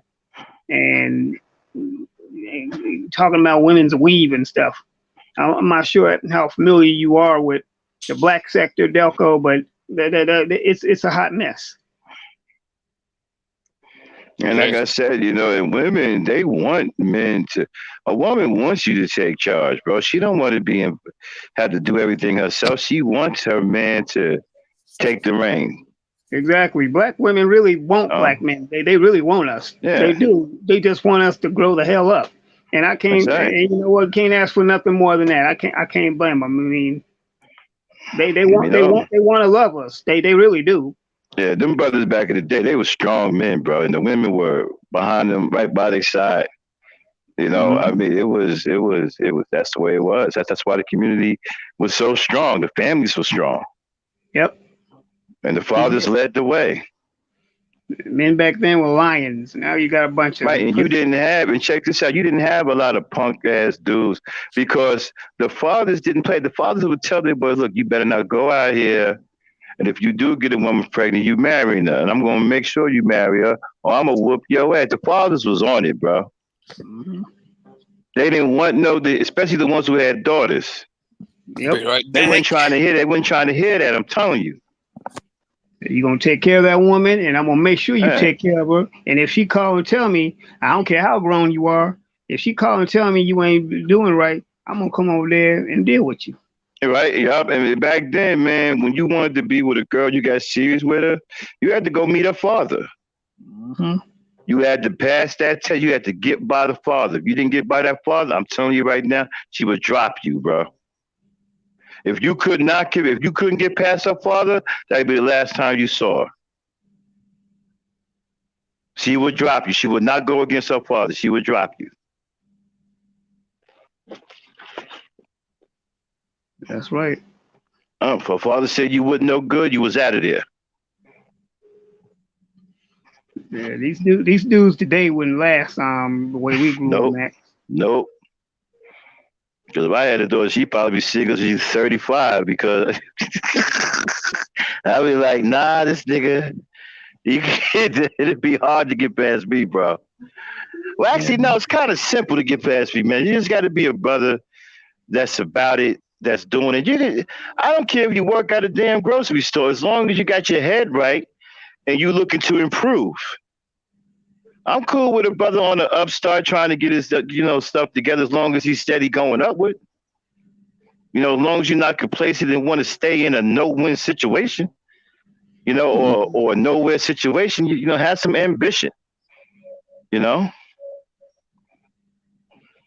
kind of remind me of in that scene from Bad Boys 2 when Will and Martin were grilling old boy, I forget his name. Oh yeah, that was a classic. Yeah, that was funny. But in the third one, you see he grew up. He became a military man, and he married her. Mm. Yeah, I mean, that's what fathers would do. But that's when men were not only expected to be leaders, they were required. That was a requirement. Unfortunately, today, that's not a requirement for themselves, and some of my sisters don't even require it. Now, some expect it. I had to tell a lady one time. She said, "Well, I expect him to be a leader." I said, "Ma'am, you don't expect anything. You require it. It's something that you require. If he don't, he's gonna have to make a choice. Once you make that requirement, then it's a choice. He's gonna either do it or he's not. But when you leave it up to something that is expected, and that gives some of these dudes leeway. I would say that a lot of these guys are good dudes, but they're not good leaders. And so when you're not a good leader, you're leaving the woman to just decide on whatever how the relationship gonna go. So it's like I say, I see Razi. You're leaving the ladies to fill in the gap of leadership. Right. Because somebody got to do it. And if you're not going to step up and do exactly. it got to be done. Right. In every relationship, somebody got to be the leader. And what you just said, basically, Dame and Bro Speak, that was basically the point that Cynthia G was making, that, well, because of the men are absent, the work still has to be done. So that's why so many women have to take the reins, because the men weren't available. It's not about replacing the man, but if the man is not there in the first place, well, the bills still got to be paid, the rent still got to be paid, the car note still got to be paid. What they supposed to do? I mean, I'm running into a lot more black women who can work on cars, man. I'm talking about real shit like rebuilding the engine, putting in time and shit. I mean, they got skills now. Exactly. And there ain't no men around. And these manosphere dudes want to talk about these black women too masculine. Well, because she has to do masculine and feminine duties. They up here laying sheetrock, all kinds of stuff, man. I'm like, pissing me off the way these dudes. Her father thought there was not no good dudes, and he taught her how to take care of things, because he don't believe there's going to be a dude around that's going to do it for her. That's right. And they got skills now, bro. Yeah. I like one of my supervisors.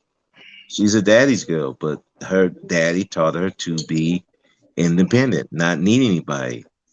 Unfortunately, that goes they take it way too far in the other direction, to where it's harder for them to let go of the reins and let a man be, well, maybe that's not the right, just let the man be the man.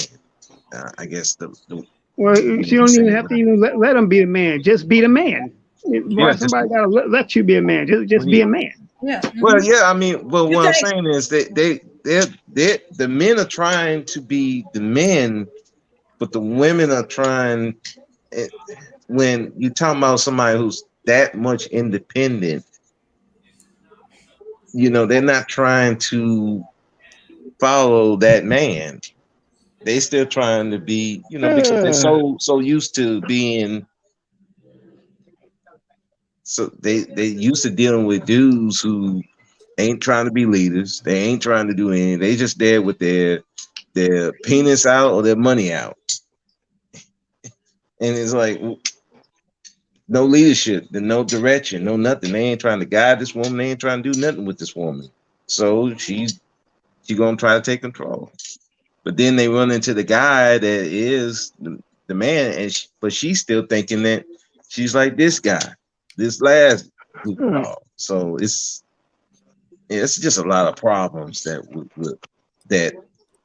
just developed over the years, and to the point where it's blaming the women for everything. I'm like, you're short-sighted with that. There's a lot of things going on. But to me, that sounds like the man is giving up too easily. Okay, when we say stuff like, okay, he don't need to try to be the man, he need to be the man. He's going to take care of things regardless of what she does. Mm-hmm. And once she sees that, oh, he's going to take care of it. I don't have to tell him 3 or 4 times. I don't even have to ask. He's already taking care of it before I even ask or seen what needs to be done. Right. But if he's going, she's not letting me do this. She ain't letting me do that. He ain't being a man. He's become a little bored. Then then there's no motivation to let stuff go, because he's whining instead of just doing. All you gotta do is keep doing it, keep doing it, keep doing what he's supposed to be doing, keep doing what he sees needs to be done. She will eventually ease back because she knows he got it. But if every time, she goes back to her pattern and stuff like that, he has a hissy fit, then he's just proven that he can't handle it. He and he get caught up in his feelings. Well, why does a man have to handle you? That's the question. Why do I need to handle you? Why does any man handle his woman? I didn't say handle her. Handle things.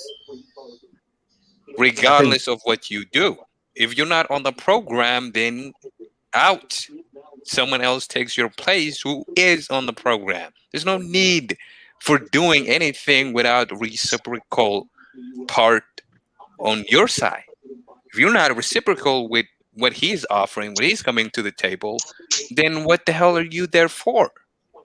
You're just leeching off of the man at that point. If you're not, when in general, when men ask women, like, what do you bring to the table? Just small talk, whether it's lunch break or whatever.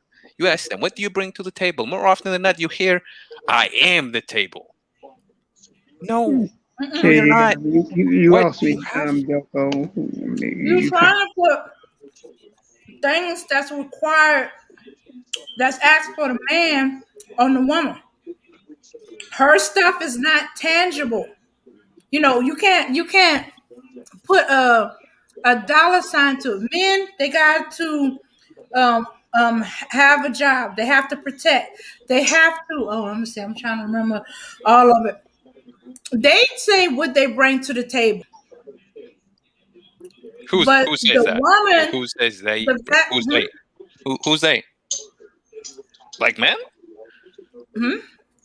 Yeah, black men say what they bring to the table, and women can't quantify what they bring to the table because it's okay.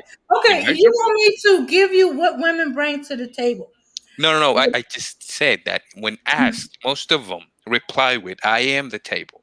And then you say that's because they can't quantify what they bring to the table. It is immeasurable. Okay. Is there something that you bring measure something that can't be measured? Okay, look. Okay, see, when if she said, okay, I bring a home. For a man, it would be a house. To her, she brings everything that she does to the house, to the family, to him, to her. It cannot be measured like it could for a man, a house. A house is not a home, right? The woman brings the home. The house is not the home without the woman to make it into a home. It's just a house to the man. It's just a place to sleep, eat, and go about his thing. But it becomes a home once the woman is in it. Because what So she what do does you, Dame makes the Frankie, home. bring that say if I was another woman, what would you bring that I don't or I couldn't bring? Why would the man choose you instead of me? Well, women bring a lot of things to the No, table. no, no, no, no. I Let's find it, let's I let find Dame it, but answer. wait a minute. I don't understand, like, how you Max. asking a woman what she brings to the table and you don't know? No, I am asking her because I She want her brings to a lot see to it. that First there of all, is a competition between okay, women. well, first of all, she brings the ability for you to carry on your bloodline. That's That's not one. the point. That's not what I'm saying here. Well, when I you want her talk to about what she brings to the understand there table, is a competition for which woman gets to bring But that's their the lineage. problem. It's not a It's two competition. ways. It's not just that It's not she a helped me bring competition my between a blood man and a to the woman next. with What? who brings what to the table. No, that's not a competition between a man and woman. That's the No, no, wrong it is mindset. between women. It's a Okay, go ahead. competition between women. Which woman gets the privilege to be in my home, to be my significant other? Okay. You got to compete for your man. Is that right or wrong? No, that is wrong.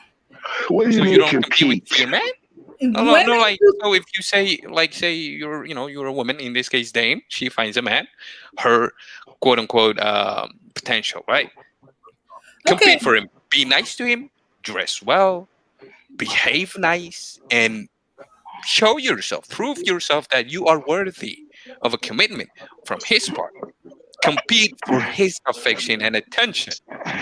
That's what I mean. Compete. And I just think, Okay. man, I'm gonna dress like however I want. I'm not even gonna bother. I'm gonna look however I look. And you know what? If other women do something that I'm not willing to do, then hey, whatever. Still, I'm gonna win because hey, look at me. I am the table. That's what I'm trying to get you to understand. There is a competition. I No, compete for you. You better no, best believe that there if is not you a want the man, competition. The woman presents herself as herself. If that's what he likes and that's what he's willing to spend the rest of his life with, in the story. She don't have to alter, change, or do anything different. She just got to be herself. If she ain't the woman for him, then he moves on to the next woman. She's not supposed to be trying to change or alter or become somebody else to compete to keep him. She either is the one for him or she is not. To say it's a competition between her and another woman, that means that what she is not enough.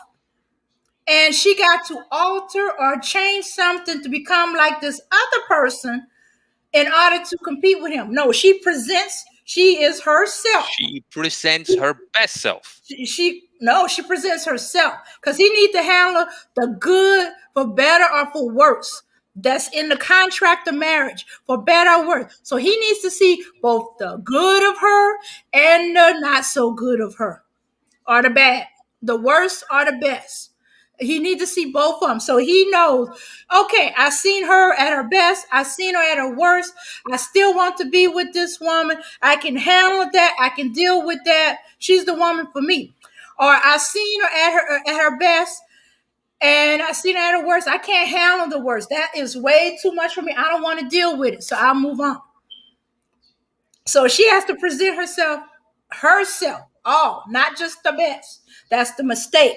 You present all of it, the good and the bad. So he knows, so he won't be saying, oh, she changed on me. That means you didn't see all of her. Okay? No, not okay. What? Next, I Well, you would see, just get rid of you. This is not like this is your point, obviously, and I respect that for your opinion. But in reality, I would just next you. That's it. Let's get a woman who's gonna put her best foot forward, who's actually gonna give her best shot, who's gonna yeah, try but her best. there'll be times when there'll be her worst side. There'll be The times worst. for that, but it's not what you said. No, it's like, no, I'm not even gonna bother to show my best side. I'm gonna, you know what? I'm gonna show myself. If he likes it, I am the one for him, and if he doesn't, then I'm not for him. Great. Mm-hmm. Yeah, There are exactly. women who, regardless of what they do that or goes look both like, ways. will do their best. Mm-hmm. That's why they say when you're in a dating, or at least in the beginning phase, you send your representative. There wouldn't be a need for better or for worse in a marriage contract, because there is, just like there's a better, there is a worse. There are sides that of a person that is at their best and at their worst. It Or is your job to make sure that the worst is minimized. No. Isn't Well, it for I both can't. sides? You do try, but there's no guarantee. No, it's You not need to guaranteed, but know it is that for he both can of us. handle the worst. No, it is. It is like for both. Okay, so I sides. gotta be We try perfect our best. 100% of the time. I gotta No, be we perfect tried. 100% At of the least we time. tried. Okay, then to he give. gotta be perfect 100% of the time. No, and you don't No. either. If I Nobody's gotta be perfect. 100% perfect at all times, you can never see the worst. There can never be a worse. Why Or is a it bad, so or a extreme? vice, or Why a is it whatever. 100% And he or nothing cannot at all? be the same neither. He would have to be 100% at his best at all times, and nothing, no matter what is going on in the world, outside the in life, he got to be 100% at his best. He can never show that when the world is getting to him and he has a temporary breakdown and he needs me to help him to help him build back up. That's not bad at all. That's part of human emotion. If you having a hard time and you can't deal with something, that's what your spouse is for, or at least your better half. Exactly. The worst. When the worst That's happens. not worst. That's normal. That's Okay. you having hard time with something and you needing help. Okay. That's nothing bad about that. Let me present it another way. Okay. No, it's okay, Dame. I get like what you're trying to say, that you should be, give everything as it is, and if the person appreciates it, then that's good. And if they don't appreciate it, then they were never meant for you. Get that? I understand what you made it, but thank God, I'm not in a position where I have to take like a woman that speaks like you or thinks like you. Exactly. I'm not the woman for you. Yeah, no, that's the point. Yeah, you put yourself in a position to choose or make yourself. I shouldn't be trying to get you by altering who I am. No, but you should try to get me by giving me the best you have to offer. But to me, this is the best. No, but then that should be yes. You should give me the best you have to offer. Okay, this is part of my best. I'm telling you. Yeah, no, but that's not what it comes off. For you, but for another when man, you talk, you say I'm going to give my. This is perfect. He has no problem with that I am going to be have a difference of opinion or disagreeable, or I'm going to raise my voice when I get passionate or excited or upset or whatever emotion is going through me that makes me raise my voice. Most of the time, like right now, I'm very determined to get my point across. He's either gonna let me just get it out, and then he's gonna, when I get it out and then come in, or he's not. And like I can't talk with you. You're frustrating me. You're not letting me talk. You're running over me. There are some men who do have a problem with that. Say, no. She's talking over me. She's not listening. She's determined to get the last word. And then there's some men, they know, okay, this is how she is. Let her just get it all out. And once she finishes saying what she's saying, I'm going to say what I'm going to say. Well, I demand the best. And if like case in point with my wife, right? We have certain rules. If we are mad, if we are in disagreement, doesn't matter what, we never fight in front of the kids. Guess what? After 8 o'clock, no matter what we were disagreeing about, we let it go. We never go to bed mad or holding something. Because when it is 8 o'clock, we're going to hold each other's hand and we move on. We never raise our voice. And we never show the children what the hell we're fighting about. No matter how passionate, no matter how bad we feel about or right we feel about certain things. Those are rules. that demand the best of me and the best of her, regardless of how much she feels she needs to get out, or whether she's feeling that I'm letting her out or not. If there's a child that comes, guess what? We're going to put on a smile face. We're going to put on a show in front of the kids. And two, when it gets 8 o'clock, we're going to hold each other's hands and say, you know what? Whatever happens, it really is not that important. Let's go upon our business as a wife and husband. That demands that you put your own feelings and your own whatever, the need you have to be heard, the need you feel like, oh, I'm feeling like I'm not getting out, I'm not being heard, whatever. You put that aside, because that's the rule we agreed on before we got to this position. Before there was any feelings involved, we said, hey, 8 o'clock, let's put everything down. Let's go to sleep as a couple and let go whatever happened today, so that it doesn't affect us tomorrow. Then both sides were like, you know what, that sounds good. And then we agreed upon before we were emotionally involved in anything. And that's great. It demands the best of me. It demands the best of her. And two, we never fight in front of the kids. There's no need to be shouting. We never do that. Because when someone is shouting, the other person shuts down. There's no point. Doesn't matter what you have to say. If you're shouting, nobody's going to hear it. If you're dominating, nobody's going to hear it. We're here together. It's not you and me. It's us. These kids, we made them together. They were not existent. They were not here before we agreed that we're going to be a unit. And we got to sacrifice. I will sacrifice, and you have to sacrifice, regardless of how you feel. But the thing is, that would entail that you give me the best you have to offer. Not just, oh, you know what, I'm going to do this. No, that's not good enough. I'm not going to say, you know what, I'm going to do this. And if she likes me, she likes me. And she doesn't. If I thought like that, I promise you, I wouldn't get anywhere. I wouldn't get my wife if I thought, you know what, I'm going to give this, that, and the other. I'm not going to try. There are multiple examples of men who try after getting shut down. You go up to a woman and you introduce yourself, and then she gives you a no. But if you're persistent, there's been cases where men have persisted through the rejection and got positive reaction of the woman. They didn't say, you know what, I offered my best, and you know what, she didn't like it. Well, that means she's not for me. What does that mean? That means that makes you a weak-minded. And that means when you're meeting a little bit of resistance, you're not going to go through it. You're not going to persist. You're just going to give up. And this is what I'm trying to tell you, Dame. You have to send your representative at all times, because you never know when you're going to need. If you put your need to be right in front of your husband's relationship to you, then at the end, it reflects bad on you.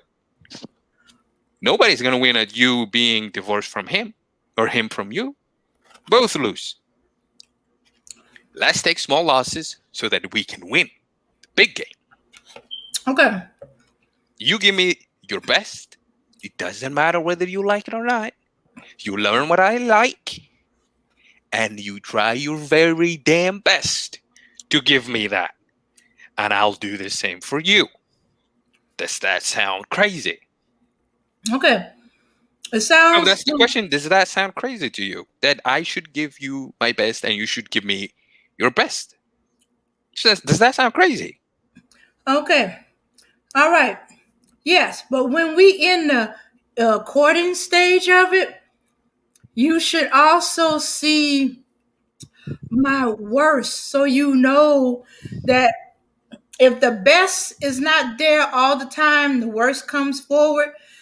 Do you know you can handle it? Or you need to know what the worst is so you can make the decision. Okay, look, we're not going to, if we marry, we have kids, we're not going to argue in front of the kids. I don't think we should argue in front of kids. But you need to know that my worst is that I'm argumentative and I like to have the last word. So you know that, look, if we marry and we have kids, then that I don't rule want us trumps to be everything. arguing in front of the kids. I don't We're want not. us to be having a fight in front of the kids. We make rules Can together you? as a couple. Mhm. If you agree, like, okay, we're not gonna fight in front of the kids. Do you agree? You say yes or no. But whatever your answer is, that should dictate what happens in front of the kids or not. If you say yes, we're not gonna fight in front of the kids, great. We're not doing that. Whatever you have the need to be right or to be heard, whatever, that takes number 2 to this one rule we agreed on. No fighting in front of the kids. 2, you say that I should see the worst in you. No, you should minimize and make sure that I never see the worst of you. Case in point, when you go to your work or your job. That's not realistic. No, you should minimize. What's not realistic about that? You should That try your shouldn't- hardest that to you make sure shouldn't see that. that you shouldn't see the worst in each other. It's gonna happen. People are human. No. You should minimize. Minimize how? What do you And mean? make sure that you control and make sure that it doesn't happen to your very best ability. You should not lose your temper if you have a bad temper. Okay, well, that's kind of hard to speak because people once again are human and are not robots. They're programmed. They're humans that make decisions. Okay, but it is not too hard to ask you to control to your best. Okay, but if your you're best. doing things, okay, but also at the same time, once again, it's a two-way street. You also have to do things to not provoke that woman to lose her temper or anything like that. It means like a lot of Both these sides dudes, they do their best. a lot of To guys ask for expect the someone women to do their best is not hard. Oh, I hold can on. ask Hey, your best. a lot of these guys expect women to be on their best behavior all the time while they're out just doing their worst, but they still expect the woman to be just as nice and docile. And You don't have to be that's docile. not realistic. And I get that. A lot of these dudes, they're fucked up. But I'm saying there are people who are listening. And regardless of what they take from here today, it has to be said from both sides. I have a bad temper. It's just an example here. Okay, you should not try to provoke me. Do your best. But I should do my best, even when I get provoked, that I don't do anything dumb. Okay, That well, I should you do your do best. my best. Doing your best is easy. Can I get your best? Try. At least I'm not saying they should be perfect, that you should control it. The outcome is not the point here. The point is you should do your best. Okay, well, shouldn't you do your best to not If I provoke her never also at the know same you time? have a temper, if I never I know didn't you hear have a that. bad temper, how I'm gonna know when I accidentally trip over it, or if I'm doing stuff to provoke it? If I never know that there's something I do that could provoke it, You let them know. You communicate. You're telling, hey, this is what's happening right now. You talk. It sounds to me like you're saying that the woman should do everything she should to please the man, but what about the man pleasing the woman? You see, that's how a lot of these I'm saying manosphere both guys sides. think. I It's said you only the should give your woman. best to your wife, and she should give her best to you. Yeah, I think he said he. okay, you I don't talking think that's about not the what he right was saying. I stage. think he's I'm saying talking both. about in the courting stage when you getting to know each other. You should see both the good and the bad, so you know whether you can deal with it. You know what provokes it, or you know what is going on, or y'all can discuss it and say, "Look, I don't like this argumentative thing you do, and how you run over me when I'm trying to talk with you or have a conversation, or how you gotta have to say everything and you don't even take a breath so I can jump in and say what I want to say." Again, what if my worst But is you're I don't talking about in the marriage stage and stuff no. like Even that. at the beginning, if I come up to you and you're like, "Pfft," you laugh at me, you reject me, like hard. Again, I'm not my. What if my worst is that I'm a criminal, like whatever, right? And I beat you to death. That's not. I should at least minimize that. I should not do that. I give my best, regardless. Because if I take you out on a date and you say yes, say I ask you out and you say yes, I try my best. What can I afford? Where can I take her? What is the best place? How can I come across? What is the best that I have to offer? That's the question I ask myself, and that's what I do. Case in point, let's go to the next stage. it doesn't matter. I'll ask you to marry me, right? What Okay, ring can I afford? I'll take the best that I can get. I'll see, okay, how can I make the proposal as romantic as whatever the hell, whatever you like, right? To my knowledge. And I'll try my best. That's all we're saying here. Do your best. okay. Yeah, that's fine for the first date, maybe even the second date. Through everything. Throughout everything. Eventually, you got to know about the negatives in the person. Why? Whether it's that they talk too much, they Why do argue I have with to know? you. Why do I have to know something bad about you? If you can make sure that I never need to find out. I don't need to know Because it's what's not bad going. about you. That's not something that's going to stay hidden forever. It's No. going to But come see, out. you say you need to, and I'm saying why? Why do I need to know something bad about you if you can make sure that I never have to?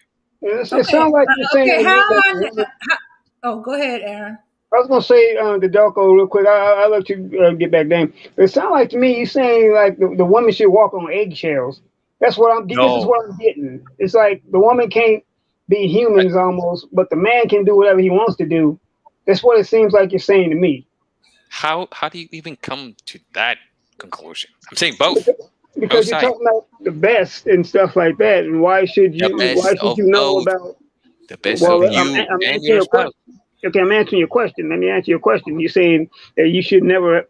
Why should she have to show you her worst? Why do you have to show that? Because once again, people are human. They're not machines. They're not. I mean, people are going to do human things. I, I, well, let me. I think what Delco is trying to say is that you shouldn't be intentionally trying to show your worst to a person. You know, like for instance, you just gonna be argumentative because that's just who you are, and you just doing that to provoke him. I don't. I think what he's saying is you shouldn't be doing that. But like Damon's saying, people are human. You're going to see the worst out of people, regardless of how much they try. Like me, I can be a cold person. I don't try to be. I try to be as kind and You're human. as You're understanding imperfect. as best That's as I can. understandable. But that cold side comes out. Do you owe me your My best though?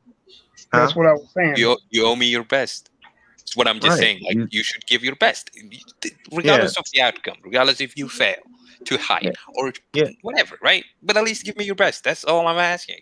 Yeah, And that's you I should give think your spouse your best. That's it. yeah, I think that's what he's trying to say. It's not that he's telling her to walk on eggshells. Be yourself, Okay, I but was just be on asking your for a little best. clarity. Be your best self. Both Yeah, sides, the men so I was being just the men, And asking the he's for. not women saying being the that men. just the woman is both. He's trying to be his best, so she should be her best. But Okay, I Try was our just again, best. asking for people some clarity. fail, That's man. I all. mean, that's just life. So you're Okay, going to see it regardless. And some people you yeah, see I it just real wanted to early. know. Just Some wanted people to clear you that see up it for me. Just late. wanted to Hmm? clarity. I'm sorry, Ann. You go ahead. I was just wanting some clarity. Just wanting you to clear that up for me because that's what it sounded like you were saying. But okay, Yeah, that's what he's saying. He's not saying that the woman should be perfect and the dude just be a piece of shit. No, he's saying he's There's no gonna need be for at eggshells, his man. best. Walking on She's eggshells, gonna brother. be so he expects her to be at her best. But do we fail? Yeah, we're gonna fail. That's just the way it is. yeah, the reason I Sometimes you put that see. out there Hmm? because the reason I put that out there because a lot of these manosphere dudes think exactly that the woman's supposed to be just picture perfect all the time, while they Yeah, get to do and show every range of emotions they want, but the woman's just supposed to be just as obedient and as yeah. docile and do what she's supposed to do. Yeah, Does that picture and that though? thing is dumb as fuck. I Yeah. agree with you with that, and I've seen dudes call a chick out her name and then be shocked when she's calling him all kinds of names, and then be like, "Well, she should be feminine." I'm like, dude, you call her out her name. You're not even attempting to be respectful. So what you expect gonna happen? and I think that's what Deco is saying, that no, stop trying to provoke the worst and trying to show somebody your worst when it's not necessary. Now, if it happens, it happens. With we're human. I mean, you might have a bad Don't day. show with pride. Don't take pride in showing the worst of you. There's Right. nothing to be gained. I'm like, I am argumentative. I have the need to have the last word. You know what? Yeah. I'm gonna fight, dude. Check yourself. That's not important. The important here is that you show the best to your spouse. That you owe them that much. And if that sounds crazy, then Yeah, maybe to your spouse. But we are in to your the partners, to your date, to your average coworker, to your average neighbor, to the man sitting next to you in the bus, to the chick you meet at the grocery store. Everyone, your best. Okay. Now, if I'm saying I'm bringing all of me, and there's parts of me that I think are perfectly fine, but for the other person, that's a problem. They to that person, you're showing the worst. But I'm I'm perfectly fine with it. You know, nothing in life told me that I should be different. She was a problem, so on. And stuff like that. So even if the best foot forward thing, what I think would be best and what's good, might not necessarily be good. But is it your best? It's not whether it's good or not. Is it did you do your very best? If the answer is yes, then really the person have more, there's likely, higher likelihood that they're gonna, say, what, she did her best. I understand that. You couldn't be helped. You did your best. I'm more likely to forgive that than if you were like, you know what, I'm arrogant about it. I'm doing it anyways because this is the worst of me. You're gonna take it, or you can leave it. Don't be surprised if I leave. Yeah. That's what all I'm trying to say. But it shouldn't have this. But that's my point. That's my point when I said you should present all of you, the good and the bad. No. Because if they leave, okay, they leave. That meant they weren't for you, because there's parts of you they don't care for, and they don't feel like they can spend their life with that part. Well, I think it really Now I think it should be just a natural. He was saying earlier about, oh, thank God I'm not married to a woman like you, and I was like, exactly. You need to know this part. If I present what I presume is that what I presume you want, like a meek, mild, soft-spoken woman, who never disagrees. I ain't saying she's a whatever you like type of girl, but she is putting her opinions to the back seat. Have you seen women who are quote unquote bossy, become what you want? No, Dame, have you seen bosses, divas, and so on? Loudmouth, opinion. No. Here, opinionated in quote unquote their work, and when they come home, they're different. They put that quote unquote boss attitude, they're bitchy, whatever. They put that thing to a box and compartmentalize and say, you know what, this is work box, and I'm going to be in my house. Spouse box. I'm not gonna treat my husband, my partner, my boyfriend or girlfriend the same way I treat the people I work with. Is it possible to compartmentalize like that? Is there something like I don't know? It might be the way I'm speaking. It might be barrier of the language, or language barrier, that I'm not making it so that you can understand. But no, you should not show me your worst. 2, you should do your very best to make sure I don't see your worst. And 3, if I see your worst, you should minimize how bad that worst is. Yeah, but how would I know that that's my worst if to me that's perfectly normal. I Until would you say, allow you. hey, I don't That's the thing care of for being in that. a I relationship. I can don't talk. know that until you tell me. But if you Exactly. never see that, how That's the would you extreme. know to tell me, hey, I don't care for that? No, You when know, that happens, when that takes place, I will let you know. Hey, whoa, where did this come from? Okay, I didn't know you went to this extent in this particular position. That's crazy. And then okay. I would tell you, okay, can we minimize that? Okay, that is a bit extreme. I found out something about you that I didn't know. Mhm. Can you at least do something about it?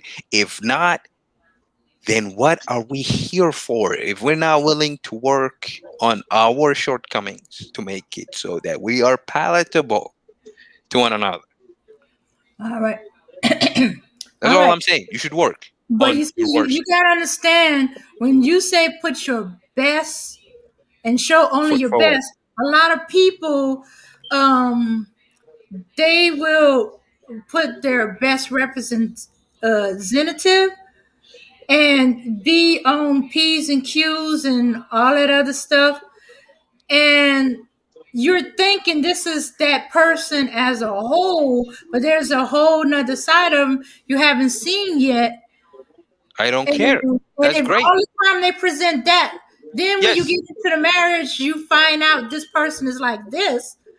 When you could have found out while you were courting them and dealt with it then and said, okay, I don't like this. Is there a way we can minimize this? Is this all the time, or is this something happened that brought this out? that's extreme. But even in that case, Mhm. nobody said that marriage was without risk. No, nothing in life is without a risk. And if I find out in the marriage that this is messed up, or I didn't know this about her, okay, now I have an option. Then I sit with her and say, okay, this is a problem. Can we work on this problem? If it cannot be worked on, then we make decisions. Make personal choice whether I stay with you and accept you with this fucked up attitude or this side that I just found out about you, or whether I leave. That's the case when we're in marriage. It doesn't mean that, hey, you know what, it's got to be perfect. And if it's no longer perfect, then you know what, we're just gonna say, you know what, we're gonna give up. We're gonna put our hands up and then leave. Nobody Okay. said that it was safe. It was perfect. No, you should do your best to minimize. And if you find out, okay, my partner doesn't like that, okay, I should work on it. At least I owe him or her that much. Delco. Well, then, can I ask you a question then? Sure. Okay, now let's just say like something happened. I don't know how when you and your current wife talked. Did y'all do? Did you talk about y'all past and anything like that? So there were a couple of parameters that needed to be met before we accepted one another. Right. And you But you that was say from like whether no like you with that mean really it's not that much. Well, she had to be virgin, right? And then no, for no, some people, nothing like that. I'm not talking about the to virgin the part. extent that we're talking about, and then you say, okay, you haven't done this, you haven't done that, okay, then that's good. Do you have this amount of diseases or that type of disease or this type of disease? Okay, it is no. Then that would be the parameters we set.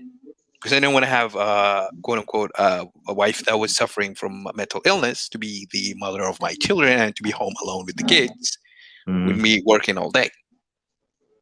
Right. So when the parameters was set, then if she met and it was acceptable, the standards was met, and then she asked me whatever the hell she needed to ask, and if I met hers, then we continued with the marriage. So that be like, so in terms of you asking like, oh hey, did you do that, or is this that? Really, it didn't have to be that tedious with the details on it. It was just huge things like, are you violent? No, okay. And then she has brothers. She had uncles and fathers, right? She had a father. Mhm. Case in point, and then they talk to you as a man like, okay, we're giving you our daughter. Don't mess it up. Don't fuck it up. Don't hurt her. And they're talking about the physical aspect and then take care of her, right? And it's like, yeah. And then again, they are not just saying to me, they're saying to me and my entire section of men and women, right? And that's the elder men and women, right? The elderly are talking. And they just so happen to tell you this. We're giving you our daughter, we love her very much, take care of her. It's a common sense, but that's what we did. You agree on that, and then she agrees, and that's it. And in return, for me, on my end, they were like, hey, we need her to be on code. We need her to be about this, that, and the other. You guys got to work with us to make sure that you put the pressure on her to, quote unquote, perform in this regard. So case in point, we fight, right? Verbal, whatever. And then she goes home to her parents. They make sure that she comes back to me. Not in the sense that, okay, just go to your husband regardless or not. They try to mediate. Like, hey, there's a problem. You guys are, getting emotional about it. So let us help you. Let's help both of you get back together. Let's do counseling within the family. I don't know if that gives you the answer you're looking for.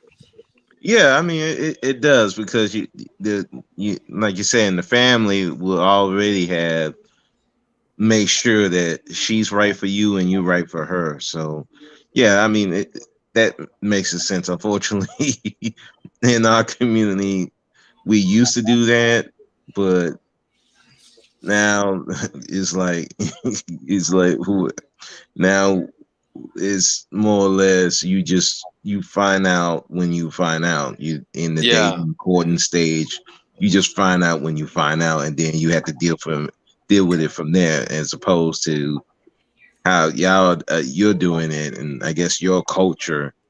But that's also the same parents thing. The parents is both parents is the families put pressure on both of us, right, to perform. Like there is such social pressure on both sides.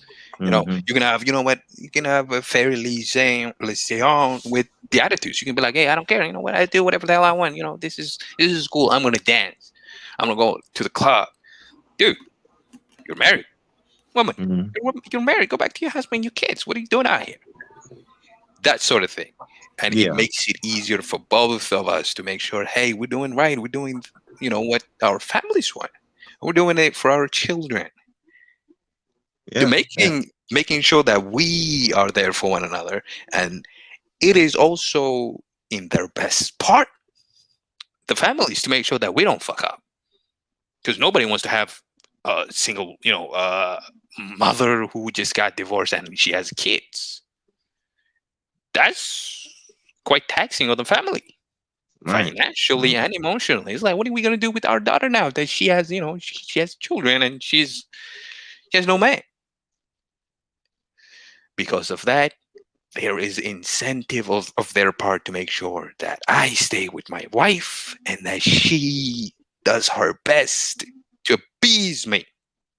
And this is the word that we don't hear a lot unfortunately, in the broader quote-unquote community. Appeasement. Do your best. Did you do your best? Well, are you working on improving the problem areas? Yes. Hey, you can see she's trying. You can see he's trying. Has he improved? Have he made progress? Okay, then you see he's trying. She's trying. We'll get to it. We'll get to perfect, but we're not perfect. So, and nobody says that you have to be perfect. There is risk. Nobody says that you're going to be alive tomorrow. When my wife was pregnant, nobody said that she was during Corona too. It's like, yo, we don't know like how society is going to be at the end, if we can ever come out of this. Still, we're in lockdown. But she did. She took a chance. She could die in pregnancy or in labor. That's messed up. But she still took that risk to become a mother. So nothing about life is 100, but you owe yourself, you owe the others around you to do your best. And that's what I don't know. It's for you guys to answer. I'm not gonna say that you guys are not giving to one another, but No, I mean, yeah, and unfortunately, even I would say in the greater Western world, that's not the case. It's more or less we're coming together not for the sake of building a family, building a legacy or anything. We're coming together because he looks good, looks good, he got money, she got whatever, big booty, big tits, big yeah, thighs, and yeah, you know all the things. So yeah, she's a we're yellow not coming bone together bro. for. So that whole thing about, and the other thing that I think that is not talked about, a lot of people pride themselves on their worst, and they try to push it out there They use intentionally. it. They take it as a badge of honor. Hey, I'm like this, man. I Right. know Yeah. I'm fucked up. Yeah, Yeah. man. You're okay. They can do something about it. But here's the thing. That's also the thing about the main reason why I actually even came to the panel tonight, or rather today. We've been here for a while. And that was because of accountability. There is accountability of both sides. You got to do your best. But if you're not doing it, who is ultimately responsible? And then we go about it. Well, it is the man's fault. How is the man going to decide what you do if he cannot? I can't force you. Jesus Christ. How am I responsible? I don't have any authority. How can I be accountable? But yeah, like I said, a Yeah, lot no, of these I guys, get a it. lot. It's kind of Yeah, fucked up. Yeah. it's crazy out here, and I and this know. is, I and it I leads know a to couple of I have a couple of friends in the U.S. and uh, they you know that pain, right? like here's the thing. I understand, right? That they're different people, different life, different walks of life, and they have different experiences, and they're understandable. Some of them women, some of them men. Some of them happily, blissful, married, right? And some of them like, yeah, we're in the same position as you, and we're married for duty, and as long as I got respect, I'm happy. In the sense of not being emotionally based, but I'm content. I know what I'm doing. I know what reason I have to wake up in the morning. That sort of contentment. And then, you have some people who are like not in the perfect position. They're like, you know what, I got my wife left me to do everything. And I can't see my kids and so on and so forth. And then you're like, oh, she left me for, the gym guy, the guy at the gym, the personal trainer, and so on and so forth. And then you're like, yeah, okay, it's bad. And you empathize with the person and you listen. You give them at least your ear, right? And then so on and so forth. That's what friends are for. But when I hear like women are not accountable for what they do, what they choose, then I'm like, yo, put a brakes on it. Who told you that? Women they have their own agency. They're capable. They think. They choose. And then whatever they choose, ultimately, that's what they chose. And then the whole thing becomes a problematic. And I'm thinking, Dame, how do you even feel about that? That it is someone else's responsibility for what you do. Sure feels good that you're not held accountable and the light is not on you. But what if I say that she can choose? Whatever she does, it is based on what circumstances she's in. That you can't make any bad decisions or any good decisions for that matter. How does that make you feel as a woman? That I can't make any bad or good decisions? Yeah, that you like whatever you make, it's in the environment. That you don't have any agency, any form of self-determination. Like, oh well, she's in the community. There's no men, good men.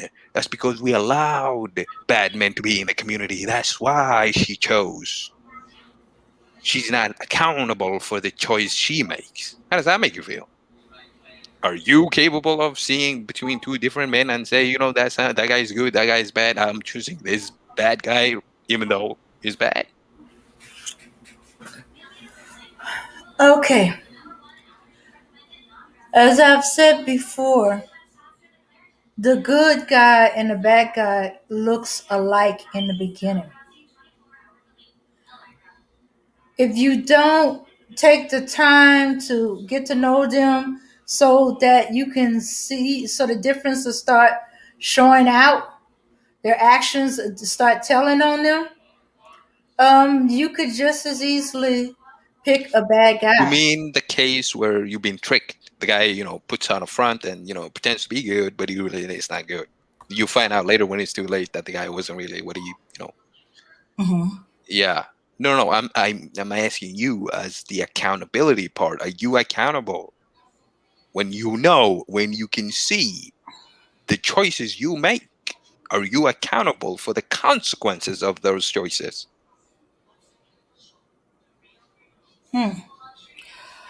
Um, Doesn't sound good. I'm I a, know it doesn't sound good for. When you ask women this question, I like fuck that. I don't like accountability, but consequences sounds bad, but it can be good. Consequences can be good. You can work hard and reap the reward of that hard work. Are you responsible or accountable for the consequences when the consequences are good? If you work hard and you get paid for it, are you responsible, accountable for the payday? I'm accountable for what I do with the money I've earned. No. The fact that you're getting money, you Uh, work hard and you're getting paid. It was because of what you did. You put in the work and now you're reaping the reward. Is it okay. anyone else's fault? Should people share that money with you and say, you know what, it's the community, it's because of the community that she got this job. It's the community that she has this intelligence. It's the community that made her grow up and work harder than her peers. So the money should be shared among us. Okay. And this is a trick question because I want you to say yes. And when you say yes, I am going to flip and say, well, if you can take the good rewards, you should take the bad consequences too, which are bad rewards. As in case in point, you go for a guy that looks good, that's fun, that's exciting, that's a drug dealer, that guy got a gun and he does crazy things and you don't know what to do with yourself. You're all over the place. Instead of this boring guy. He works hard, he goes to work and he repeats, rinse and repeat, and he controls himself. Tired, doesn't do much. Okay. And then you say, you Oh. know what, I'll choose the nice guy because when I'm grown up and I need stability in my life. And then someone else says, you know what, I don't need this boring ass, lame ass, bitch ass nigga. And then they throw him to the side and they go, you know what, I'll go with the bad guy. And then they end up getting shot. There's two different people made two different choices. I am saying that those two people are accountable for the men they allow into their lives. Is that so crazy?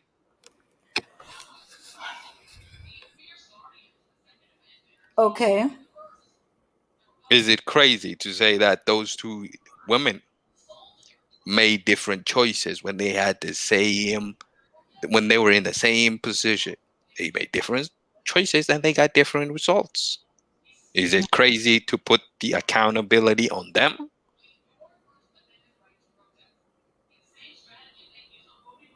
And say, you know what, you're getting good because you have a family, you're stable, and you got everything you wanted out of life because you chose. You get to enjoy it. And then the other, you know what, you got fucked up. Well, he's in prison now. You're a baby mama of 4. He never married you. Didn't care. He was cheating on you and whatsoever, but you still, decided to give him not 1, 2, 3, 4 babies. Now you're a single baby mama of 4 for this loser, this bum. But he sure was exciting. Well, now you gotta live with the consequences because as much as we make you feel good, we can sing for you. We can give you lip service and give you whatever the hell you want to hear, but at the end of the day, the lights will be turned off. You gotta go home. You gotta deal with your reality. This girl is gonna go with her with her husband, her family, stable home and family life. And you are going to go alone because your man, quote unquote, even if he was your man for however long you found him to be your man, is in prison. He might be shot. He's dead. You're both accountable. She's accountable for the right decision she made, and she's accountable for the wrong decisions she made. Mm-hmm. Does that sound crazy? Because that's what we try to say all day. I don't know if Max is still here, but that's what he was making point and saying, you know what? No, man, it's because we're cowards. Men are cowards. Women can be responsible.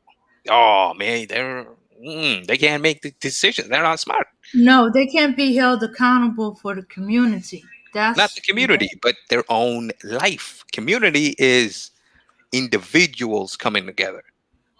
Mm-hmm. But it starts with you. What you do is either contributing to the betterment of a community or Okay. Yeah. Okay. Let's see. But you see, you giving the choices. I'm gonna add this one. All right, 2 men. They look like good men. No. But before we go to that, Dame, before we go to that, can we get your opinion on what I just said? Does it sound crazy that the woman who did good should be praised? Is it crazy that if you do well and you do good and you make the right decisions, that you should reap the rewards? You should get payment for it. Okay. Is it crazy? Oh, okay. If you work 8 hours today, and should you get paid for those 8 hours? Mm-hmm.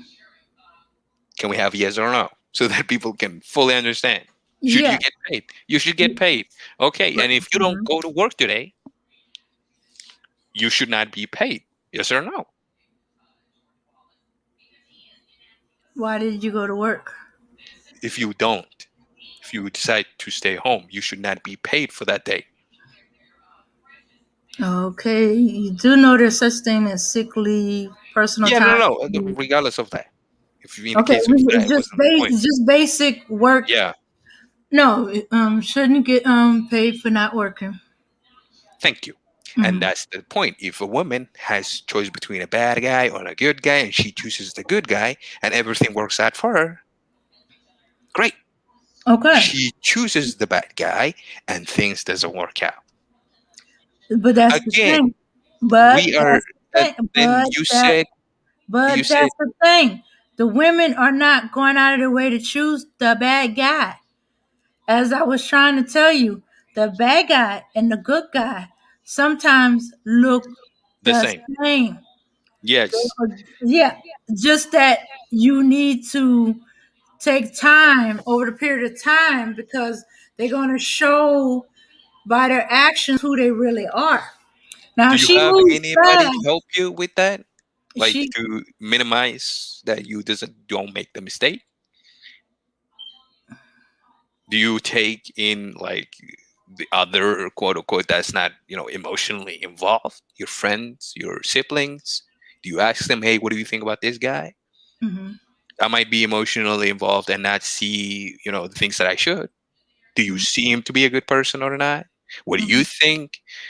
Do you take those steps to minimize? Don't women take those steps?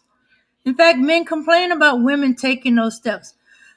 No. I'm not saying that they shouldn't. I'm just asking, is it like you should?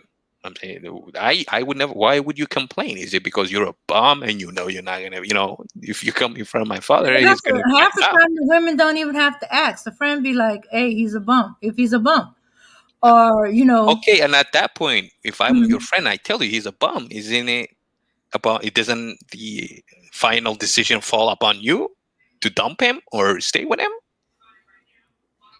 Yeah. Thank you. And that's what I'm saying. Women have a part. I'm not saying that they have all of it, but they do fucking have a part in it. Okay. So when I see, let's go to another step here. to the other step, that it was 1-2-parter. And since you said yes, I'm gonna go with it. I'm gonna run with it while I have the chance, right? You have bad boys. You have tattooed, roughnecks, tattooed faces, with the fucking, cornflakes, on their hair and whatnot. If you see that dude, and you see a guy You in a know, suit and a every guy who tattoo doesn't guy have, is not a criminal, right?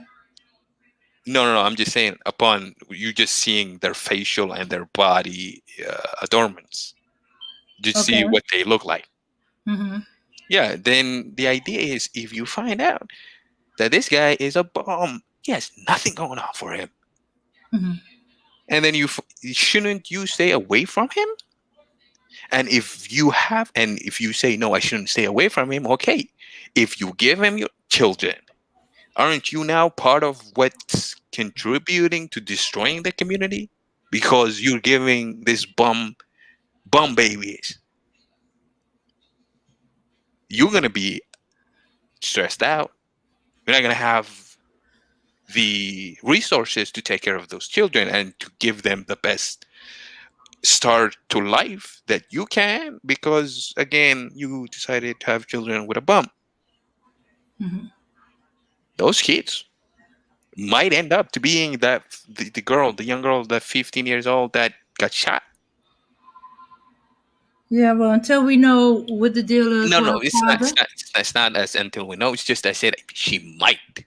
The children might end up, being. They might end up to be upstanding individuals, contributors, productive members of society. But more often than not, when that happens, the mothers tend to be single. They become baby mamas or single moms. And statistics show that children raised in one parent households perform less than their counterparts that have two parents.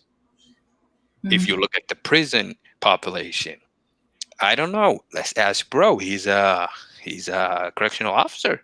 Okay, but before we get to Bro, let me clear up a few things. First of all, there's not an obvious line between the good guy and the bad guy. Sometimes they are as good until something comes into play. They will look the same, walk the same, work the same. Yes, the not so good guy actually works. He has a job.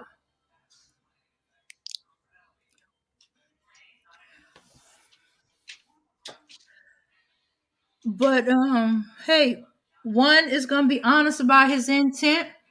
One's gonna have an agenda.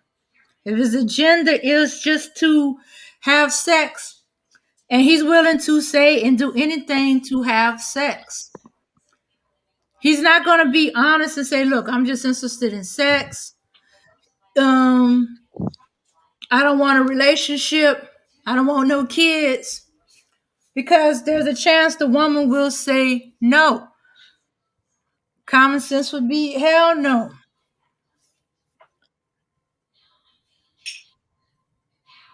So the good guy and the bad guy will look alike, walk alike, sound alike until further down the line. So he might actually say, "Hey, I want us to live together. I want us to have kids." It'll be all his idea. Or they agree that they're not going to have kids, and because she's on birth control, all of a sudden he's going to stop wearing condoms. Oh, why should I have to wear condoms? It feel better without condoms. She's on birth control. Forgetting doggone well, birth control is not 100%. The woman's own body can counterpoint birth control. And yes, you're gonna bring up there's a million zillion other types of birth control that she could use. Not everyone fits every woman.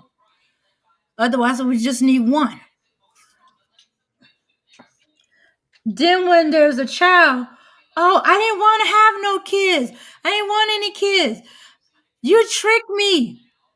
You trying to trap me. You trying to put me on child support. All of a sudden, she's the B word. She's no good. She's trying to trap him. She's a gold digger. She's all these other words. But before then, he was a good guy. He worked. He paid. They lived together. And probably was talking to us like, I love you too, and stuff like that. We don't need to get married and stuff like that. We don't need the government. We know we love each other. Have you heard about Planned Parenthood? Yes. Right. You should plan when you want to become a parent. You should plan for it. Mm-hmm. It is best to have a partner that says, you know what, yes, I want to have the kid. When you find out that you're pregnant, and it is not like, oh my God, I found out in month 8 that I was pregnant. No, you'll stop your menstrual cycle. I know this because I've gone through with it with my wife. You'll find out in month 1 when your period doesn't come. Mm-hmm. You look and then, hey, look, I'm pregnant. You can terminate that pregnancy, or you choose to, go with, making sure that the baby comes to this world. Ultimately, in Western society, the woman is that she has the final say. Okay, but you do understand that most women are emotionally invested in a child. They do not want to kill their child and stuff Absolutely. like that. So that's not an easy decision for no woman to make. It is not. There got to be something extreme going on to make her choose that choice. Yes, that's true. Mm-hmm, mm-hmm. She's emotional. But that doesn't take... and there is Planned Parenthood. There's all kind of birth control. There's all kind of stuff for the woman. You're emotional, right? You love your kids. You get attached to the baby. Okay, granted, I'll give that to you. That's even before the child is birthed. Yeah, in the stomach, right? Mm-hmm. Okay. But ultimately, the world doesn't owe you understanding. It doesn't owe me understanding. It doesn't owe any of us understanding. You say, well, see, when I got pregnant, I found the baby. I found out the baby. I got emotionally attached to the baby. I love my baby. Mm-hmm. The world is not going to be like, oh, come on. She fell in love with it. No, it's going to look at you. Oh, okay, you did. It is a harsh world we live in. Doesn't owe you understanding. Doesn't owe any of us. Okay. Well, but it is your final say. Unless the men in the world wants to stop having sex, that's the only 100% way they have of not creating a baby. Is not to have sex. Or unless they want to get the surgery of a vasectomy. And I've seen men cringe who got 5 kids saying they're not going to have no kids. But the thought of a vasectomy, no, I might want to have more kids. Why? You said you didn't want to have any. 5 was enough. No. There's condom for men or vasectomy should they choose, and then there's I don't know how many types of preventatives there is for women. But there's plaster. You can take the ring. They're not 100%. But the more you do, and ultimately you can have the morning pill after. If you talk to most of them guys, they stop wearing the condom. The ones that have kids want to. That's if you're with the guy that says, yeah, girl, I want to hit it raw. Mm-hmm. It is your fault if you allow him to do so. Because if you say no and he continues, it is rape. But you love him and he convinced you he loves you. Still. Yeah, you are the boss here. Okay. Okay, what about the guy that don't tell the girl? He just takes it off. Don't tell what? Yeah, then that's also rape. I like to see that chart. Oh yes, I willingly have sex with him, but I didn't want to have sex without him without a condom. He took it off. He raped me. How you think that's gonna play?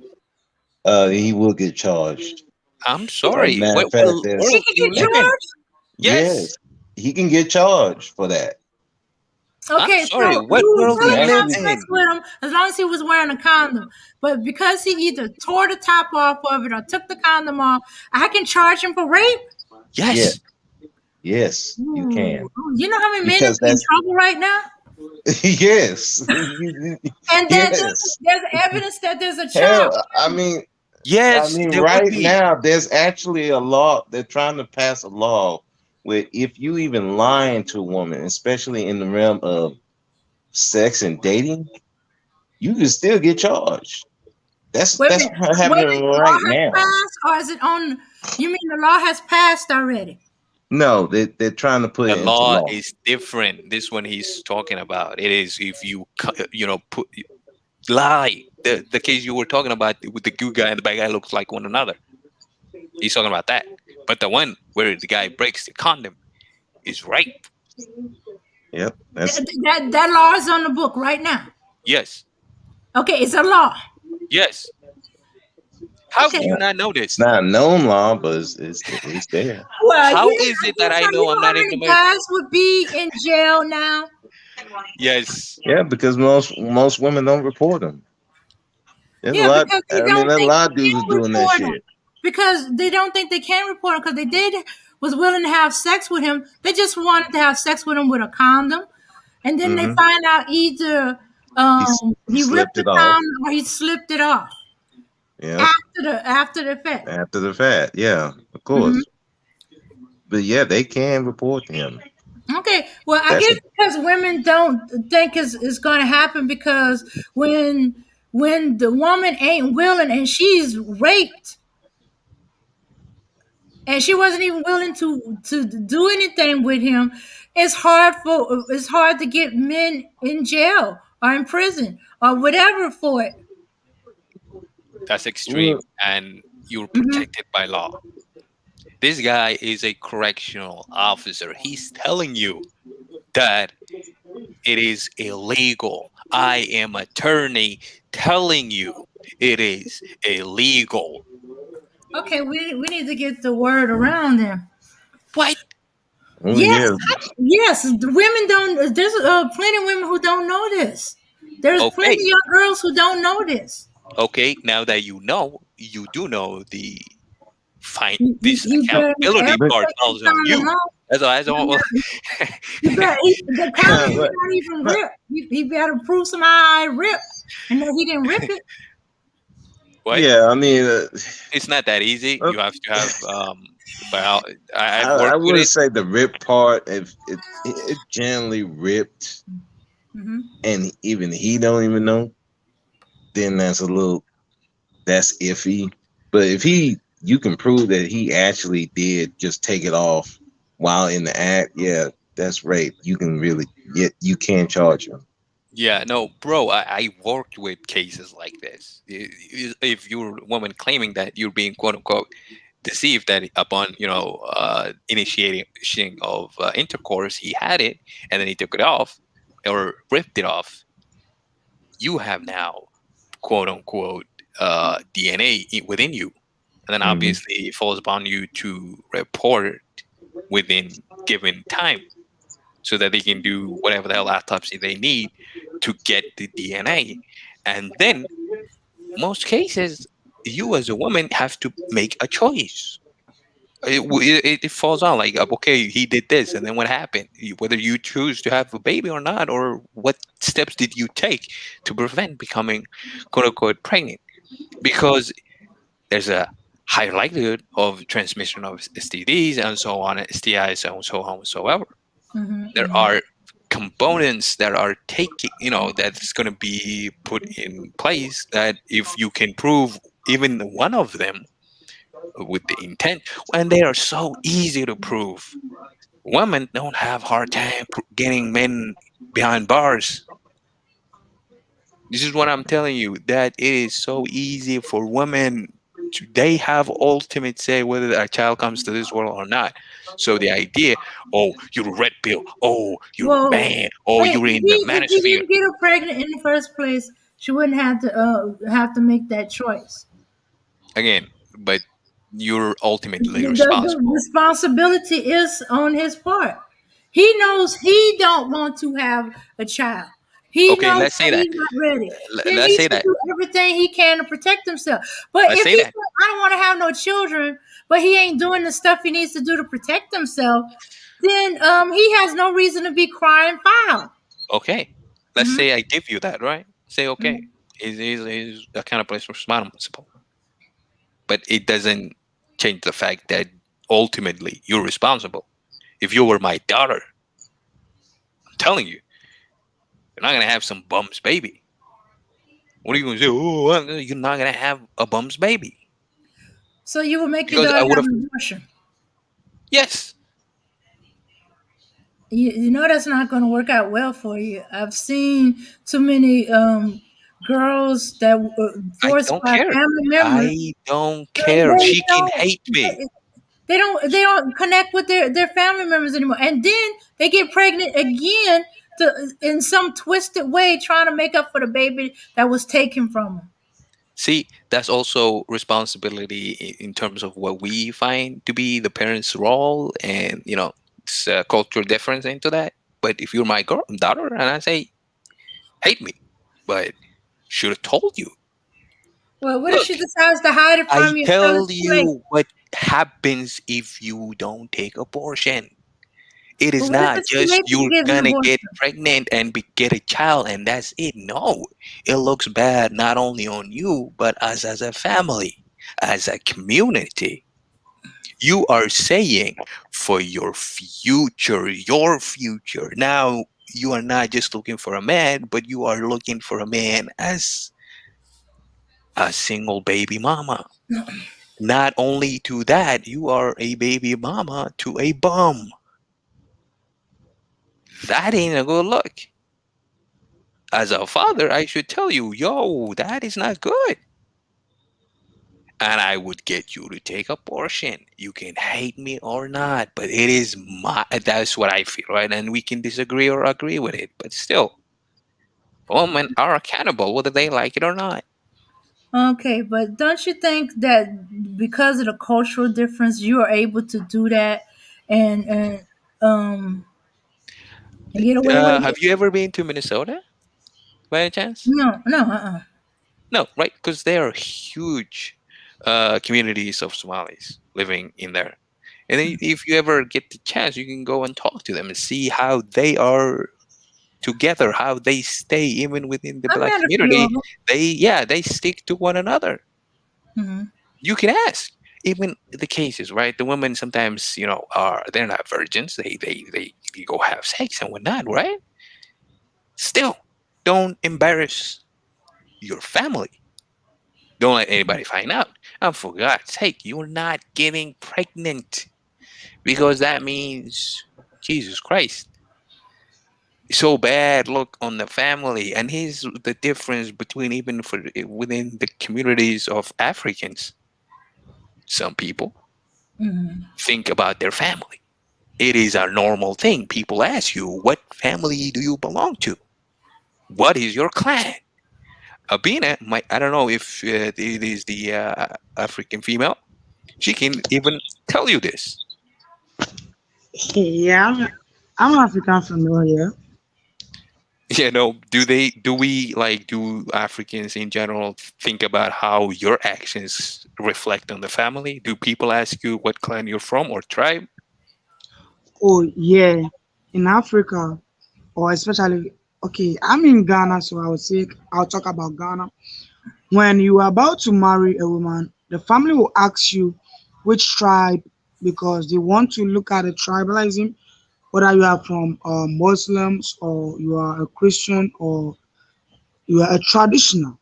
Yes. Before they'll give their daughter to you, they'll look at these things before they give their daughter to you. And they'll go and look at your family background before. Yes. because families are important to us.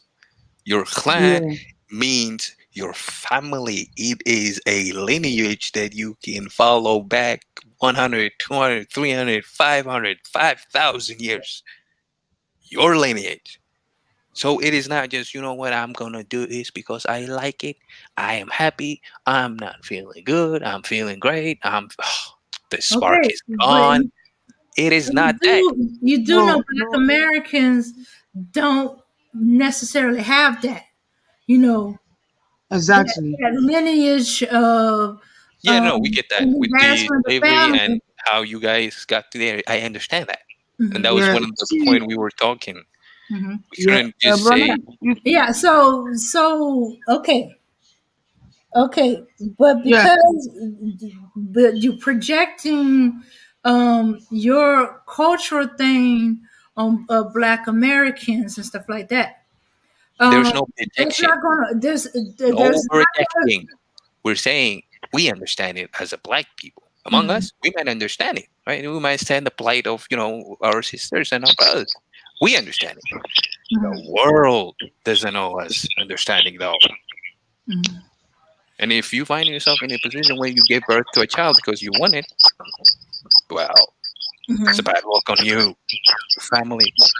Yeah, You're gonna but it's have also harder time finding a man you like when you have another man's child already. Is that not true? it's, yeah, but you see, mm, it's not their fault that, or it's not the women's fault that they should give birth without having a man beside them, or they should have their fathers. You see, this man pregnant them and they run away and leave the women in the pregnancy. So here's the case that when they give birth, where are they going to find this man to take care of these children? You see, it's happening all the time for every black woman and a black man. When they get the women pregnant, they run away and leave the baby for the women to take care of all the time. And we need to check on those things that we need have to put a stop to it. If you know you're not ready for any pregnancy, just protect yourself. Don't go and have sex with any women to pregnant the women for anything. Because this child who is coming is innocent, who doesn't know anything about you, the mother, or you, the father, and then he'll be in this world miserable, fatherless, and sometimes it's very painful. Yes, very. And this is what we're saying. Use prevention. See, you don't have sex. Okay. That's level one. Level two, if you're gonna have sex, use protection. Level three, if you are having sex and not thinking about Jesus Christ, the consequences that it can result as a life, as in you getting pregnant, get rid of the baby. If that's not three, and then four, okay, now that you didn't do do one, you you know didn't how do many two, you Black did three. Americans would not exist if we take if everyone took that tone? I would not exist. A few other people, a few other people I know. Shooks, half my community wouldn't exist, Okay. unfortunately, but it is. Um, and it don't, and you think, okay, they should marry or they should be married first. We still have children being raised by only their mothers because sometimes the father, when he leaves the children. Exactly. He's not coming back for the children. Being as he's not being involved. He's mad at his ex, so he wants nothing to do with the children because seeing them is a reminder of the ex. What do you Yeah. say to men like that? I have I have friends who their parents were married, and the divorce for whatever reason the divorce was, and they barely see their father. They barely know their father. You know, And you can't say it's the mother keeping them from. It ain't. It's the father staying away or having nothing to Exactly. do or doing as little as possible. Uh, Dame, can I ask a question on that particular one? Hmm. Okay. In the case of that, which I think it's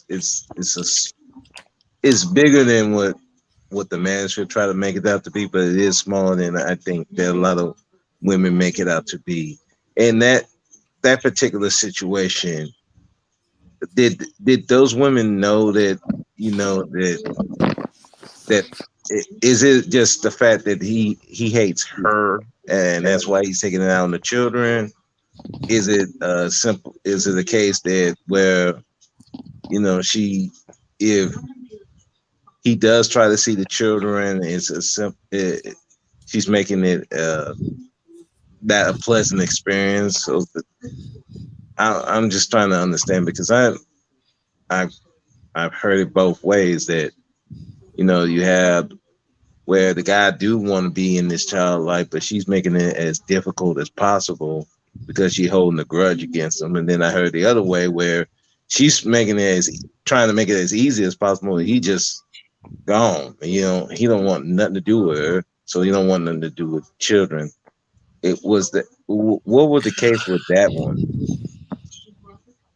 And You have also seen that as men, you can even attest to this, right? We have different standards to who we would have sex with, or how low our standards for sex, the threshold for us having sex with a female is compared to the threshold and the standards we have to the woman who would be the mother of our children. We're not just going to say any woman like, hey, well, just because I've had sex with you, that you automatically qualify to be the mother of my kids.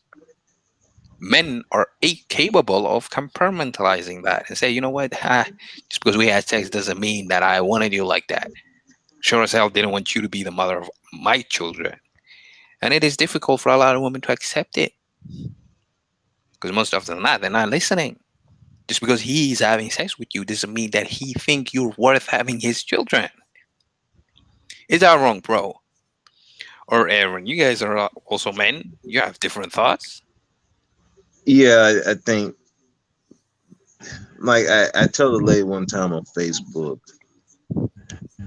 when you're talking about marriage and then as opposed to sex, those are two different things. When you're talking about marriage, that is more of a logical, more of a mixed in with emotional. When you're talking about sex, that's more of a biological thing.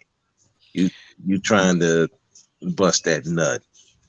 And unfortunately, we got a lot of reckless dudes out here who don't know how to control their penis to the point they'll just busting anything wrong. And I They might think even say, I want to hit it raw because it's something they heard. And it sounds good to them. But you guys do have standards that are different for the woman you have, or rather, the one you would have sex and the mother of your kids.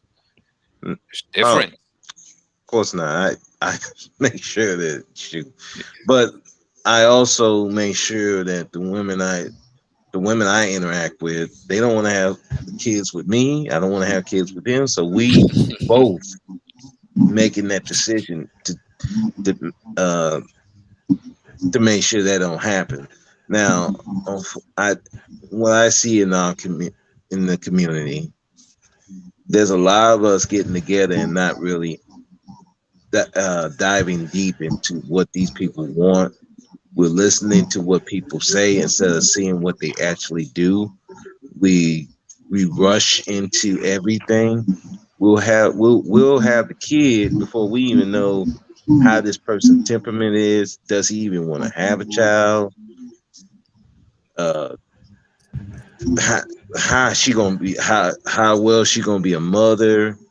And you can and like I said, people put on a front, and that's on both sides until you find out. You really don't know until the child comes in how they gonna be, and then that's when all this stuff going in to it, where now he's he don't want to be with this woman, but he don't want to be around the children because of her. Or she don't want him around. If he don't want to be with her, then she don't want him to be around the children. It's so many different variables to it, and it's a mess. But anyway, I gonna have to get off because I gotta get my exercising in, and then I gotta go to work. So I This is just appreciate another y'all. reason why I believe in marriage. Yeah. So hey, This is Delco, one reason why I believe in I'm marriage. gonna tell you, you're doing better than a lot of people. You stay on your point, and that's a good thing, you know. And we need more people that can at least explain it without Can getting y'all hear me? emotional and stop Yeah, we raging can. and everything. So Can you guys hear me? Okay. Yeah, yeah, I was saying I this can is one hear reason you, why I believe in. This is one of the reasons why I believe in marriage to begin with, marriage to the right woman, because I believe in godly based marriage, and that I believe in being compatible, and then I'm equally yoked. The Bible will say. See the problem with a lot of these guys. A lot of these guys today have what you call community dick, and that means they're spreading it everywhere. They're giving it to yeah, everybody, and they're facts. that's basically another name for a hoe, pretty much. And these guys are just spreading their seed recklessly all over the place, and then will say something stupid like, "Oh well, she got pregnant. Oh, she got pregnant on her own. She climbed on top of herself and got herself pregnant." I mean, it sounds like the most asinine thing I hear people say. And then they want to complain about child support, and they want to complain about that, but they're shirk any of their responsibilities. That's why basically another thing too, when you have sex with multiple people, you do realize that sex is an intimate thing, and when you be having sex with people, you're becoming one with that person, meaning you're taking on that person's entire persona and their responsibility. I mean, and their you're taking on their you're taking on their spirit and stuff. So basically, you having sex with multiple people, you taking on all these spirits in your body and in your system, Yeah, and that that's can do even something to you mentally also. that's worse for women because ultimately, the more partners they have, they lose the ability to bond with whoever they choose to have, a long relationship with at the end. That goes And for men and Yeah, women both. Yeah, yeah, I mean, yeah. I think yeah, it don't affect men as much, but yeah, yeah, it does affect women more. But anyway, let me get off of here because well, I'll yeah, I be man. think here it all affects. night. I mean, I think it affects both men and women. I'm not gonna say it affects one more than the other. I think it's equal both ways. Aaron, Might be different, Rose Pete maybe. gotta leave. Let him just Yeah, finish it up, and you can jump in. yeah, Yeah, let's but agree to disagree on that, man. yeah, Bro, that was dope. I mean, at least when I talk to people very often with somebody who has my thoughts or my thinking, it comes as a shock for a lot of people, and yeah. they get Well, emotional. And then there's a lot of ad hominems, a lot of name calling. It's part of the game, but shit. right. Well, I've been called worse. trust me, trust me. Unfortunately, when you talk like that, they're coming from when they hear these guys from the manosphere and how they talk, where they just putting all the blame on women and none of the blame on the guys. And when they hear you saying that, but I can, but from what I'm gathering from you, you're coming from a different culture where you want accountability on both ends. Unfortunately, our community don't have that. It's just wild, wild west out here. But anyway, let me get out of here. Y'all have a good one. All Love right, y'all. bro. Peace, power, unity. All right, bro. Speak to you this evening, man. All All right. right. Thanks for coming, Rose Pete. All right, ladies, I gotta bounce too. It's getting late. I gotta work tomorrow, and I gotta put these kids to sleep. It was nice having dialogue with you guys, at least. All right, Um, Delco. Good meeting. I think I met you before somewhere. I don't know, but we might have. It's just I don't recall right now. Sorry if I don't. But this might not be the last time I'll subscribe, and who knows? We might we might continue this discussion at some other time. Still, ladies, have a good one. And I don't know whoever is left on the video on the YouTube. It's like I'm not coming, from a place of hate or hate people, especially on my own. It just doesn't make sense. We want the best for one another, but we're not gonna go anywhere. We're not gonna get anywhere if we're not looking at the problems in its entirety. It's not one side. The men say it's the woman. The women say it's the men. It's extremes. Both ends are not. It's not. You're not gonna get anything done thinking like that. Okay, I just got one question before you go. Who is the leader of the community? The man or the woman? The men should. All right. Then that's why it is their fault. They are the leaders. They should be there. No, if you're the leader, then obviously you're accountable for what happens under your leadership. Mm-hmm. But the idea is, with leadership comes also authority. If I tell you to do something, I am the leader, you should follow. I am authority, you obey. But in the absence in a lot of communities, well, especially in the Black community, you see nowadays that the women are, I'm single, I'm independent, I'm strong, whatever, I don't need no man for anything. That type of rhetoric, at least. If you look into it, she's getting that from her father. A lot of that, I'm independent, I'm strong, it's coming from her father because he's not seeing enough good men in the community. So he's making sure that his daughter can take care of herself without relying on a man who he don't believe is no longer there because he don't see good men anymore. But it's also the same father who would ask her, hey, you're 30 now. When are you getting married? When are you going to get kids? When are you going to start your own family? So you understand that ultimately it comes from a place of fear, which it should never be. You should hope for the best. You should hope for the best and see the best in one another. And if we can't do that, then, we're messed up. We are really messed up. It goes back to it's being the men's fault. Either the man is there and he's not seeing enough good men, so he's trying to make sure his daughter can take care of herself. So he made her stronger or have her doing things that usually men would do. Or he's not there and she's doing things because there is no man there. So she's just doing what she got to do. So either way, it still goes back to the men. Okay, that I am not. Ultimately, I gotta go. I gotta get the fuck out of here. Yeah. All right, you have a good one, and it's been nice meeting you guys, though. It was all right, Delco. Take it easy, bro. Okay. If you guys are, quote unquote, I'm subscribing, so if you guys are streaming again, I might, come by and say hello and whatnot. And yeah, have a good night. Good night. Good night. Good night. I keep forgetting it's on a different time zone. Okay. Hey, Aaron, I know you've been wanting to say something to them. They might still be listening if you want to still tell them.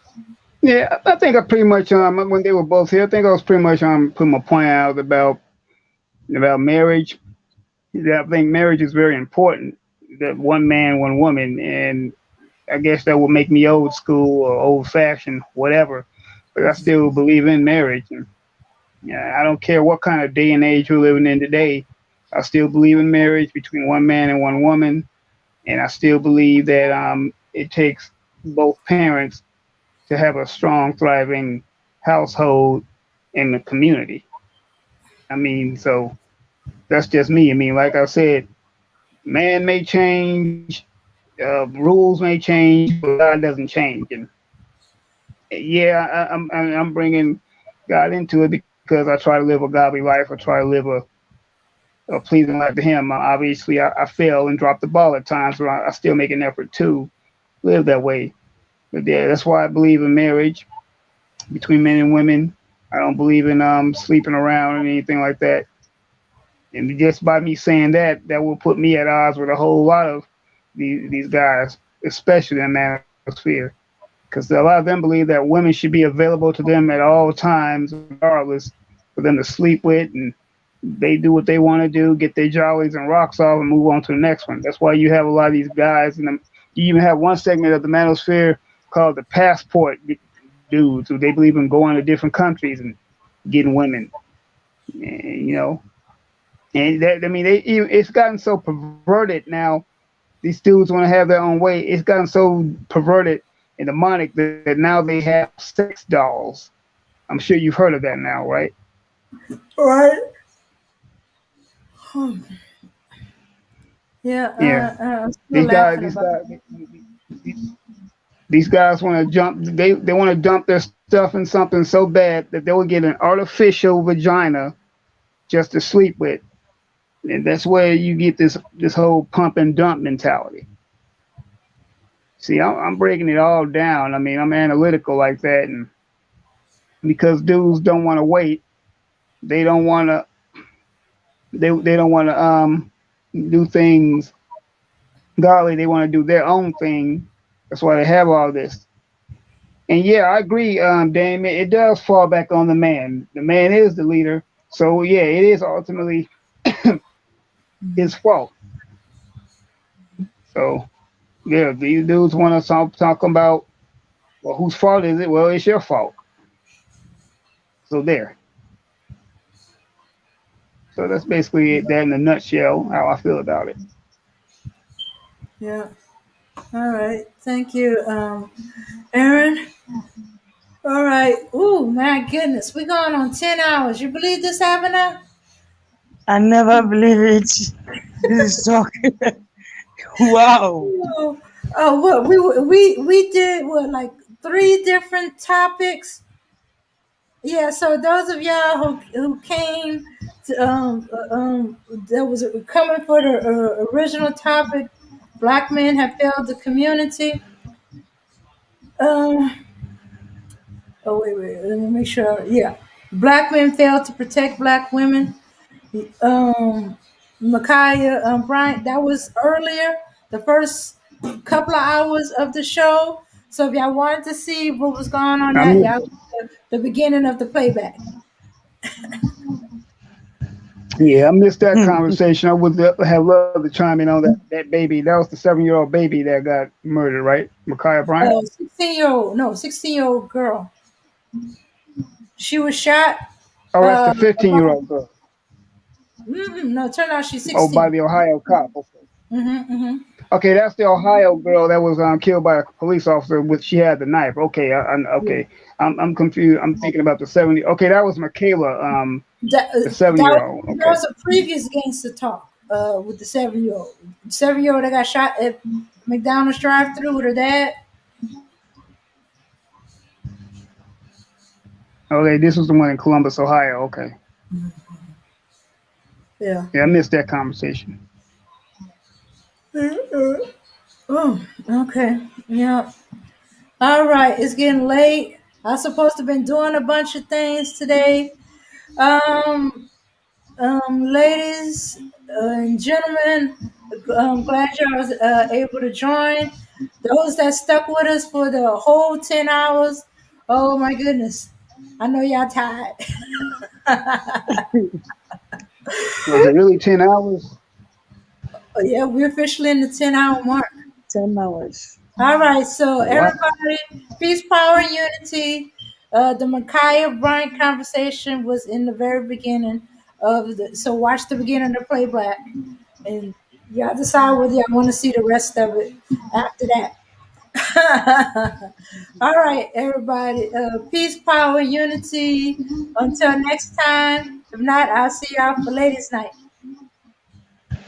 Bless you all. God bless you, Dame. God bless you, Abina. Mm-hmm. Bless you. Peace, power, unity. Peace, power, and unity. Yeah. All right. Let me put this back before I go.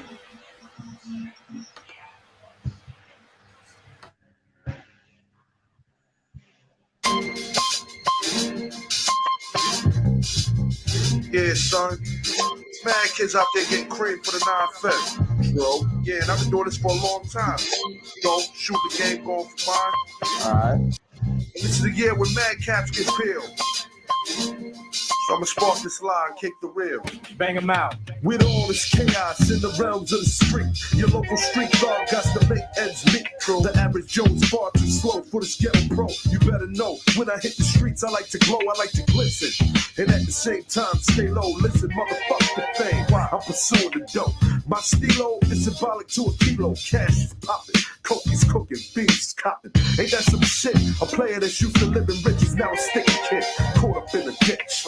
In 94, Giuliani kicked down the door. In 95, niggas flipped to stay alive, peeling caps while I laugh. In the stats, the 4.5, Remy in the glass, spark the boom, then I blast. They wanna confine me, sneak up from behind me, bust a cap in my back and put me where they can't find me. They hate to see a young player pay. I don't wanna see that, son. They'd rather see it spray. But I'm like Diddy, a Terminator, squeeze the lead off, using verbs and nouns like rounds to blow your head off, hitting up spots, heating up blocks, investing in stocks like Colombian blow crops. I'm out to get cream and ain't no doubt in my mind. Fuck this broke shit, I'm hit, I get down for mine. I get down for mine, you get down for theirs.